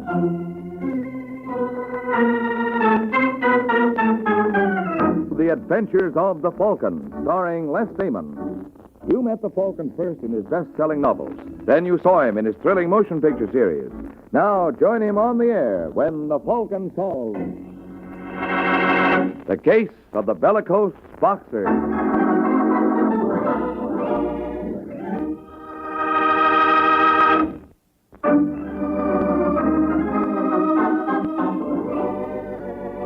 And now, the case of the bellicose boxer. It is early afternoon in New York, and at Stamford's Gymnasium, the young man whom experts hail as the slickest thing to hit the ring since Benny Leonard dances around in the shower. His name is Freddie Lane. He looks as commanding as a Greek god, and Freddie has a manner to match. How about a towel, Steve? What? What'd you say, Freddie? What's the matter, you deaf? Let me have a towel. Oh, yeah, sure. Here. What'd you do with my robe? Come on, Steve. Get with it. Oh, I'm sorry, Freddie. I guess I was thinking of something. Oh, that's a novelty. Hand me my robe, huh? Yeah, sure, kid. Yeah? All right, what's eating you? Well, I don't like to annoy you with details. Go ahead. You know a manager isn't supposed to keep any secrets from his fighter. Yes, that's just it, Freddie. As of 12 o'clock tonight, I am no longer your manager. That's right. Your contract expires then, don't it? Yeah. You forgot to sign the new one. No, I didn't forget, Steve. Oh, what'd you do with my copy? I tore it up. I don't get you, Freddie. I guess that proves you're not as smart as you're supposed to be. Well, let me get this straight. I don't know why you're having so much trouble, Steve. It's simple. I'm packing you in. You don't know what you're saying. Why, when I found All right, you, don't give me that tired routine about all you did for me. You got paid for that and paid plenty. Here on, little Freddie, don't split with anybody. Well, listen, Freddie. Sorry, pal. I haven't time. I got no... Come in. Hello, boys. What are you doing here, Vincent? Keep your shirt on, Steve. I just want to talk to you, boy. You're making a mistake, Mr. Vincent. Am I? Yeah. I'm not his boy. Oh, really? Oh, really? As of 12 o'clock tonight. Then if I want to discuss business, who do I talk to? Me? All right, Steve. Would you mind giving us a little privacy? I'm staying here. Buzz. You want me, Mr. Vincent? Yeah, would you take this gentleman for a little stroll? I think some fresh air would do him good. Okay, Steve, you heard him. Let go of me. Come on, friend. Unless you want that fresh air to go right through you. All right, Freddie. I'll be seeing you. Don't bother, Steve. It won't do you any good. Okay, Mr. Vincent. What's on your mind? You are, Freddie. Night and day. Well, that's very flattering. What do I owe it to? Your coming fight with the champ. Oh, that? Yeah, that. How do you think you'll do against him?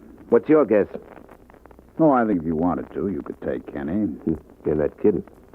I said if you wanted to. Well, why shouldn't I? I think the crown would look real good on me.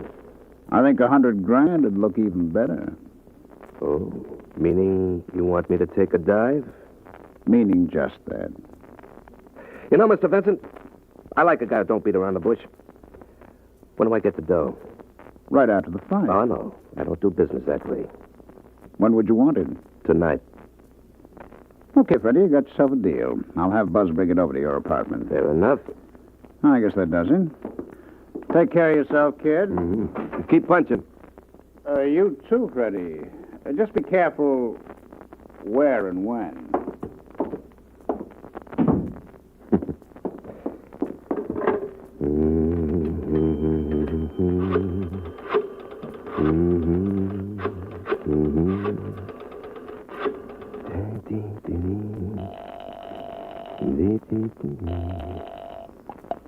Hello? Let me talk to Ace Richards, please.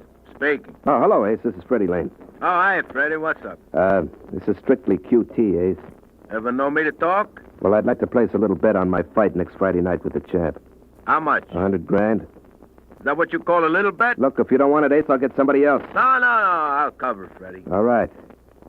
Lay the whole bunch on me to beat Kenny by a knockout.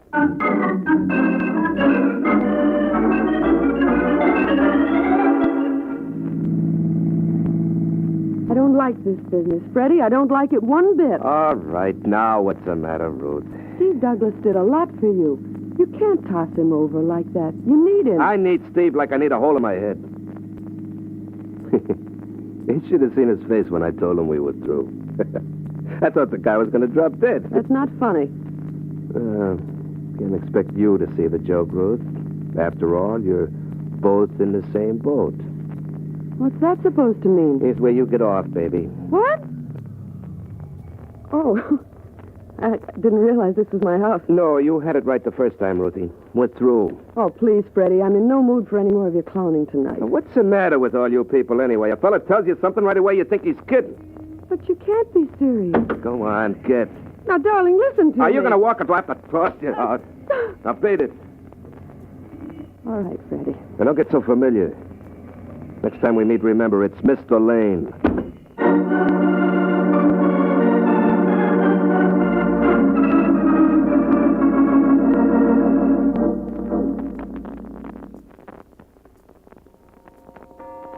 Is that clock right, Buzz? No, it's about 5 minutes slow, Mr. Vincent. Oh, then you better turn on the radio.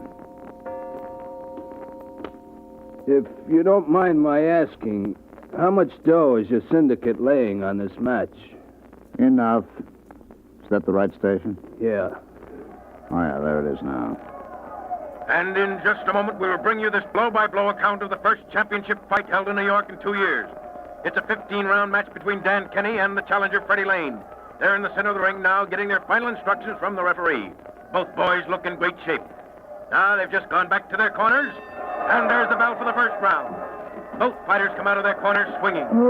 The champ feints with the left and then tries another left, which catches Freddie going away. Why don't they cut out the acting and get down to Out right, business? but Freddie dances back. Lane must feel that there's plenty of time to show what am I saying? Freddie just brought up a roundhouse that caught Kenny right on the jaw. Boss, shut up. And now Lane throws a right and a left and still another left. Oh, that one hurt. The champ staggers and Freddie moves in for the kill. Hold on, you jerk. Kenny is trying to clinch now, but Lane won't let him. Freddie brings up a right from the basement. And Kenny is down. He's badly hurt. The referee is bending over him. Just listen to that crowd. Get up, Kenny. Come on, you bum. 5, 6, 7, 8, 9, and it's all over, folks. There's a new champion in New York tonight. Turn it off. And his name is... Well, what do you think, Buzz? Gee, Mr. Vincent, what can I say? You're sure you gave that $100,000 to Freddie Lane? May I drop dead if I didn't. Okay, Buzz, that's all I want to know. I can take it from here.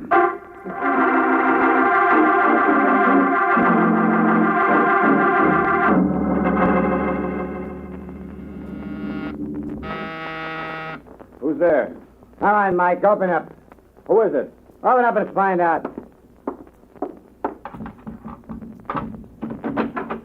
Oh, Steve Douglas. Surprised you, didn't I? In no small way. Yeah, considering you're the one and only Falcon, that's no easy trick. Am I disturbing you? No. Nothing I like better than entertaining company at 3 in the morning. It won't take much of your time.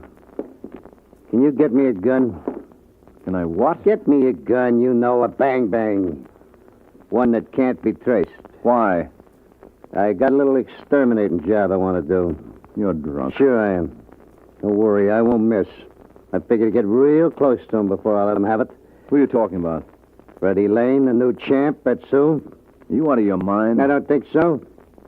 The way I see it, so many guys hate Freddie, the cops will never pin it on me.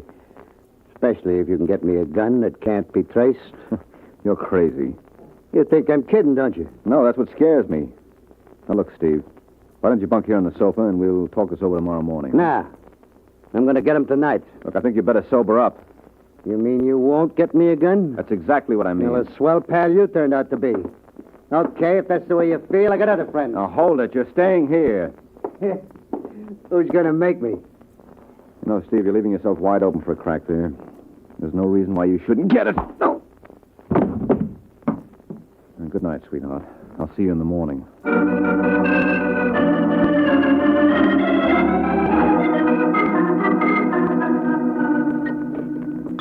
Come on, baby. Drink up. Any more where this came from? You realize you're talking to the new champ? Oh, I think you're wonderful, Mr. Lane. Call me Freddie, baby. All right, Freddie. But hadn't we better get back to the party? Ah, what's our rush? Told him I had to go up to my room to get my bags packed. Well, there they are. Oh, sugar, you ain't gonna wait. Yeah, I'm grabbing a 12 o'clock plane for Seattle. How'd you like to go with me, huh? Well, I don't know. Hey, you better make up your mind fast, baby. We got 15 minutes to make the airport. That must be the boy I've been waiting for. All right, just a second. I'm coming. Well, if it is...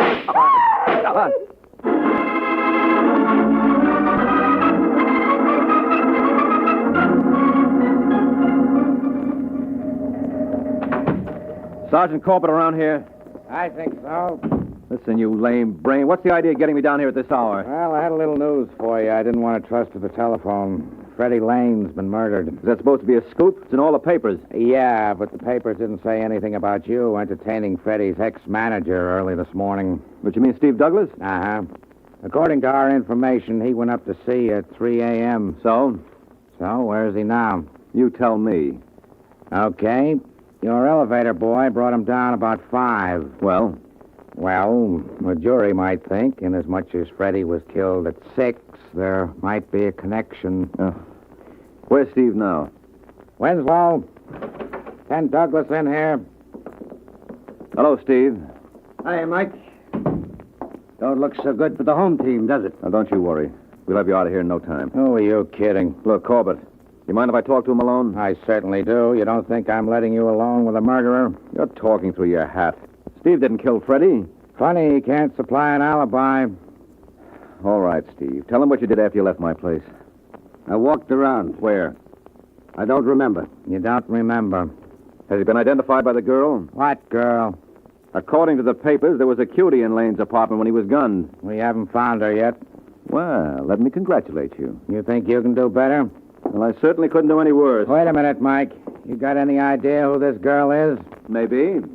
I'll be seeing you, Sergeant. Sure. Why don't we make a date now? Suppose we meet at Sing Sing on the day Steve goes to the chair. That makes it nice and definite.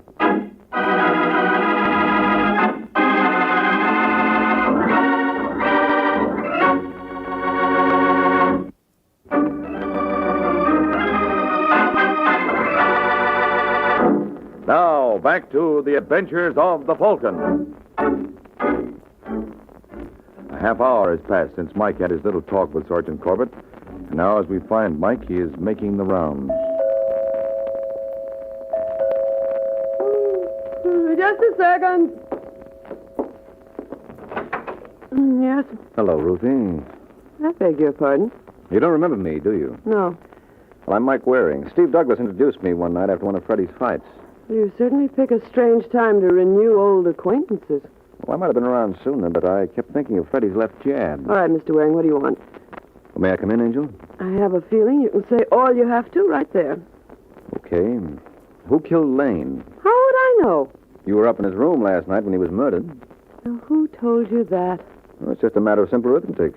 You were Freddie's girl, and that naturally followed you'd be doing some celebrating after his victory. You better go back to school. You don't know your addition. The last time I saw Freddie was 2 days ago when we agreed to disagree. Oh, so you're another member of the club, huh? What kind of a crack is that? Well, Freddie used to change girls as often as he did his shirts. So? So maybe that agreement to disagree was all on one side. And if he gave you the old heave-ho, Yeah, that would make you a very logical suspect. that's very amusing. Well, you've got an overdeveloped sense of humor. Maybe I have, but the joke's on you. You wouldn't happen to know what time Freddie was shot. I would. Approximately 6:05. I suppose you have an alibi for the time. Mm-hmm. And it's supported by half the police force of New York. Meaning? Meaning at 6:05, I was in jail for reckless driving.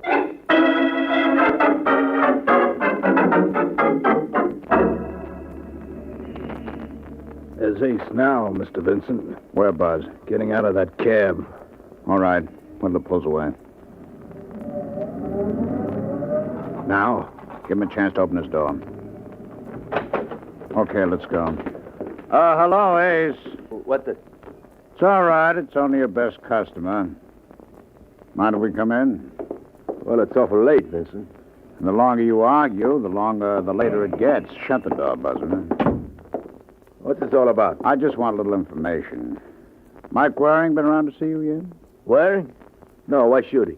He's working for Steve Douglas. He'll probably ask you the names of some of the big losers on the fight last night. So? So, when he does, Ace, I'd like you to forget all about the bundle I dropped. Okay, Vincent. Mom's the word. Not that I don't trust you, Ace, but, where do you keep your records? I tell you, I won't say a word. Well, sure, but Waring's awfully persuasive, and you might spill without meaning it.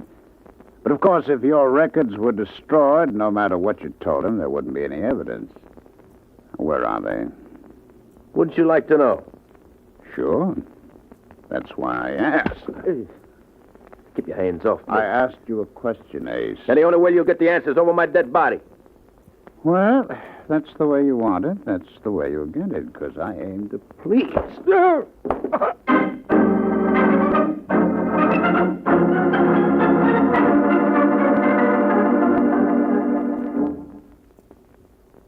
Take it easy, Ace.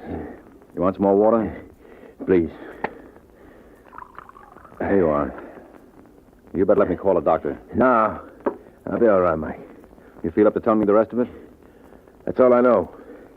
After Vincent got tired of bouncing me around, he turned me over to Buzz.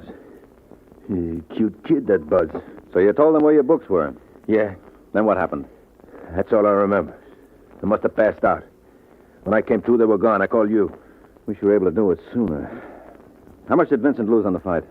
20 grand. Is that all? I heard he spread it around. Bet around $250,000 in Las Vegas. Well, that still doesn't give Vincent a motive to kill Freddie. Don't it? No, if a gambler ever tried to knock off all the people he lost dough on, the cemeteries would be loaded. The thing I don't understand is Vincent's bad judgment. What do you mean? Well, Freddie figured to take Kenny just the way he did. Doesn't add up for the smart money to be bet the other way. Unless Vincent thought Freddie was going to take a dive. Why should Freddie do that? He had a big bet with me that he'd take Kenny. How big? 100 grand. Oh, then that proves it. Where would Freddie get that kind of dough? He didn't hit the big time until 4 months ago. And you think... I think Sergeant Corbett might very profitably have a little talk with Georgie Vincent.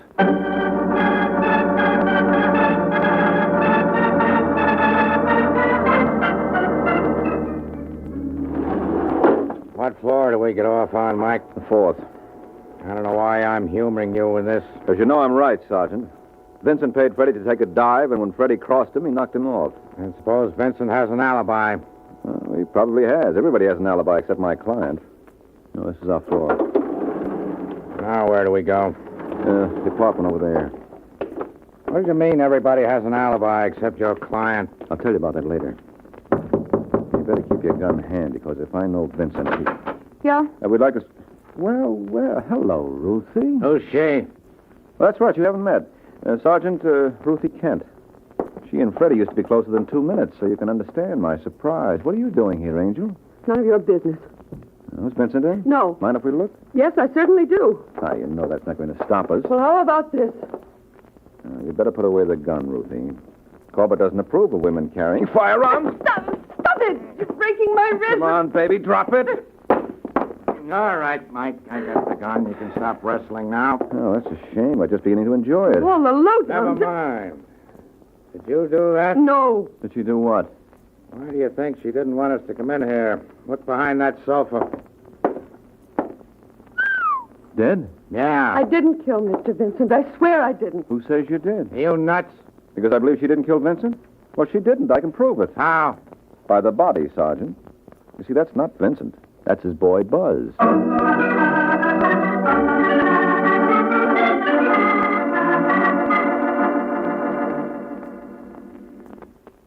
right, Miss Kent, what have you got to say for yourself? I came here to see Mr. Vincent, and when I walked in, I found that man. What'd you want with Vincent, anyway? Thought maybe he could give me some advice. I got frightened when you came around to see me before. What made you pick him as a father confessor? Well, I don't know many people in New York. I heard Freddie mention Vincent once as being a smart operator. He was the only one I could think of. You certainly couldn't have made a worse choice. What do you think, Mike? For one thing, this clears my client. I don't see how. Steve Douglas still could have killed Freddie, and she knocked off Buzz. That's not true. I'm inclined to agree with her, Sergeant. I tell you, both these murders are tied up. How? Well, I never thought to ask, but did you come across anything in Freddie's effects that might give us a lead? Not a thing. I went all through his stuff myself. What did you find? A dozen suits, 36 shirts. Well, never mind the haberdashery. Were there any letters? No, the only thing he had in his wallet was a check for $28,000 for the fight and about $1,700 in cash. Got any more ideas? Yes, I have. I think I can explain the whole thing now. Well? Suppose Buzz double-crossed Vincent. Quit ad-libbing. I tell you, it makes sense. Ace Richards told me that Vincent only bet 20 grand with him on the fight. So what? So that's peanuts to a guy like Vincent. I suppose he gave Buzz a lot more money to bet, and Buzz stuck it in his pocket and promptly forgot about it. How would Vincent find out? Well, that's easy. When he got hold of Ace's records, he'd see immediately that Buzz hadn't bet all the dough he was supposed to. Wouldn't that give Vincent a motive to kill him? Sure it would. There's only one trouble with your theory. What's that? I'll bet a year's salary it never happened that way.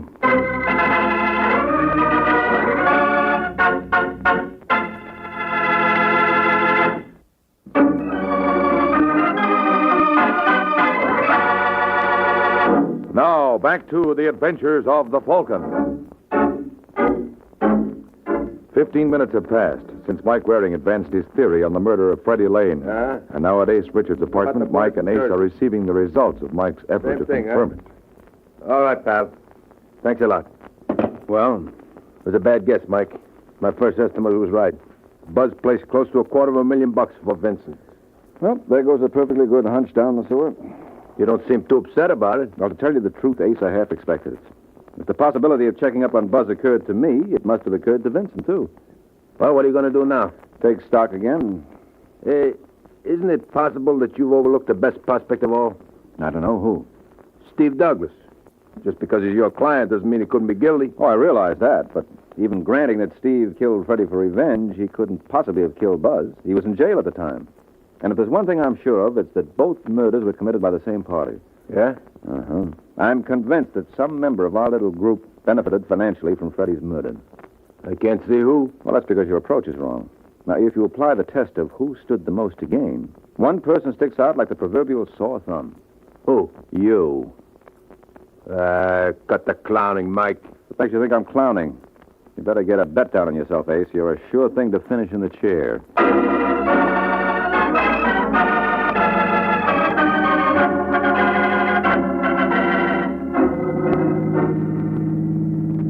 I can't tell you how grateful I am, Mike. Oh, forget it, Ruth. I don't forget things like that.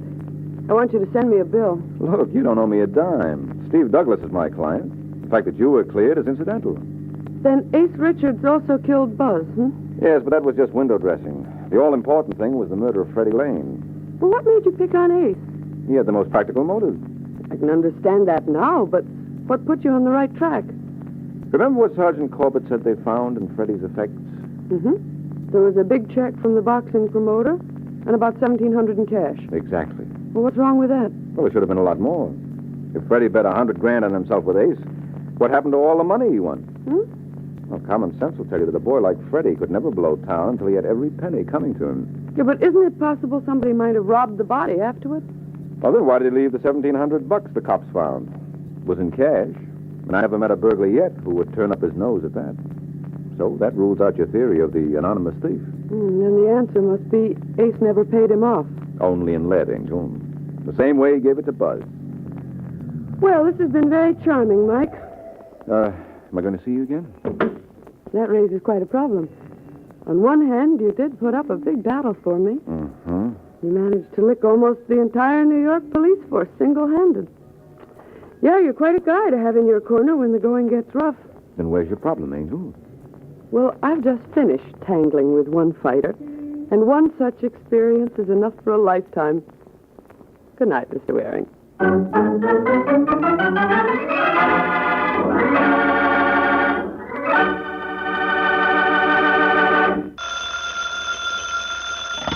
Hello? Yes, this is the Falcon speaking. Oh, Betty. Now, thanks for calling, but I'll have to skip this one, Angel. Yeah, I'm involved with a little character who has an idea he's a lady killer. And I have to see to it that he doesn't take it too literally.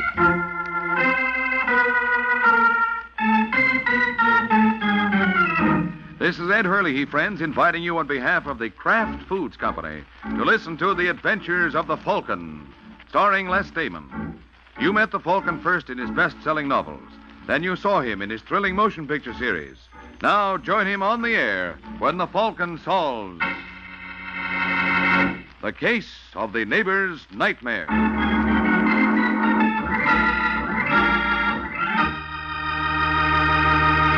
In just a moment or two, we'll join the Falcon for his latest adventure. But first, I'd like to tell you ladies how you can make delicious snacks and sandwiches, salad toppings, and appetizers more quickly and easily than ever.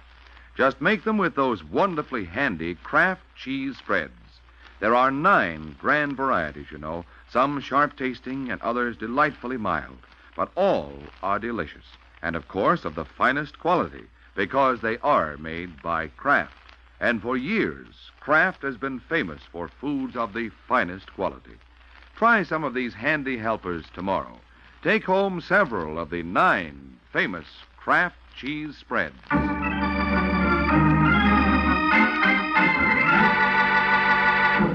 It's late Sunday night, and at one of New York's most expensive hotels, short, baldish Gordon Daly is asleep in his room when there's a loud knocking on his door. Daly sits up, fumbles for the bedside light, then staggers sleepily to the door while putting on his bathrobe. At the door, he stops and puts his head close to it. Who is it? I have the room across the hall. I must talk to you. Well, it's late. Yes, I know, but please open the door. I'm afraid. Afraid? Why? Open the door, I'll explain. Just a minute. Now, what is... Let me in, please. But it's late, and I suppose, somebody this time of night... Just for a minute till I collect myself. Well, all right. Thank you. I know this seems strange, and when I explain, you're going to think I'm silly. Am I? I'm afraid so. You see, I had a nightmare. Oh? I was afraid to be alone. Isn't that childish? Well, I guess so. I get so frightened I just can't stand it. Look, do you have a cigarette? Why, yes, just a minute. Here you are. Thank you. Look how my hand's still shaking. Well, here, I'll light it for you. There. I saw you on the elevator and coming in here a few times. You look, well, understanding. And when I get these awful dreams... I know how you feel. I've had nightmares. It's really my own fault. I should have put the money in the bank instead of splurging. What? You see, I've never had much all my life.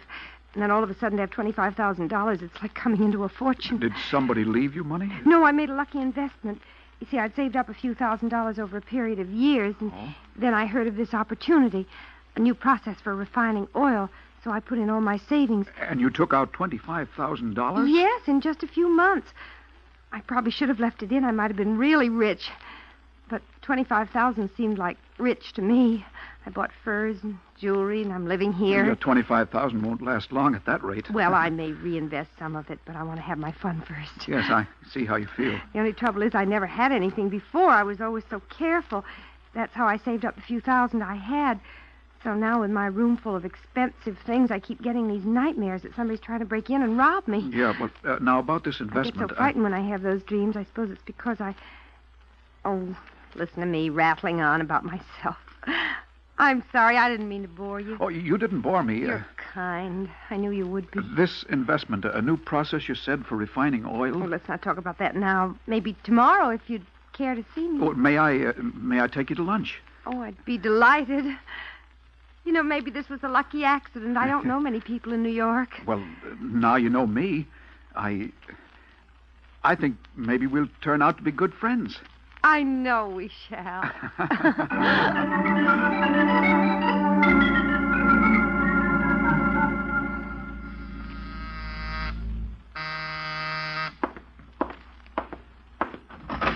Yeah? How do you do, sir? Am I in the right place? Well, look, pal, I'm a detective, not a mind reader. Oh, then I am in the right place. This is the address I was given, but I expected an office building, not an apartment. Mm-hmm. You are Michael Waring, the gentleman they call the Falcon? Well, you're two-thirds right. What? I'm Michael Waring. I'm called the Falcon. But about the gentleman, well, there are various opinions about that. Oh? Well, may I come in? I'd like to talk to you. Yeah, sure. Thank you. Well, Mr. Daly. Gordon Daly. Daly. Gordon Daly. What can I do for you? I want you to investigate someone for me. Mr. Barnes. Harold Barnes. Mm-hmm. And what's this Barnes, Harold Barnes, done? Well, I invested $15,000 with him a month ago, and something's come up. I need my money. I've asked him for it, but he keeps putting me off. And you think he's pulling a fasting? I'm not sure what he's pulling. That's what I want you to find out. Well, how come you invested with him in the first place? Well, you see, Muriel, a friend of mine, put her money in Barnes' company, and she made a fabulous profit. Fabulous is a nice word for it. Just how good a friend is this Muriel? Oh, very good. Uh-huh. For how long? Oh, about a month. Mm-hmm. She crooks the finger, you rush in and get stung. Oh, now, don't get the wrong idea about Muriel. She's a nice girl. Oh, no doubt. She wouldn't lie to me. No, of course not. She claimed dealing with Barnes is profitable for her. Well, I'm sure it is. A nice fat profit for every sucker she lands. Now, you're wrong. Well, in that case, do you still want to hire me? Yes, but you'll find out how wrong you are. All right. You're thinking of this as a swindle, but it's not. Barnes meant to pay off, I'm sure of that. He did pay off to Muriel, but now something's happened and he's stalling. Apparently, he's hard-pressed for cash. Mm-hmm. Well, if Mr. Barnes is so hard-pressed for cash, I think I'll offer him some and see what happens.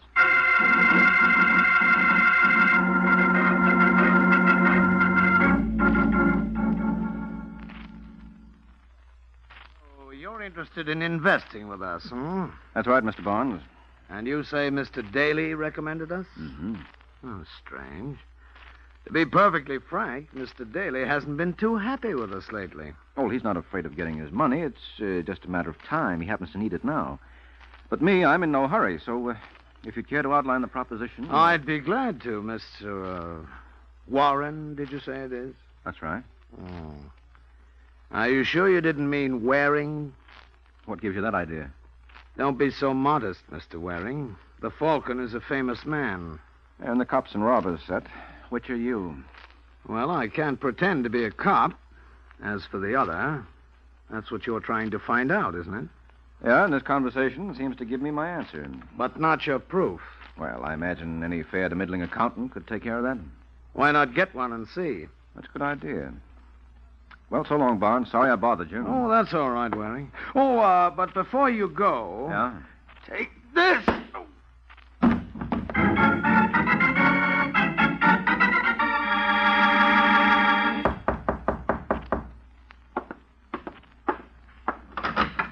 Oh, come on in, Muriel. I've almost finished packing. Say, where are your bags? I haven't packed yet. Why'd you want me to drop by here? Because I wanted to know what happened. I thought you were going to keep Daly in line. I said I'd keep him happy. He's happy. Yeah, so happy he hires a detective. Well, he's the cautious type. Well, this is the end of the line. With Waring on us, we've got to move. They were stretching it pretty thin anyway. One of the suckers was bound to get restless. We're just lucky we have time to pull up stakes. But we'd better hurry. That gunbutt's not going to keep Waring asleep all day. You shouldn't have slugged him. You'd bluff. What's to bluff? He could smell the setup. You didn't have to tip that you knew him. You could have played along. That would have given us more time. We have enough time if we don't waste it gabbing. All right. Where's the cash? In this suitcase. How much does it come to? Oh, somewhere around 80 grand. That's 40 apiece. Not bad. I was counting on more. Well, if Daly hadn't got itchy... I'm not interested in ifs. I want cash. You'll settle for what's here. Not 40. I have plans. They call for big money. Now, don't get the idea I'm cutting you in for more than half. Oh, I'd never make that mistake, Barnes, knowing you. So I'll have to do my own cutting. I'll settle for 80. What? I said I'm taking the full 80. You're out, chum. If you don't believe me, maybe this gun will convince you. Hey, now, kid, wait a minute. I don't have a minute. So get out of my way. I'm taking the bag. That's what you think? No, don't. Oh.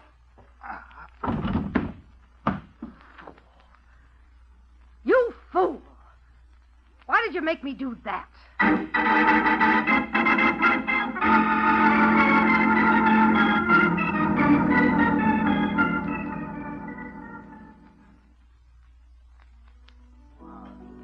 Hello, Gordon. Oh, Muriel, there you are. I've been waiting since 6. I know, I'm sorry. I'm so late. Something awful happened. Yes, I can see you. You look like you've had another nightmare. This one's real. I've got to talk to you, but I don't want anybody to hear. Oh, there's a table in the corner. All right. I see Mademoiselle has arrived. You wish to be seated now, Mr. Dale? Yes, please. That table over there, if we may. Oh, certainly. You said you got here at 6, Gordon? Yes, that's when our reservation was for. And you gave your name when you arrived, didn't you? Yes. Yeah, good. This table, monsieur? That's right, thank you. And before we order dinner, I think we'd better have a double brandy for the young lady and a glass of sherry for me. Yes, monsieur, right. Yes. Thanks, Gordon. Well, now, what's wrong? It's terrible. You've got to help me. I'll try. I knew you would, darling. You're wonderful. Well, now, Gordon, Mr. Barnes phoned me. He said he wanted to talk to me at his apartment. His apartment? Yes, he said it was very important, so I went. But when I got to the door, I heard arguing inside, and then a shot. You mean a shot? Yes. And then the door opened, so I hid on the stairs, and I saw Peter Somerset come out and go to the elevator. Who's Peter Somerset? Oh, he's someone who invested with Mr. Barnes, too. Oh, I see. Well, then, did you go in? Yes. It was awful. Mr. Barnes, he was dead. Oh, dear, that means my money... You never know. Maybe Somerset took it. Excuse me. Brandy for mademoiselle, sherry for monsieur. Oh, yes. Thank you. Not at all. Well, Gordon? Well, we'll have to tell the police about Somerset. Well, that's just it. I can't. I don't dare. They might think I killed Mr. Barnes. Why should they? Well, they jump to conclusions. I was there at the time of the murder. That's what's so awful. I was thinking, Gordon... I know it's a lot to ask, but I was thinking... Yes? Well, the shooting took place at 6:15. You were here in this restaurant. You got here at 6. The waiter saw you. You have a perfect alibi. Well, yes, but what's that? Well, suppose you say that you were at Mr. Barnes tonight at around 5:30. And as you were leaving, you saw Mr. Somerset go in. Oh, I couldn't do... Well, Mr. Somerset was there. I saw him. And you're in the clear as far as the murder goes because you were here when it happened. I know, but a thing like that... For me? I don't know what to say. Look, Mr. Waring, he's a detective. If I tell him what you saw, Oh, no, maybe no. You mustn't tell anyone that I was there, especially a detective. No, if you won't help me, Oh, you know I'll help you. But if there's only some other way... There isn't any other way. The only way you can help me is to say you were there yourself. All right, Muriel. I was there at 5:30.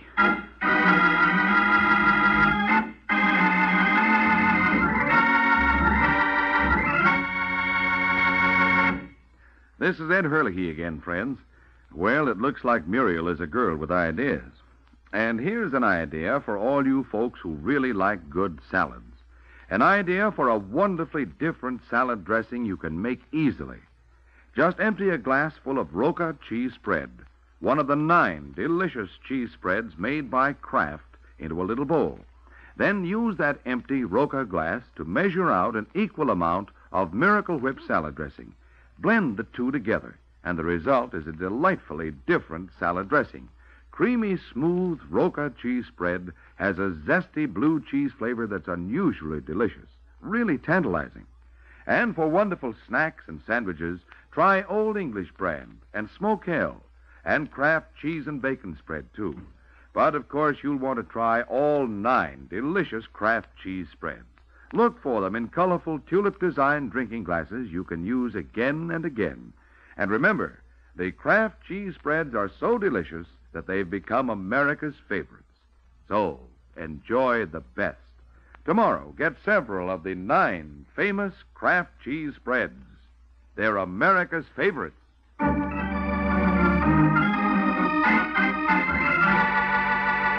Now, back to the adventures of the Falcon. A half hour has passed since Gordon Daly agreed to save Muriel's neck by placing himself at Barnes' apartment at 5:30. Now he's phoning the Falcon. Hello. Hello, Mr. Waring. This is Gordon Daly. Oh, yes, Daly. I'm glad you called. I've been trying to reach you. Well, I saw Barnes for you. Looks bad for your money. He plays dirty pool. I've got the head to prove it. What? He slugged me and skipped. I called in his description to the police. They're looking for him. What, they found him. I just heard on the radio he's been murdered. What? Yes, that's why I'm calling. I think I know who did it. Yeah, who? Mr. Somerset, Peter Somerset. How do you know that? I saw him. You see, I went up to Mr. Barnes' apartment this afternoon. You went up there? Why? Well, he phoned and asked me to. What did he say when you got there? Nothing much. He asked you to go over so he could tell you nothing much, huh? Look, why are you asking me all these questions? Aren't you working for me? Well, I thought so, but you seem to be taking matters in your own hands. Well, but Barnes asked me. Uh-huh. That's the truth. And as long as you're so skeptical, before you get the idea I had anything to do with the murder, I want you to know I was in a public restaurant in front of witnesses at 6:15 when the murder was committed. I see. Now, how come you know when the murder was committed? What? Oh, that was on the radio, too. Well, if you weren't at Barnes' at 6:15, how come you're so sure Somerset is the murderer? Well, I'm not sure, only he was there. At the time of the murder? I don't know. He just went in as I was coming out. When was that? 5:30. 45 minutes before the murder. Well, it's just a lead, but I thought you ought to know. The important thing now is my money. If Mr. Somerset is the murderer, maybe he... Yeah, maybe he. Where can I find him? He's in the phone book. All right, I'll check on him. So long, Daly.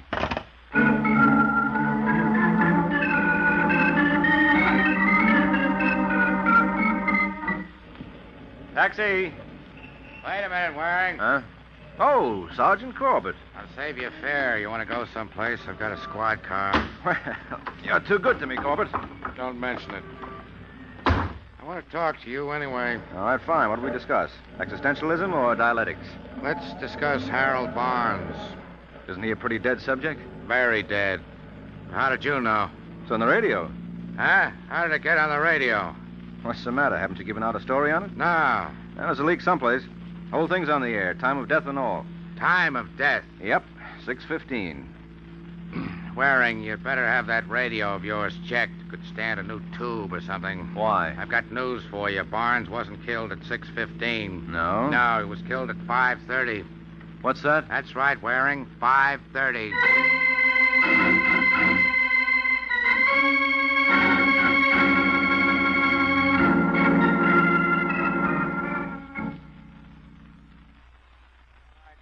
gonna talk? I've been talking. Ever since we got to headquarters. But you haven't said anything.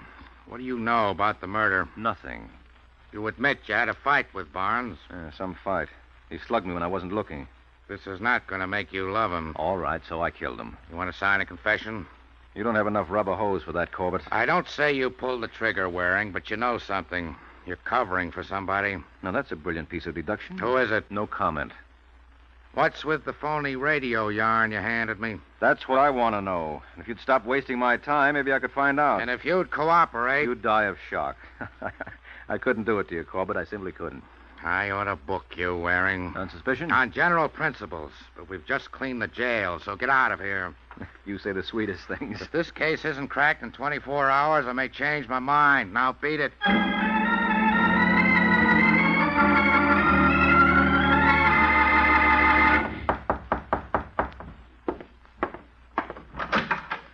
Oh, Mr. Waring, come in. Yeah, Daly. Daly, where'd you get the idea Barnes was killed at 6:15? Oh, I told you, the radio. Wasn't on the radio. But I heard it. No, it's no use, Daly. That's too easily checked. Well, I have nothing else to say. You know, chum, when somebody has the facts of a murder before the story is out, it usually means he had something to do with it. But I have an alibi. Uh-huh. So this isn't the usual situation, especially since those facts of yours happen to be incorrect. What do you mean? I mean that the murder didn't take place at 6:15. It didn't? No, it didn't. It happened at 5:30. What? Yes, just the time you admitted being at Barnes'. Oh, no, there's some mistake. And you made it. I didn't kill him. Well, I don't think you did. You wouldn't have stuck your neck out so far if you had. I'm glad you realize that. Yeah, so that leaves just one explanation. Does it? You mentioned a friend when I first talked to you, Muriel. Yes? Nice girl, you said. She wouldn't lie to you. Not much. She'd just trim you out of your savings and then frame you for murder. Well? I don't know. It was Muriel, wasn't it? Now, come on, Daly, wasn't it? Stay right where you are, Waring. Don't you move. Oh, dear. How chivalrous can you get? A gun because I accuse your girl? I trusted her, Waring. I believed her. I loved her. As long as you're putting that all in the past tense, why the gun? You don't think I'm going to let her get away with this, do you? Well, you don't need the gun to get even. All we need is your testimony. If we can pin the killing on her... Well, I'm not going to wait. And I'm not interested in just giving testimony. For once in my life, I'm going to do something. Now, wait a minute, No, Daly. You stay right there. This is between me and her. We're going to have it out, and don't you try to follow me. If you do, I'll kill you. I'm not joking, Waring. I'll kill you.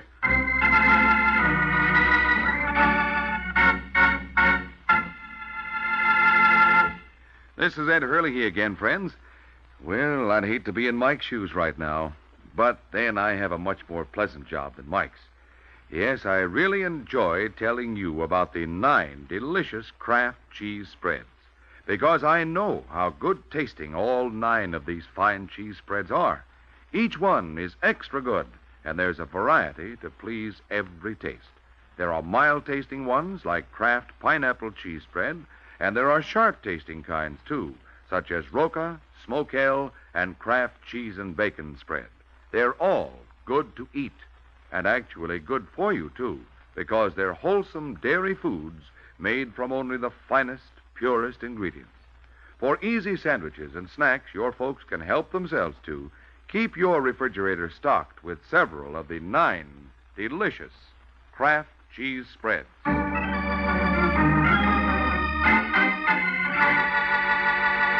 Now, back to the adventures of the Falcon. 20 minutes have passed since Gordon Daly took matters and a gun in his own hands. Now he confronts Muriel in her apartment. You cheat, you lying little cheat. Gordon, listen to me. I did listen to you. I let you make a fool of me. You don't understand. I do understand at last. You were just using me, that's all. Just using me. No, Gordon, if you'd only... Just using me. I thought, I hoped... No, don't you move. Please, Gordon. Now you're going to pay. Don't kill me. Somebody will hear the shot. You won't get away. You'll be caught. Yes, I'll be caught. Well, I don't care. I'll give myself up. Wait, there's money, a lot of I'm not interested in money anymore. Please, Gordon, put down the gun, please. Yes. Yes, Muriel, I will put down the gun. There. Thank you. I won't need it for what I'm going to do. What do you... No, stay away. I don't need a gun. Don't. All right, Daly, that's enough. Waring, where did you come from? The window. Now let her go. Thanks, stranger, for giving me a chance to get the gun. Now put up your hands. That's gratitude for you. I saved your life. So thanks. All right, Gordon, get up. Yes. Waring, how did you get here? I made sure you didn't follow. Now, you're not too good at the rough stuff, Daly. You shouldn't try it. You left me in your room. Muriel's address is on your phone pad. Oh, of course. When I got here, I knew you wouldn't let me in. That's why I tried the window instead of the door. Well, if you're all through congratulating yourself, maybe you'll tell me what this is all about. Yeah, sure. It's all about your pretty neck, as if you didn't know. Daly wanted to ring it. I wanted to save it, so that you can face the murder rap you're trying to pin on him. Murder rap? Now, don't tell me it's news to you. Your frame isn't going to work, Angel. Daly was supposed to put his neck in the noose by admitting he was at Barnes's at 5:30. I don't know what you're talking about. Well, we won't argue that. Anyway, so far he's only said it to me. He didn't tell the police, and if I deny he told me, where's your proof against him? Maybe there isn't any. But aren't you overlooking one thing? What's that? Where's your evidence against me? Since you seem to be accusing me. You tried to frame Daly. Can you prove that? I can try. You'll get your chance. We'll see whose story holds up. And don't move, either. What are you doing? Calling the police. Any objections? Gordon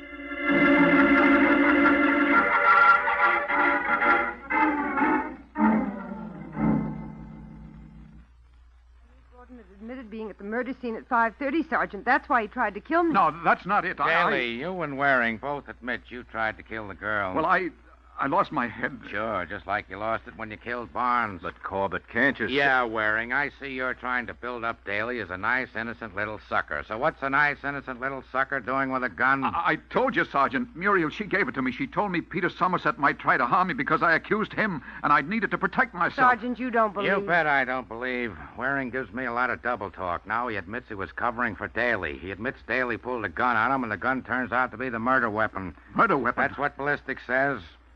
So, with the gun, with the second murder attempt, with Waring's double talk, no.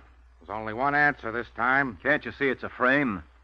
Did you ever see a murderer who wasn't being framed, Waring? But the girl told him what to do. She didn't tell him to pull a gun on you. She didn't tell him to try to strangle her. She didn't tell you to hold back on me. Her story makes sense. Yours and Daly's still doesn't. All right, Corbett, you win. But do you know how much I win, Waring? What? I could hold you, too, for obstructing justice, and don't think I wouldn't love it. Oh, come now, Corbett. I know that behind that stony facade there beats a heart of granite. Keep up the bright dialogue, chum. But you've just got one out. Otherwise, I throw the book at you. And what's my out? You sign a statement saying Daly admitted to you he was at Barnes at 5:30. All right, Corbett. No, Waring, don't. The truth, Daly. But it'll clinch the case. I don't mind about myself, but this means Muriel will go free. She'll get away with everything. What can I do? Go ahead, Corbett. Have the statement typed out. I'll sign it.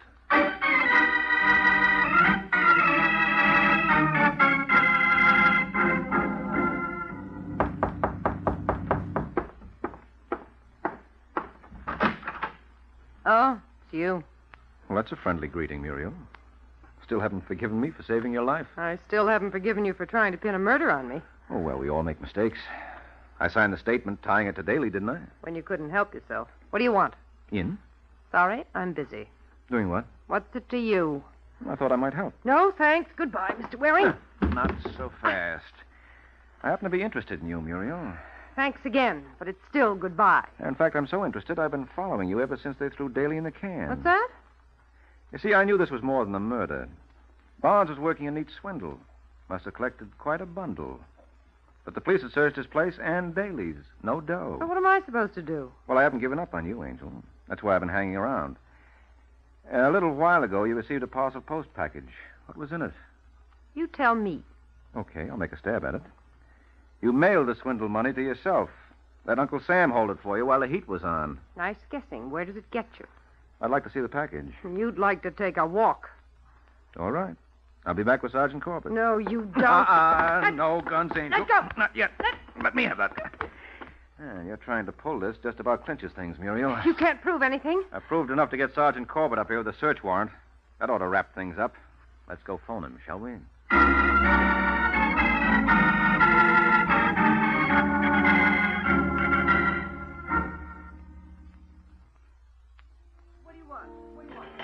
For a while, Waring, I thought you'd let me down. Oh, for a while I had to, Daly. Well, you worked with Sergeant Corbett before. Wasn't there any way you could convince him? Sure, by getting proof. That's what I did. And in the meantime, I had to sit in jail. Or wasn't it worth it to save you 15 grand? Not to mention your neck? It was worth it to get even with Muriel. You sure are one for revenge. I think of how much I love that woman. I still do, I guess. That's why I hate her so much. Well, that makes sense. It does. Well, at least I've learned my lesson. From now on, I'm through with women. They're nothing but trouble. That's all they are, wearing trouble. Uh-huh. Well, got to be going. Oh, yes? Where? Oh, just out looking for trouble. Good night, Daly.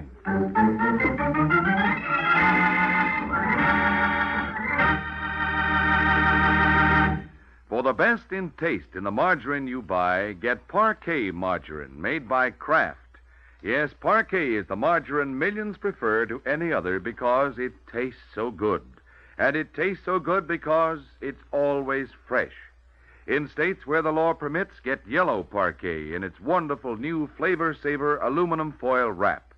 Elsewhere, get Parquet in the regular package or handy Color Quick bag.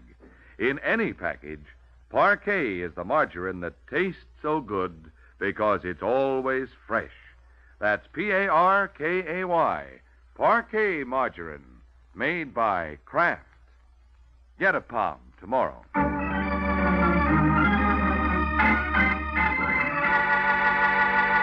The Case of the Mighty Muscle.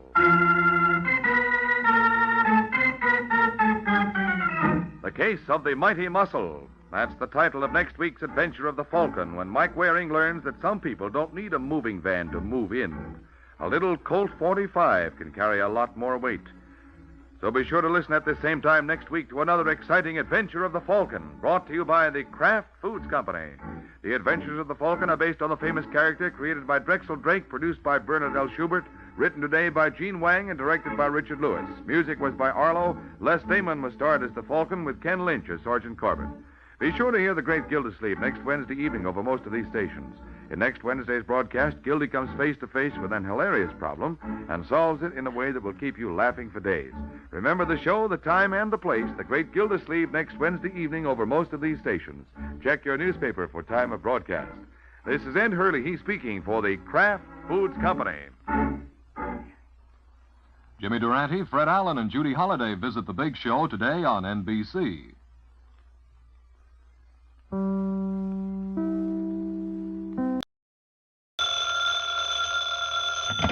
Hello? Yes, this is the Falcon speaking. Oh, Louise.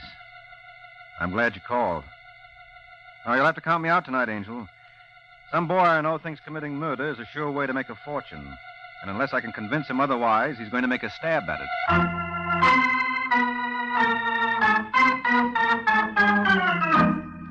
This is Jack Costello, friends, inviting you on behalf of the Kraft Foods Company to listen to the adventures of the Falcon, starring Les Damon. You met the Falcon first in his best-selling novels. Then you saw him in his thrilling motion picture series. Now join him on the air when the Falcon solves the case of the Mighty Muscle.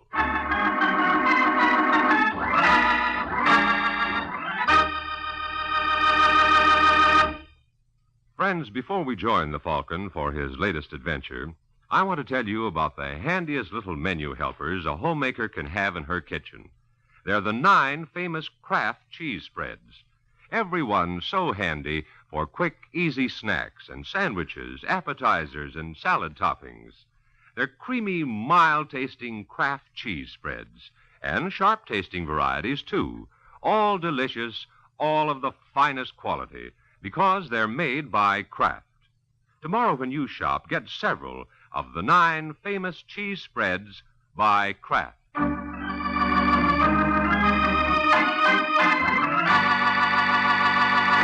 And now, the case of the Mighty Muscle. It's early Sunday morning, and the streets of Manhattan are deserted, save for a broad-shouldered young man named Al Compton, who strolls down East 86th Street and heads for home. But unknown to Mr. Compton, he has company. 20 feet behind him is a tall, lean gent who matches him step for step. And only after Compton has gone 2 blocks is he aware of his shadow. All right, friend, what's the idea? Speaking to me? Yes, why are you tailing me? Daily? Now, why should I want to do a thing like that? That's what I want to know. You're imagining things, Mr. Compton. Yeah? And how come you know my name? Oh, well, you're a celebrity. Everybody knows Ken Brady and the fella he's grooming to follow in his footsteps. Why, it's one of the big success stories of our time. Who do you think you're kidding? Okay, Compton, I'll put it to you straight. You going right home? Why? A friend of mine wants to talk to you. Who? Nick Daniels.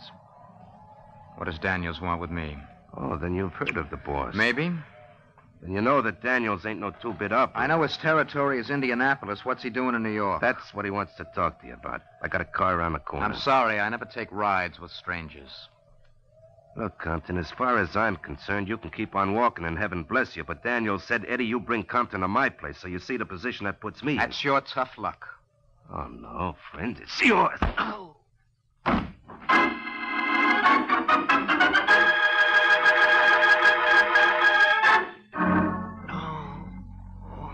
You must really enjoy your work, Eddie. What'd you hit him with? Hey, Nick. I heard it.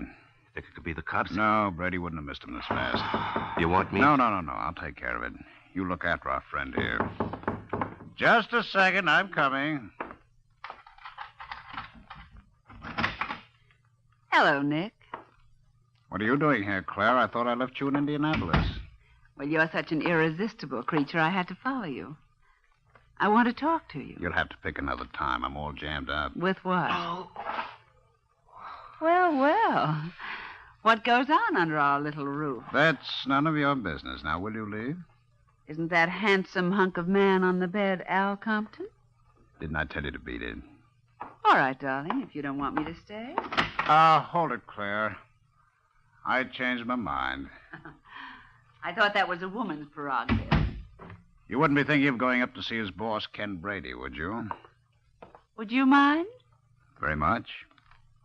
You don't want to jump to conclusions, Claire. Mr. Compton just dropped in to chat. He had a couple too many, and he passed out. That hard stuff is awful, isn't it? Especially when you get it from the end of a blackjack. Now, listen, Claire. Sure. What's it worth to you? What's what worth to me? Keeping my mouth shut. $1,000. Oh, now, Nick. Now, make up your mind, baby. If you don't want it, that's all right with me, too. Now, don't be cheap, darling. After all, in your bracket, how much can you keep? I anyway? said I'll give you $1,000. Take it or leave it. I'll take it. Though I'd like to try for two. Look, Nick, you're going to talk all night with that dame we got work. Just a second, Eddie. Listen, Claire, I want you to take a little walk for a while. Come back in a couple of hours. 4:30 be all right? 5 will be even better. And you'll have that money ready. I said I would. Okay, Eddie, get him up. Come on, Compton. Wake up. Let me alone. Come on, you can go back to sleep after the boss talks to you. Huh? Hello, Compton. Oh, you're Nick Daniels, aren't you? That's right. I'm awfully sorry about this fella, but I had to talk to you. No good. Sit down. Now, I've got a proposition for you, Compton. I'm not interested. Why don't you hear me out? I've been doing a little checking up on you. They told me you're Brady's fair-haired boy. Treat you like his own son. So? So I'm going to show you how to commercialize on it. Now, I'd like to open up a couple of gambling clubs around town. You're crazy. You think Brady would stand for it while he's in the business? That's just it. He's not going to be in business much longer. What do you mean? We're going to knock off his club regularly. What? Yes. And when his customers see the rough stuff that goes on, I don't think they'll be flocking there anymore. You're out of your mind, Daniels. You don't think it'll work? No, we got spotters all over the place. It's armed like a fortress. How are you going to get your boys past the guards? That's where you come in. You think I'd sell out Brady after all he's done? I think you'd sell out your own mother if the price were right. Look, you can take your money. Well, who's talking about money? There are other things in life besides that. You're not making sense. Ever hear of a man named Sam Richards? No. Funny. I found a guy in Mobile who's willing to identify you as the lad who killed Richards in a fight over some girl. That's a lie. Seems this friend of mine was living across the street and saw the whole thing from his window. You're bluffing. You think so? Well, take a look at these pictures. Where did you get them? Oh, I forgot to mention that this friend of mine is a camera enthusiast, and he thought a picture of you bending over the body might come in handy. Well, you're not frightening me, Daniels. Brady knows all about that mess. Yeah, but the cops don't. What do you say, Compton? Do you cooperate? When would I get the pictures? Don't give 'em a thought. I'll deliver right after you do.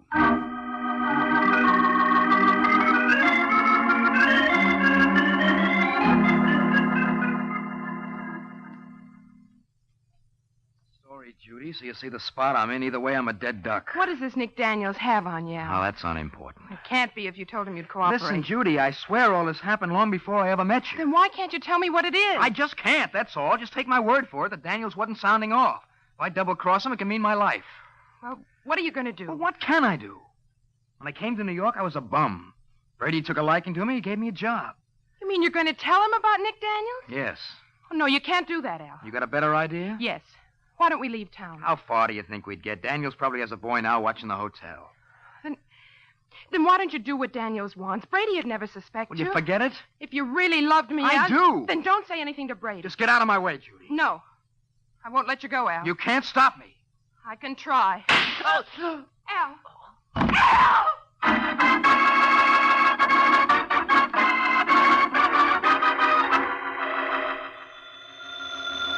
Go away. There's nobody here. Oh. Yeah? Let me talk to Mike Waring, please. He ain't here. What's the matter, kid? Did I wake you? Oh, that's a pretty ridiculous question, Corbett. What do you want? That's no way to talk to a guy who's going to do you a favor. Look, Sergeant, I don't like guys doing me favors at 3 o'clock in the morning. Okay, Mike, if you don't want to meet her. What are you babbling about? I just picked up a little number who's out of her mind to meet the Falcon. You interested? Nope. She's blonde, 5'2". I said I wasn't a figure that would put Venus to shame. Oh. What's her name? Judy Wainwright. Never heard of her. You will. She just killed Al Compton. Ken Brady's boy? That's right. She wants to hire you. Is that why you called me? Yeah. Well, tell Miss Wainwright I'm not interested. Ah, you're being smart, Mike. What do you mean? Well, strictly between you and me and the guy who's hiding under your racing form, this little girl hasn't got a prayer. Not a chance, huh? No. She's up the well-known creek without a paddle. I bet the jury won't take 20 minutes to strap her into the chair. You want to hear the story she tried to give us? No, never mind, Sergeant. You always foul up a story. Tell Miss Wainwright I'll be over to hear it myself.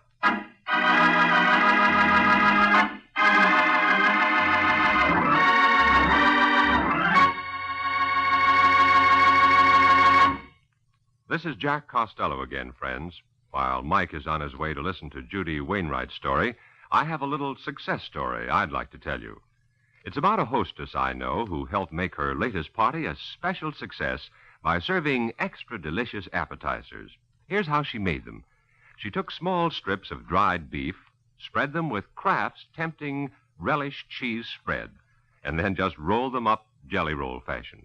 Good eating? I should say so. Mighty good eating. And of course, it's no wonder because Kraft relish cheese spread has a flavor that's delightfully mild and yet tantalizing. And it's smooth, creamy smooth for easy spreading, too.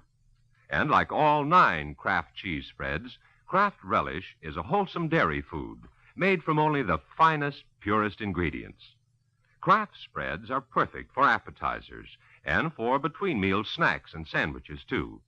Try Kraft pimento, Roca, Kraft pineapple. In fact, try all 9 grand varieties. Look for them in gay, colorful, tulip-designed drinking glasses you can use again and again. And remember, Kraft cheese spreads are America's favorites because they're so delicious. Tomorrow, get several of the 9 delicious Kraft cheese spreads.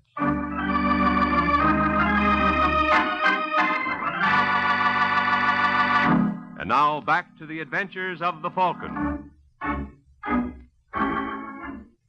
An hour has passed since Sergeant Corbett, acting at the behest of Judy Wainwright, got in touch with Mike Waring.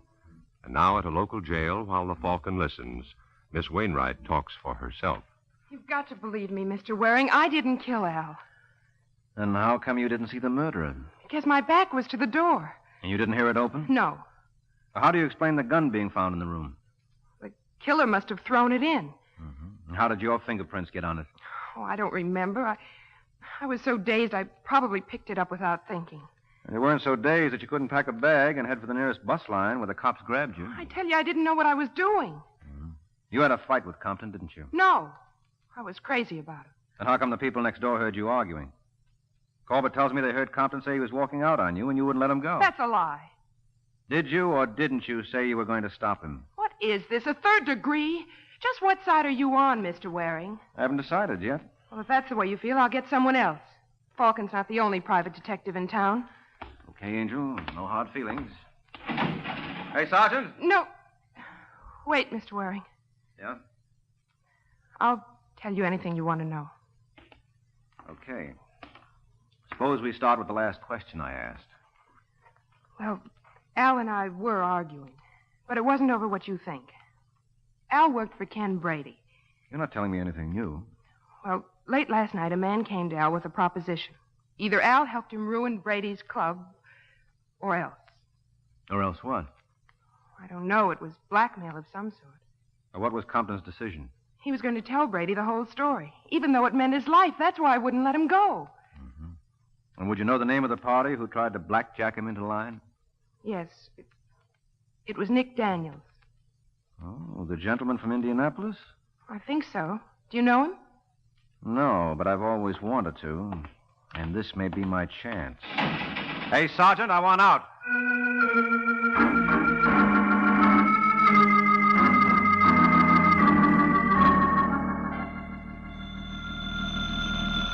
Want me to get that, Nick? Don't trouble yourself, Claire. No trouble at all. Hello? Yes, just a minute. It's your Indianapolis call, Nick. The operator says she's ready with Wilson. Just tell him I won't need those strong-arm men I asked him for. Anything else? No, just say I'll be back in a couple of days. All right.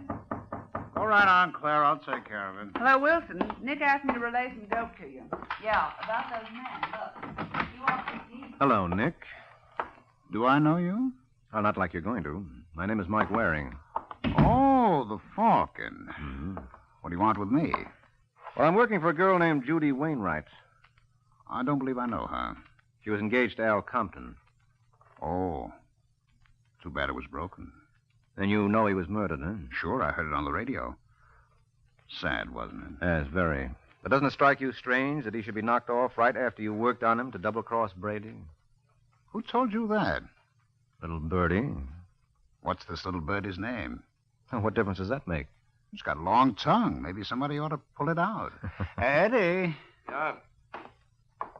First game? Right. Get your hands off me. Shut up. Nick, what are you doing? I said, get your hands off me. I heard you the first time. Why, you... Tough guy, huh? Come on, break it up. Let go. I said break it up. Quit playing around, Eddie. Use the sack. No, you don't. I can't. He's got my arm. Well, in that case, I guess I'll have to take a hand. You all right, Eddie? My arm feels like he tore it out of its socket. It's dirty. Make him stop, Nick. I'll fix him. Cut it out, Eddie. Waring. He's out cold. Give me that vase. You're not going to hit him with it. Will you shut up? Lift his head up, Eddie. Right. That's fine. No, don't. It's only water, Waring. It can't hurt you. Want a drink? No. Suit yourself. Who told you about my deal with Al Compton? That's none of your... Oh, for heaven's sake, Nick, stop it. I told you to keep out of this, Claire. Well, Mr. Waring? You don't think I'd tell you? Sure I do. Well, you're going to be disappointed. Okay, Eddie. Take off his shoes. Hey, what's the idea? I'm going to show you how we make it hot for guys like you back in Indianapolis. Nick, you wouldn't. No? We'll watch and see. You got a match, Eddie? Sure. No. Nick!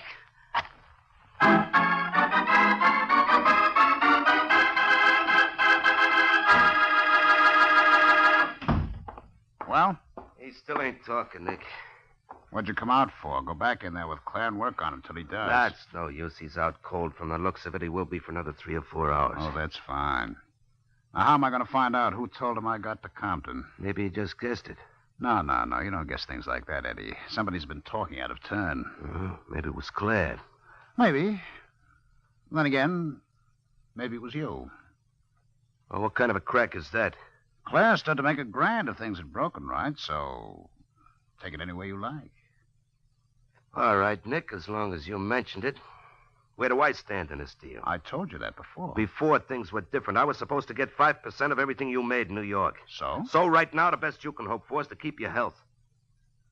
If Brady ever hears of this stunt, you won't live long enough to regret it. Where does that leave me? The same place it leaves me. Well, not quite. You got dough. I haven't.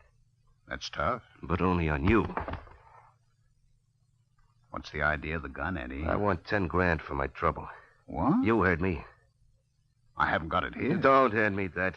I'll let you look at my wallet. I'm fresh out. Cost me plenty to start operating. You got plenty more in your safe. Sure, but that's down in the office. All right, let's go to the office. Okay, Eddie.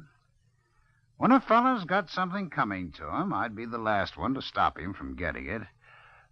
Let me get my coat.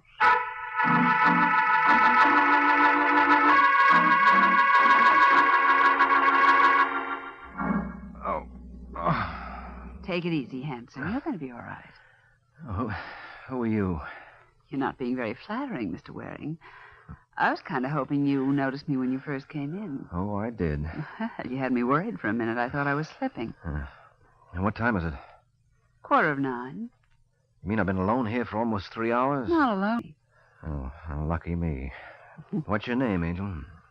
Claire. And what's the rest of it? Ames.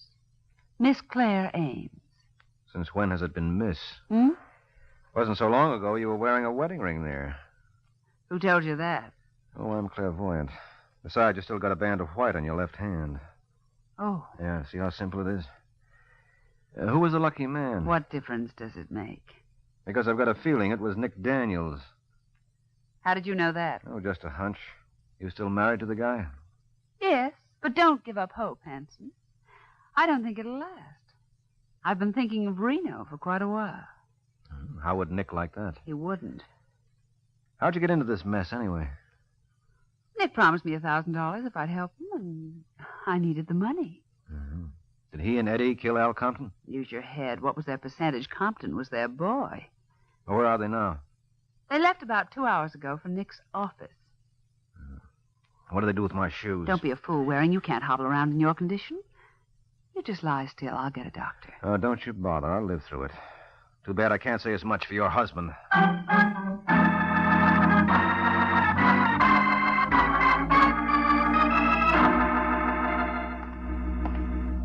Where's Nick's office, Claire? Last one down the hall. Look, Mike, what's your interest in this case? Well, isn't it obvious? I'm looking for Al Compton's murderer. Why? Because I've got a client named Judy Wainwright the police think did it. I see. Do you? Yes. So that's where the leak was, huh? That's how you knew that Nick approached Compton. Uh-huh. And the police think that your client is guilty. Yep. What makes you so sure she isn't? Oh, I don't know. Call it blind faith. I wish I could find someone to believe in me that way. Well, maybe we could work out a deal. Maybe. This the place? Yes. Who's the Star Trading Company? That's the name Nick is using in New York. Oh. Well, I guess there's nobody... What's the matter? I spoke too soon. The door's open. Where's the light switch? I've got it. Well, awfully careless of Mr. Nick Daniels to leave his office in this condition. Hmm? Doesn't it strike you as being sloppy? No.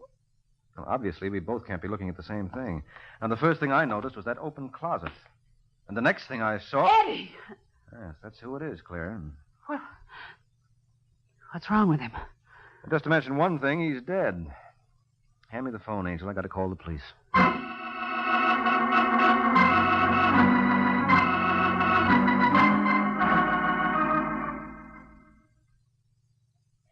Precinct, Sergeant Corbett speaking. Hello, Corbett. This is Mike Waring. Well, where you been keeping yourself, friend? Your client's been asking for you. Now, you tell Miss Wainwright she's got nothing to worry about. I'll be down in 5 minutes with the proof that she didn't kill Compton. What do you call proof? I just found Eddie Nichols' body. Say that again. I just found Eddie Nichols' body. Nick Daniels' boy. Someone let him have a butcher knife right in the back. Where'd you find him? In Nick's office. How do you figure that clears Miss Wainwright? I'll explain it all when I see you, Sergeant. But it stands to reason the same party who killed Al Compton killed Eddie. I still don't see how that gives the girl an out. Oh, come off it. What's wrong with you, Corbett? Eddie's been dead for less than an hour. And for the last 5, you've had my client under lock and key. Guess again. Miss Wainwright raised 10 grand worth of bail at 7 o'clock tonight. That was 3 hours ago. You're joking. If you think so, wait till you hear the payoff. The guy who put up the dough is a gentleman named Nick Daniels. Ain't that enough to kill you?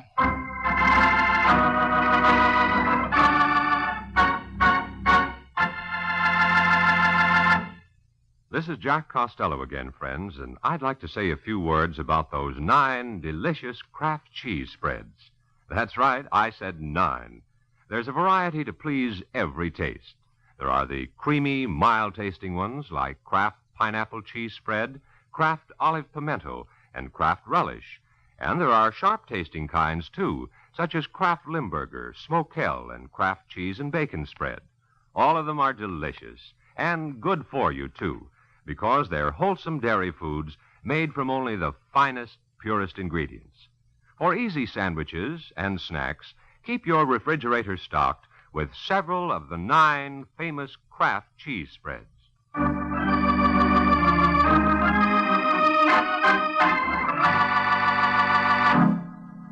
And now back to the adventures of the Falcon. A half hour has passed since Mike Waring received the news that Judy Wainwright's bail was furnished by Nick Daniels. And now, with the gorgeous Mrs. Daniels in tow, the Falcon tries to locate the good deeder. Listen, Claire. You're sure Daniels wouldn't go any place but this apartment? Well, it's either here or his office. But the doorman said he hasn't been back since he left. Yes. Obviously, he knew whereof he spoke. Well, I guess the only thing to do is to sit and wait. That seems like a smart idea. Want a drink? Don't mind if I do. Say when. When? Here's to what we both want. Wait a minute. Does Nick have a hotel suite anywhere? Not that I know of. Where could he have taken Judy? Why are you so worried about her? You don't know how important that little lady is in my scheme of things. You think she killed Compton and Eddie? Well, do you, Mr. Waring? Judy.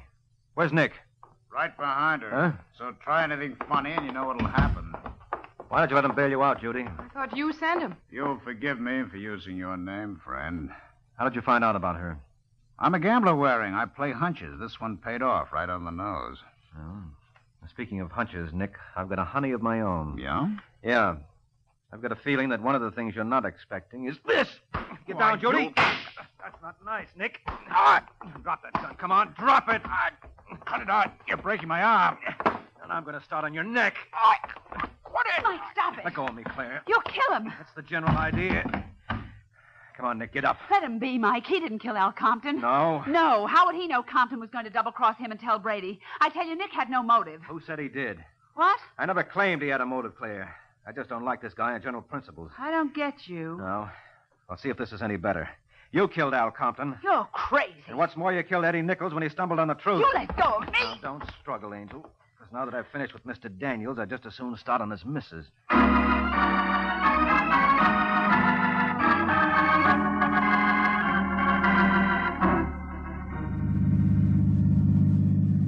So it was Claire who was the villain of the piece. Mm-hmm. But why did she kill Al? She had nothing against him. Well, that's what made this almost a perfect crime, Judy. She had no motive, but her husband did. You mean it was a frame? That's right, Angel. You see, if Claire played ball with her husband, all she stood to gain was $1,000. But if Nick went to the chair for the murder of Al and Eddie, then, as his widow... She stood to come into a fortune. Now, you got it. While I was out cold, she followed Eddie and her husband to the office, where she let Eddie have it. And you mean to tell me Nick just stood by and did nothing? What was your reaction when you saw Al die?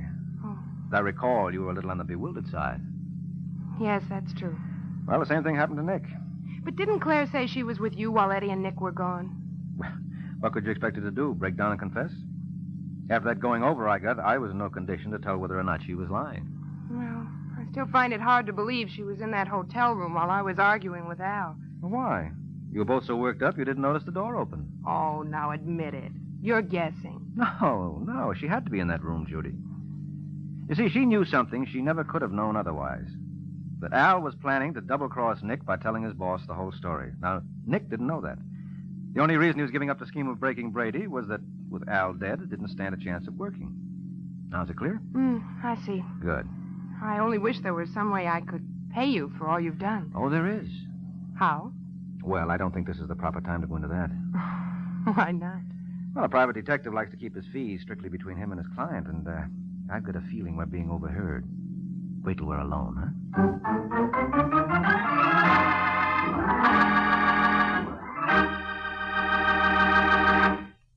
This is Boy Scout Week, the 41st anniversary of the beginning of the Boy Scout movement in America. All over the country, special Scout activities are in progress, including Scout open houses to which the public is invited. The Kraft Foods Company salutes the Boy Scouts and urges all America to support this character-building work among our youth. Why not get in touch with your local Scout organization this week? Drop in and get acquainted with the Scouts, their leaders, and their program.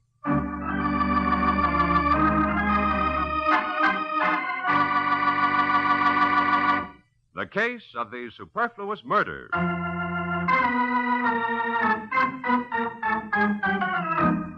The case of the superfluous murder. That's the title of next week's adventure of the Falcon, when Mike Waring learns that if a woman wants something badly enough, not even murder will stand in the way. So be sure to listen at this same time next week to another exciting adventure of the Falcon, brought to you by the Kraft Foods Company. The Adventures of the Falcon are based on the famous character created by Drexel Drake, produced by Bernard L. Schubert, written today by Gene Wang, and directed by Richard Lewis. Music was by Arlo. Les Damon was starred as the Falcon, with Ken Lynch as Sergeant Corbett. Be sure to hear The Great Gildersleeve next Wednesday evening over most of these stations. In next Wednesday's broadcast, Gildy comes face to face with an hilarious problem and solves it in a way that will keep you laughing for days. Remember the show, the time, and the place. The Great Gildersleeve, next Wednesday evening over most of these stations. Check your newspaper for time of broadcast. This is Jack Costello speaking for the Kraft Foods Company. Groucho Marx joins Tallulah Bankhead's big show today. Be sure to hear it on NBC.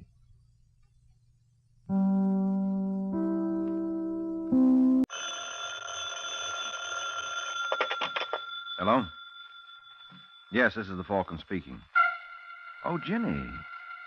I'm glad you called, but we'll have to try another time, Angel. Tonight I'm involved with a case in which a gun has one bullet too many in it, and a man has the same trouble.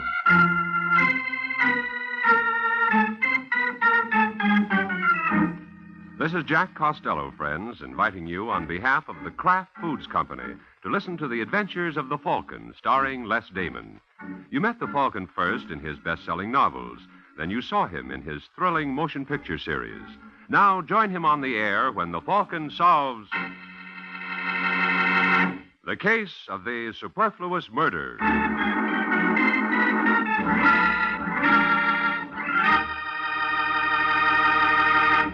Friends, in just a moment or two, we'll join the Falcon for his latest adventure. But first, let me tell you about 9 ways you can save time in the kitchen. Just discover the 9 handy Kraft cheese spreads and enjoy snacks and sandwiches, salad toppings, and appetizers that are really easy and quick to fix. There are sharp-tasting Kraft cheese spreads and mild-tasting ones, too. You can depend on them all to be delicious. And, of course, you can depend on them to be the finest quality because they're made by Kraft. Try some of these handy helpers tomorrow. Take home several of the 9 famous Kraft cheese spreads.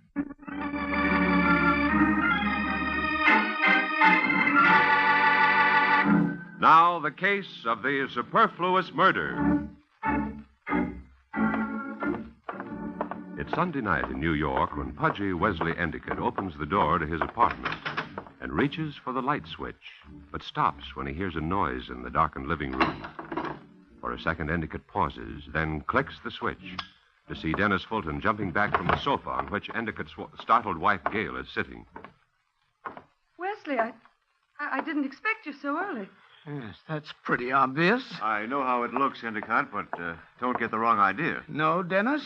What idea do you expect me to get? We were just talking. In the dark? What can I say? You don't have to say anything. I should have known the way Gail's been acting lately. Gail, how could you do this to me? You really want to know? Yes. Then look in the mirror. Take a good look. You're not going to get away with this, either of No? you. What are you going to do about it? I'm going to kill that cheap double-crossing. No, Wesley, don't. Get out of my way. And now, Dennis, here's yours.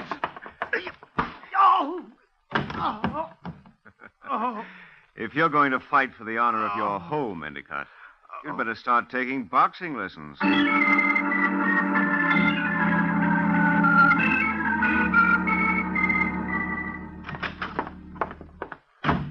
Yes, sir. What can I do for you? I want to see Endicott. Who shall I say is calling? You don't need to say anybody's calling. I'll announce myself. But you can't. I said I can. Out of the way, Just Junior. a moment now. Mr. Endicott won't like that. Hello, Endicott. Oh, Mr. I Mayo. tried to stop him, Mr. Endicott, and he wouldn't tell me what he wanted. Well, He just it's pushed his all way- right, Shepard. It's all right. I know him. Oh, well, you said you didn't want to be disturbed, and I didn't know. He wouldn't give his name. He All wouldn't right, have- Shepard. Get back to your desk. Yes, sir. And shut the door. Yes, sir. And now, Mr. Mayo, what's the idea of upsetting Shepard like that? You could have let him announce you. You mean I could have let him tell me you weren't in? I didn't feel like a runaround. I don't understand. You don't understand. I see somebody close one of your eyes for you. Would you like me to make it unanimous? As a matter of fact, I don't much care. I learned last night that my wife... There's another man. Nothing much matters anymore. Well, your personal life is one thing. This is business, and it matters. Especially this check of yours. What? What about it?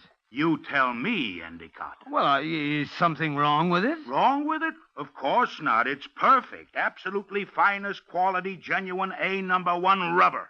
Oh, no, that's impossible. Well, you argue with the First National Bank. Well, there must be some mistake. The mistake is you thinking I'm going to sit still for this. It's a stall, Endicott. You didn't have cash to cover, and you knew it. You figure to put me off till you can swing a deal. No, Mr. Mayo, you're wrong. Believe me. Believe you. That's rich. Oh, no, Endicott. You're scaring up the cash, and you're scaring it up fast. You've got until tomorrow noon. But if you'd only... Tomorrow noon. If you don't come across with payment by then, I turn this check over to the DA for collection. Well, I'll do what I can, but it's all a mistake. Well, you better correct it before it turns out to be a fatal one. I'll be seeing you, Endicott. I know. Tomorrow noon.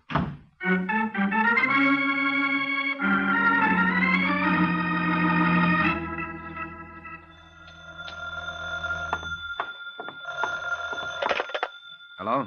Hello, Michael Waring? Yeah?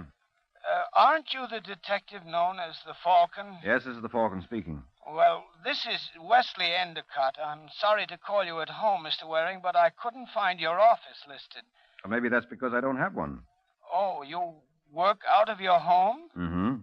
Well, isn't that rather inconvenient? Is it causing you any trouble? Well, no. Well, then. Well, I didn't call to talk about you, Mr. Waring. All right, change the subject. Can you come over here right away? Where's here? My apartment, Sheldon Hall. What's it about? I'll tell you when I see you. Well, there'll be a charge for the visit. Doesn't matter. How soon can you get here?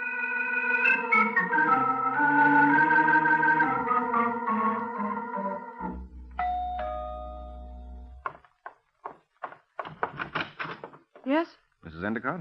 Yes. I'm Michael Waring. Is that supposed to mean something to me? If you listen to the radio. I must hear the wrong programs. What do you want? Well, didn't your husband tell you? Oh, he and I aren't speaking. Oh, well, he and I are. That's what he asked me over for. Where is he? He's in the study. Last door on the right end of the hall. Thank you, Angel. You might tell him for me to quit sulking. I'm leaving as soon as I finish packing. I'll give him your message. Just walk in. He won't answer. He thinks it's me. Thanks. Hello, Endicott. Hey. Mrs. Endicott, What is it? you don't need to leave him. Looks like he's left you. Permanently. What are you talking about?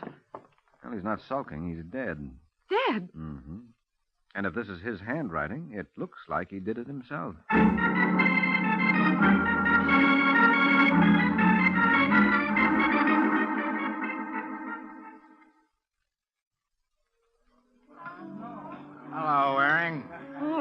Sergeant Corbett. Well, this is indeed a coincidence. Sit down and join me in a knockwurst. Coincidence. I've been looking for you, Waring, as if you didn't know. As if I didn't. You reported the Endicott body. So I did. Why didn't you hang around till I got there? Well, Corbett, I didn't know you cared. I've got questions. Well, it's all in the note. He says he was betrayed, so he killed himself. But who betrayed him? No, I wouldn't know. The note says he hired you to get proof for him. It also says he changed his mind after calling me. He had all the proof he needed for his own satisfaction. That's why he decided to kill himself. I still want to know who betrayed him. Now, don't tell me you're the inquisitive type, Corbett. It's my job. Homicide's your job. This is suicide. Is it? Unless that note wasn't in Endicott's handwriting. I showed it to 3 experts. What did they say? All agreed it's definitely Endicott's pen pushing. Well, then what more do you want? He's found with a gun in his hand. That's right, Waring. And a suicide note in his own handwriting. That's right, Waring. So, Corbett, how come you're still asking questions? Because I don't happen to have the answer to this one. Who killed him? Well, Corbett, you just... I said he wrote the note. I said he had a gun in his hand. But Waring, the gun in his hand was never fired.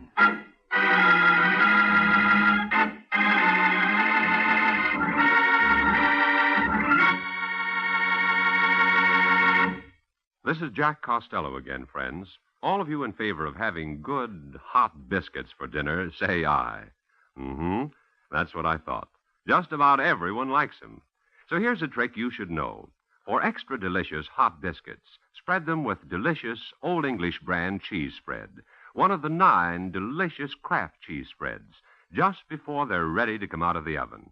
Then slip the biscuits back in the oven and let the wonderful flavor of this tempting cheese spread melt right into them. You'll have some of the best-tasting biscuits you ever enjoyed, because Old English brand cheese spread is so good. It's made of fine, sharp, aged American cheddar cheese for really wonderful eating. And it's smooth, creamy smooth for easy spreading. And, of course, like all 9 Kraft cheese spreads, Old English brand is a wholesome dairy food made from only the finest, purest ingredients. Try it for grand snacks and sandwiches, too. And try Smokell and Roca and all the 9 Kraft cheese spreads. Look for them in colorful, gay, tulip-patterned drinking glasses. Collect a whole set while you enjoy the delicious Kraft cheese spreads. You know, the Kraft cheese spreads are so delicious, they're America's favorites. So be sure you get the cheese spreads made by Kraft.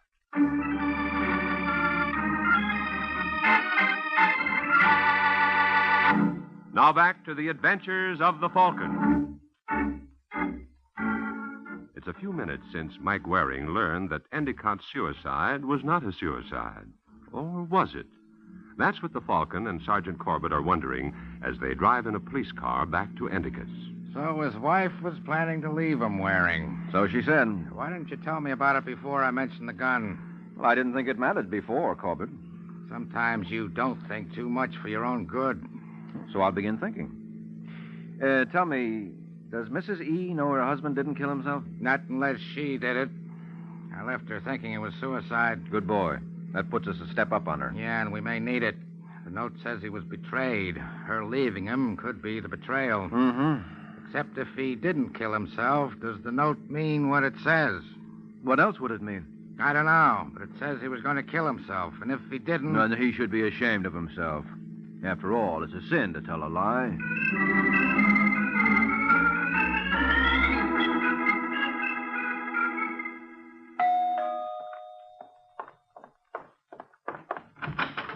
Oh, Sergeant Corbett and Mr. Waring. What is it now? There are a few more questions I want to ask you. I thought that was all finished. I've just been talking to Waring. He opened a new can of peas. Do we come in? Well, all right, I guess so. Thanks. Now, what is it? It's just that Waring tells me you were going to leave your husband. Oh, no, that's not so. Oh, wait a minute. You told me... Well, I was just talking. We had a little spat. It didn't mean anything. You said you were packing. I often threatened to leave. I didn't mean it. Wesley knew it. This had happened often before. Had nothing to do with his death. You don't think constant fights with you But could... we always made up. Believe me, it didn't mean anything. What was the little spat about? Money. I wanted a new coat. Wesley said he couldn't afford it. He said business had been bad. I didn't see how it could have been that bad, or he'd have said something about it before. Oh, he said his business was bad. Mm-hmm. Mrs. Endicott, when I was here before, I asked you if you knew any reason why your husband would want to kill himself. You said you couldn't think of any. I couldn't. Don't you call bad business a possible reason? But I just told you I didn't believe he was telling the truth. Oh, Corbett, there's one way to find out if he was. Let's look into Endicott's business, shall we? Maybe we'll find it's dead, too.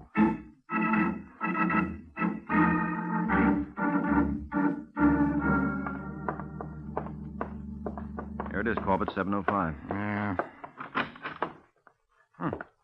Nobody in here. Mrs. Endicott said Endicott's assistant would be here. Maybe he's in the back office. Yeah, maybe. Hello? Hello? What's that? Sounds like somebody moaning. Come on. Oh, there he is on the floor. Hey, what happened to you? Huh? It was Mr. Mayo. Mayo? Yeah. He came back and he started going through the files, and I tried to stop him, but... he knocked me out. Looted the office. I'll say he did. Look at the inner office, Waring. Looks like a whirlwind in the paperwork. Yeah. Are you Mr. Waring? Yes. Do you know what Endicott wanted to see me about? Well, didn't he tell you? Yeah, he didn't get around to it. Why, I suppose it has something to do with Mr. Mayo. Who's Mayo? Reginald Mayo. He's in building supplies. He was here earlier today, had a fight with Mr. Endicott, and then Mr. Endicott went home, and then a little later, Mr. Mayo came back. Mm-hmm. What was the trouble between Endicott and Mayo? Oh, I don't know. Why not ask Mr. Endicott? No, I'm afraid that wouldn't do much good. So we'll have to try Mayo instead.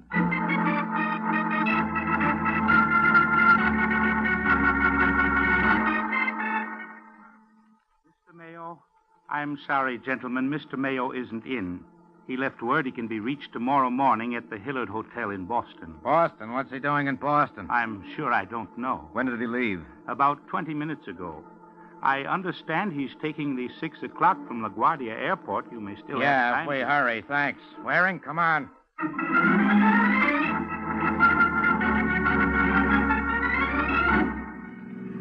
Well, this does it, Waring. Mayo's trying to get away, clinches it. It does? Sure. How about the Boston address? Why would he leave that if this is a runout?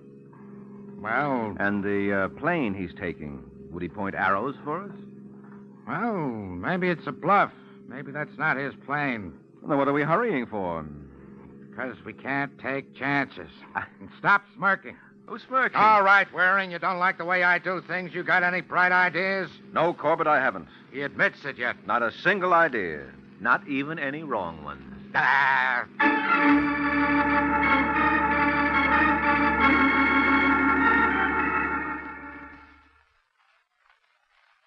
Sergeant, I've got important business They're in holding Boston. the plane, Mayo. Talk fast and make sense. Maybe I'll let you go. Maybe.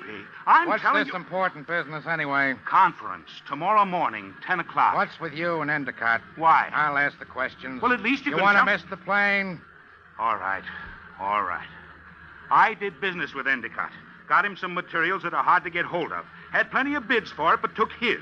Then his check bounces. You wonder why I'm sore? Oh, the check bounced. That's right. So you push him around. I didn't push him around. I just warned him he better make good on that check by tomorrow noon or there'd be trouble. Except tomorrow noon you plan to be in Boston. I didn't know that this morning.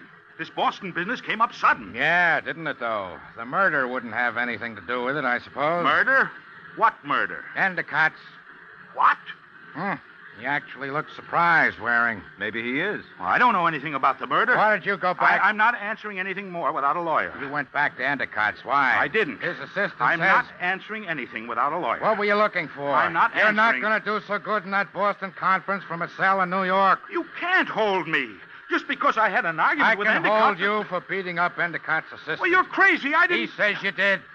Look, Sergeant, I've got to get to Boston. I don't know anything about the murder. If you want answers, ask Mrs. Endicott. She can tell you more than I can. What gives you that idea? She was seeing another man. Yeah, who says so? Endicott. All right, we'll check on that. But now, Mayo, you're I going have to nothing more to say. And you can sit in the cell until you think of something. Look, I gave you a lead, So so now... thanks. Now get moving.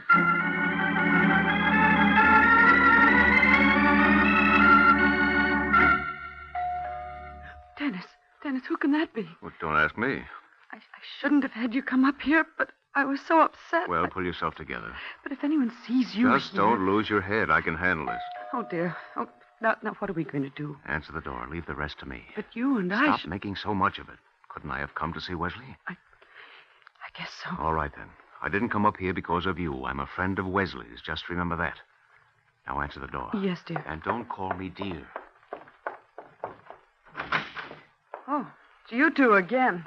How often are you coming back? Until you tell us all you know. I did. That's not the way we heard it.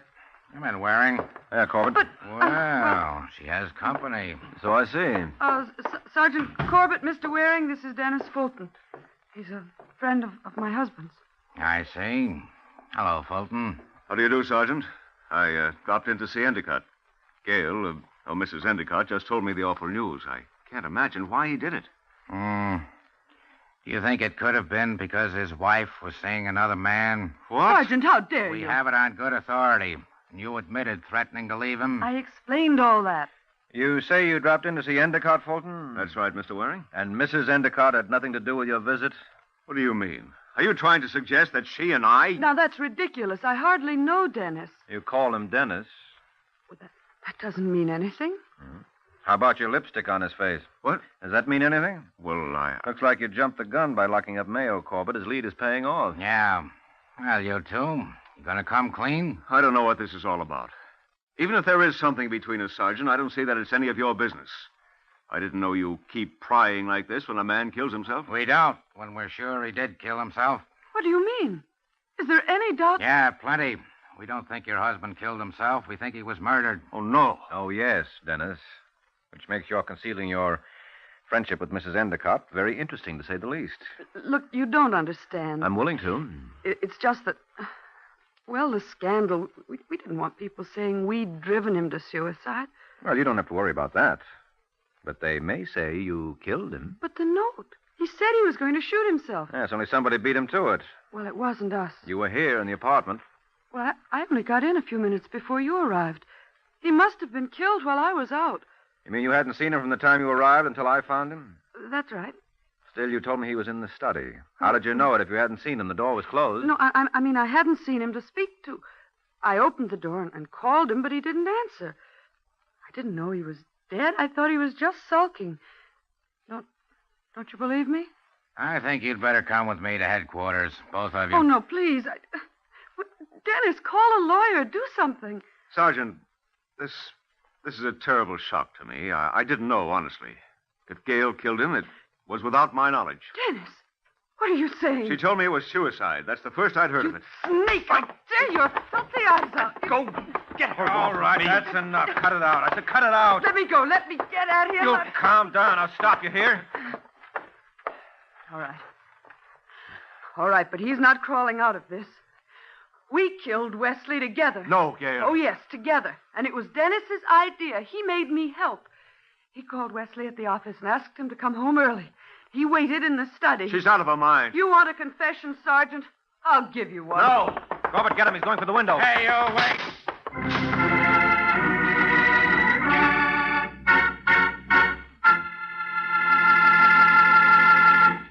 This is Jack Costello again, friends. Right now, I'd like to tell you about 9 kinds of wonderful eating. That's right. I said 9 because I'm talking about the delicious Kraft cheese spreads that come in 9 grand varieties. There are delightfully mild-tasting ones like Kraft pineapple cheese spread, Kraft relish, and Kraft olive pimento. And there are sharp-tasting kinds, too, such as Kraft cheese and bacon spread, Roca, and Kraft Limburger. They're all delicious, all wholesome dairy products, and all so handy for making quick, easy snacks and sandwiches. Always keep your refrigerator stocked with several of the 9 delicious Kraft cheese spreads.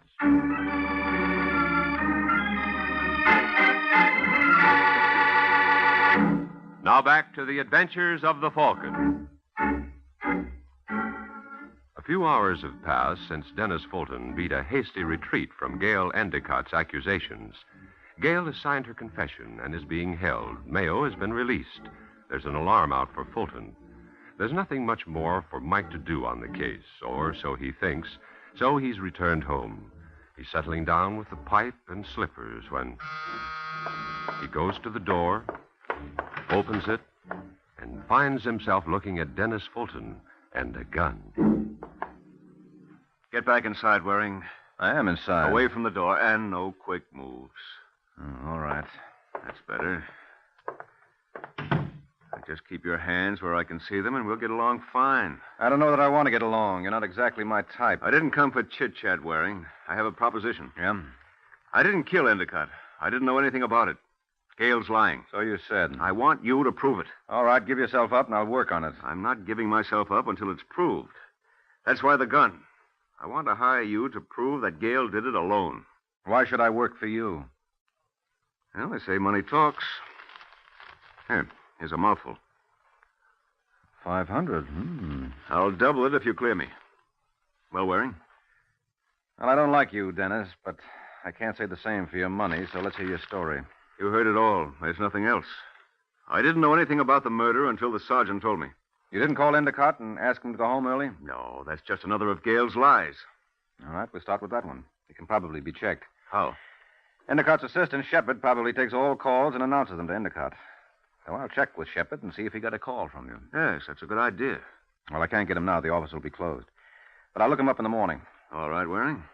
In the meantime, if you want to stay here... Oh, no, thanks, Waring. I don't trust you, and you don't trust me, so I'd have to keep my finger on the trigger. Under the circumstances, I don't think it would be comfortable for either of us. I see what you mean. So I'll call you tomorrow. So long, Waring.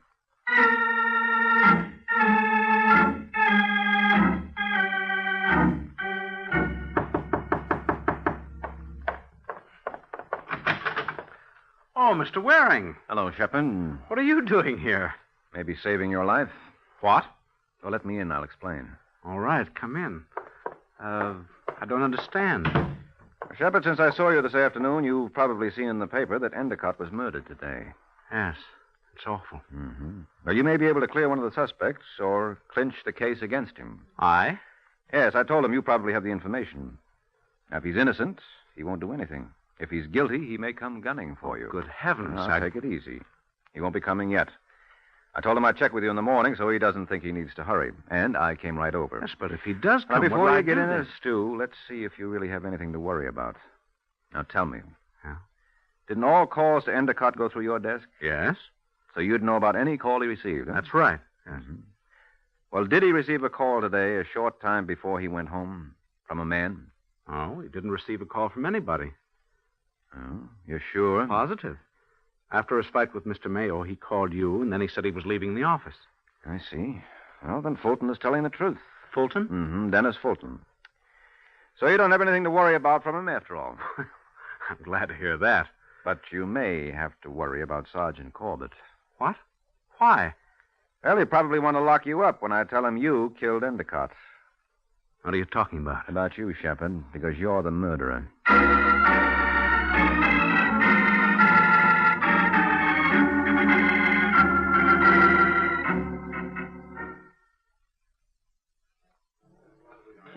Well, we've wrapped up another one, Corbett. Have we? Shepard admitted the shooting, didn't he? So what? Endicott wrote a suicide note, but he didn't kill himself. Mrs. Endicott said she killed him, but she didn't kill him. Shepard said Mayo attacked him. Now he says Mayo didn't attack him. He was lying to throw suspicion on Mayo. What's one more confession worth? Well, I think Shepard's will stand up. Mrs. Endicott only confessed because Fulton started crawling and left her holding the bag, so she wanted to get him no matter what it cost her. The woman scorned, yeah. Mm-hmm. And as for Endicott, he really intended to kill himself. But Shepard saved him the trouble. If we can believe Shepard. No, it all ties up. He'd drawn out the company's money for his private use, so when Endicott's check bounced, Shepard knew Endicott would get him for embezzlement. Mm-hmm. So Shepard follows him home and shoots him, not knowing he's just about to shoot himself. That's it, Corbett. He overheard Endicott phoning me to get information, so as soon as Endicott hung up, Shepard stepped into the room and shot him as Endicott turned, and then beat it without noticing the gun in Endicott's hand. If we can believe Shepard. Still not convinced, Corbett? On this case, no. All right, how about the clue that tipped me to Shepard? What clue, Waring? Shepard overheard Endicott's phone call to me. Now, he said Endicott made it from the office. But when Endicott talked to me, he said, "Can you come over here?" and gave me his home address. That meant he was calling from home, not from the office. Uh-huh. Well, does that convince you, Corbett? If we can believe you. Oh, please, how cynical can you get? You know I cannot tell a lie. Yeah, Waring, I know it. But who's going to believe me?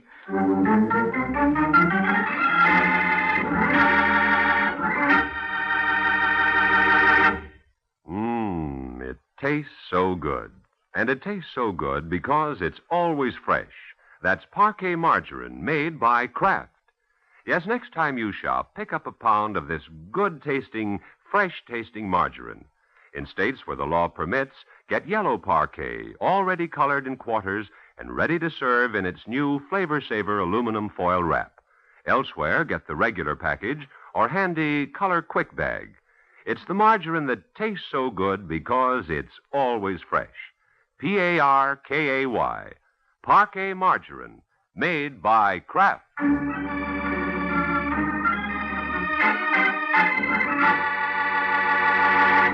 The Case of the Practical Choker. The Case of the Practical Choker. That's the title of next week's adventure of the Falcon, when Mike Waring learns that when some gag men go to work, their clients can choke to death. So be sure to listen at this same time next week to another exciting adventure of the Falcon, brought to you by the Kraft Foods Company. The Adventures of the Falcon are based on the famous character created by Drexel Drake, produced by Bernard L. Schubert, written today by Jerome Epstein, and directed by Richard Lewis. Music was by Arlo. Les Damon was starred as the Falcon, with Ken Lynch as Sergeant Corbett. Be sure to hear The Great Gildersleeve next Wednesday evening over most of these stations. In next Wednesday's broadcast, Gildy comes face to face with an hilarious problem and solves it in a way that will keep you laughing for days. Remember the show, the time, and the place. The Great Gildersleeve, next Wednesday evening over most of these stations.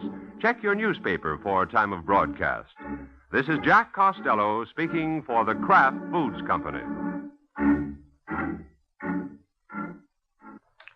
Fred Allen, Edwin, and B. Lilly join The Big Show today on NBC.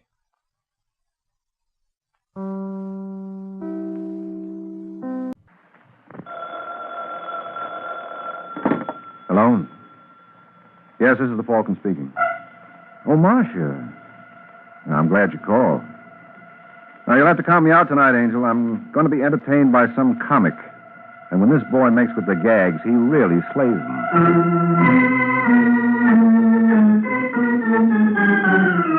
This is Ed Hurley, friends, inviting you on behalf of the Kraft Foods Company to listen to The Adventures of the Falcon, starring Les Damon. You met the Falcon first in his best-selling novels. Then you saw him in his thrilling motion picture series. Now join him on the air when the Falcon solves The Case of the Practical Choker.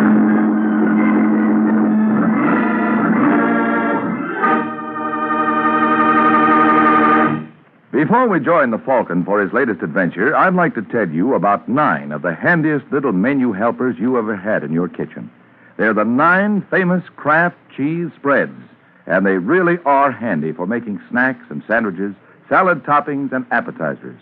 All of the Kraft cheese spreads, the mild-tasting ones and the sharp-tasting ones, too, are delicious. And they're all the very finest quality because they're made by Kraft. So, tomorrow, get several of the 9 famous cheese spreads made by Kraft.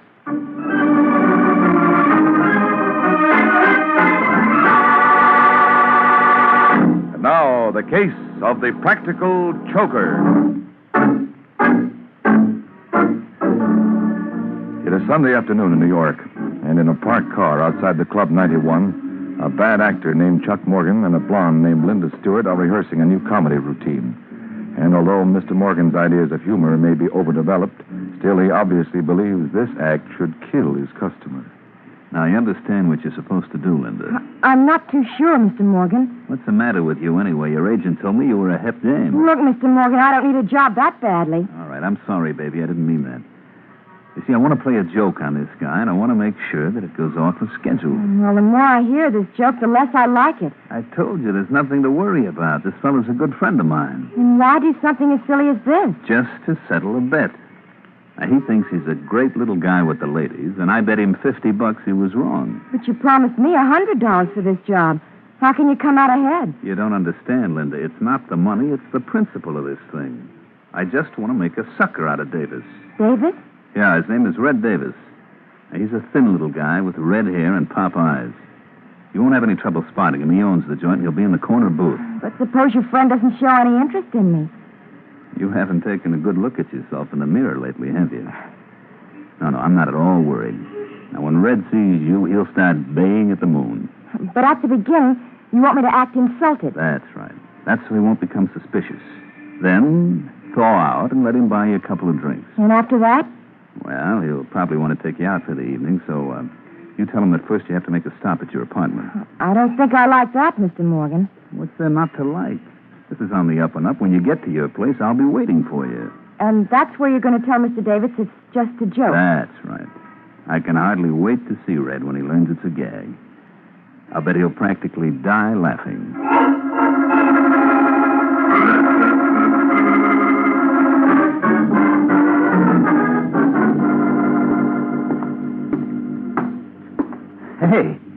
Hey, where do you live anyway, Linda? It's just the next floor, Mr. Davis. Oh, cut it out. You promised you were going to call me Red. I'm sorry. Red, do you know a man named... Man named who? Forget it. You know, I don't get you, Linda. When I first saw you in the club, I immediately said to myself, now there's a dame with class. I was surprised when you gave me a tumble. Well, I don't often do things like that. It was an impulse, huh? Yeah. I understand. I get them all the time. Where do we go now? Is this apartment here? Oh, here. Let me help you. It's all right. I can manage. Come in. Thanks. Hey, nice layout you got here, Linda. I think I'm going to like this. I wouldn't bet on that, Red. Morgan. Oh, then you do know each other. You dirty little double-crosser. But he told me it was a joke. The joke's over now, honey. You can beat it. Now, see here, Mr. Morgan. I said beat it. Oh, I don't If you're a smart girl, you'll keep your trap closed. Now, go on. Listen, Morgan. Shut up. I don't want any conversation from you, Red. I just want my dough. What dough? Don't play dumb. The $60,000 you owe me on the Robinson fight. Oh, that. What'd you think I was talking about? Well, you see, I'm kind of low, Chuck. I've been running in tough luck lately. From now on, it's going to get worse. You know, all the boys are laughing at me for letting you hang me up. A man in my position can't afford that. It might give other people ideas. Look, Morgan, suppose I pay you a little at a time, huh? What do you call a little? Well, I could give you $10,000 now and the balance Keep next... your hands up. I was just reaching for my wallet. You got that dough on you? Yeah. Okay, let's have it. Sure. I was going to give it to you all the time. All right, Morgan. Put him up. Put away that gun, Davis. Act your age. Well, Mr. Morgan, who's the joke on now? I guess it's me. And you're not kidding. That's okay, Red. I'll see you again. And I'll lay you odds next time you won't be this lucky.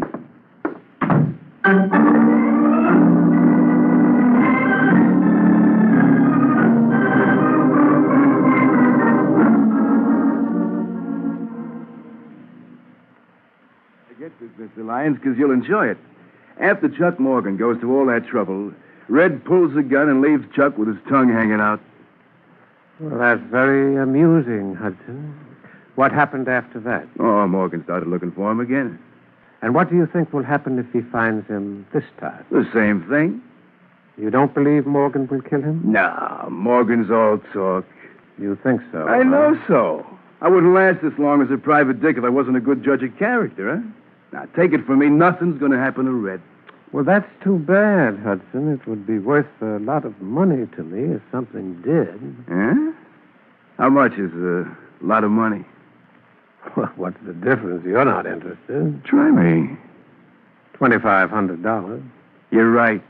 At that price, I'm not interested. It isn't worth more. Everybody knows that Morgan has threatened Davis. So you run absolutely no risk. What have you got against Red anyway? Well, that's none of your business. Either you want the job or you don't. Well, as long as you put it in that basis, Mr. Lyons, let me think it over.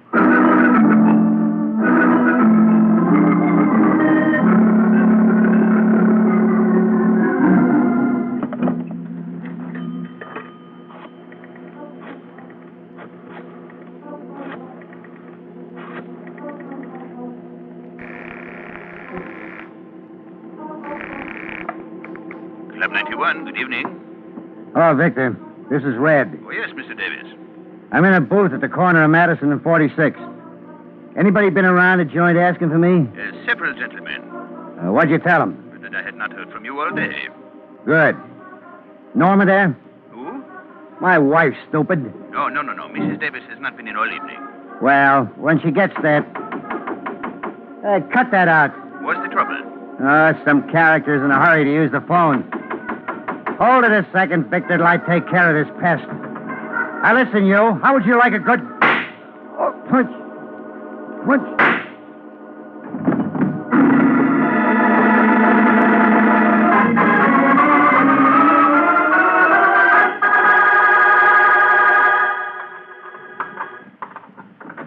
That's you, Waring?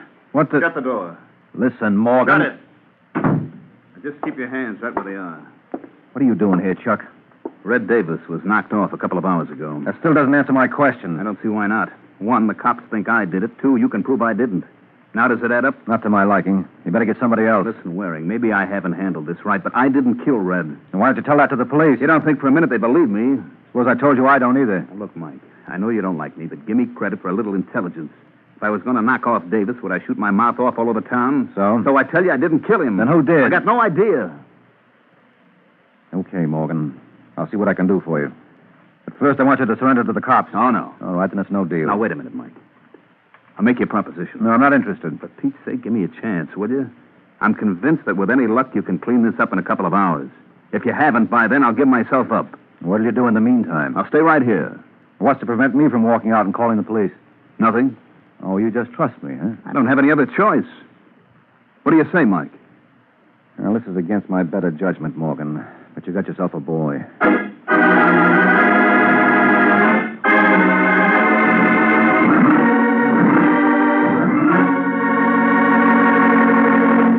This is Ed Hurley again, friends. This time of year, especially, everybody longs for something just a little bit different to pep up tired winter menus. So this idea for a tempting salad may be just what you want. It's an easy salad to make. You just take a good-sized green pepper, scoop out the center, and stuff the pepper with Kraft's delicious olive pimento cheese spread. Then chill, slice into pinwheels, and serve each slice on a crispy lettuce leaf. Mmm. Oh, what wonderful eating. Kraft olive pimento is an extra delicious cheese spread, filled with juicy bits of red pimentos and fine green olives. And like all 9 of the good-eating Kraft cheese spreads, it's a wholesome dairy food made from only the finest, purest ingredients. And smooth, it's smooth as satin. Spreads perfectly for sandwiches and snacks. Try Smoke Hell and Kraft cheese and bacon spread, and all of the 9 Kraft cheese spreads. Look for them in gay, colorful, tulip-designed drinking glasses. Collect a whole set while you're enjoying these delicious spreads. You know, Kraft cheese spreads are so delicious, they're America's favorites. So be sure you get the cheese spreads made by Kraft.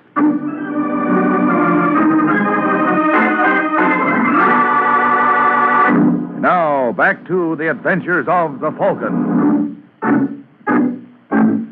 20 minutes have passed since Mike Waring agreed to go to work for Chuck Morgan. And now, as we find Mike, he's about to earn his fee. Yes, Mrs. Norma Davis? that's right. My name is Mike Waring. I'm sorry to bother you at a time like this, but I'd like to ask you some questions about your husband. But I've told the police everything I know. Well, I'm working on a different angle. Come in. Thank you. What do you want to know? Mrs. Davis, have you any ideas who might have killed Red? Yes. Chuck Morgan. I mean, besides Morgan. No. Red didn't have an enemy in the world. Now, you know that's not true, Mrs. Davis. Your husband wasn't exactly the most popular citizen in New York. How dare you say that to me? Well, I only... I won't have you talk that way about him. I'm tired of these insinuations. How do you know what kind of man Paul was? Well, I'm sorry. You're sorry. Go on, get out. Mrs. Davis, look, all I don't want to hear any more about it. Now leave me alone. Permit me to congratulate you, Mrs. Davis. That was a marvelous performance. Why, thank you, Mr. Lyons. You think I convinced him I was a broken-hearted widow? How could you help it when you practically convinced me? Come here, darling, and let me console you.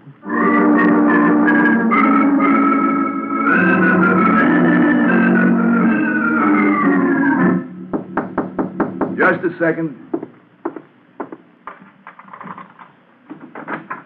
Yeah? I'm looking for a guy named Larry Hudson. Well, look no further, Mr. Morgan. You, Hudson? That's right. One of my friends told me you wanted to see me. He told you right.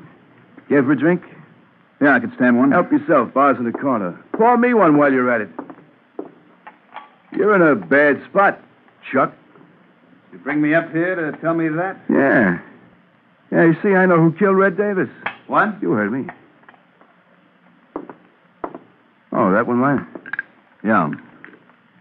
Thanks. Say, how you fix the cash? What do you mean? Well, I got a lot of information to sell. It's going to the highest bidder. You mean you can clear me? I'm not doing any more talking until I see the color of your dough. How do I know you got merchandise? I'll give you a sample. Did you know that Davis's wife was two-timing him? With whom? Oh, no, that's all you get free. But you can use this kind of stuff, can't you? Listen, Hudson, I want you to talk to Waring. Oh? Mike Waring, the Falcon. He's working for me. Are you kidding? No. Will you talk to him? Sure. Providing I can make a buck. I'll take care of you. I'm going back to Waring's apartment. I want you to call him there in about 15 minutes. Well, I'll be sitting right here at the phone. Tell him what you told me about Mrs. Davis. Oh, no good. Get the dough up first. Now, look, Hudson, I only got $1,000 on me. I'll give you another $4 the next time I see you. Ah. Okay, Morgan. You got yourself a deal.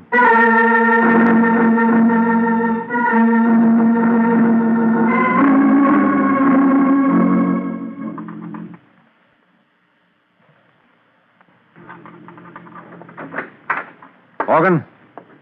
Chuck!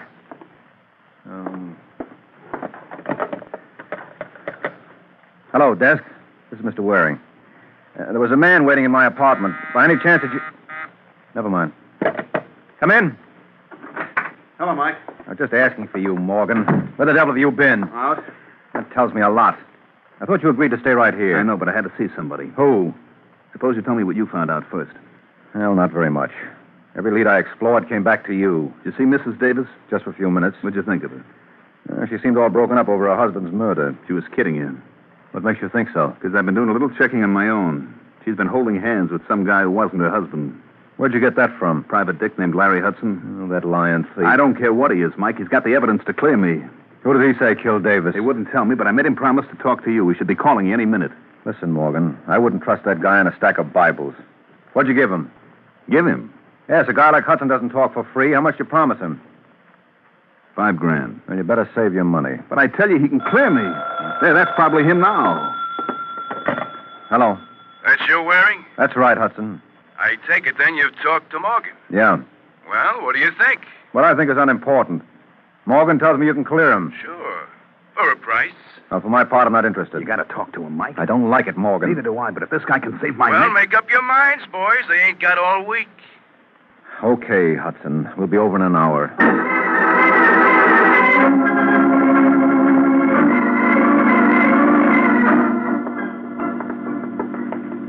4A, 4B. It's over here, Mike. Now, look, I want you to let me handle Hudson and keep your mouth shut. You're the doctor.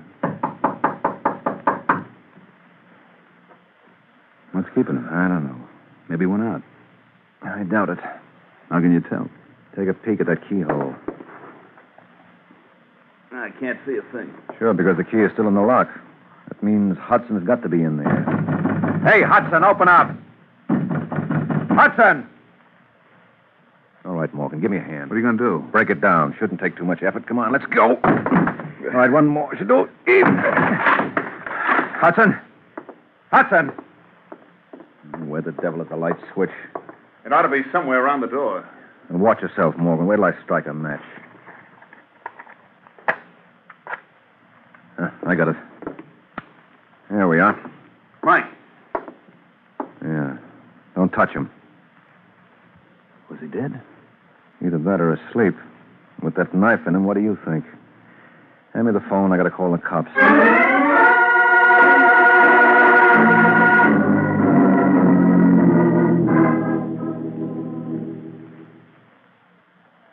A nice piece of work, Mike. A very nice piece of work.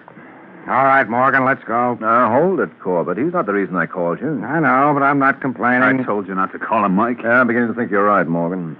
For the same dime, I could have phoned someone with brains. What kind of a crack is that? Well, in case you hadn't noticed, Sergeant, that's a body in that chair. It'll keep. But as long as you raise the point, why did you kill him, Morgan? You crazy? I just got here with Waring. Don't hand me that. It's the truth, Corbett. So you're going to be his alibi. Yep. And you better listen to me unless you want to look like a jerk when we get to headquarters. Now, how long would you say Hudson was dead? Yeah, not too long. Body's still warm. Could be anywhere from 15 minutes to 3/4 of an hour. That lets Morgan out. I don't see how. Because he was with me every minute from the time I got Hudson's call to the time we broke down the door. And the whole business took at least an hour. Your word's not good enough, Mike. Okay, Sergeant. If you don't believe me, you can check with the switchboard at my place and the doorman downstairs. And if that's not enough, I'll dig up the hacky who drove us over. That still doesn't mean Morgan couldn't have killed Red Davis. Oh, now, come on. Use your head, Sergeant. You know both these murders were committed by the same party. Hudson knew who it was, and that's why he was killed. I still say it was Morgan. You're crazy. Hudson was going to clear me. Keep quiet, Morgan. All right, Sergeant. I'll advise him to confess if you can show me one thing. What? How did he get in here? You can see the only door was locked from the inside. So what? He could have used the window. Yeah? We'll take a look. There are bars on him. That's right. And no one but a midget could fit through the opening. And there must be another door. Yeah, forget it. There wasn't. And it was a physical impossibility for anyone to have killed Hudson. Yet it was done. How? Well, I can't tell you. But maybe I can take you to the little lady who can. Shall we go?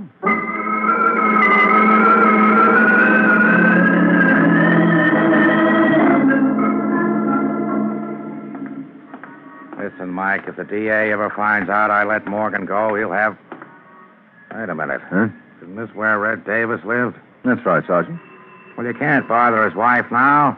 Why not? Because her husband was just murdered. Oh, well, she may surprise you with what she knows about it. Morgan told me that she was being romanced by some character. Oh. I don't know. And apparently neither did Red. If you ask me, Sergeant, Yes? Hello, Mrs. Davis. Remember me? Not too pleasantly. May we come in? I'm sorry, Mr. Waring. I'm busy. Oh, well, this gentleman would like to ask you a couple of questions. This gentleman means nothing in my young life. Well, now you never can tell. He's a sergeant in the New York Police Department's Homicide Division. Oh. Mm-hmm. Well, it's just that the house is in such a mess. Well, we promise not to stare. Who was it, Norma? Norma. I think you're being paged, Angel. It's nothing, Raymond. Oh, for a moment, darling, I was... Oh. Hello, Mr.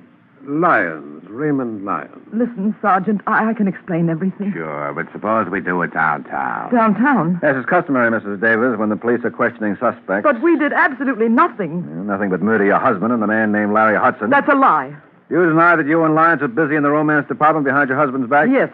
And what's Lyons doing here now? Well, he's just helping me. Mm-hmm. Like he helped you murder Hudson? No. Now, just a moment, Waring. I thought this gentleman was the officer of the law. You're right, Lyons, but if you think my questions are going to be less embarrassing, you're in for a bad shock. Larry Hudson was murdered at 10:45 tonight. Where were you at that time? I was with Norma. That's right. Well, now, that's what I call a wonderful alibi, Sergeant. Too bad there wasn't anyone else around to substantiate it. Oh, but there was, Mr. Waring. A justice of the peace named Smith over in Jersey. I think he might recall us. Why should he? Because I gave him $100 to perform the marriage ceremony that made Norma here Mrs. Lyons. I guess you should remember that, don't you?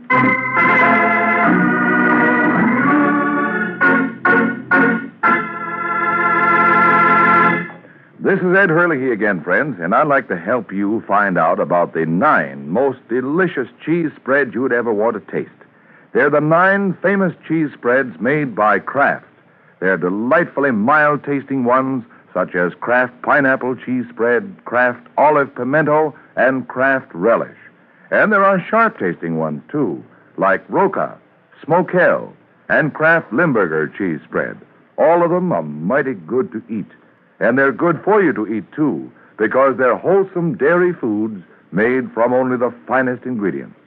For quick, easy snacks and sandwiches, keep your refrigerator stocked with several of the 9 delicious Kraft cheese spreads.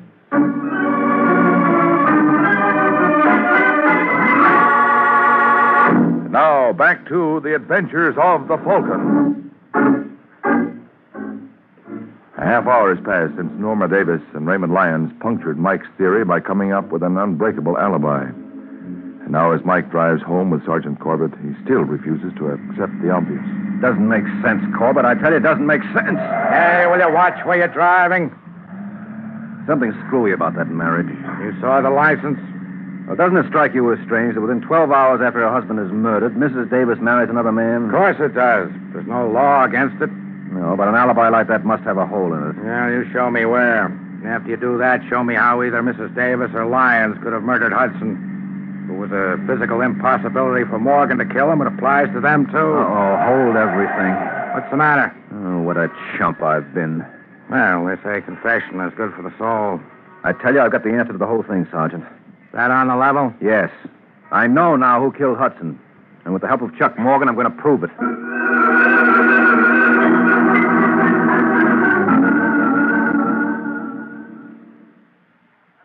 Driving at, Mike. I don't know anything about Mrs. Davis except what I told you before. Well, how did you discover she was seeing Raymond Lyons? I didn't know it was Lyons. All Hudson told me was that it was some man. Mm-hmm. How well did you know Hudson? I met him for the first time today. He got in touch with one of my friends and said he wanted to see me. Well, that puts us right back where we started. Look, Mike, why don't we drop the whole business? Yeah, you'd like that, wouldn't you? Well, sure. The cops know now that I couldn't have killed Hudson. That's where you're wrong. You mean they still No, they don't. But I do. What are you babbling about? Morgan, I know how you managed it.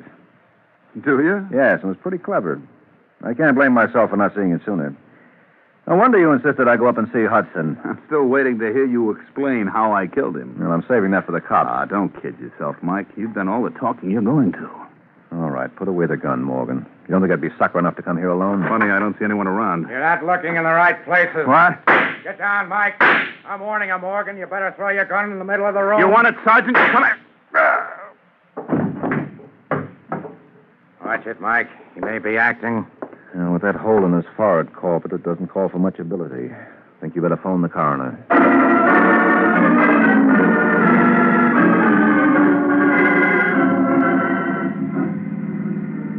You can drop me over at the corner, Sergeant.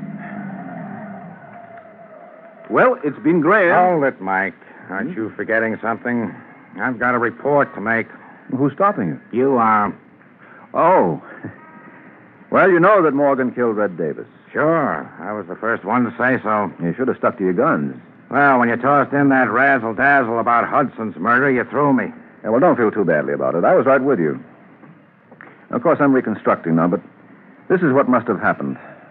Lyons tried to hire Hudson to bump Red. Hudson said he'd think it over. When Red was killed, Hudson knew immediately that if he hadn't done it, Morgan must have. I don't see how that follows. It could have been Lyons. If Lyons were willing to do the job, why did he approach Hudson in the first place? No, it had to be Morgan. And when Hudson realized that, he tried to shake down Morgan. He even told Morgan that if the price were right, he might be induced to frame Red's wife. So Morgan played along with him and asked him to get in touch with me. Now we're coming to the part I want to hear. Well, when Chuck went to meet Hudson, first of many such... So he slipped a slow-acting drug into Hudson's drink. Why didn't he kill him then and there and be done with it? Because he needed an alibi, and I was it. I don't get it. He needed someone with him while he murdered Hudson. What? Sure. Remember you said it was a physical impossibility for anyone to get into that room and kill Hudson before Morgan and I broke down the door? Yeah? Well, there you hit the nail right on the head. It was a physical impossibility. So it means that Hudson was killed while I was in the room. Let me get this straight. You mean while you were hunting for the light switch? Morgan was hunting for a place to plant his knife. Wasn't he taking quite a chance there? Oh. Hudson was drugged, so he couldn't make an outcry. And the knife makes no noise at all.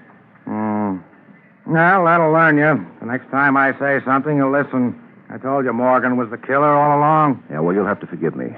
I've been hearing so many radio shows. I forgot it wasn't unconstitutional for a cop to be right. Let's hope this establishes some sort of a precedent. Huh? Good night, Sergeant.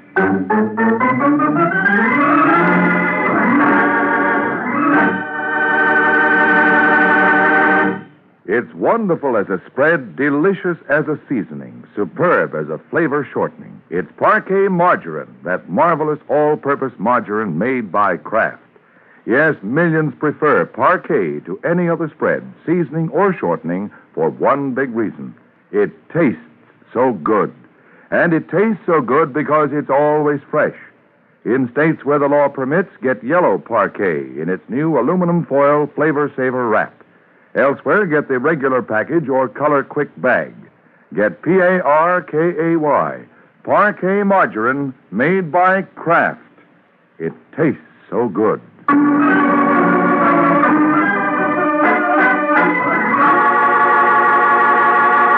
The Case of the Gangster's Girl.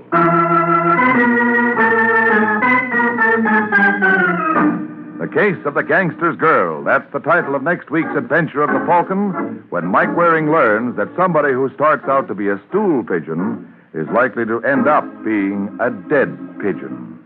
So be sure to listen at this same time next week to another exciting adventure of the Falcon, brought to you by the Kraft Foods Company.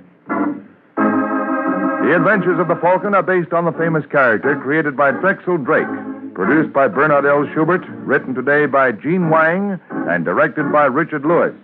Music was by Arlo. Les Damon was starred as the Falcon, with Ken Lynch as Sergeant Corbett. Also heard on today's broadcast was Miss Ann Williams of New Orleans, Louisiana, who was chosen by this program from among the dramatic students of Sarah Lawrence College in Bronxville, New York. Be sure to hear the great Gildersleeve next Wednesday evening over most of these stations. In next Wednesday's broadcast, Gildy comes face to face with an hilarious problem and solves it in a way that will keep you laughing for days. Remember the show, the time, and the place. The Great Gildersleeve, next Wednesday evening over most of these stations. Check your newspaper for time of broadcast. This is Ed Hurley speaking for the Kraft Foods Company. Monty Woolley, Jack Haley, and Judy Holliday join the big show on NBC.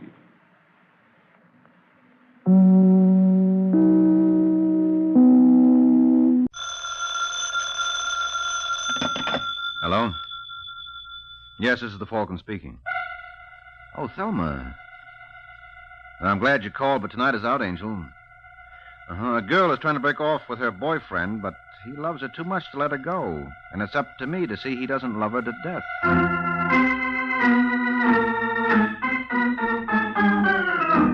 This is Ed Hurley, friends, inviting you on behalf of the Kraft Foods Company to listen to The Adventures of the Falcon, starring Les Damon. You met the Falcon first in his best-selling novels. Then you saw him in his thrilling motion picture series. Now join him on the air when the Falcon solves The Case of the Gangster's Girl.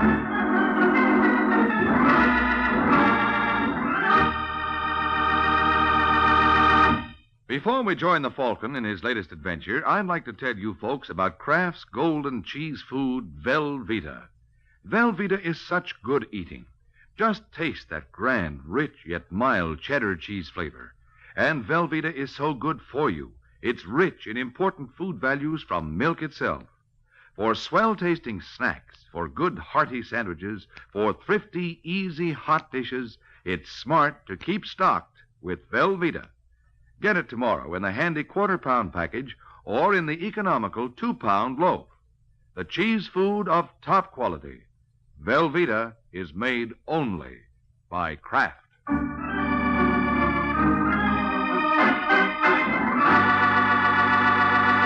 And now, the case of the gangster's girl. It's late Sunday night in New York, and Mort Potter, a local gambler, is returning home after hitting a few of the night spots. when a large sedan pulls alongside on a deserted street. Potter pulls over to let the second car by, but instead of passing, it starts crowding him, forcing him toward the curb. Hey! Hey, what's the idea? Why don't you look where you... Oh, Murray. Hello, Potter. Come on, will you? Yeah. I'm disappointed in you, Potter. Hilliard tells me you turned down our proposition. Yeah, well, it's just... Well, I thought... You didn't think so good. Come on, get out. Hey, what's the idea? Get out, or do I have to help you out? All right, Hilliard, hold him. Yeah, Murray. Look, fellas, if you'll just let me... Oh, hey, oh, yeah, oh.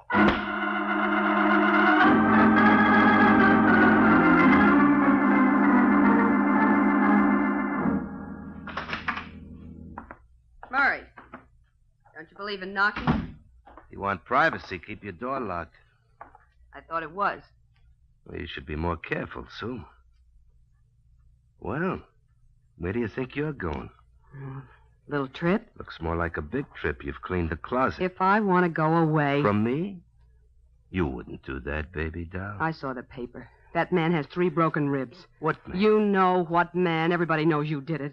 Baby doll, don't take everything so serious. 3 broken ribs are serious. Are they your ribs? You said easy money. Well, I didn't like it from the start. But you insisted, what's the harm? Well, when you start beating up people, that's harm. Next, it'll be killing. Or maybe that's happened already, too. Now, look, I don't want to talk about it. You're staying here, understand? No, Murray. I said you're staying here. Now start unpacking. No. Start unpacking. Hurry up. Wanting to go away. You don't know how lucky you are, baby doll. I'm going to be big in this town. Real big. I liked you when you weren't going to be big. Now, don't talk dumb. And quit your bawling. We're doing the town tonight. I don't want your eyes all red. Why can't you leave me alone? Sometimes I ask myself that. I just can't, that's all. You know, you ought to be flattered. As soon as Hilliard told me you'd been over to the airline ticket office, I'd come right over. Oh, Hilliard. How did he know? He keeps his eyes open. Have you got him spying on me? He just likes to look after my interests, that's all. He just likes to make trouble, that's all. Oh, he's okay. Like a rattlesnake, he's okay. And one of these days, he'll make trouble for you, too. Don't make me laugh. You'll see. Things aren't bad enough. You have to have worms around. All right. You don't like him? I'll can him. Anything for you, baby. Yeah, except getting out of the whole dirty business. Except that. Or letting me out. Oh, you don't want out, baby doll. Not if it means leaving me. Now, come on, honey. Get those bags unpacked.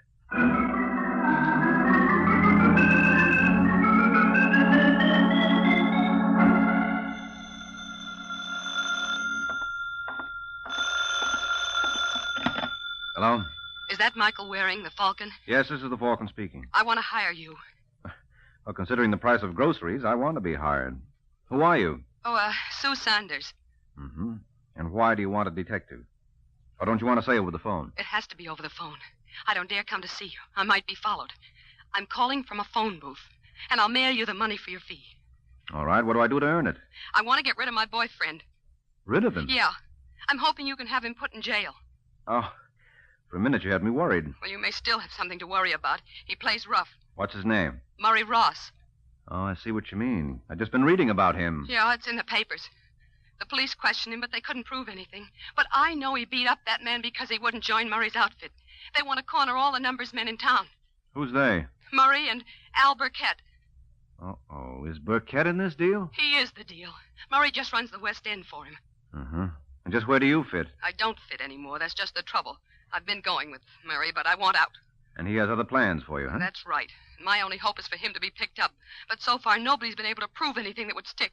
What makes you think I will? Well, I have to do something, and I've heard a lot about you, and I got to get away. I simply got to. Even if it means sending your boyfriend to jail? He hasn't left me any choice.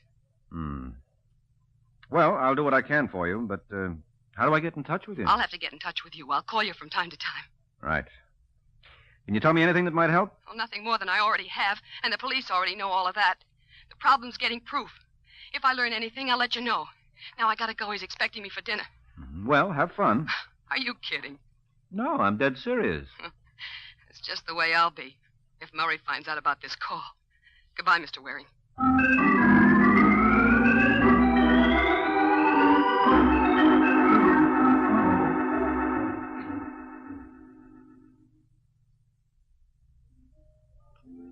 Come on, baby doll. Let's have a smile. I'm trying, Murray. Well, you shouldn't have to try. What's the matter? You know what's the matter. Ah, look, baby doll, I know it's a little rough getting organized, but everybody's just about lined up now.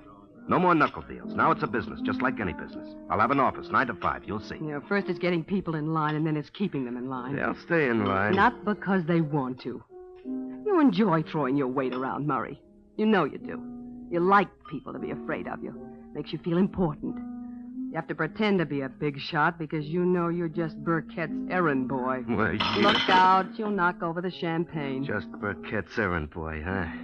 Listen, baby doll, I'm going to tell you something. I run the West End, see? All the collections are turned over to me. And you pass them on to Burkett with a little cut for yourself. Little cut?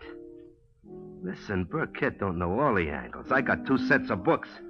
If Burkett knew what to take in this part of town really comes to it with curl his hair. I'm taking him, but plenty. And when he finds out? Who's going to tell him? Maybe he won't have to be told. He's good at arithmetic. Yeah, but he can't figure what he can't see, baby doll. Ah, come on, stop worrying, will you? Everything's going to be all right. Yeah, I guess it is. Just depends upon what you call all right.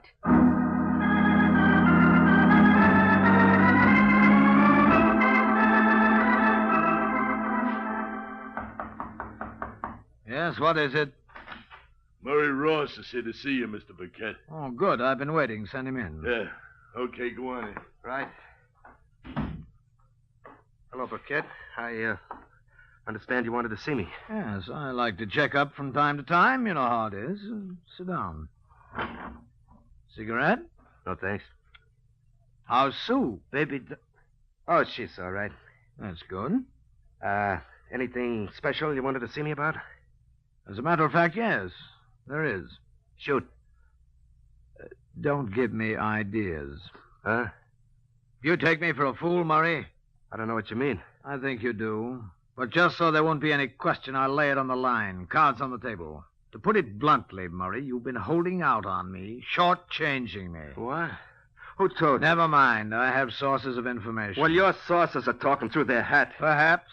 Won't take long to check. Want to see the books? Which set? You got the wrong idea. I think not, but as I said, I'll check. But not books. There are other methods, more reliable. Okay, you'll find out. I'm sure I will, my boy.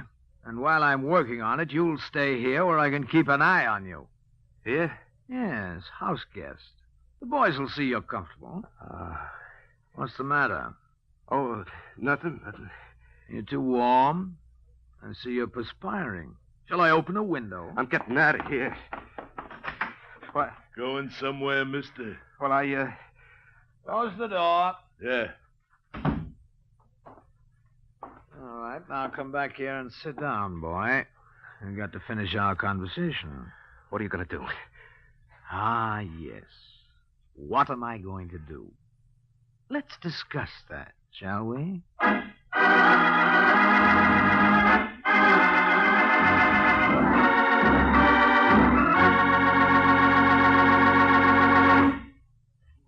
This is Ed Hurley again, friends. And while Mr. Burkett is talking about what he's going to do, I have a little suggestion for you ladies who wonder what you're going to do for some interesting Lenten menu ideas. And my suggestion is this. Just get a 2-pound loaf of Kraft's smooth melting, pasteurized, processed cheese food, Velveeta. You can melt Velveeta for smooth, delicious cheese sauce that'll add extra goodness to vegetables or seafood or rice or just plain toast for a fine main dish. And it's such an easy sauce to make. All you do is melt a 1/2 pound of Velveeta in the top of your double boiler. Notice how smooth it melts without any lumps at all. Then slowly stir in 1/4 cup of milk, season to your taste, and there you have it. A delicious cheese sauce with a wonderful, rich, yet mild cheddar cheese flavor. A flavor that everyone, the youngsters and Grandma included, will enjoy often. And it's a wholesome dish, because Velveeta is so rich in important food values from milk. So whether you melt Velveeta for a swell cheese sauce or slice it thick for hearty sandwiches, you'll find Velveeta is a mighty handy helper, Mother, especially now, during Lent. Get a 2-pound loaf tomorrow, won't you? It's America's favorite cheese food, the one and only Velveeta, made by Kraft.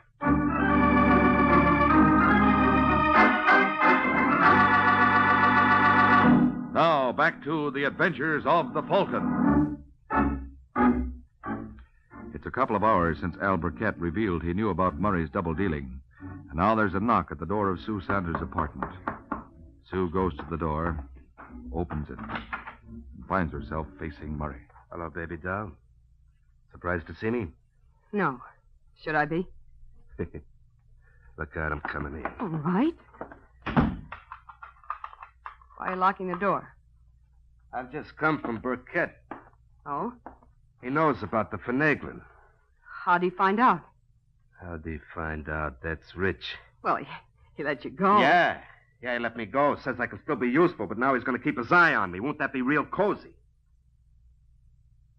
Somebody's going to pay for this, baby doll. Well, you don't think that Somebody tipped Burkett. He didn't have proof, but he knew about the deal. Well, if he didn't have the He proof... could always get proof once he was wise, so I had to come across.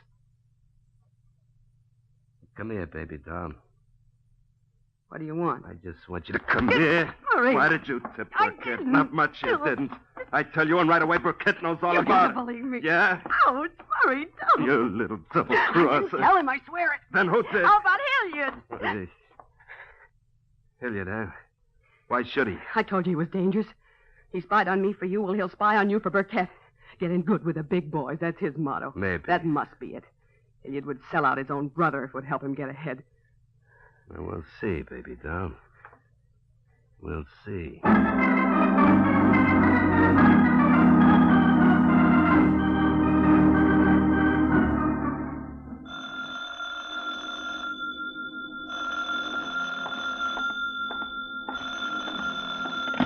Hello. Hello, Mr. Waring. This is Sue Sanders. Have you found out anything for me? I'm working on it. I've got a phony deal cooked up. If I can get Murray to go for it, I may be able to hook him. Well, I hope you can work fast. He thinks I've double-crossed him. Does he know about me? No, it's something else. All right, I'll put on the heat. But I think I'd better try the act out on Hilliard first. Hilliard? Yeah, I have an idea he's more gullible than Murray. If I can sell him, Murray's a cinch. Well, anything you think best, only hurry.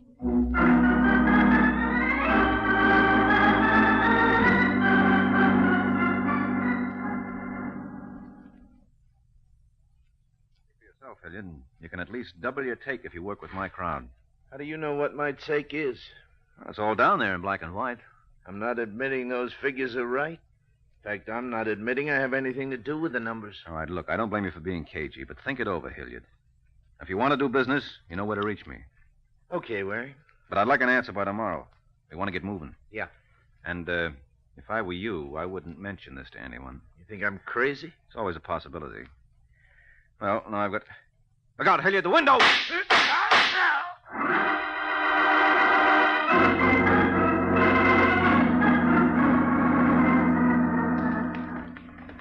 Driver, did you see anybody come out of that alley just now? Uh-huh. He just got in a red sedan, drove off. Did you see where he went? Turned right at the corner. All right, let's see if we can catch him. Okay. Hey, what's it all about? Did you hear those shots?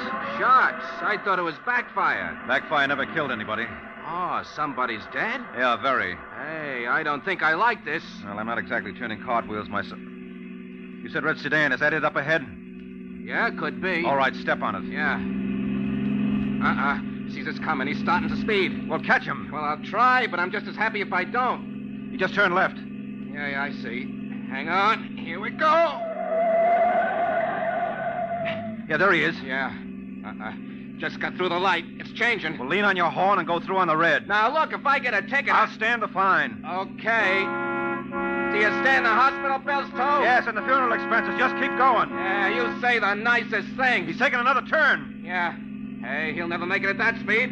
I told you he's going to crash.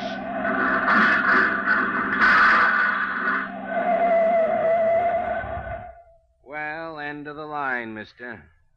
Certainly looks like it for him.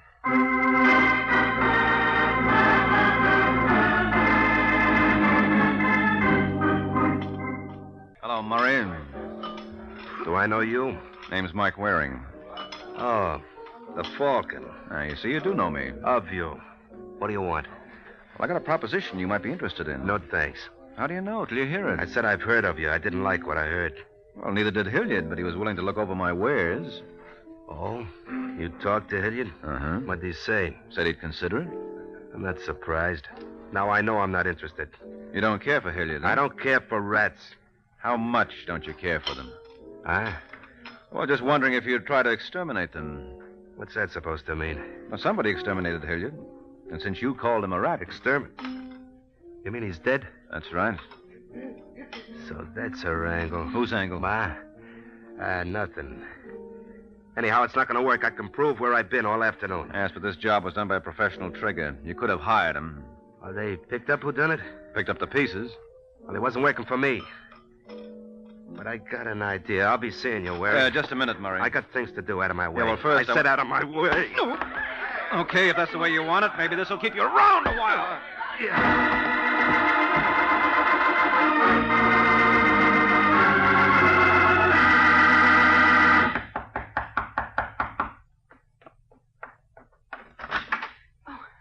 Mr. Waring, you shouldn't have come here. I said I'd call you. Well, I didn't want to wait. But if Murray comes... He won't. How do you know? The police are keeping him busy.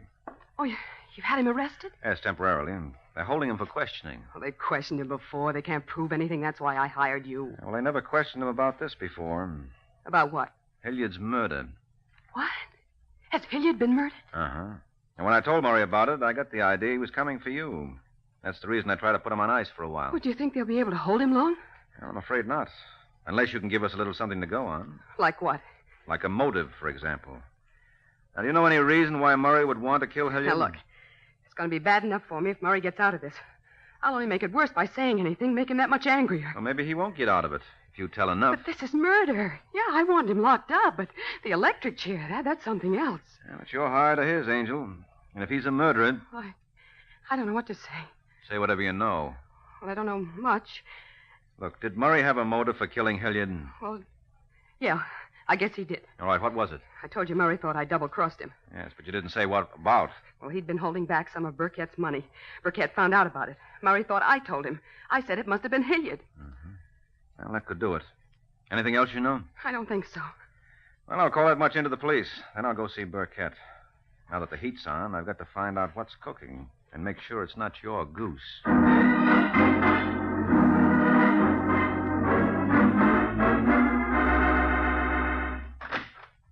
Burkett. Yes? Mike Waring is here. He wants to see you. Waring, huh? Good. Tell him to come in. Yeah. All right, Waring. Well, thanks, sweetheart. Hello, Burkett. I've been wanting to meet you. So I understand. You've been snooping around. What's it about? Snooping? Asking questions. Oh. If you hadn't dropped in today, I was just about to look you up. Well, I saved you the trouble. All right, now let's have it. I like to know where I stand. Why the interest in me? Well, I'll tell you. I'm interested in the numbers game. It can be very profitable. Yes, that's what I hear. That's what you know. You're in it up to your ears. All right, if you like. I won't deny it, but it'll take some proving. The DA's been working on it for months. I don't have to prove it except to my own satisfaction. I'm not trying to convince a court. Who are you trying to convince? I told you, myself. Just wanted to make sure you were the boy to hit with my proposition. Proposition? Yeah, there's a new outfit coming into this game. They sent me on ahead to line things up. We're big, lots of backing. Now, we could run you out, but we prefer to do business with you. To your advantage and ours. Whose outfit is it? Well, we'll get around to that when you join. But now you deal with me. Look, friend, if I was up to my ears in a racket, as you say, why would I want to deal with a character like the Falcon, who's so chummy with the law? Well, sure, I've been chummy with the law. That's why the organization wanted me. A thing like that can come in handy. Now, look, I don't blame you for being cautious, but I've got the whole thing worked out on paper. Dollars and cents. Can't hurt to look at it. No, it can't hurt. Be glad to look it over. Let's have it. Well, I don't have it with me. I left it at Hilliard's. Hilliard's? What were you doing there? Well, I didn't think it was any use hitting you until I found out how your boys took to this idea. So I talked to Hilliard and Murray Ross. Ah. What did they say? Why not ask them? Don't think I won't. They're supposed to come here tonight. If they've been holding hands with you... So you admit they work for you? That's no secret, Waring. I have an investment business. Still don't trust me, do you, Burkett? Why should I? You shouldn't.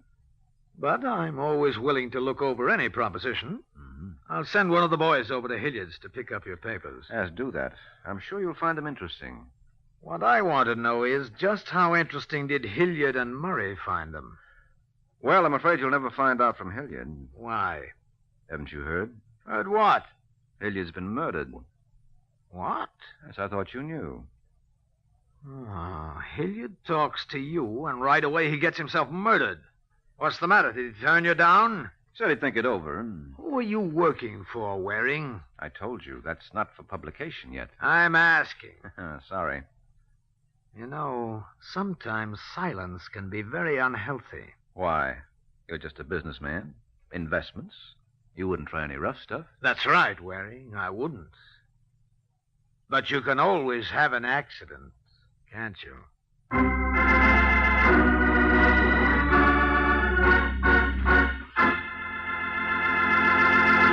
This is Ed Hurley again, friends. Well, Mike won't tell Mr. Burkett what he wants to know, but I do want to tell you something I'm sure you mothers especially will want to know. It's how to get the finest cheese food you can buy for your family. It's simple, really. Just be sure you buy Velveeta, Kraft's delicious pasteurized processed cheese food. Velveeta tastes good, and it's so good for you, too. For Velveeta is rich in important food values from milk, and it's as digestible as milk itself. So it's perfect any time for snacks, sandwiches, and grand hot dishes. Try it, won't you, Mother? Make Velveeta your handy helper. Just be sure you get genuine Velveeta, the pasteurized processed cheese food of top quality, made by Kraft.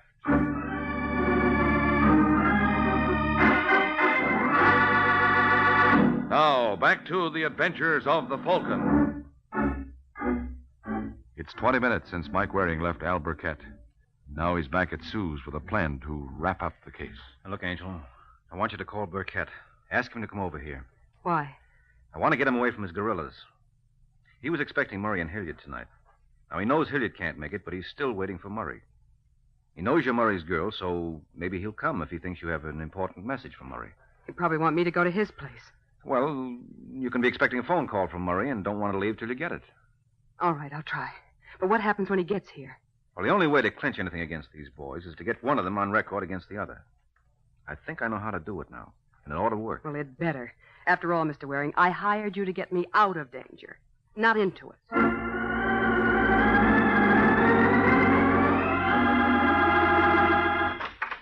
Come in, Mr. Burkett. Righto, Sue. Where's... Oh, Waring. Hello, Burkett. Oh, she didn't tell me you'd be here. I thought Murray might be here. What did you want with him? You said you'd already talked over your proposition with him. No, it wasn't about that. I want to talk to him about the murder. So? What did he think he could tell you? Well, as a matter of fact, Murray. What do you know? Right on cue. Come on in, Murray. What is this? What are you doing here? Waiting for you. I didn't think the police would hold you, but maybe they will next time round. Police? So that's your game, Waring. The proposition was just a bluff. I thought as much. Yes, Burkett, I've been trying to find some way of proving what everybody knows about you fellas. It's not easy, but maybe it won't be necessary if I can pin the murder on you instead. On who? Who do you think, Murray? You tell me. Well, Burkett found out you had double-crossed him. Haven't you wondered why he didn't do something about it? The only reason you're not on the slab with Hilliard is that you make such a nice patsy. How's that? Hilliard blabbed on you. Gives you good motive. So it's safe for Burkett to have Hilliard rubbed out with you around to take the rap. What rubbish. I don't know, Burkett. I've been wondering how come you turned me loose. Well, I told you I needed you. Maybe. And maybe Waring's making sense. Now, you're going to tell me. I told you. No. Go. Come on, Burkett, talk. Stop it, you idiot. Can't you see what Waring's trying to do? You're going to talk. Sure he will, Murray, at headquarters. That's where you're going as soon as you fellas get through dancing. And just in case you have any doubts about it, this gun ought to remove them. So let me know when you're ready, will you?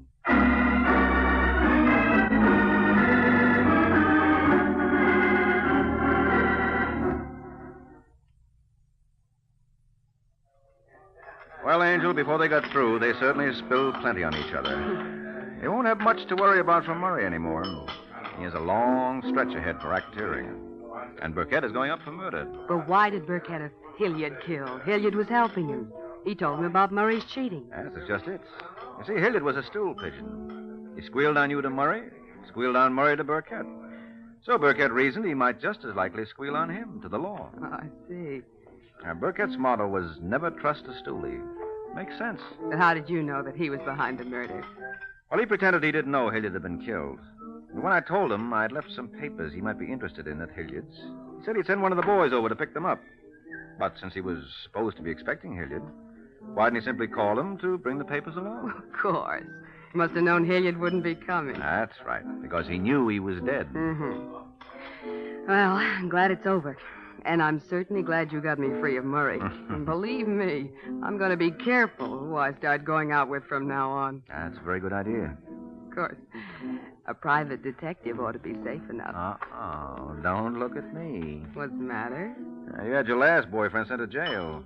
I'm going to be careful, too. Good night, Angel.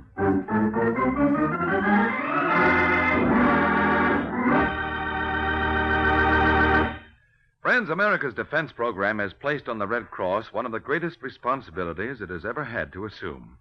Now, in addition to day-to-day aid to the sick and injured, the Red Cross must extend its services to the men of our growing armed forces in camps and hospitals, at home and overseas.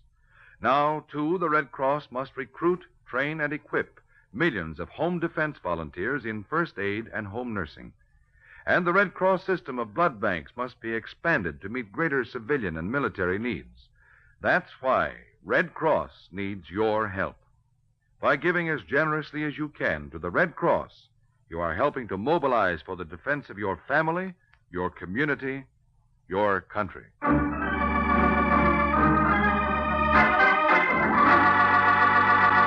The Case of the Unsilent Butler. The Case of the Unsilent Butler. That's the title of next week's adventure of the Falcon, when Mike Waring learns that the way some people get a bang out of life is by using a gun. So be sure to listen at this same time next week to another exciting adventure of the Falcon, brought to you by the Kraft Foods Company. The Adventures of the Falcon are based on the famous character created by Drexel Drake, produced by Bernard L. Schubert, written today by Jerome Epstein, and directed by Richard Lewis. Music was by Arlo. Les Damon was starred as the Falcon, with Jan Miner as Sue. Be sure to hear the great Gildersleeve next Wednesday evening over most of these stations. In next Wednesday's broadcast, Gildy comes face to face with an hilarious problem and solves it in a way that will keep you laughing for days.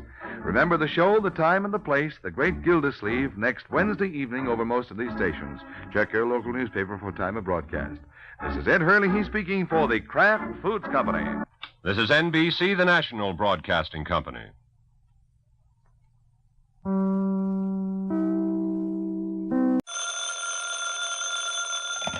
Hello? Yes, this is the Falcon speaking. Oh, Vivian. I'm glad you called. Now, you'll have to pass me by tonight, Angel. I'm all tied up with some practical joker. Mm-hmm. This boy thinks the only way to get a bang out of life is by using a gun.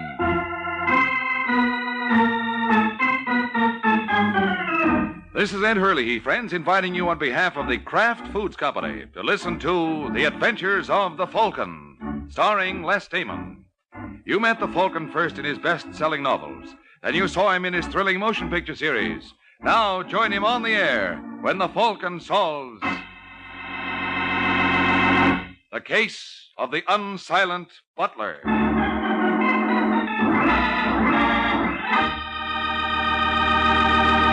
Before we join the Falcon in his latest adventure, I'd like to tell you folks about Kraft's Golden Velveeta.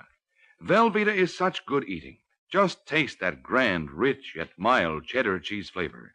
And Velveeta is so good for you. It's rich in important food values from milk, and it's digestible. Velveeta is as digestible as milk itself. For swell-tasting snacks, for good, hearty sandwiches, for thrifty, easy hot dishes, it's smart to keep stocked with Velveeta. Get it tomorrow in the handy half-pound package or in the economical 2-pound loaf. The pasteurized processed cheese food of top quality, Velveeta, is made only by Kraft.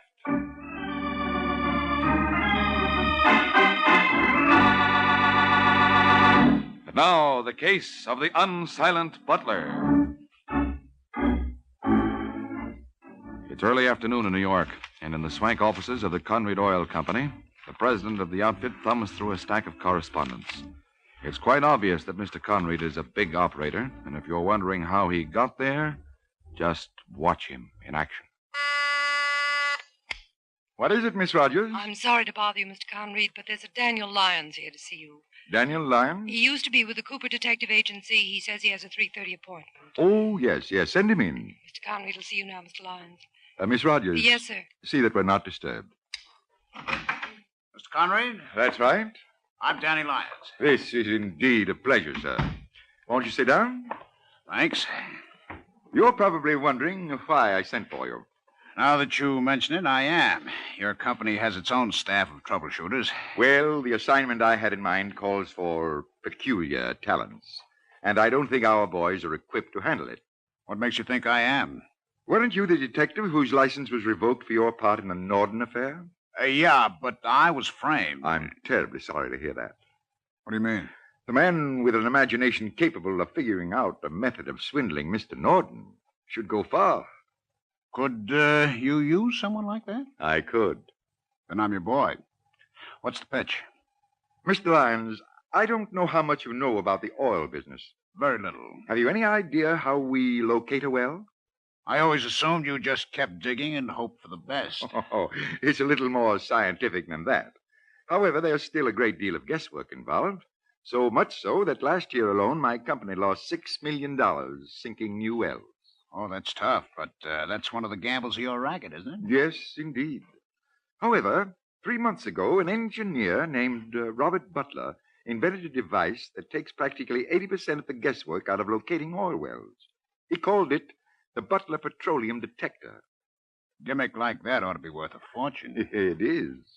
Then it seems to me I'd get hold of this Butler character. You should give me credit for that much intelligence, sir. But you see, Robert Butler died in an accident 2 weeks ago. What happened to the invention? He left it to his brother, Arthur, who unfortunately contracted to sell it to an independent prospector named Just Stevens before he heard from us. What if he did sell it to Stevens? Couldn't you arrange with Arthur Butler to give you a set of plans? There are no plans. They were all destroyed in the accident that killed the inventor. The only thing that exists is a 12-inch working model.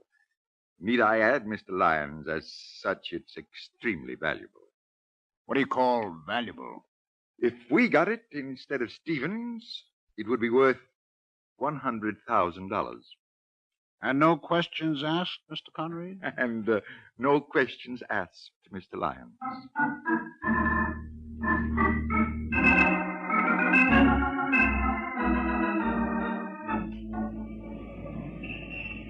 Taxi!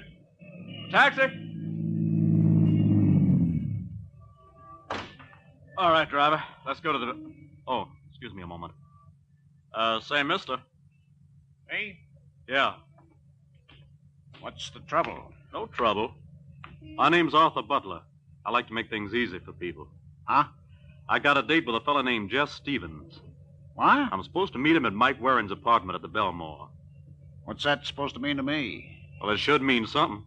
You've been trailing me ever since Friday, and seeing as how I'm only going to be in town another few hours, I wouldn't want to lose you now. So long. All right, driver, let's go.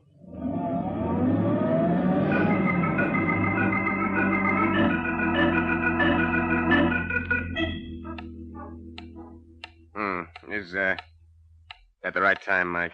More or less, Stevens. What's keeping our friend, Mr. Butler? Now, relax, Jess. He's only 5 minutes late. He'll probably be here. What did I tell you? Come in. Well, good afternoon, gentlemen. Oh, hi, Butler. We were just talking about you. I'm sorry I'm late. Oh, that's okay. I just didn't want to miss my plane to San Francisco. I've got to leave in half an hour. Can we get going? No, I don't see why not. All right, Mike. Suppose you take over. Well, I don't think there's much for us to do. Did you bring the model of the petroleum detector with you, Butler? Yes, sir. I got it right in this grip, chained to my wrist. All right, get your key ready. According to the contract, you were to get $25,000. Stevens gave you $1,000 when the contract was signed, and right here I have his check for the balance. Is it certified? No, but I can assure you it's good. Well, how do I know that? Hmm? Well, this is on a San Francisco check. I'm sorry, gentlemen, it won't do. Now, look here, Butler. We made a deal. Take it easy, Jess. I'll handle this. Listen, Butler. That contract is legal and binding. You try to renege on it. Oh, I have no intention of reneging, Mr. Warren. But until I see that $24,000 balance in cash, I'm not turning over this model. And where can we cash a check this size on Saturday afternoon? Well, that's your problem. Mm-hmm. All I can say, Butler, is that you picked an awfully queer time to turn suspicious. Maybe I did, but you can't blame me. I don't know you people too well. And, Well, meaning no offense, sir, but what guarantee have I that Mr. Stevens isn't trying to flim-flam me? Why, you... Now, Jess, easy. What do you mean, Butler? Just what I said. If everything's on the up and up about this deal, why is Mr. Stevens in such a hurry to leave New York? And why has he had me followed? Followed? You had a tail on him, Jess? Because help me, Mike, the guy's crazy.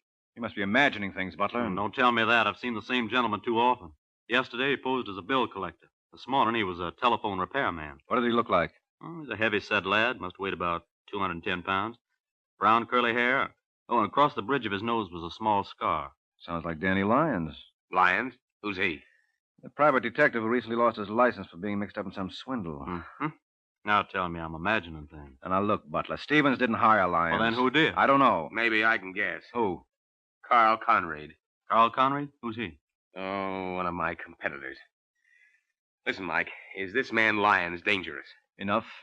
Then I want you to leave that model here, Butler. You're crazy. I'm not letting this out of my sight till I collect that $24,000 I got coming. You'll have it Monday morning, just as soon as my bank opens in San Francisco. Fair enough. You'll get the detective then. Well, the least you can do in the meantime is to hire a bodyguard. Don't you worry about me, Mr. Waring. I'd look after myself. Oh, sure. Last man I heard say that was guest of honor at an autopsy last week. All right, Butler, we'll supply the bodyguard.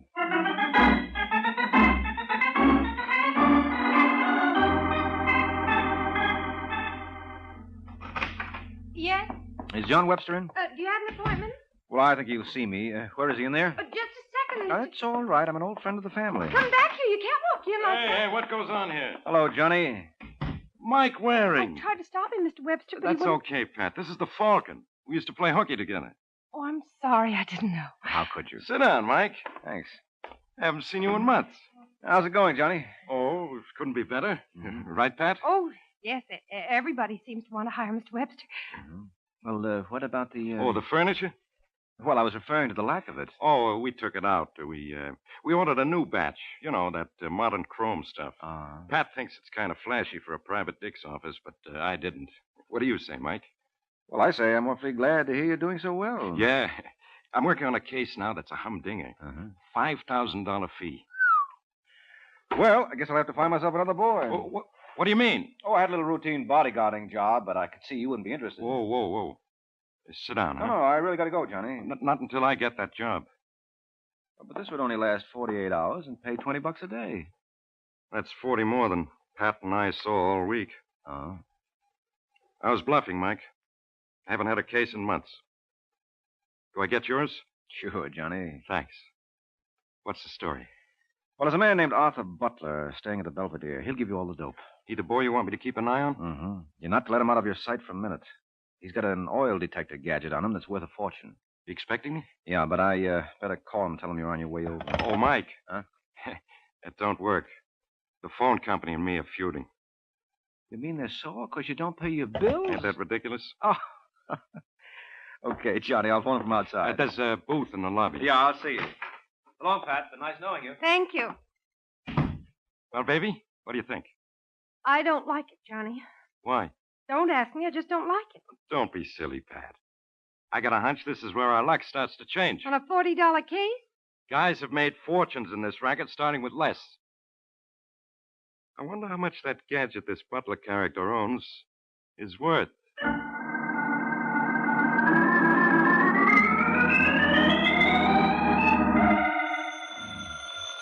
Oh, go away. Look, will you please go away? There's nobody home. That you, Waring? So sorry, Mr. Waring, not to go to Saskatchewan. Now, don't be funny. Huh? Who is this? Arthur Butler. Oh, do you realize what time it is, Butler? I'm sorry to disturb you, but I wanted to congratulate you and your buddy, Mr. Stevens, for that cute stunt you pulled. Stunt? Yeah, sending around that Johnny Webster. What's the matter with Johnny? Well, that all depends on your point of view. From yours, he couldn't have done much better. Oh, look, Butler, you're not making sense. Let me talk to Webster. Put him on. Oh, that's a nice act, fella, but it won't sustain. What are you talking about? Your friend Johnny skipped. Johnny skipped. What about the model? Oh, don't feel badly. He didn't overlook it. He's got it all right, but I want it back, Waring. And if I don't hear from you within 1 hour, you'll be hearing plenty from me.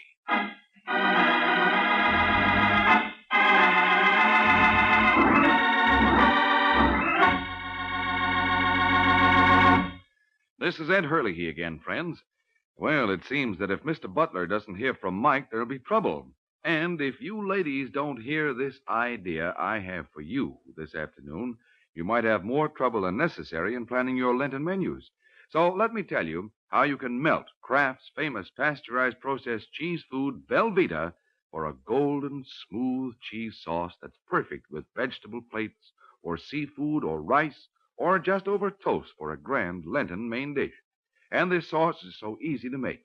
You just melt a half pound of Velveeta in the top of your double boiler. You don't need to cut it up because Velveeta melts so easily and smoothly without any lumps at all.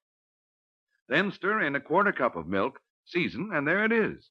A cheese sauce that's simply delicious with a grand, rich, yet mild cheddar cheese flavor. And you know this wonderful Velveeta sauce will add extra nourishment to your meal because Velveeta is so rich in important food values from milk, and it's as digestible as milk itself.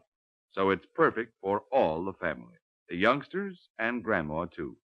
Make Velveeta your handy helper, Mother. Melt it for fine, hot dishes. Slice it thick for hearty sandwiches and between-meal snacks. Get a 2-pound loaf tomorrow and enjoy America's favorite pasteurized processed cheese food, the one and only Velveeta, made by Kraft.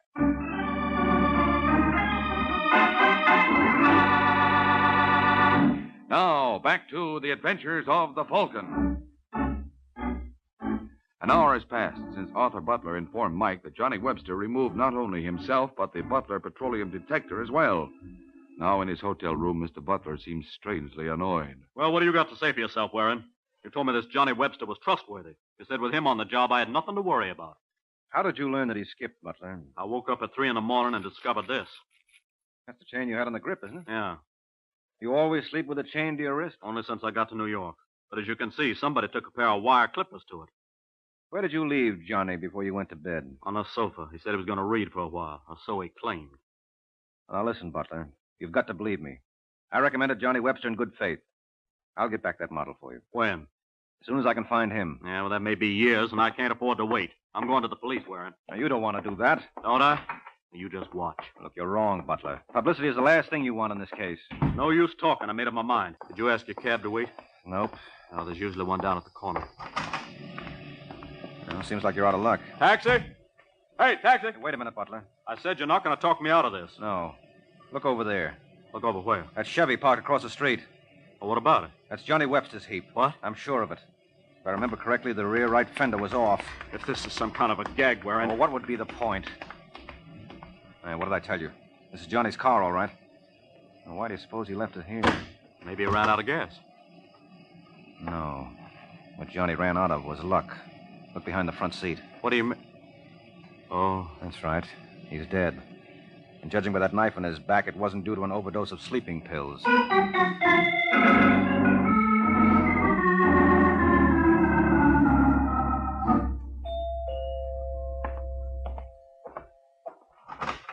Yes? I'm looking for a party named Danny Lyons. Lyons? Mm-hmm. I'm sorry, Mr. Waring, Mike Waring. You have the wrong apartment. There's no such person here. Are you Carl Conrad? That's right. Come in. Thank you. I was given to understand that Lyons is working for you. Where did you hear that? From the usual reliable source. Well, you know how trustworthy they generally are. Yes, well, this came from a friend of mine, a man named Jess Stevens. Ever hear of him? Stevens?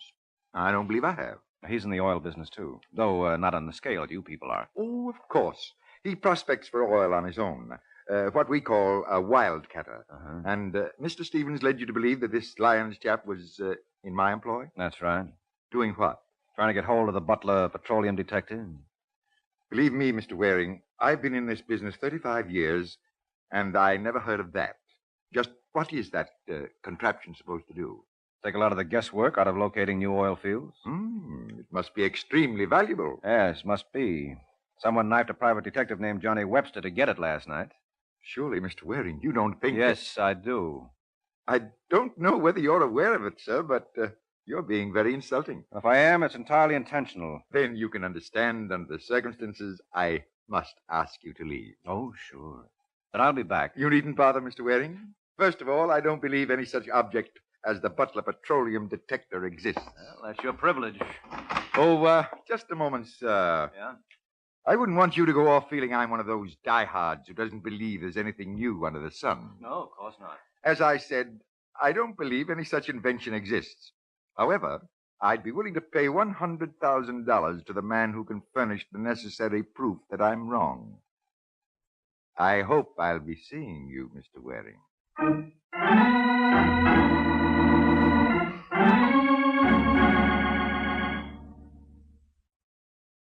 Where do we go from here, Mr. Waring, or don't you know?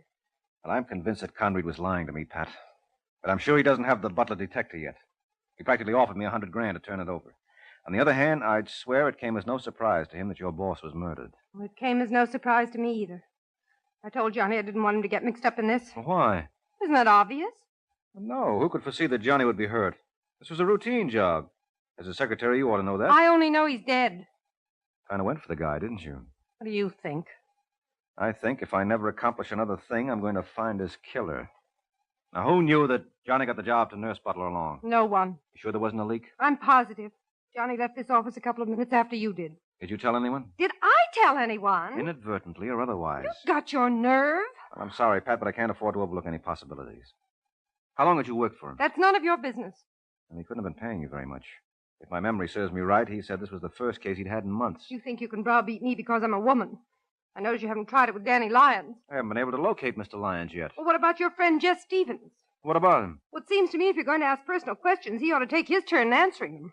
How well do you know him? Well enough. I was in the Army with him. So what does that prove?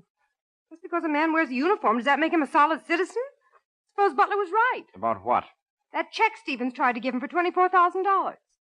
Suppose it was rubber, and since Butler wouldn't accept it, Stevens knew that the only way he could get the model was to steal it. And Johnny caught him in the act. Got it all figured out, haven't you? Well, it makes as much sense as any theory I've heard you advance. Yes, it does. Even I'll have to admit it's worth looking into. I'll let you know how I make out.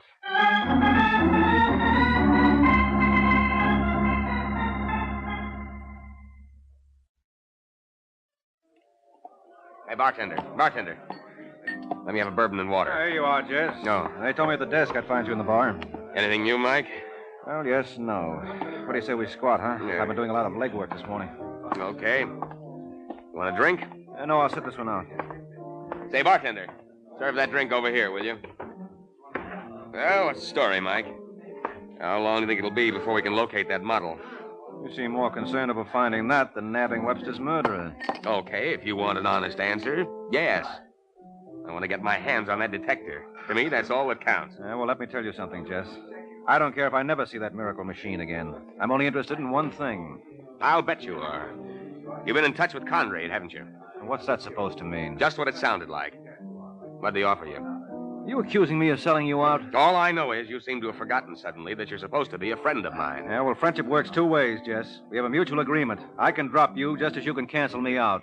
Thanks for reminding me, Mike. I may have to do just that.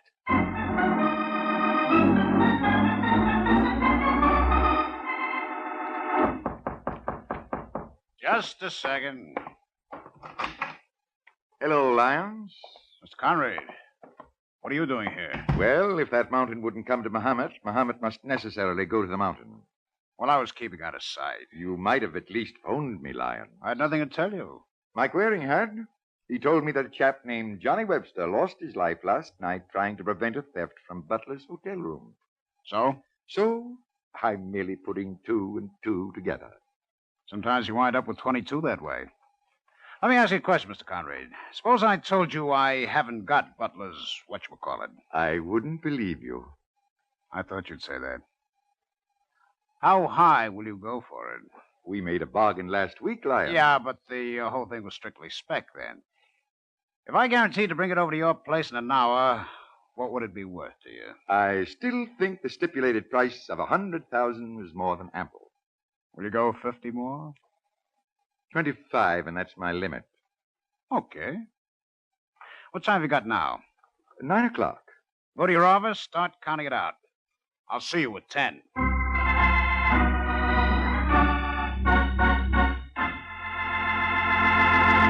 This is Ed Hurley again, friends. Sounds like Lyons and Conrad have made a bargain. And if you ladies would like to make a good bargain, Get a 2-pound package of Kraft's famous pasteurized processed cheese food, Velveeta, from your grocer tomorrow. Because when you buy Velveeta, you're getting the finest quality cheese food your money can buy. Velveeta not only tastes good, but it's mighty good for you because it's rich in important food values from milk. And Velveeta is as digestible as milk itself. So it's a wonderfully handy helper anytime you need snacks or sandwiches or a hearty main dish. Get a 2-pound loaf of Velveeta tomorrow. It's the pasteurized processed cheese food of top quality, made by Kraft.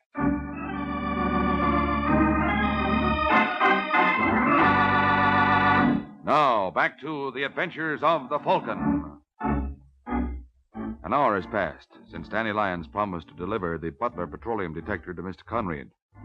Now, at Mike Waring's apartment, the Falcon is just returning home. Come on in, Waring. The water's fine. What are you doing in my apartment, Lyons?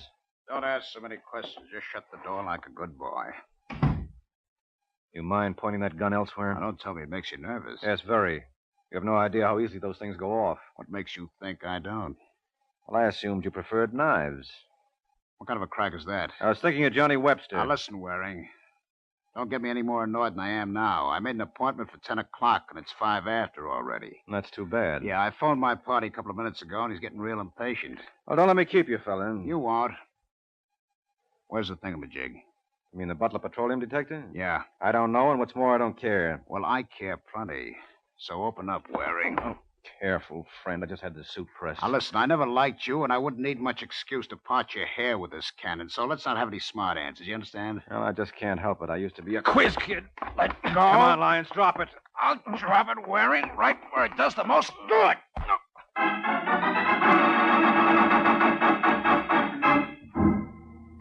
Waring? Waring. Oh, cut it out, Butler. You all right? How can I tell with you slapping me silly? I'm sorry. Can I get you anything? Yeah, you wouldn't happen to have a spare head on you. I'm afraid not. What happened? Well, it'll take too long to tell you. How'd you find me? I came up to see if you had any more information. What about the police? There's nothing new there. You know if they've spoken to Pat Dryden yet? Pat Dryden? Who's he? It's a she. She was Johnny Webster's secretary. Well, what's she got to do with this? Well, she's a gal with plenty of ideas. Hey, is she hooked up with Stevens? Because I'm convinced he's the boy I'm after. I'll bet you anything you want. He killed Webster and stole my model. Now, look, Butler. Don't misunderstand me, Waring. I don't think you had anything to do with it. Oh, thanks. What time have you got? 10:30. Why? Because I've got a hunch. And with a little luck, I may be able to wrap this whole thing up in a couple of minutes. Who you calling? Carl Conrad. You're barking up the wrong tree. I've been riding a merry-go-round for the past 24 hours. It's time I got lucky and caught the gold ring. Hello? Hello, that you, Conrad? Yes? Mike Waring. I have nothing to say Now, to you. don't hang up, Conrad. You'll be sorry. Remember that proposition you made me this afternoon? No. All right, I'll refresh your memory. You offered me $100,000 for the working model of the Butler petroleum detector. I'm no longer interested, Mr. Waring. What? I don't care to buy. I'll sell it for $75. I guess there's only one way to convince you I'm not interested. Hello, Conrad. Conrad! Well, he hung up. Forget the number back. No, there's no need to do that. I proved my point. Oh? What was it? Oh, I'm sorry, Butler. I thought you knew. I was just proving that you killed Johnny Webster.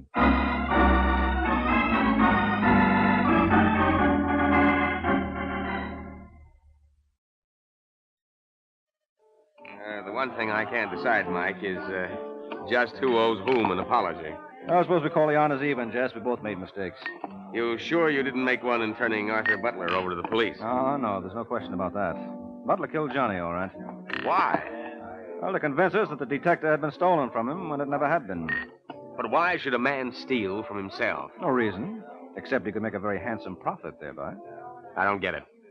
You know that contract you had with Butler? Yes. Well, after Butler signed it, Conrad offered him more for the model. But by then it was too late.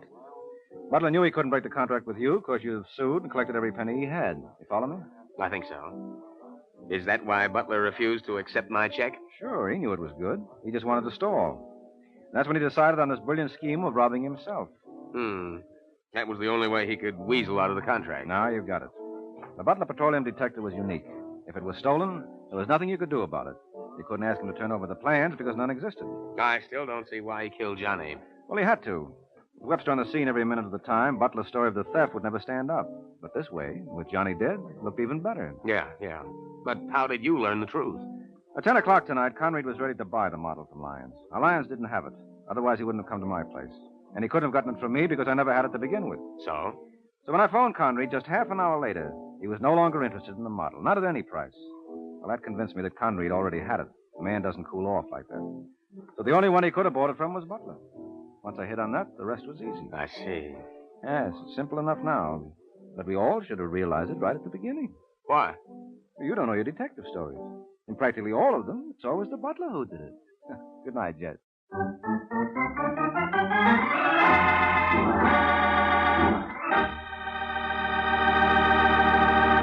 There comes a time in the life of every homemaker when she has to fix a dinner fast. And that's when Kraft Dinner is such a help. You see, in just 7 minutes cooking time, Kraft Dinner makes delicious macaroni and cheese. Wonderful, tender macaroni with fine cheese flavor all through, just like I said, in only 7 minutes cooking time. That's because every package of Kraft Dinner gives you a special quick-cooking macaroni and just the right amount of Kraft grated for that grand cheese flavor. So, tomorrow, get a couple of packages of Kraft Dinner.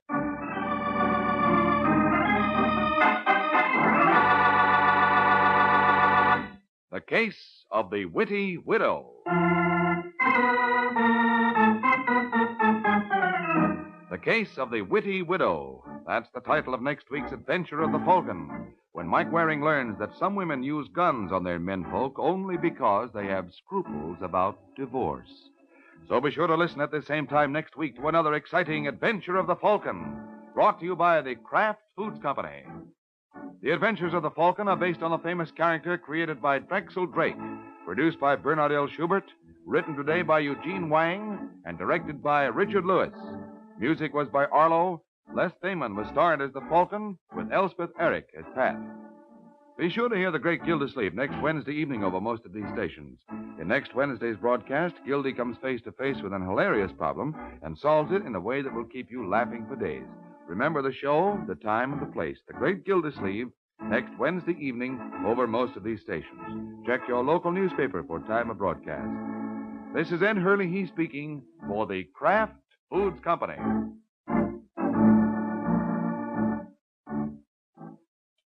Enjoy Phil Regan's camp show today, and remember Tallulah's big show on NBC.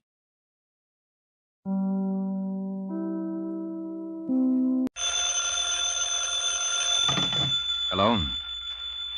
Yes, this is the Falcon speaking. Oh, Paula. I'm glad you called. Oh, you'll have to count me out tonight, Angel. I'm all jammed up. Some girl just learned that things have been kind of slow for me lately, and she's planning to give me the business.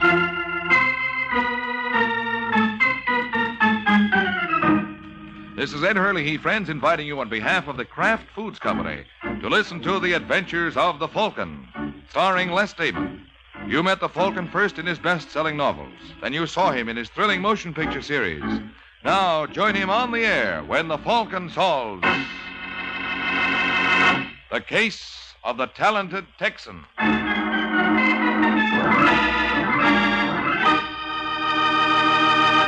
Before the Falcon solves today's case, I have a question for you. Have you tried Velveeta lately? Isn't that the finest cheese food you ever put in your mouth? That rich yet mild cheddar cheese flavor is good. Really good eating. You see, Velveeta is made by Kraft, and that's something pretty important to remember, because you and I know what the Kraft name means on cheese and cheese foods. It means the very finest you can buy. So remember this. There's no other cheese food like Kraft's pasteurized processed cheese food, Velveeta, because Kraft, and only Kraft, makes Velveeta.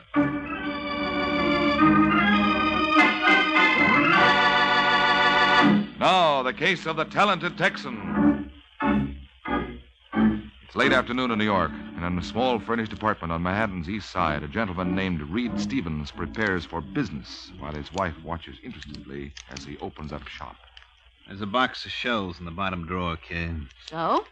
So would you mind getting it for me? You going to work? What's it look like? Ask a silly question to get a silly answer. What'd you say? Oh, nothing. Haven't you found it yet? Yes. You must like working for Conway. Here. What makes you say that? Been at it for 7 months. That's the longest I ever remember you working for anyone. I didn't have any better offers. What about Myers? Didn't he offer you $50 a week more? That's right, he did. Why didn't you take it? Maybe I didn't like the hours. Or maybe it's because Mr. Myers is a bachelor. What's that supposed to mean? Don't you think I know the big attraction at Conway's? Suppose you tell me. Mrs. Conway. How's that again? Don't try to kid me, Reed. I recognize the signs. I've seen them often enough. You're in love with her. You're out of your mind. Then why does your face light up every time she calls you? Does it? Yes. And she feels the same way about you. You think I'm blind? No. If anyone's blind, it's been me. Well, I'd better stop. You're my guy, and nobody's going to take you away. Mm-hmm. Well, this has all been very charming, but if you'll excuse me... Where do you think you're going? To work, do you mind? Now, Reed, listen to me.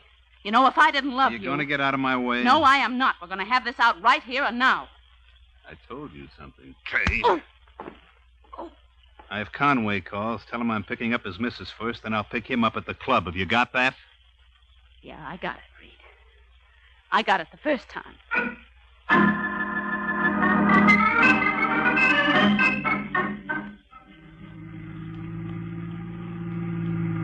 I don't want to heckle, Reed, but you know where you're going? That's a very good question, Mrs. Conway. Well, do you?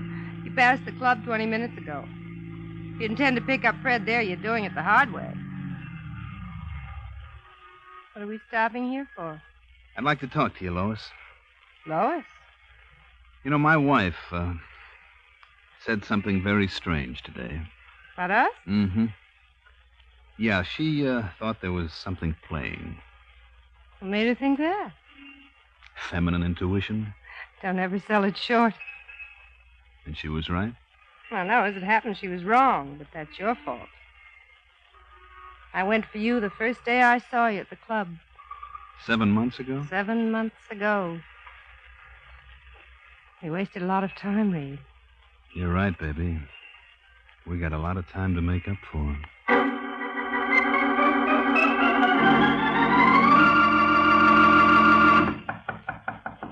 Just a second.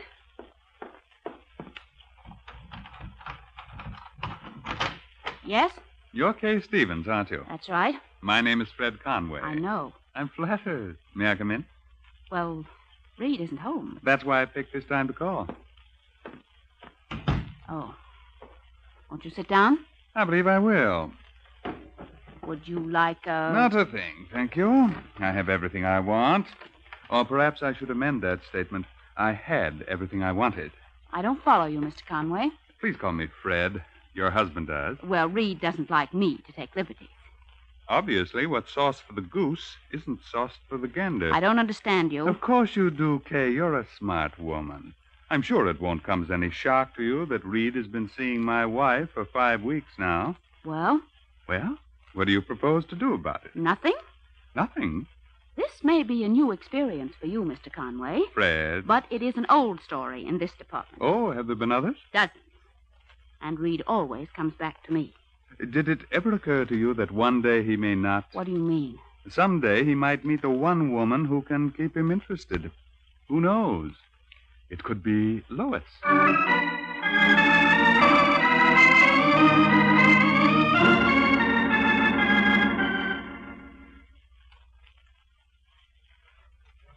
Jackie. Oh, hi, Mr. Conway. I didn't see you come in. How we doing? Not much action tonight. Any calls? Only Claiborne and Pepper. They want to lay off $8,000 on Mama's boy at Bowie. Take it. Anything else? Oh, yeah. Your missus is in the office. She alone? Uh-huh. Fine. Incidentally, tell Reed Stevens he can have the night off. I won't need him anymore. Right. Hello, darling. I've been waiting for you, Fred. I know. Jackie just told me. What is it this time? A new coat? No, this time you're wrong. Well, you just name it, Lois. You know there's nothing I'd refuse you. Suppose I told you I wanted... A divorce? How did you know? It was fairly obvious. But I think you're making a mistake. Reed doesn't want to marry you. Doesn't he? No. I'll bet you've never even discussed it with him. Have you?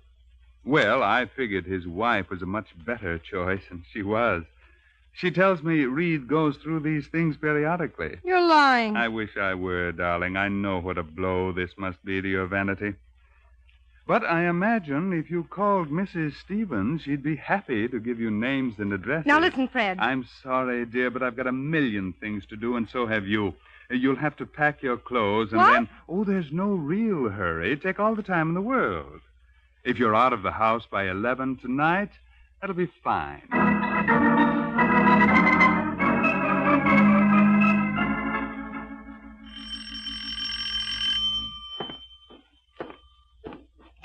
Hello, I guess you must have been expecting someone else. What do you want? You Reed Stevens? That's right. I want you. Now, look, mister. Just call me Tex. What's the idea of the cannon?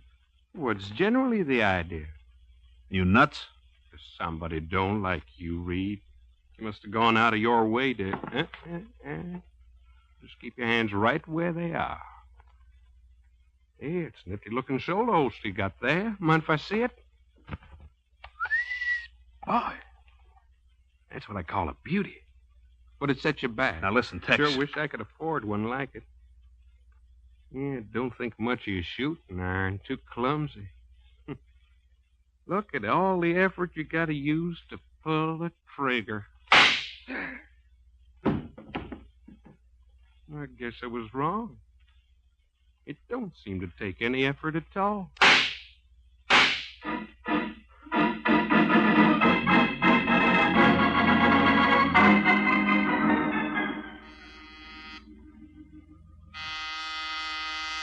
Just a second.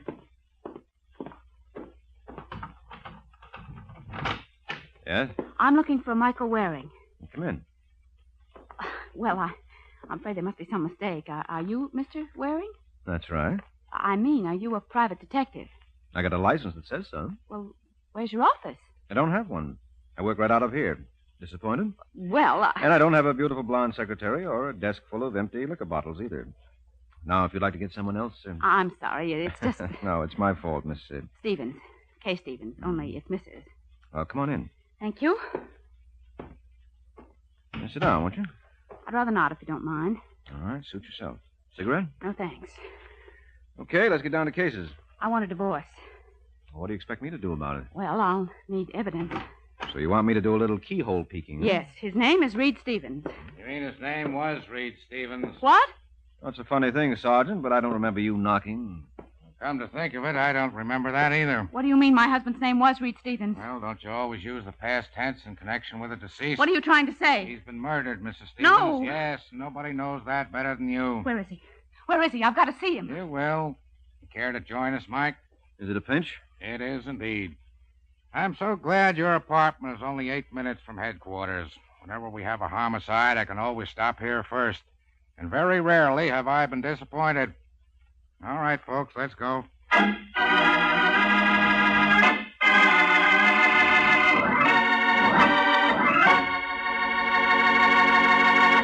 This is Ed Hurley again, friends.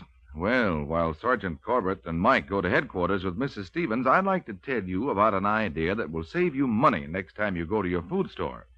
Just get a loaf of Velveeta, Kraft's smooth melting pasteurized processed cheese food. You can melt Velveeta for a golden smooth cheese sauce that'll do wonders for leftover bits of meat or seafood or vegetables. And it's so easy to make. Just melt a half-pound of Velveeta in the top of your double boiler. You needn't cut that half-pound piece of Velveeta up at all, because it melts so easily and smoothly without any lumps. Then simply stir in a quarter cup of milk, season, and there you have a fine-tasting cheese sauce with a grand, rich, yet mild cheddar cheese flavor. And this delicious sauce adds fine nourishment to those leftovers, too, because Velveeta is so rich in important food values from milk. It's digestible as milk itself, so even the smallest youngsters can enjoy it. Whether you melt golden Velveeta for a wonderful cheese sauce or slice it thick for hearty hot or cold sandwiches or snacks, make Velveeta your handy helper-mother. Get a 2-pound loaf tomorrow and enjoy America's favorite pasteurized processed cheese food, the one and only Velveeta, made by Kraft.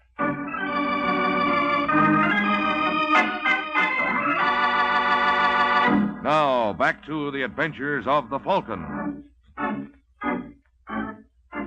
Only 15 minutes have passed since Kay Stevens was arrested for the murder of her husband. And now at headquarters, while Mrs. Stevens is being booked, Sergeant Corbett makes our hero a sporting proposition. Look, Mike, I've got an idea. Why don't you just walk out of here and I'll make believe like I never even saw you with Mrs. Stevens? Oh, no, that's big of you. Okay, I was just trying to help. She killed her husband just as sure as you're standing there. I did not. Then why were you consulting Waring? I had my reasons. If you weren't so stupid, you'd see that I couldn't have killed Reed. Why not? Because I was in love with him. Why did you want a divorce? Because I was fed up with him. That makes a lot of sense. Oh, sure it does.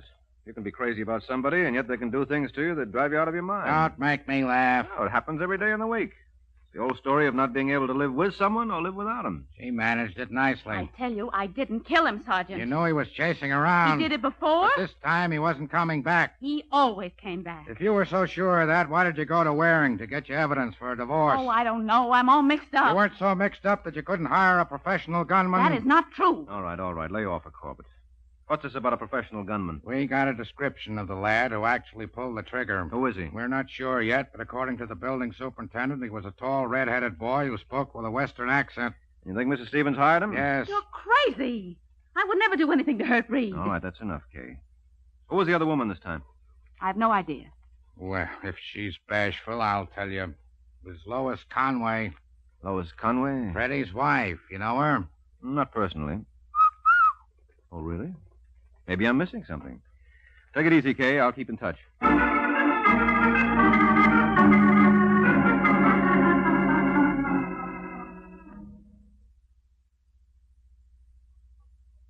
Call for Mrs. Lois Conway. Call for Mrs. Lois Conway. Right here, boy.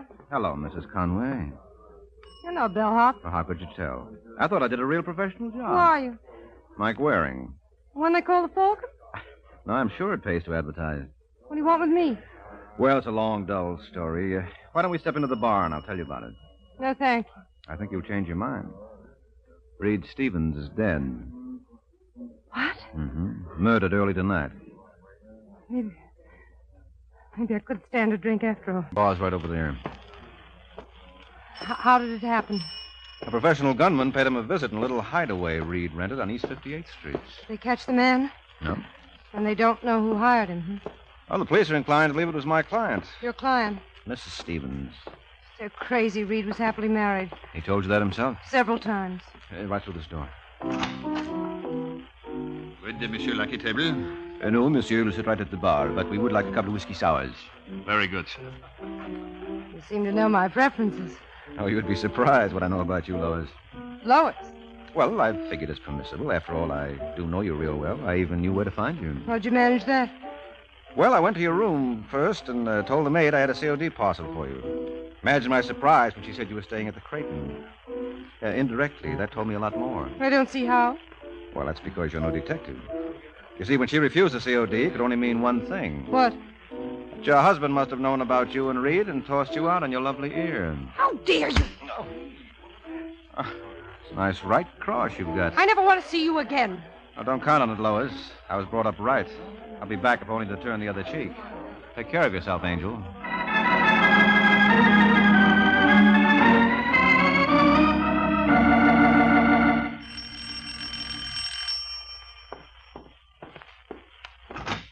Hello, Conway. Waring. I dropped by earlier tonight. So the maid told me. Come in. Thanks. Take off your coat. No, I don't think I'll be staying long. You hear about Reed Stevens? Yes, too bad, wasn't it? Yes, especially for his wife. I'm working for him. Don't tell me they think she killed him. They certainly do. Well, that's absurd. From what I know, they're a very devoted couple. Mm-hmm. Well, would you have any idea who done it? According to the papers, it was a gunman for hire. Yes, but the question is, who picked up his tab? I can't believe it with Mrs. Stevens. No, neither can I. Did he have any enemies? Present company accepted. Just what is that supposed to mean? Well, after all, he wasn't one of your favorite people. Oh, maybe not a real favorite, but I liked him. Even after he walked off with your wife? You're mistaken, Mike. Nobody ever took anything away from me. Mm-hmm. Well, when Reed did, he certainly didn't get to keep it for long. Jackie. Yes? This is Mr. Waring. Well, glad to know you. Don't be too glad. I find him highly objectionable. I see. All right, never mind, Jackie. I can take a hint. Lucky thing I didn't remove my coat, eh, Conway? I knew I wasn't going to get to stay long.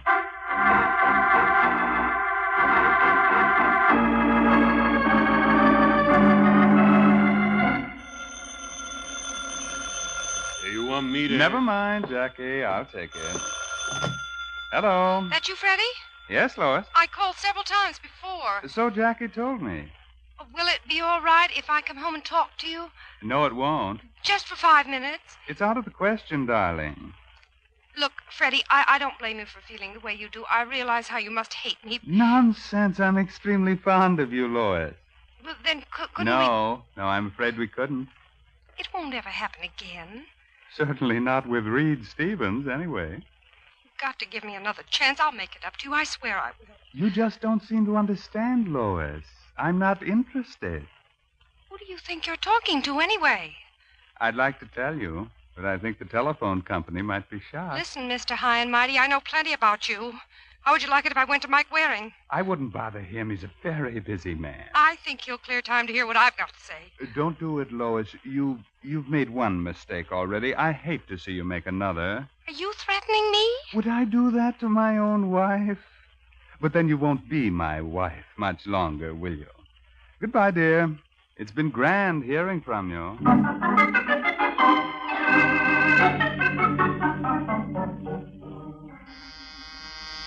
Come in. I'm looking for Mike Waring. You know what the good book says. Seek and you shall find. Yeah, I'm sure glad to make your acquaintance, Mr. Waring. I heard a lot about the Falcon. Well, you can't believe everything you hear. I'll say that's a good one. What's on your mind, Mr. Just call me Tex. Everybody does. All right, Tex it is. Sit down. Thanks. Make yourself comfortable. I'll be back. Oh. Where do you think you're going? Down the hall. Come back here. I just remembered. I said come back here. Is that thing loaded? You can have 6 guests. No, thanks. I'm awfully bad at games. Well, I would have thought you'd be 1,000 miles from New York by this time. Why? Is it your practice to hang around after you do a job? You're obviously confusing me with someone else. I doubt it. You're the boy who gunned Reed Stevens. Now, how in the world did you ever figure that out? I'm psychic. Who are you working for, Tex? I'm glad you mentioned that, Mr. Waring, because that's why I'm here. Now, you can see what a trusting soul I am. Oh, yes, with half an eye. Well, what would you say if I told you that someone took advantage of my good nature? No. They did for a fact. You see, I undertook this assignment on a sort of a contingent basis. So? If I deliver, I get paid. And you know what happened? No, tell me. Well, after I took care of Mr. Stevens, my party disappeared. Your party? The person who hired me. Now, I consider that downright dishonest. Well, I see your point. Now, if you was in my position, what would you do? Get even. That's just what I thought. Of course, that ain't going to put any money in my pocket, so I was wondering if you might be willing to recompense me. Well, I don't know. What have you got to sell? A little piece of evidence that'll give you the name of the person who hired me. Where is it? In this handkerchief. May I? Oh, no, I'm afraid you'll just have to take my word for it. Well, don't you trust me? Oh, of course I do. Would I be here if I didn't? Well, you can't expect me to buy a blind item. Now, suppose I... No, you don't get back. And that wasn't nice, Mr. Waring. I trusted you. Yeah, I know. I'm sorry, Tex. Guess I lost my head. Yeah, you did indeed. No.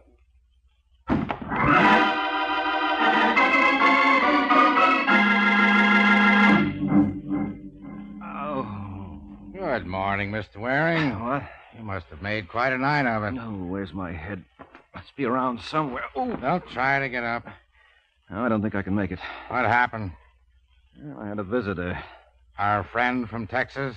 How did you know? The elevator boy gave us a description. It tallied with the other. That was Tex, all right. What did he want with you? He said he had some evidence to sell. Seems he never got paid for gunning Reed. That's modern civilization for you. You can't trust a soul these days. Well, that was his feeling, too. What was this evidence he had?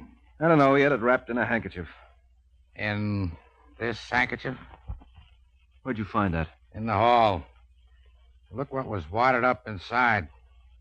Empty cartridge shell. Yeah, from one of the babies that killed Stevens. What? You heard me. That won't do any good. Boy, can you call him? There was a thumbprint on this shell. Whose? Whose do you think? Mrs. Stevens, that's whose. I don't believe it. Well, maybe you don't, but I'll bet a jury does, and strangely enough, Mike, that's all I care about.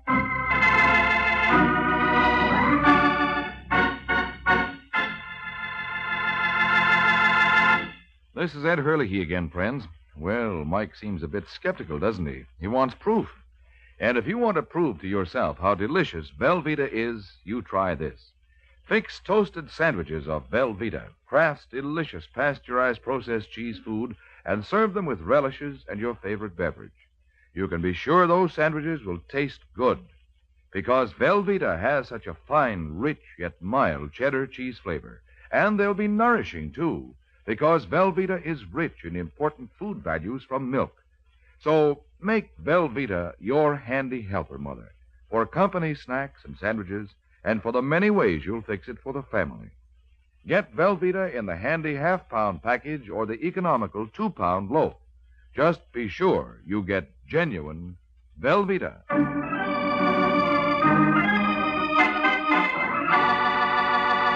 Now, back to the adventures of the Falcon.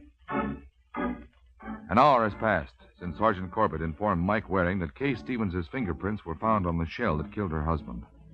Now, as we find the good sergeant, the Falcon, are on their way to headquarters. Mike still refuses to accept the evidence. Listen, Sergeant, there must be some mistake about that shell. What kind of a mistake? You're certain that's Kay Stevens' fingerprint on it? Absolutely. Well, there must be a logical explanation. Wait a minute.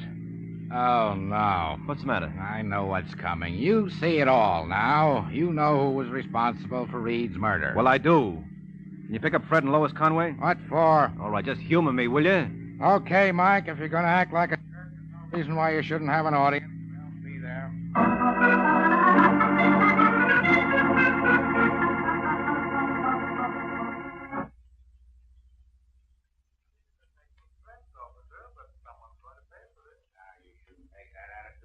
Conway, as a public spirited citizen, you should be happy to cooperate with the police.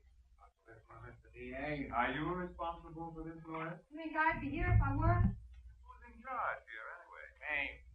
You know what's going to happen to you, Sergeant? No, don't take it out of him, Conway. This is all my doing. Oh, it was? What's the idea, Frank? Idea is that we're trying to determine who was behind Reed Stevens' murder. Well, why isn't Mrs. Stevens here? Looks right, she should be. He is. You come in, Mrs. Stevens. Is Mike here? He's here. Okay. Think you know Mr. and Mrs. Conway? We've met. Good, then we can begin. Okay, they found your fingerprints on one of the shells that killed your husband. That's impossible. Nevertheless, it's true. How do you explain it? I can't. Did Reed pack a gun? Yes? How did he wear it? In a shoulder holster. Was he ever without it? Never. Funny, we didn't find one on his body. Oh, that's not so funny. Why couldn't that torpedo have removed it? That still doesn't explain how her fingerprints got on the shell. Suppose Reed was killed with his own gun. So what? So, at one time or another, Kay might have handled it, along with the bullets. I did. I remember one night in particular, about 5 weeks ago. And how would you remember that? Because that was the night that I accused Reed of being in love with your wife. Oh, you nasty little... Temper. Now, there you have it, Sergeant. There I have what? Your case. Isn't it clear now who's the guilty critter? No. All right, just ask yourself, who was the first to know about the romance between Reed and Mrs. Conway? Listen, Waring. Conway? No, of course not, Sergeant. Logically, it would be Mrs. Conway. What are you talking about? I'm sorry, Lois, but I had to help them out. Otherwise, we would have been up all night. And after the evening I spent with your friend Tex, I just couldn't take it.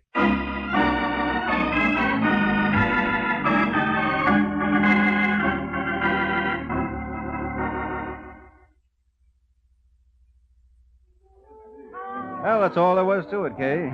Once I realized Tex was working for Lois, it all added up. Incidentally, did the police pick him up yet? 20 minutes ago. His real name is Leo Haynes. Where'd they find him? On the west side, naturally. I still don't see Lois's motive. Oh, that's simple. She learned her husband told her the truth. She was just another girl to Reed. And look what she gave up for him. What? Oh, Conway threw her out, didn't he? Now, that's the part I don't understand. You think that Conway would have gone after Reed? Wasn't worth it to him. Fred's the kind of man who doesn't like trouble. He had his revenge when he packed Lois in. And as far as he was concerned, that took care of everything. So poor Lois winds up in the middle with nobody wanting her. Except the police. How did you peg her, anyway? The police gave me the answer. You remember where they found Reed's body? Yes, in a little hideaway he had on East 58th Street. Mm-hmm.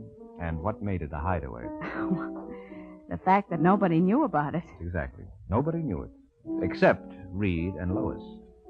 So who could have given Tex the address? Of course it had to be her. Why didn't I think of that? Because you're not a detective. Well, you deserve a lot of credit, Mike. Was that all I'm going to get? Oh, no. There's something else. Something you really deserve. What's that, Angel? Good check. Good night, Mr. Waring.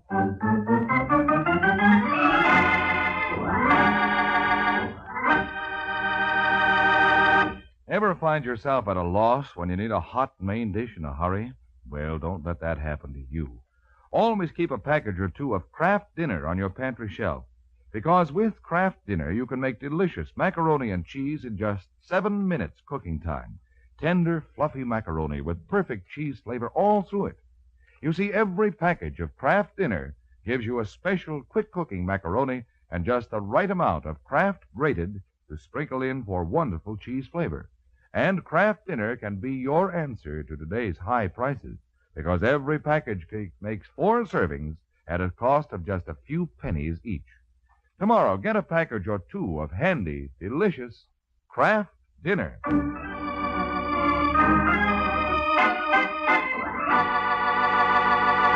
The Case of the Worried Wife. The Case of the Worried Wife. That's the title of next week's adventure of the Falcon. When Mike Waring learns that if a playboy gets married and tries to settle down, he may find things awfully dead. So be sure to listen at the same time next week to another exciting adventure of the Falcon, brought to you by the Kraft Foods Company. The Adventures of the Falcon are based on the famous character created by Drexel Drake, produced by Bernard L. Schubert, written today by Eugene Wang, and directed by Richard Lewis. Music was by Arlo. Les Damon was starred as the Falcon, with Ken Lynch as Sergeant Corbin. Be sure to hear the great Gildersleeve next Wednesday evening over most of these stations. In next Wednesday's broadcast, Gildy comes face-to-face with an hilarious problem and solves it in a way that will keep you laughing for days. Remember the show, the time, and the place, the great Gildersleeve next Wednesday evening over most of these stations. Check your local newspaper for time of broadcast. This is Ed Hurley, he speaking for the Kraft Foods Company. Be sure to hear Rex Harrison and Lily Palmer on The Big Show on NBC.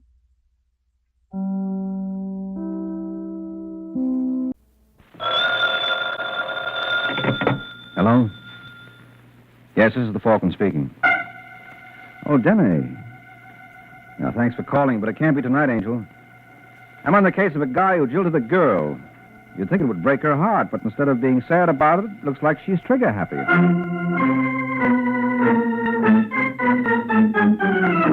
This is Ed Hurley, friends, inviting you on behalf of the Kraft Foods Company to listen to The Adventures of the Falcon, starring Les Damon. You met the Falcon first in his best-selling novels. Then you saw him in his thrilling motion picture series. Now join him on the air when the Falcon solves The Case of the Worried Wife.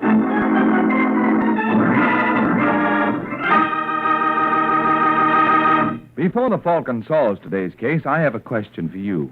Have you tried Velveeta lately? Isn't that the finest cheese food you ever put in your mouth?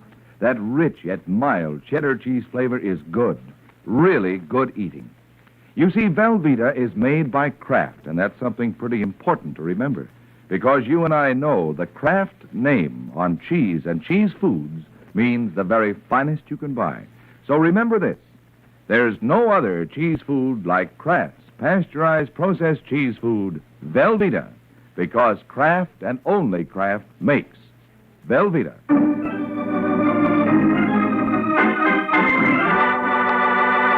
And now, the case of the worried wife. It's Sunday night in New York when pretty dark-haired Penny Layton pushes the button of an apartment overlooking the East River. While she's waiting for someone to answer, Penny opens her handbag and takes out a small pistol. She closes the bag and thrusts her right hand in with the pistol into the pocket of her fur coat and gnaws nervously on her lip as she hears someone approach the door. Yes? Are you Mrs. Sheffield? Yes. I want to see your husband. Well, what's it about? Just tell him Penny wants to see him. He'll know what it's about. All right. Wait here. I'll see what he says. I'll wait inside. But I don't know. I said I'll wait inside. All right, now you can close the door. I'll wait right here. Well, what are you waiting for? Who are you, anyway? I told you. Penny. Penny who? Ask Arnold. He'll tell you. And you can tell him I'm not leaving until I see him. Alone. All right. I'll tell him. Maybe he can explain what this is all about.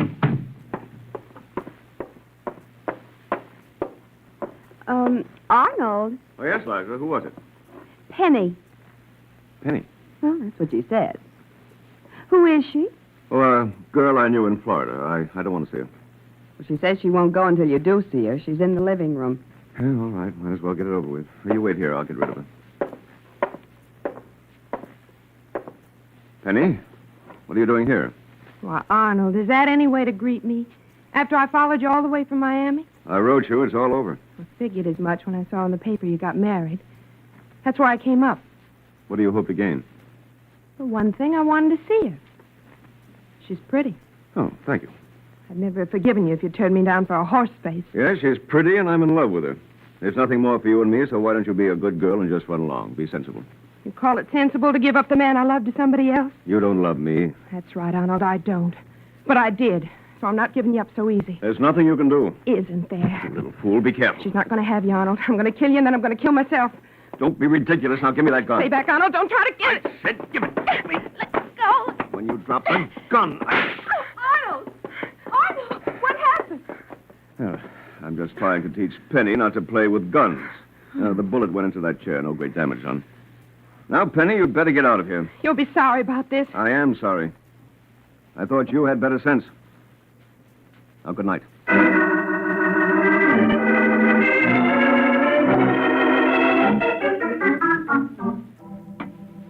More coffee, darling? No, thanks. Arnold. I couldn't get that girl out of my mind all night. No, stop worrying about her. But suppose she comes back. She won't come back. Well, you can't be sure. Maybe we better call the police. Why, I don't want to make trouble for her. Oh? You don't still... I mean, it's all over. You're sure there's nothing... Oh, for heaven's sake, darling, don't be ridiculous. She must have cared an awful lot to follow you all the way here. Yes, I suppose she did. You must have done something to make her care. Will you stop worrying about it? It's all over. I hope you're right. Now, look, if there was any question about it, last night certainly settled it. You don't think I could be interested in her after that, do you? I hope not. You sure she won't come back? Yes, I'm sure. She worked herself up to a pitch. When nothing came of it, she was bound to cool off. Maybe. But I'd feel happier if you'd tell the police. Darling, will you answer one question? What? Are you afraid that if she comes back, she'll try to kill me again? Or are you afraid that this time she won't?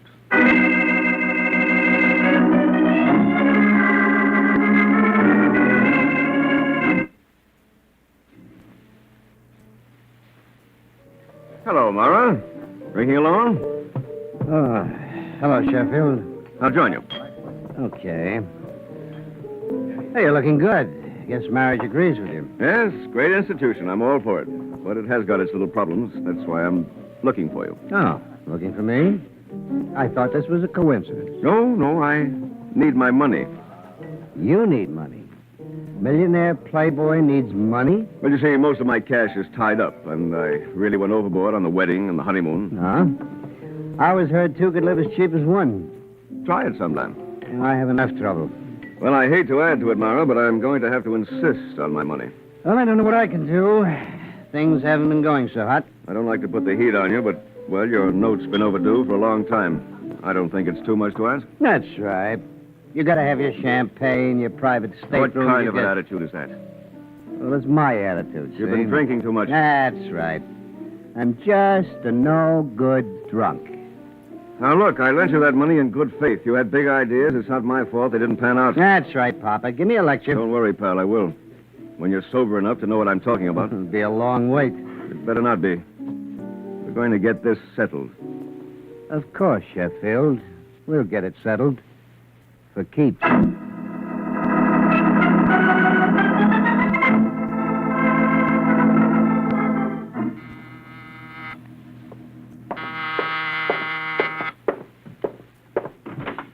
Hello? Are you Michael Waring, the detective called the Falcon? That's right. Well, thank heavens. I had the awfulest time finding you. Don't you have an office? No. Why not? Well, if I had an office, I'd have to have a beautiful blonde secretary. If I had a beautiful blonde secretary, I'd have trouble keeping my mind on my work. And if I didn't keep my mind on my work, I'd lose business. Then I wouldn't be able to pay the rent, so I'd lose the office. So I just saved myself the trouble. Come in. Thank you. Your name? Liza Sheffield. What can I do for you? My husband Arnold spent December in Florida. You didn't go with him? But we weren't married then. In fact, we didn't even know we were going to be. Mm-hmm. But while he was there, he started going with a girl, and I guess it was pretty serious. Last night she showed up in New York, and she tried to kill Arnold. Tried to? Well, Arnold got the gun away from her, and then he threw her out of the apartment. Well? I'm afraid she may come back. I asked my husband to notify the police, but he refused. He says he doesn't want to make any trouble for the girl. That's why I came to you. What do you want me to do? Well, I thought if you could find the girl and talk to her. What do you want me to say to her? I don't know. Find out what she's planning to do. Where's she staying? I don't know. Well, what's her name? Penny. Something. I don't know her last name. You don't know her name. You don't know where she's staying. You don't know exactly what you want me to say to her. This is the sort of case I love. Well, if it was easy, I wouldn't need the Falcon. Mm-hmm. I think I'd better have a talk with your husband. No. He can fill in some of the details for me. But he may be angry about my hiring you. I don't want him to know. Well, if you can't give me anything more to go on... I thought you were supposed to be such a good detective. Well, I won't argue that point. But even Sherlock Holmes wouldn't guarantee quick results with what you've given me. Well, do the best you can. What happens if Penny catches up with your husband while I'm still looking for him? She'd kill him, wouldn't she? That's right. Mm-hmm. Well, then, Angel, do I go see your husband or don't I? You win, Mr. Waring. Come on.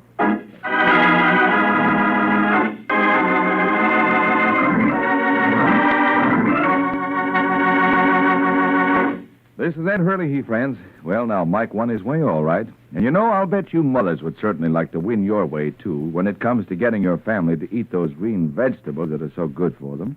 And you can. Just glamorize those vegetables a little by melting delicious Velveeta, Kraft's famous pasteurized processed cheese food, for a smooth golden cheese sauce to pour over them. And it's such an easy sauce to make. All you do is melt a half pound of Velveeta in the top of your double boiler. There's no need to cut it in little pieces because Velveeta melts easily and smoothly without any lumps at all. Then simply stir in a quarter cup of milk, season, and there you have a perfectly wonderful cheese sauce that'll add Velveeta's fine, rich, yet mild cheddar cheese flavor to cauliflower or spinach or broccoli. Velveeta makes them taste better than ever, and you'll be giving your family extra nourishment this way, too, because Velveeta is so rich in important food values from milk. Even the smallest youngsters can enjoy their vegetables a la Velveeta, because Velveeta is digestible as milk itself. So, Mother, make it your handy helper. Get Velveeta in the economical 2-pound loaf so you'll have plenty for cold snacks and sandwiches, too. Just be sure you get genuine Velveeta. It's the pasteurized processed cheese food of top quality made only by Kraft.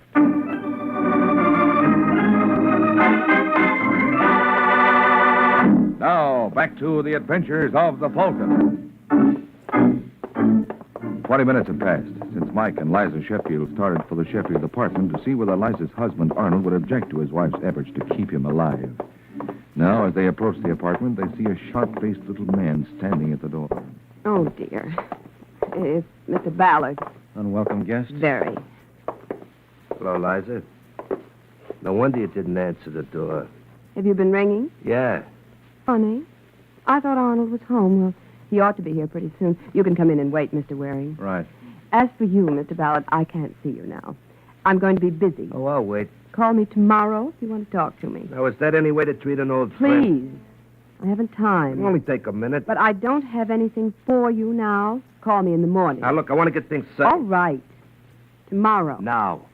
You heard what the lady said. Tomorrow, scram. Now, listen, mister. I said scram. Okay. You don't have to get tough. I'm going. What's with him? Oh, he's just somebody I used to know. Not important. Now, come on, let's go in. He's not exactly the sort of character that I would... Oh! What's the matter? Uh-oh. Is this your husband? Well, Mr. Sheffield, I'm afraid we're too late. He's dead.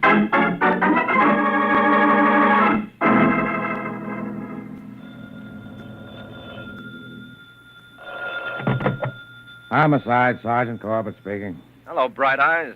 Uh-oh, it sounds like Mike Waring. What do you know? He's a detective. What do you want, Waring? Got a corpse for you. I'm busy. Why did you have to dig one up today? I didn't dig him up. He hasn't been buried yet. The boy's sharp. Anything to brighten your day, Corbett. How soon can you get here? As soon as I finish my report, you're not the only one who finds bodies. Oh, you got another? Yeah, and I bet she's cuter than yours. Could be. Of course, she may not be as dead, but she made a good try. A suicide attempt? Yeah, I jumped out of the four-story window, all because some guy gave her the brush. Love, it's wonderful. Did she leave a note? No, I talked to her. She bounced off an awning. Doc says she'll live. What's her name? Penny Layton. Why? Penny. Yeah. Hey, could be a package deal. Let's get together. Maybe we can wrap it up.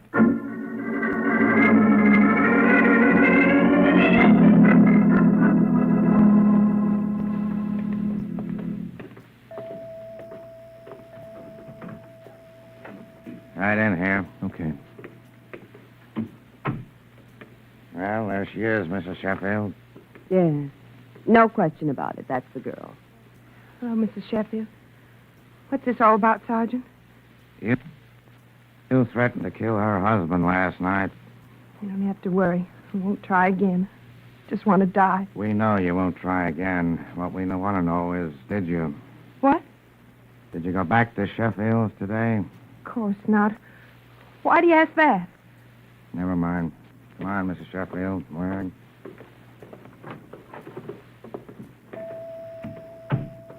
She killed him. I know she did. Well, that meant she got another gun. Why didn't she shoot herself instead of jumping? Maybe she counted on the awning saving her. A four-story jump? I don't think so. But she must have killed him. Who else would have done it? How about your slimy little pal? Who? Ballard. Why, he had nothing to do with Arnold. What did he want? I tell you, it had nothing to do with this. Who is this we're talking about, Waring? Oh, a character who was very determined to see Mrs. Sheffield today. Oh. Want to tell us what he wanted, Mrs. Sheffield? It has nothing to do with the murder. Suppose you let us decide that. Was it blackmail? What makes you think that? No, it certainly wasn't a friendly visit. And you said you didn't have anything for him. What would he be expecting from you? Well, it doesn't matter. I wish you'd believe that. Okay, if you won't tell me, I know somebody else who may. Who? Ballard.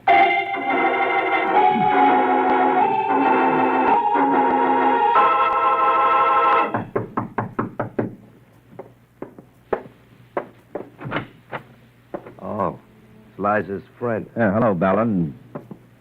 What do you want with me? What you wanted with Liza. Didn't she tell you?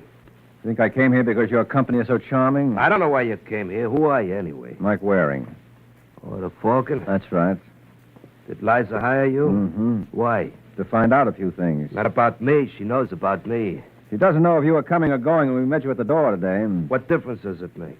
Well, if you really don't know, it doesn't make any. Now, look, Warren, are you going to tell me what you want or you're going to get out of here? All right, Ballard. What did you want to see Sheffield about? I didn't want to see Sheffield. I didn't see him. Well, somebody did with a gun. Oh, so that's it. That's it. Well, it wasn't me. You got to believe that. Well, maybe I do. But you strike me as the sort of character who sticks his nose into things. So if you really want to clear yourself, here's a chance to put the knot on somebody else for the honor. Yeah. Have you tried Mara? Who's Mara? Joe Mara. He borrowed a mittful from Sheffield to open a pool hall. It folded. I was thinking, what if Sheffield wanted his money and Mara couldn't pay? It's a thought. Where do I find Mara? Well, you might find him at Freddy's Bar on 43rd Street. Only please don't tell him I tipped you. No, I won't breathe a word. I hope not, because if you do, I could stop breathing for keeps.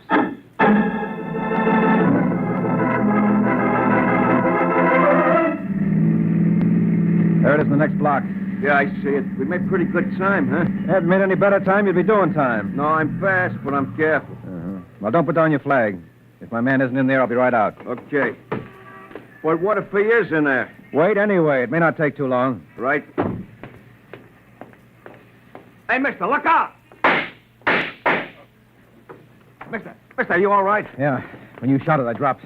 Yeah, those shots came from that alley. Yeah, I know. You get back. There may be more. I'll go see. You see anyone? No, the alley's empty. Did you get a look at who fired those shots? No, whoever it was standing close to the building in the alley. All I saw was the hand with the gun, and it come around the edge of the building, and I hollered. Or could you tell if it was a man or a woman? I wouldn't know. Like I say, all I saw I was... know, a hand with a gun. I hope whoever it was thinks he got me. I'm not anxious to have him try again.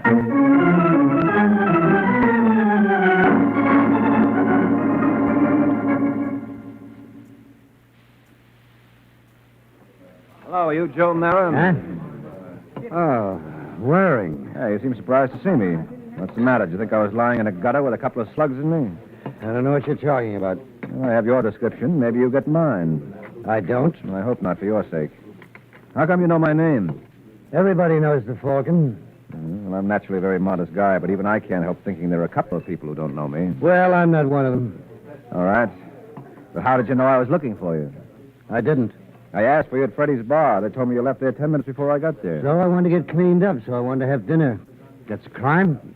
Did someone tip you I was coming? What makes you think you'd start me rolling? I know about you in Sheffield. Huh? What about me in Sheffield? You're in hock to him. You got your tenses wrong, Waring. I was in hock to him. Oh, you paid him off? That's right. When? Today. Would it have been this afternoon around 3:30? It would have been this morning, around 10. And you can prove you paid him? Yeah, here. Here's the receipted note. Now, just what are you trying to prove? I don't know what I'm trying to prove, but it looks like I have proved that a certain character named Ballard is going to have to improve his singing. Looks like he's way off key.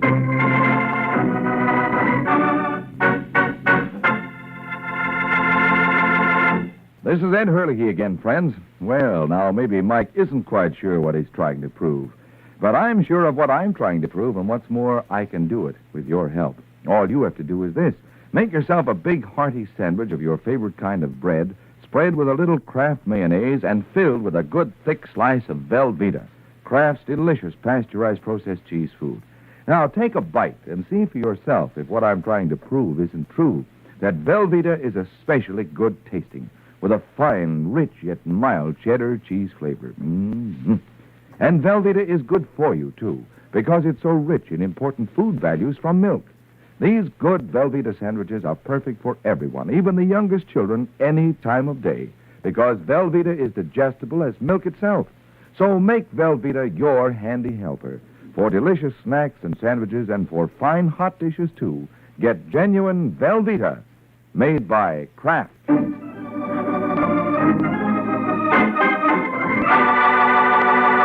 Now, back to the adventures of the Falcon.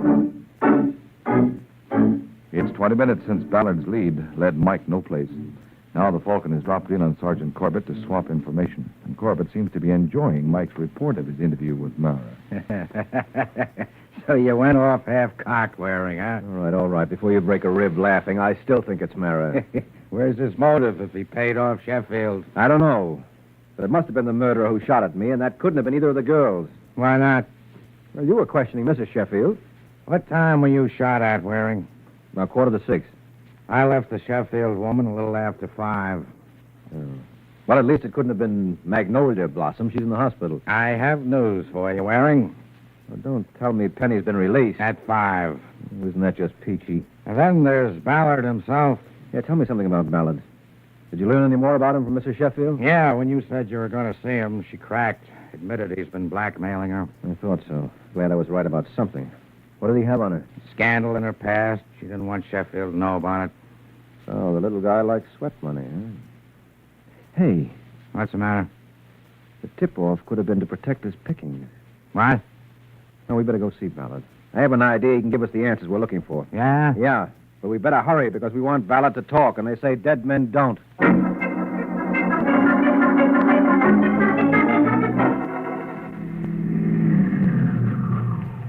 Well, here we are. Yeah. Oh, wait a minute. Don't get out of the car. Why not? Look, Ballard's just coming out. Oh, yeah. If he doesn't notice us, maybe we can follow him. He didn't see us. I'll let him get a little lead, and then I'll follow. Right. You better start your motor. He's hailing a taxi. Yeah. Wonder where he's going. Well, there's one way to find out. Don't want to follow too close. Hey!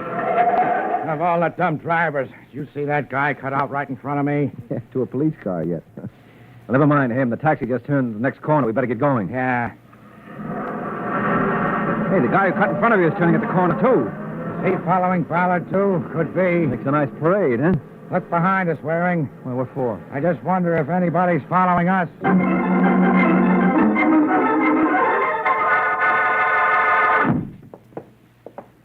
They're already in the elevator. Hope we haven't lost them. Well, they came into this building. Where would they be going? Except up to see Mrs. Sheffield. But that was Mara following Ballard. I recognized him when he got out of the car. So what? So look at the elevator indicator. Basement. Yeah. That's not Sheffield's unless she's moved since this afternoon. Push the button. Right. Wonder what they're doing down there. Well, it's not a maypole dance. You can bet on that. All right, they're slugging it out. Why? Mara wants to find out what Ballard knows. Here we are. Get in. Okay. But I still don't see how you figure it, Waring. Ballard knows about Mrs. Sheffield's past, but what's that got to do with Mara? Nothing. Gets clearer all the time. But we haven't time to discuss it now. Here we are. There they are. Yeah, come on. All right, Mara, that's enough. Let him go. Where did you... Drop that gun, then we'll talk. Go on, drop it. Do you want to see if I'm only kidding with this one? Okay.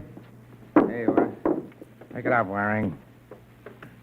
Now, what's going on here? He was trying to kill me. Guy's lying. I was trying to make him talk. About what? Well, the papers say Sheffield was murdered. Waring was asking me about it. Ballard must have figured me, and I wanted to know why. He put a gun on my back. He made me come down here in the basement. We know that, Ballard. And there are a couple of other things we know. That you were blackmailing Mrs. Sheffield, for instance. You can't prove that. And you forget that now that Sheffield's dead, she's willing to talk. And we can certainly prove you were at the apartment today around the time of the murder, because I saw you. I was there after the murder. Maybe. Anyway, you better go along with Sergeant Corbett. Now, wait a minute. I didn't kill Sheffield. I didn't say you did. But you know who did, and when you talk... come on, Mara. Come back here. I said come back here. You're not going anywhere except with Corbett, too. Because, Mara, you're the murderer.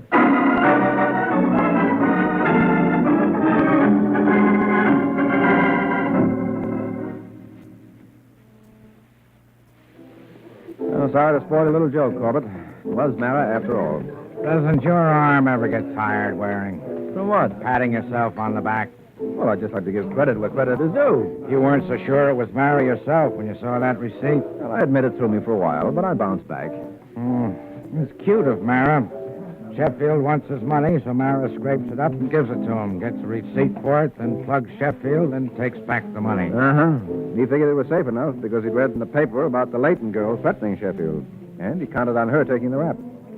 He might have gotten away with it, too, if Ballard hadn't queered the deal. Yeah, in fact, I still don't think you solved this one, Waring. You were simply lucky that by following Ballard, we happened to stumble on Mara. Well, that's what I was counting on. Yeah? Yeah, sweetheart.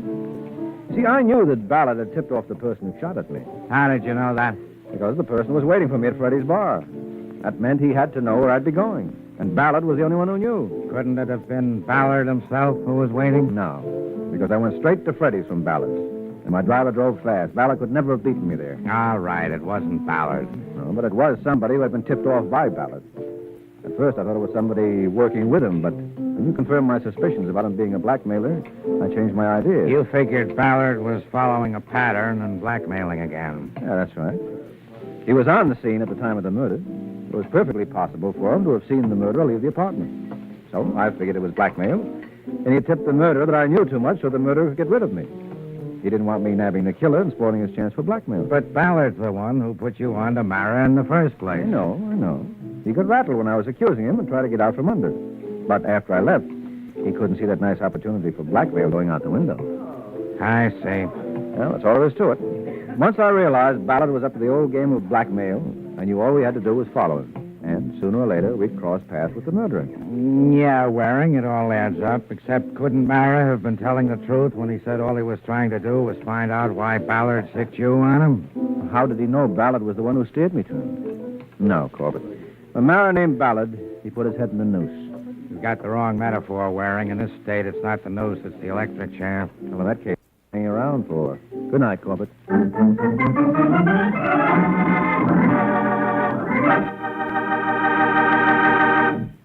This is Mike Waring, friends.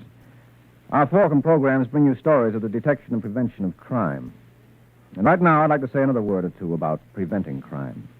You can help, you know. You needn't give money. Just give your sincere support to the Boys Clubs of America.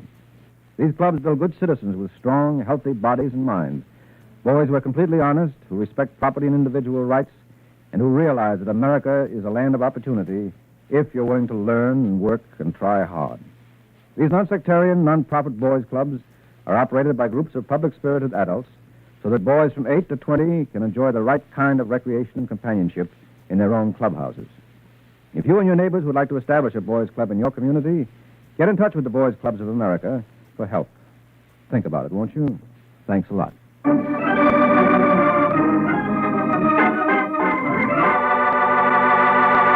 The Case of the Carved Ham. The Case of the Carved Ham. That's the title of next week's adventure of the Falcon, when Mike Waring learns sometimes a gun can change a great comedian into a bad actor. So be sure to listen at the same time next week to another exciting adventure of the Falcon, brought to you by the Kraft Foods Company. The Adventures of the Falcon are based on the famous character created by Drexel Drake, produced by Bernard L. Schubert, written today by Jerome Epstein, and directed by Richard Lewis. Music was by Arlo. Les Damon was starred as the Falcon, with Ken Lynch as Sergeant Corbett. Be sure to hear the great Gildersleeve next Wednesday evening over most of these stations. In next Wednesday's broadcast, Gildy comes face to face with an hilarious problem and solves it in a way that will keep you laughing for days. Remember the show, the time, and the place.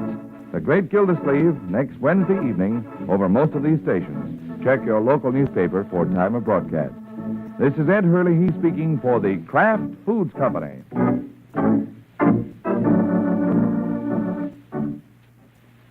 Tonight, Theater Guild presents the exciting Fallen Idol on NBC.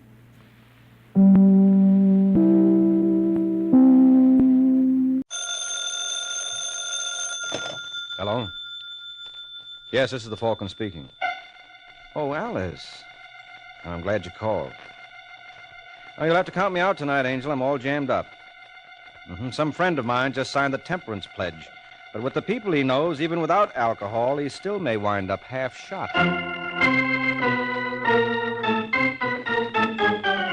This is Ed Hurley, friends, inviting you to listen to The Adventures of the Falcon, starring Les Damon. You met the Falcon first in his best-selling novels. Then you saw him in his thrilling motion picture series. Now join him on the air when the Falcon solves The Case of the Carved Ham.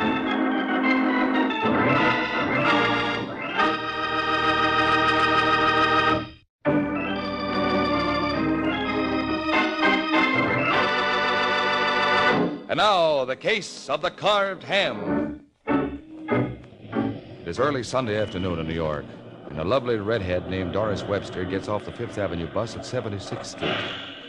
As she does, she notices a tall, thin man behind her. He's still behind her at 78th.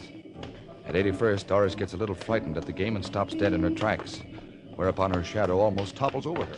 Oh, I'm terribly sorry, lady. I should have looked where I was going. That's the trouble. You did. How's that? You've been following me for the last hour. Me? Listen, mister. I don't know what your game is. I'm sightseeing. Well, do it elsewhere, or I'll call the police. You don't really mean that, baby? Officer! Oh, I guess you do. You want me, lady? Yeah, please. I guess that's my cue to beat it. Been nice knowing you, honey. We must do this more often.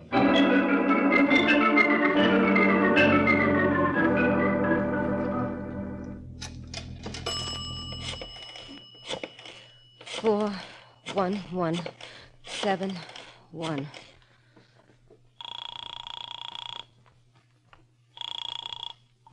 Hello? Is that you, Stuart? Yeah? It's Doris. I got to see you. Why? What's the trouble? Well, I just had a funny experience. I thought a man was following me. Was he? Well, he might have been only trying to pick me up. At least that's what he claimed. Well, don't worry about it, Doris. You come on over. All right, honey. I'll be there in 20 minutes. You through at the phone, lady? You. Oh, hiya, beautiful. Imagine bumping into you here. Certainly is a small world.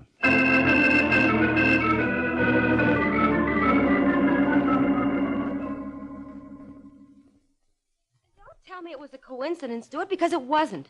I tell you, he was following me. That's ridiculous, Doris. Why should he? Well, maybe he's working for Santos. Never in a million years. If your boyfriend, Mr. Santos, knew about me, we would have heard from him long before this. Listen, Stuart. If anything should happen... Well, now you're talking like a child, Doris. I know, but, well, if anything should. Look, there's a red leather vanity bench in my bedroom. Vanity bench? Yeah, you can't miss it. It's 24 inches high and about 18 inches wide. Yeah. Yeah, well, if you turn it upside down, you'll see the padding comes out.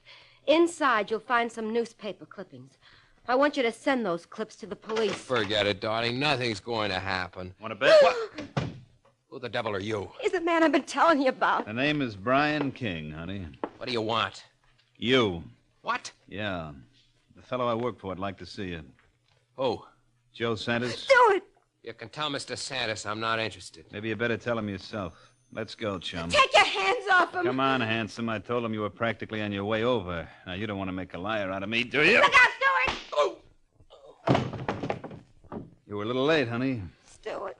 Now, don't give him a second thought, baby. He'll be all right.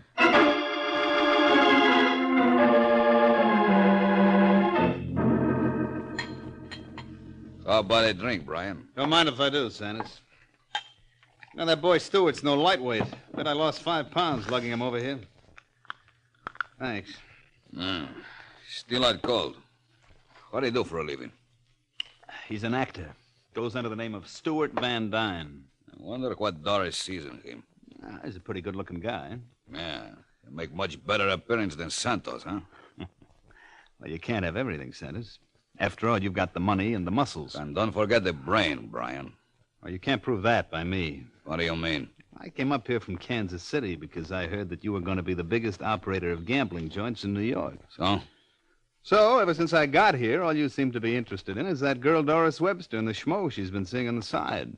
By me, that ain't tending to business. Just let me take care of Mr. Stuart Van Dyne first. There's your chance. He's coming to now. Hello, Palsy. How you feel? Who are you?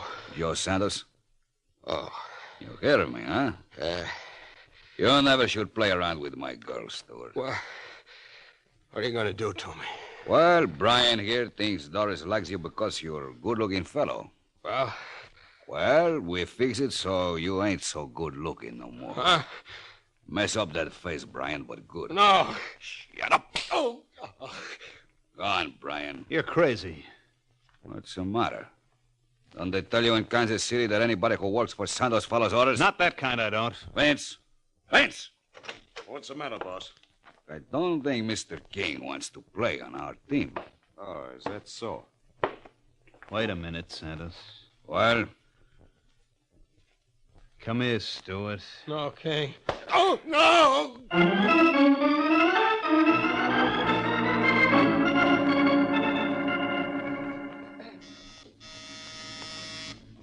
Just a second. Yum. I'm looking for a Michael Waring, the Falcon. Come in. My name is Webster, Doris Webster. Sit down, Miss Webster. Thanks. Now, what's the problem? Well, a very dear friend of mine has been kidnapped. What's this dear friend's name? Stuart Van Dyne. Did you report it to the police? No, Why not? because I don't want them involved. You don't want him involved. A man is kidnapped? I didn't say he was kidnapped. I said he disappeared. You said nothing of the sort. I can see I made a big mistake in coming here. No, I don't know. Well, I do. I'm sorry to have bothered you, Mr. Waring. Believe me, it won't happen again. All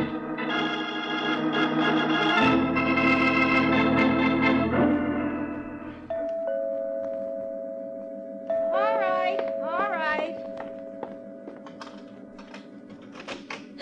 Hello, Doris. What do you want? Mr. Santos sent me around to find out whether beauty was only skin deep. Where's Stuart? Where is he? All right, Vince. Here we are, right on cue. Come on, pretty boy. Doris, I can't look at him! Take him away!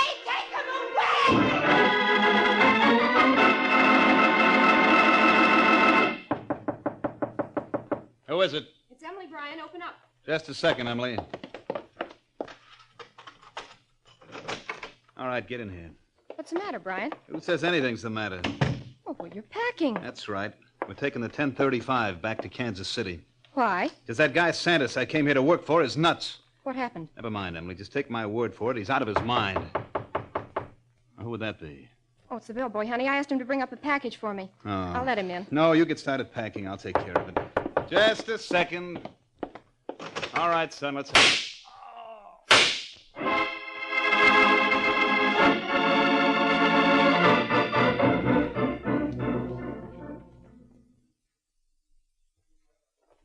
Hiya, Sergeant. Well, it's about time, Mr. Waring. I hope I haven't inconvenienced you. As a matter of fact, you have. What's on your mind, Corbett? Sit down, have a cup of coffee.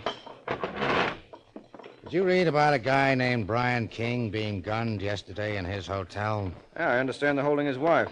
She didn't do it, Mike. You've got to look out for her interests. Has she asked me? No, she don't know a soul in New York. And whose idea is this? Mine. Yours? Now, I've heard everything. What's your interest in this? What's her name? Emily King. How come you're so concerned about I it? just feel sorry for the dame. You sure that's all? Look, can't a guy do a decent thing in his life without everyone being suspicious? All depends on who the guy is. Who does Mrs. King say killed her husband? She don't know. She was in the bedroom packing when Brian got it. What were they doing in New York? Her husband came here to work for Joe Santos. Maybe it didn't pan out because he was in an awful hurry to leave. Did you speak to Santos? Yeah, he denies the whole thing. Claims King was doing fine. And I suppose he has an alibi for the time of the murder. What do you think? Well, I think if I'm going to prove my unknown client didn't kill her husband, I better get started finding the party who did. I'll be seeing you, Sergeant.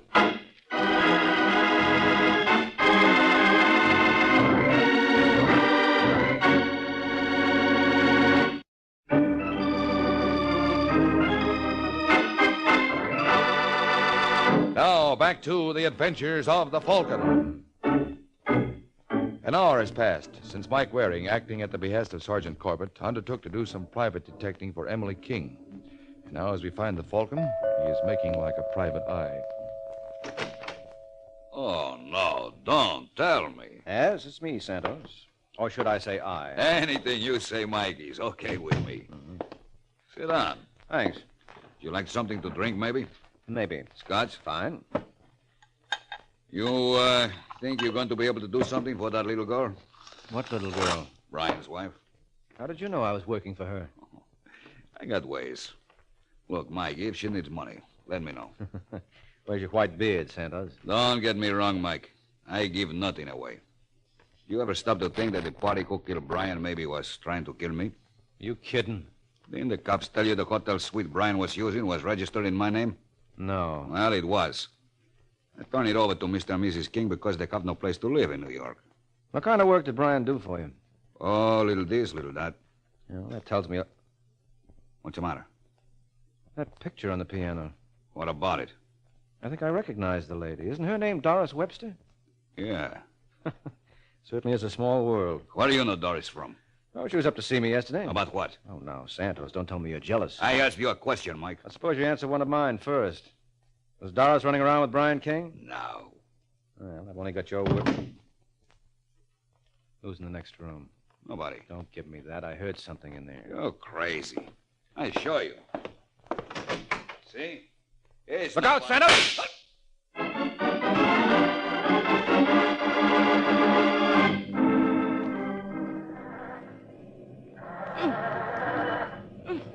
All the rotten luck.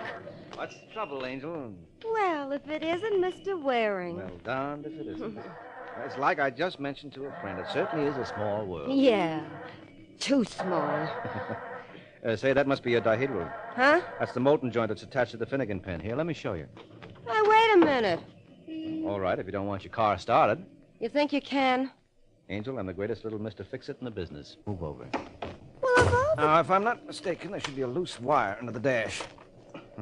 What did I tell you? It's been cut. Exactly. But if we wind the ends together like so, then... Who cut those wires? Me. What was the idea? Well, it was the only way I could think of to arrange this interview. How about a drive around Central Park? Get out. Oh, you're not going to make me do that, beautiful, after all the trouble I went to? Do you want me to call a cop?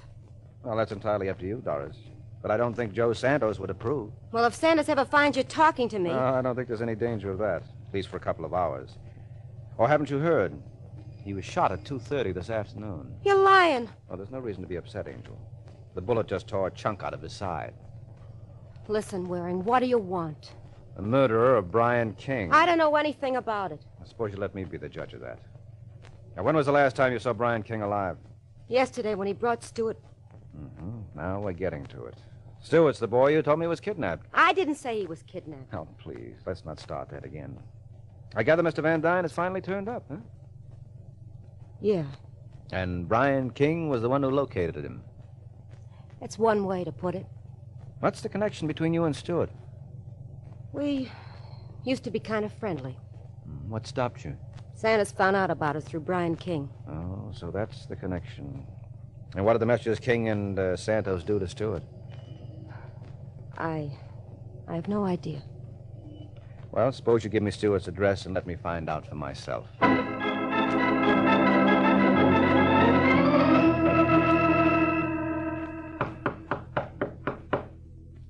You sure this is the right place, Mike? Well, Doris told me Stewart Van Dyne was living in apartment 4E, Sergeant.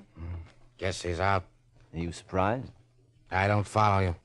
Well, Mr. Santos is inclined to be a little on the possessive side. What do you think would happen to anyone who he caught playing around with Doris? Well... Where are your keys? I don't like to do this. Whose idea was it for me to get messed up in this business? Who asked me to try and help Emily King? Okay. This one ought to do it. Yeah. Awful dark in here. Light switch ought to be somewhere Keep near... your hands off that switch. What? I've got enough light from the hallway. Oh, no, that's not fair, chum. You can see us and we can't see you. That's tough. But just to make things easier for you, I'll tell you I've got a gun in my hand. You Stewart Van Dyne? What's it to you? Well, a thought just occurred to me, Stewart, that you'd be no better off than we are if I were to... Shut the door! Why, you... Hit the light, Sergeant. I'm warning you. Put him out. It's too late, friend. No wonder he was sitting alone in the dark. Yeah. Who did that to your face? None of your business. It was Brian King, wasn't it? Whatever it was. That might explain a lot of things, such as finding you alive and him dead. What did Doris say when she saw you? I'll take care of her, too. Well, you took care of Brian King? Suppose you start answering some of my questions for a change. How did you guys get in here? Simple. Sergeant has a set of skeleton keys. Let's have them. Now, Let me look have now. them, Sergeant. Or would you sooner I took them off your body? I think he means that, Corbett. Okay. Nope. Just drop them on that bureau. I'll pick them up from there. Now, let's see how fast you boys can get to the other side of the room. Come on, hurry up. You're making a mistake, Stewart. Let me worry about that. Where are you going? Out. You're not going to lock us in here. You know, Sergeant, you ought to make a great detective. That's as good a piece of deduction as I've heard in years.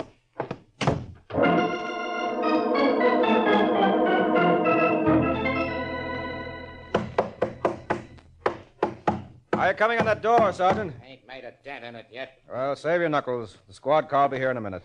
Were you able to get Doris Webster on the phone? Oh, her line has been busy. I'll try her again. Okay. You don't think Van Dyne could have gotten to her yet?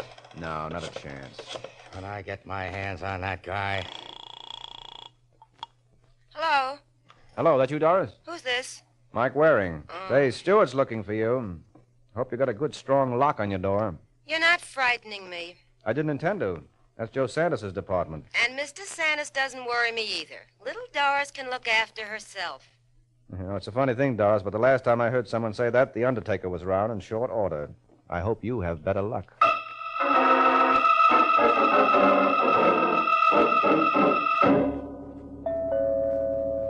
Who's there? It's me, Doris. Santos? Yeah. Okay, honey. Just a second.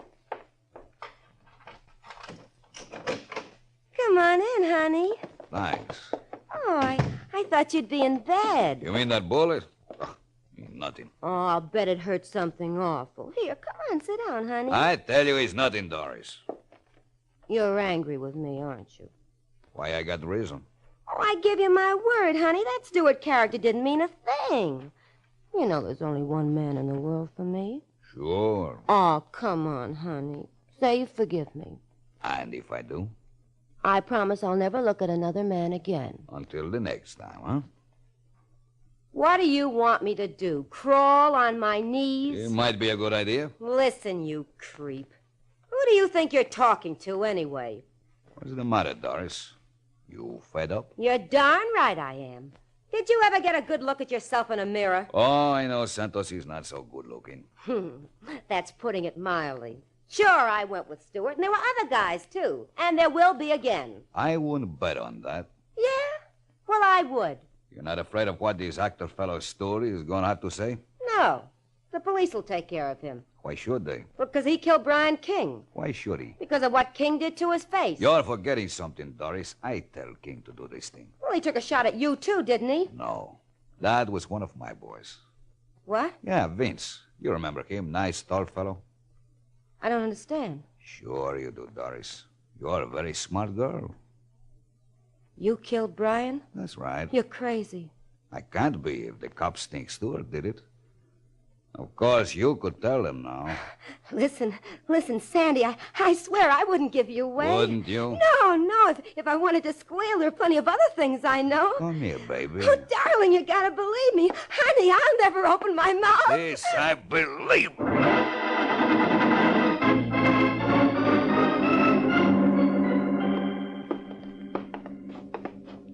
Wait a minute, Sergeant. I think that's the apartment. Is there a nameplate? Yeah. Doris Webster. Well, what are you waiting for? I got a hunch she ain't going to answer. I wouldn't be surprised if you're right. Well, shall we? By all means.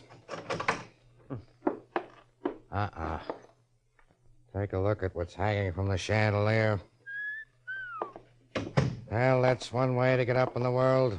Good 3 feet, I'd say. Might as well have been a mile. All right, let's get it down.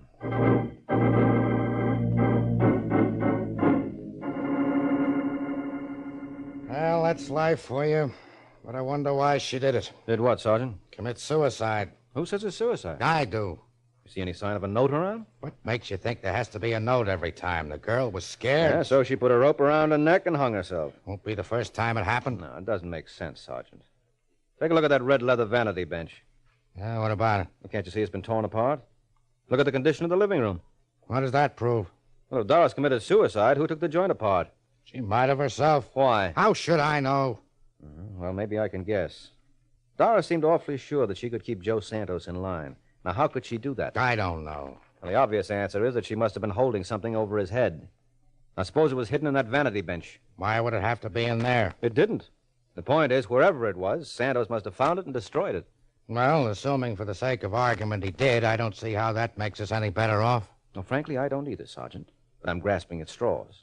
Let's hope one of them is enough to break Santos's neck.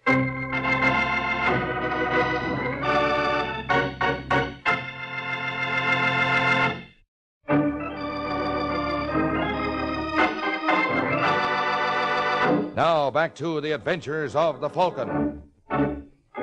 An hour has passed since Mike and Sergeant Corbett discovered the body of Doris Webster hanging in her apartment. And now, as we find the aforementioned gentlemen, they're breaking the news to Joe Santos, who, surprisingly enough, doesn't seem in the least bit disturbed. Well, what are you going to do? That's life. You seem to be taking it pretty much in your stride, Santos. You expect me to cut my throat? You may want to at that. Because I've got a theory you killed Doris. You got a theory. You're out of your mind, Mike. I haven't been out of this bed since I was shot.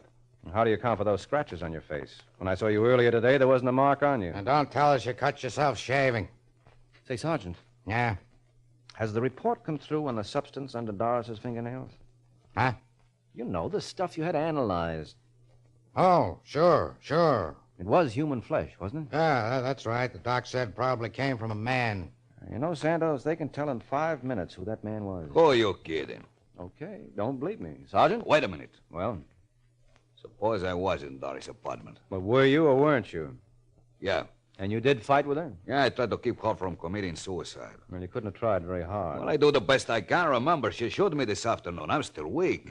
Sure. Well, it may be news to you, Santos, but when people hang themselves, they customarily step off a height. And there was nothing resembling a chair in that bedroom. You're sure of that? Positive. You don't see a red leather vanity bench? You mean? Yeah. Looks like he's got you there, Mike. Remember, you were the one who commented on it? Yeah, so I did. What did you take out of that bench, Santos? Don't you wish you knew? Maybe I can guess. Probably some evidence linking you with a couple of unsolved murders. Guesses are no good, Mike.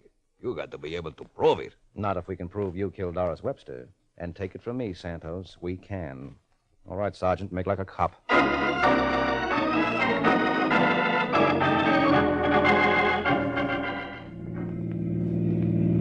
hope you're not bluffing this time, Mike. No, I'm not, Sergeant. Santos killed both Doris and Brian King. But that's what doesn't make sense. Why should he kill King? The guy was working for him. Oh, yeah, but Santos didn't believe he was working out right.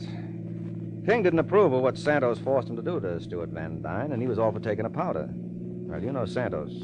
The only time you quit his outfit is the way King did. Well, why did he kill Doris? He was tired of her horsing around. And he couldn't have been exactly crazy about whatever it was she was holding over his head. So he strung her up? That's right.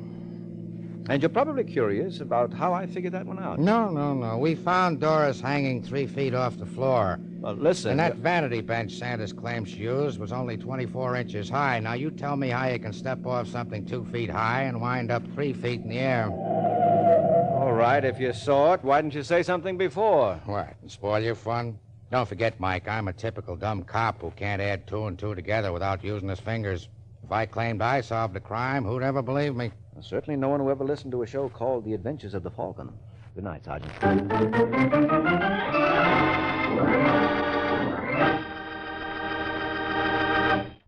This is NBC, the national broadcasting company.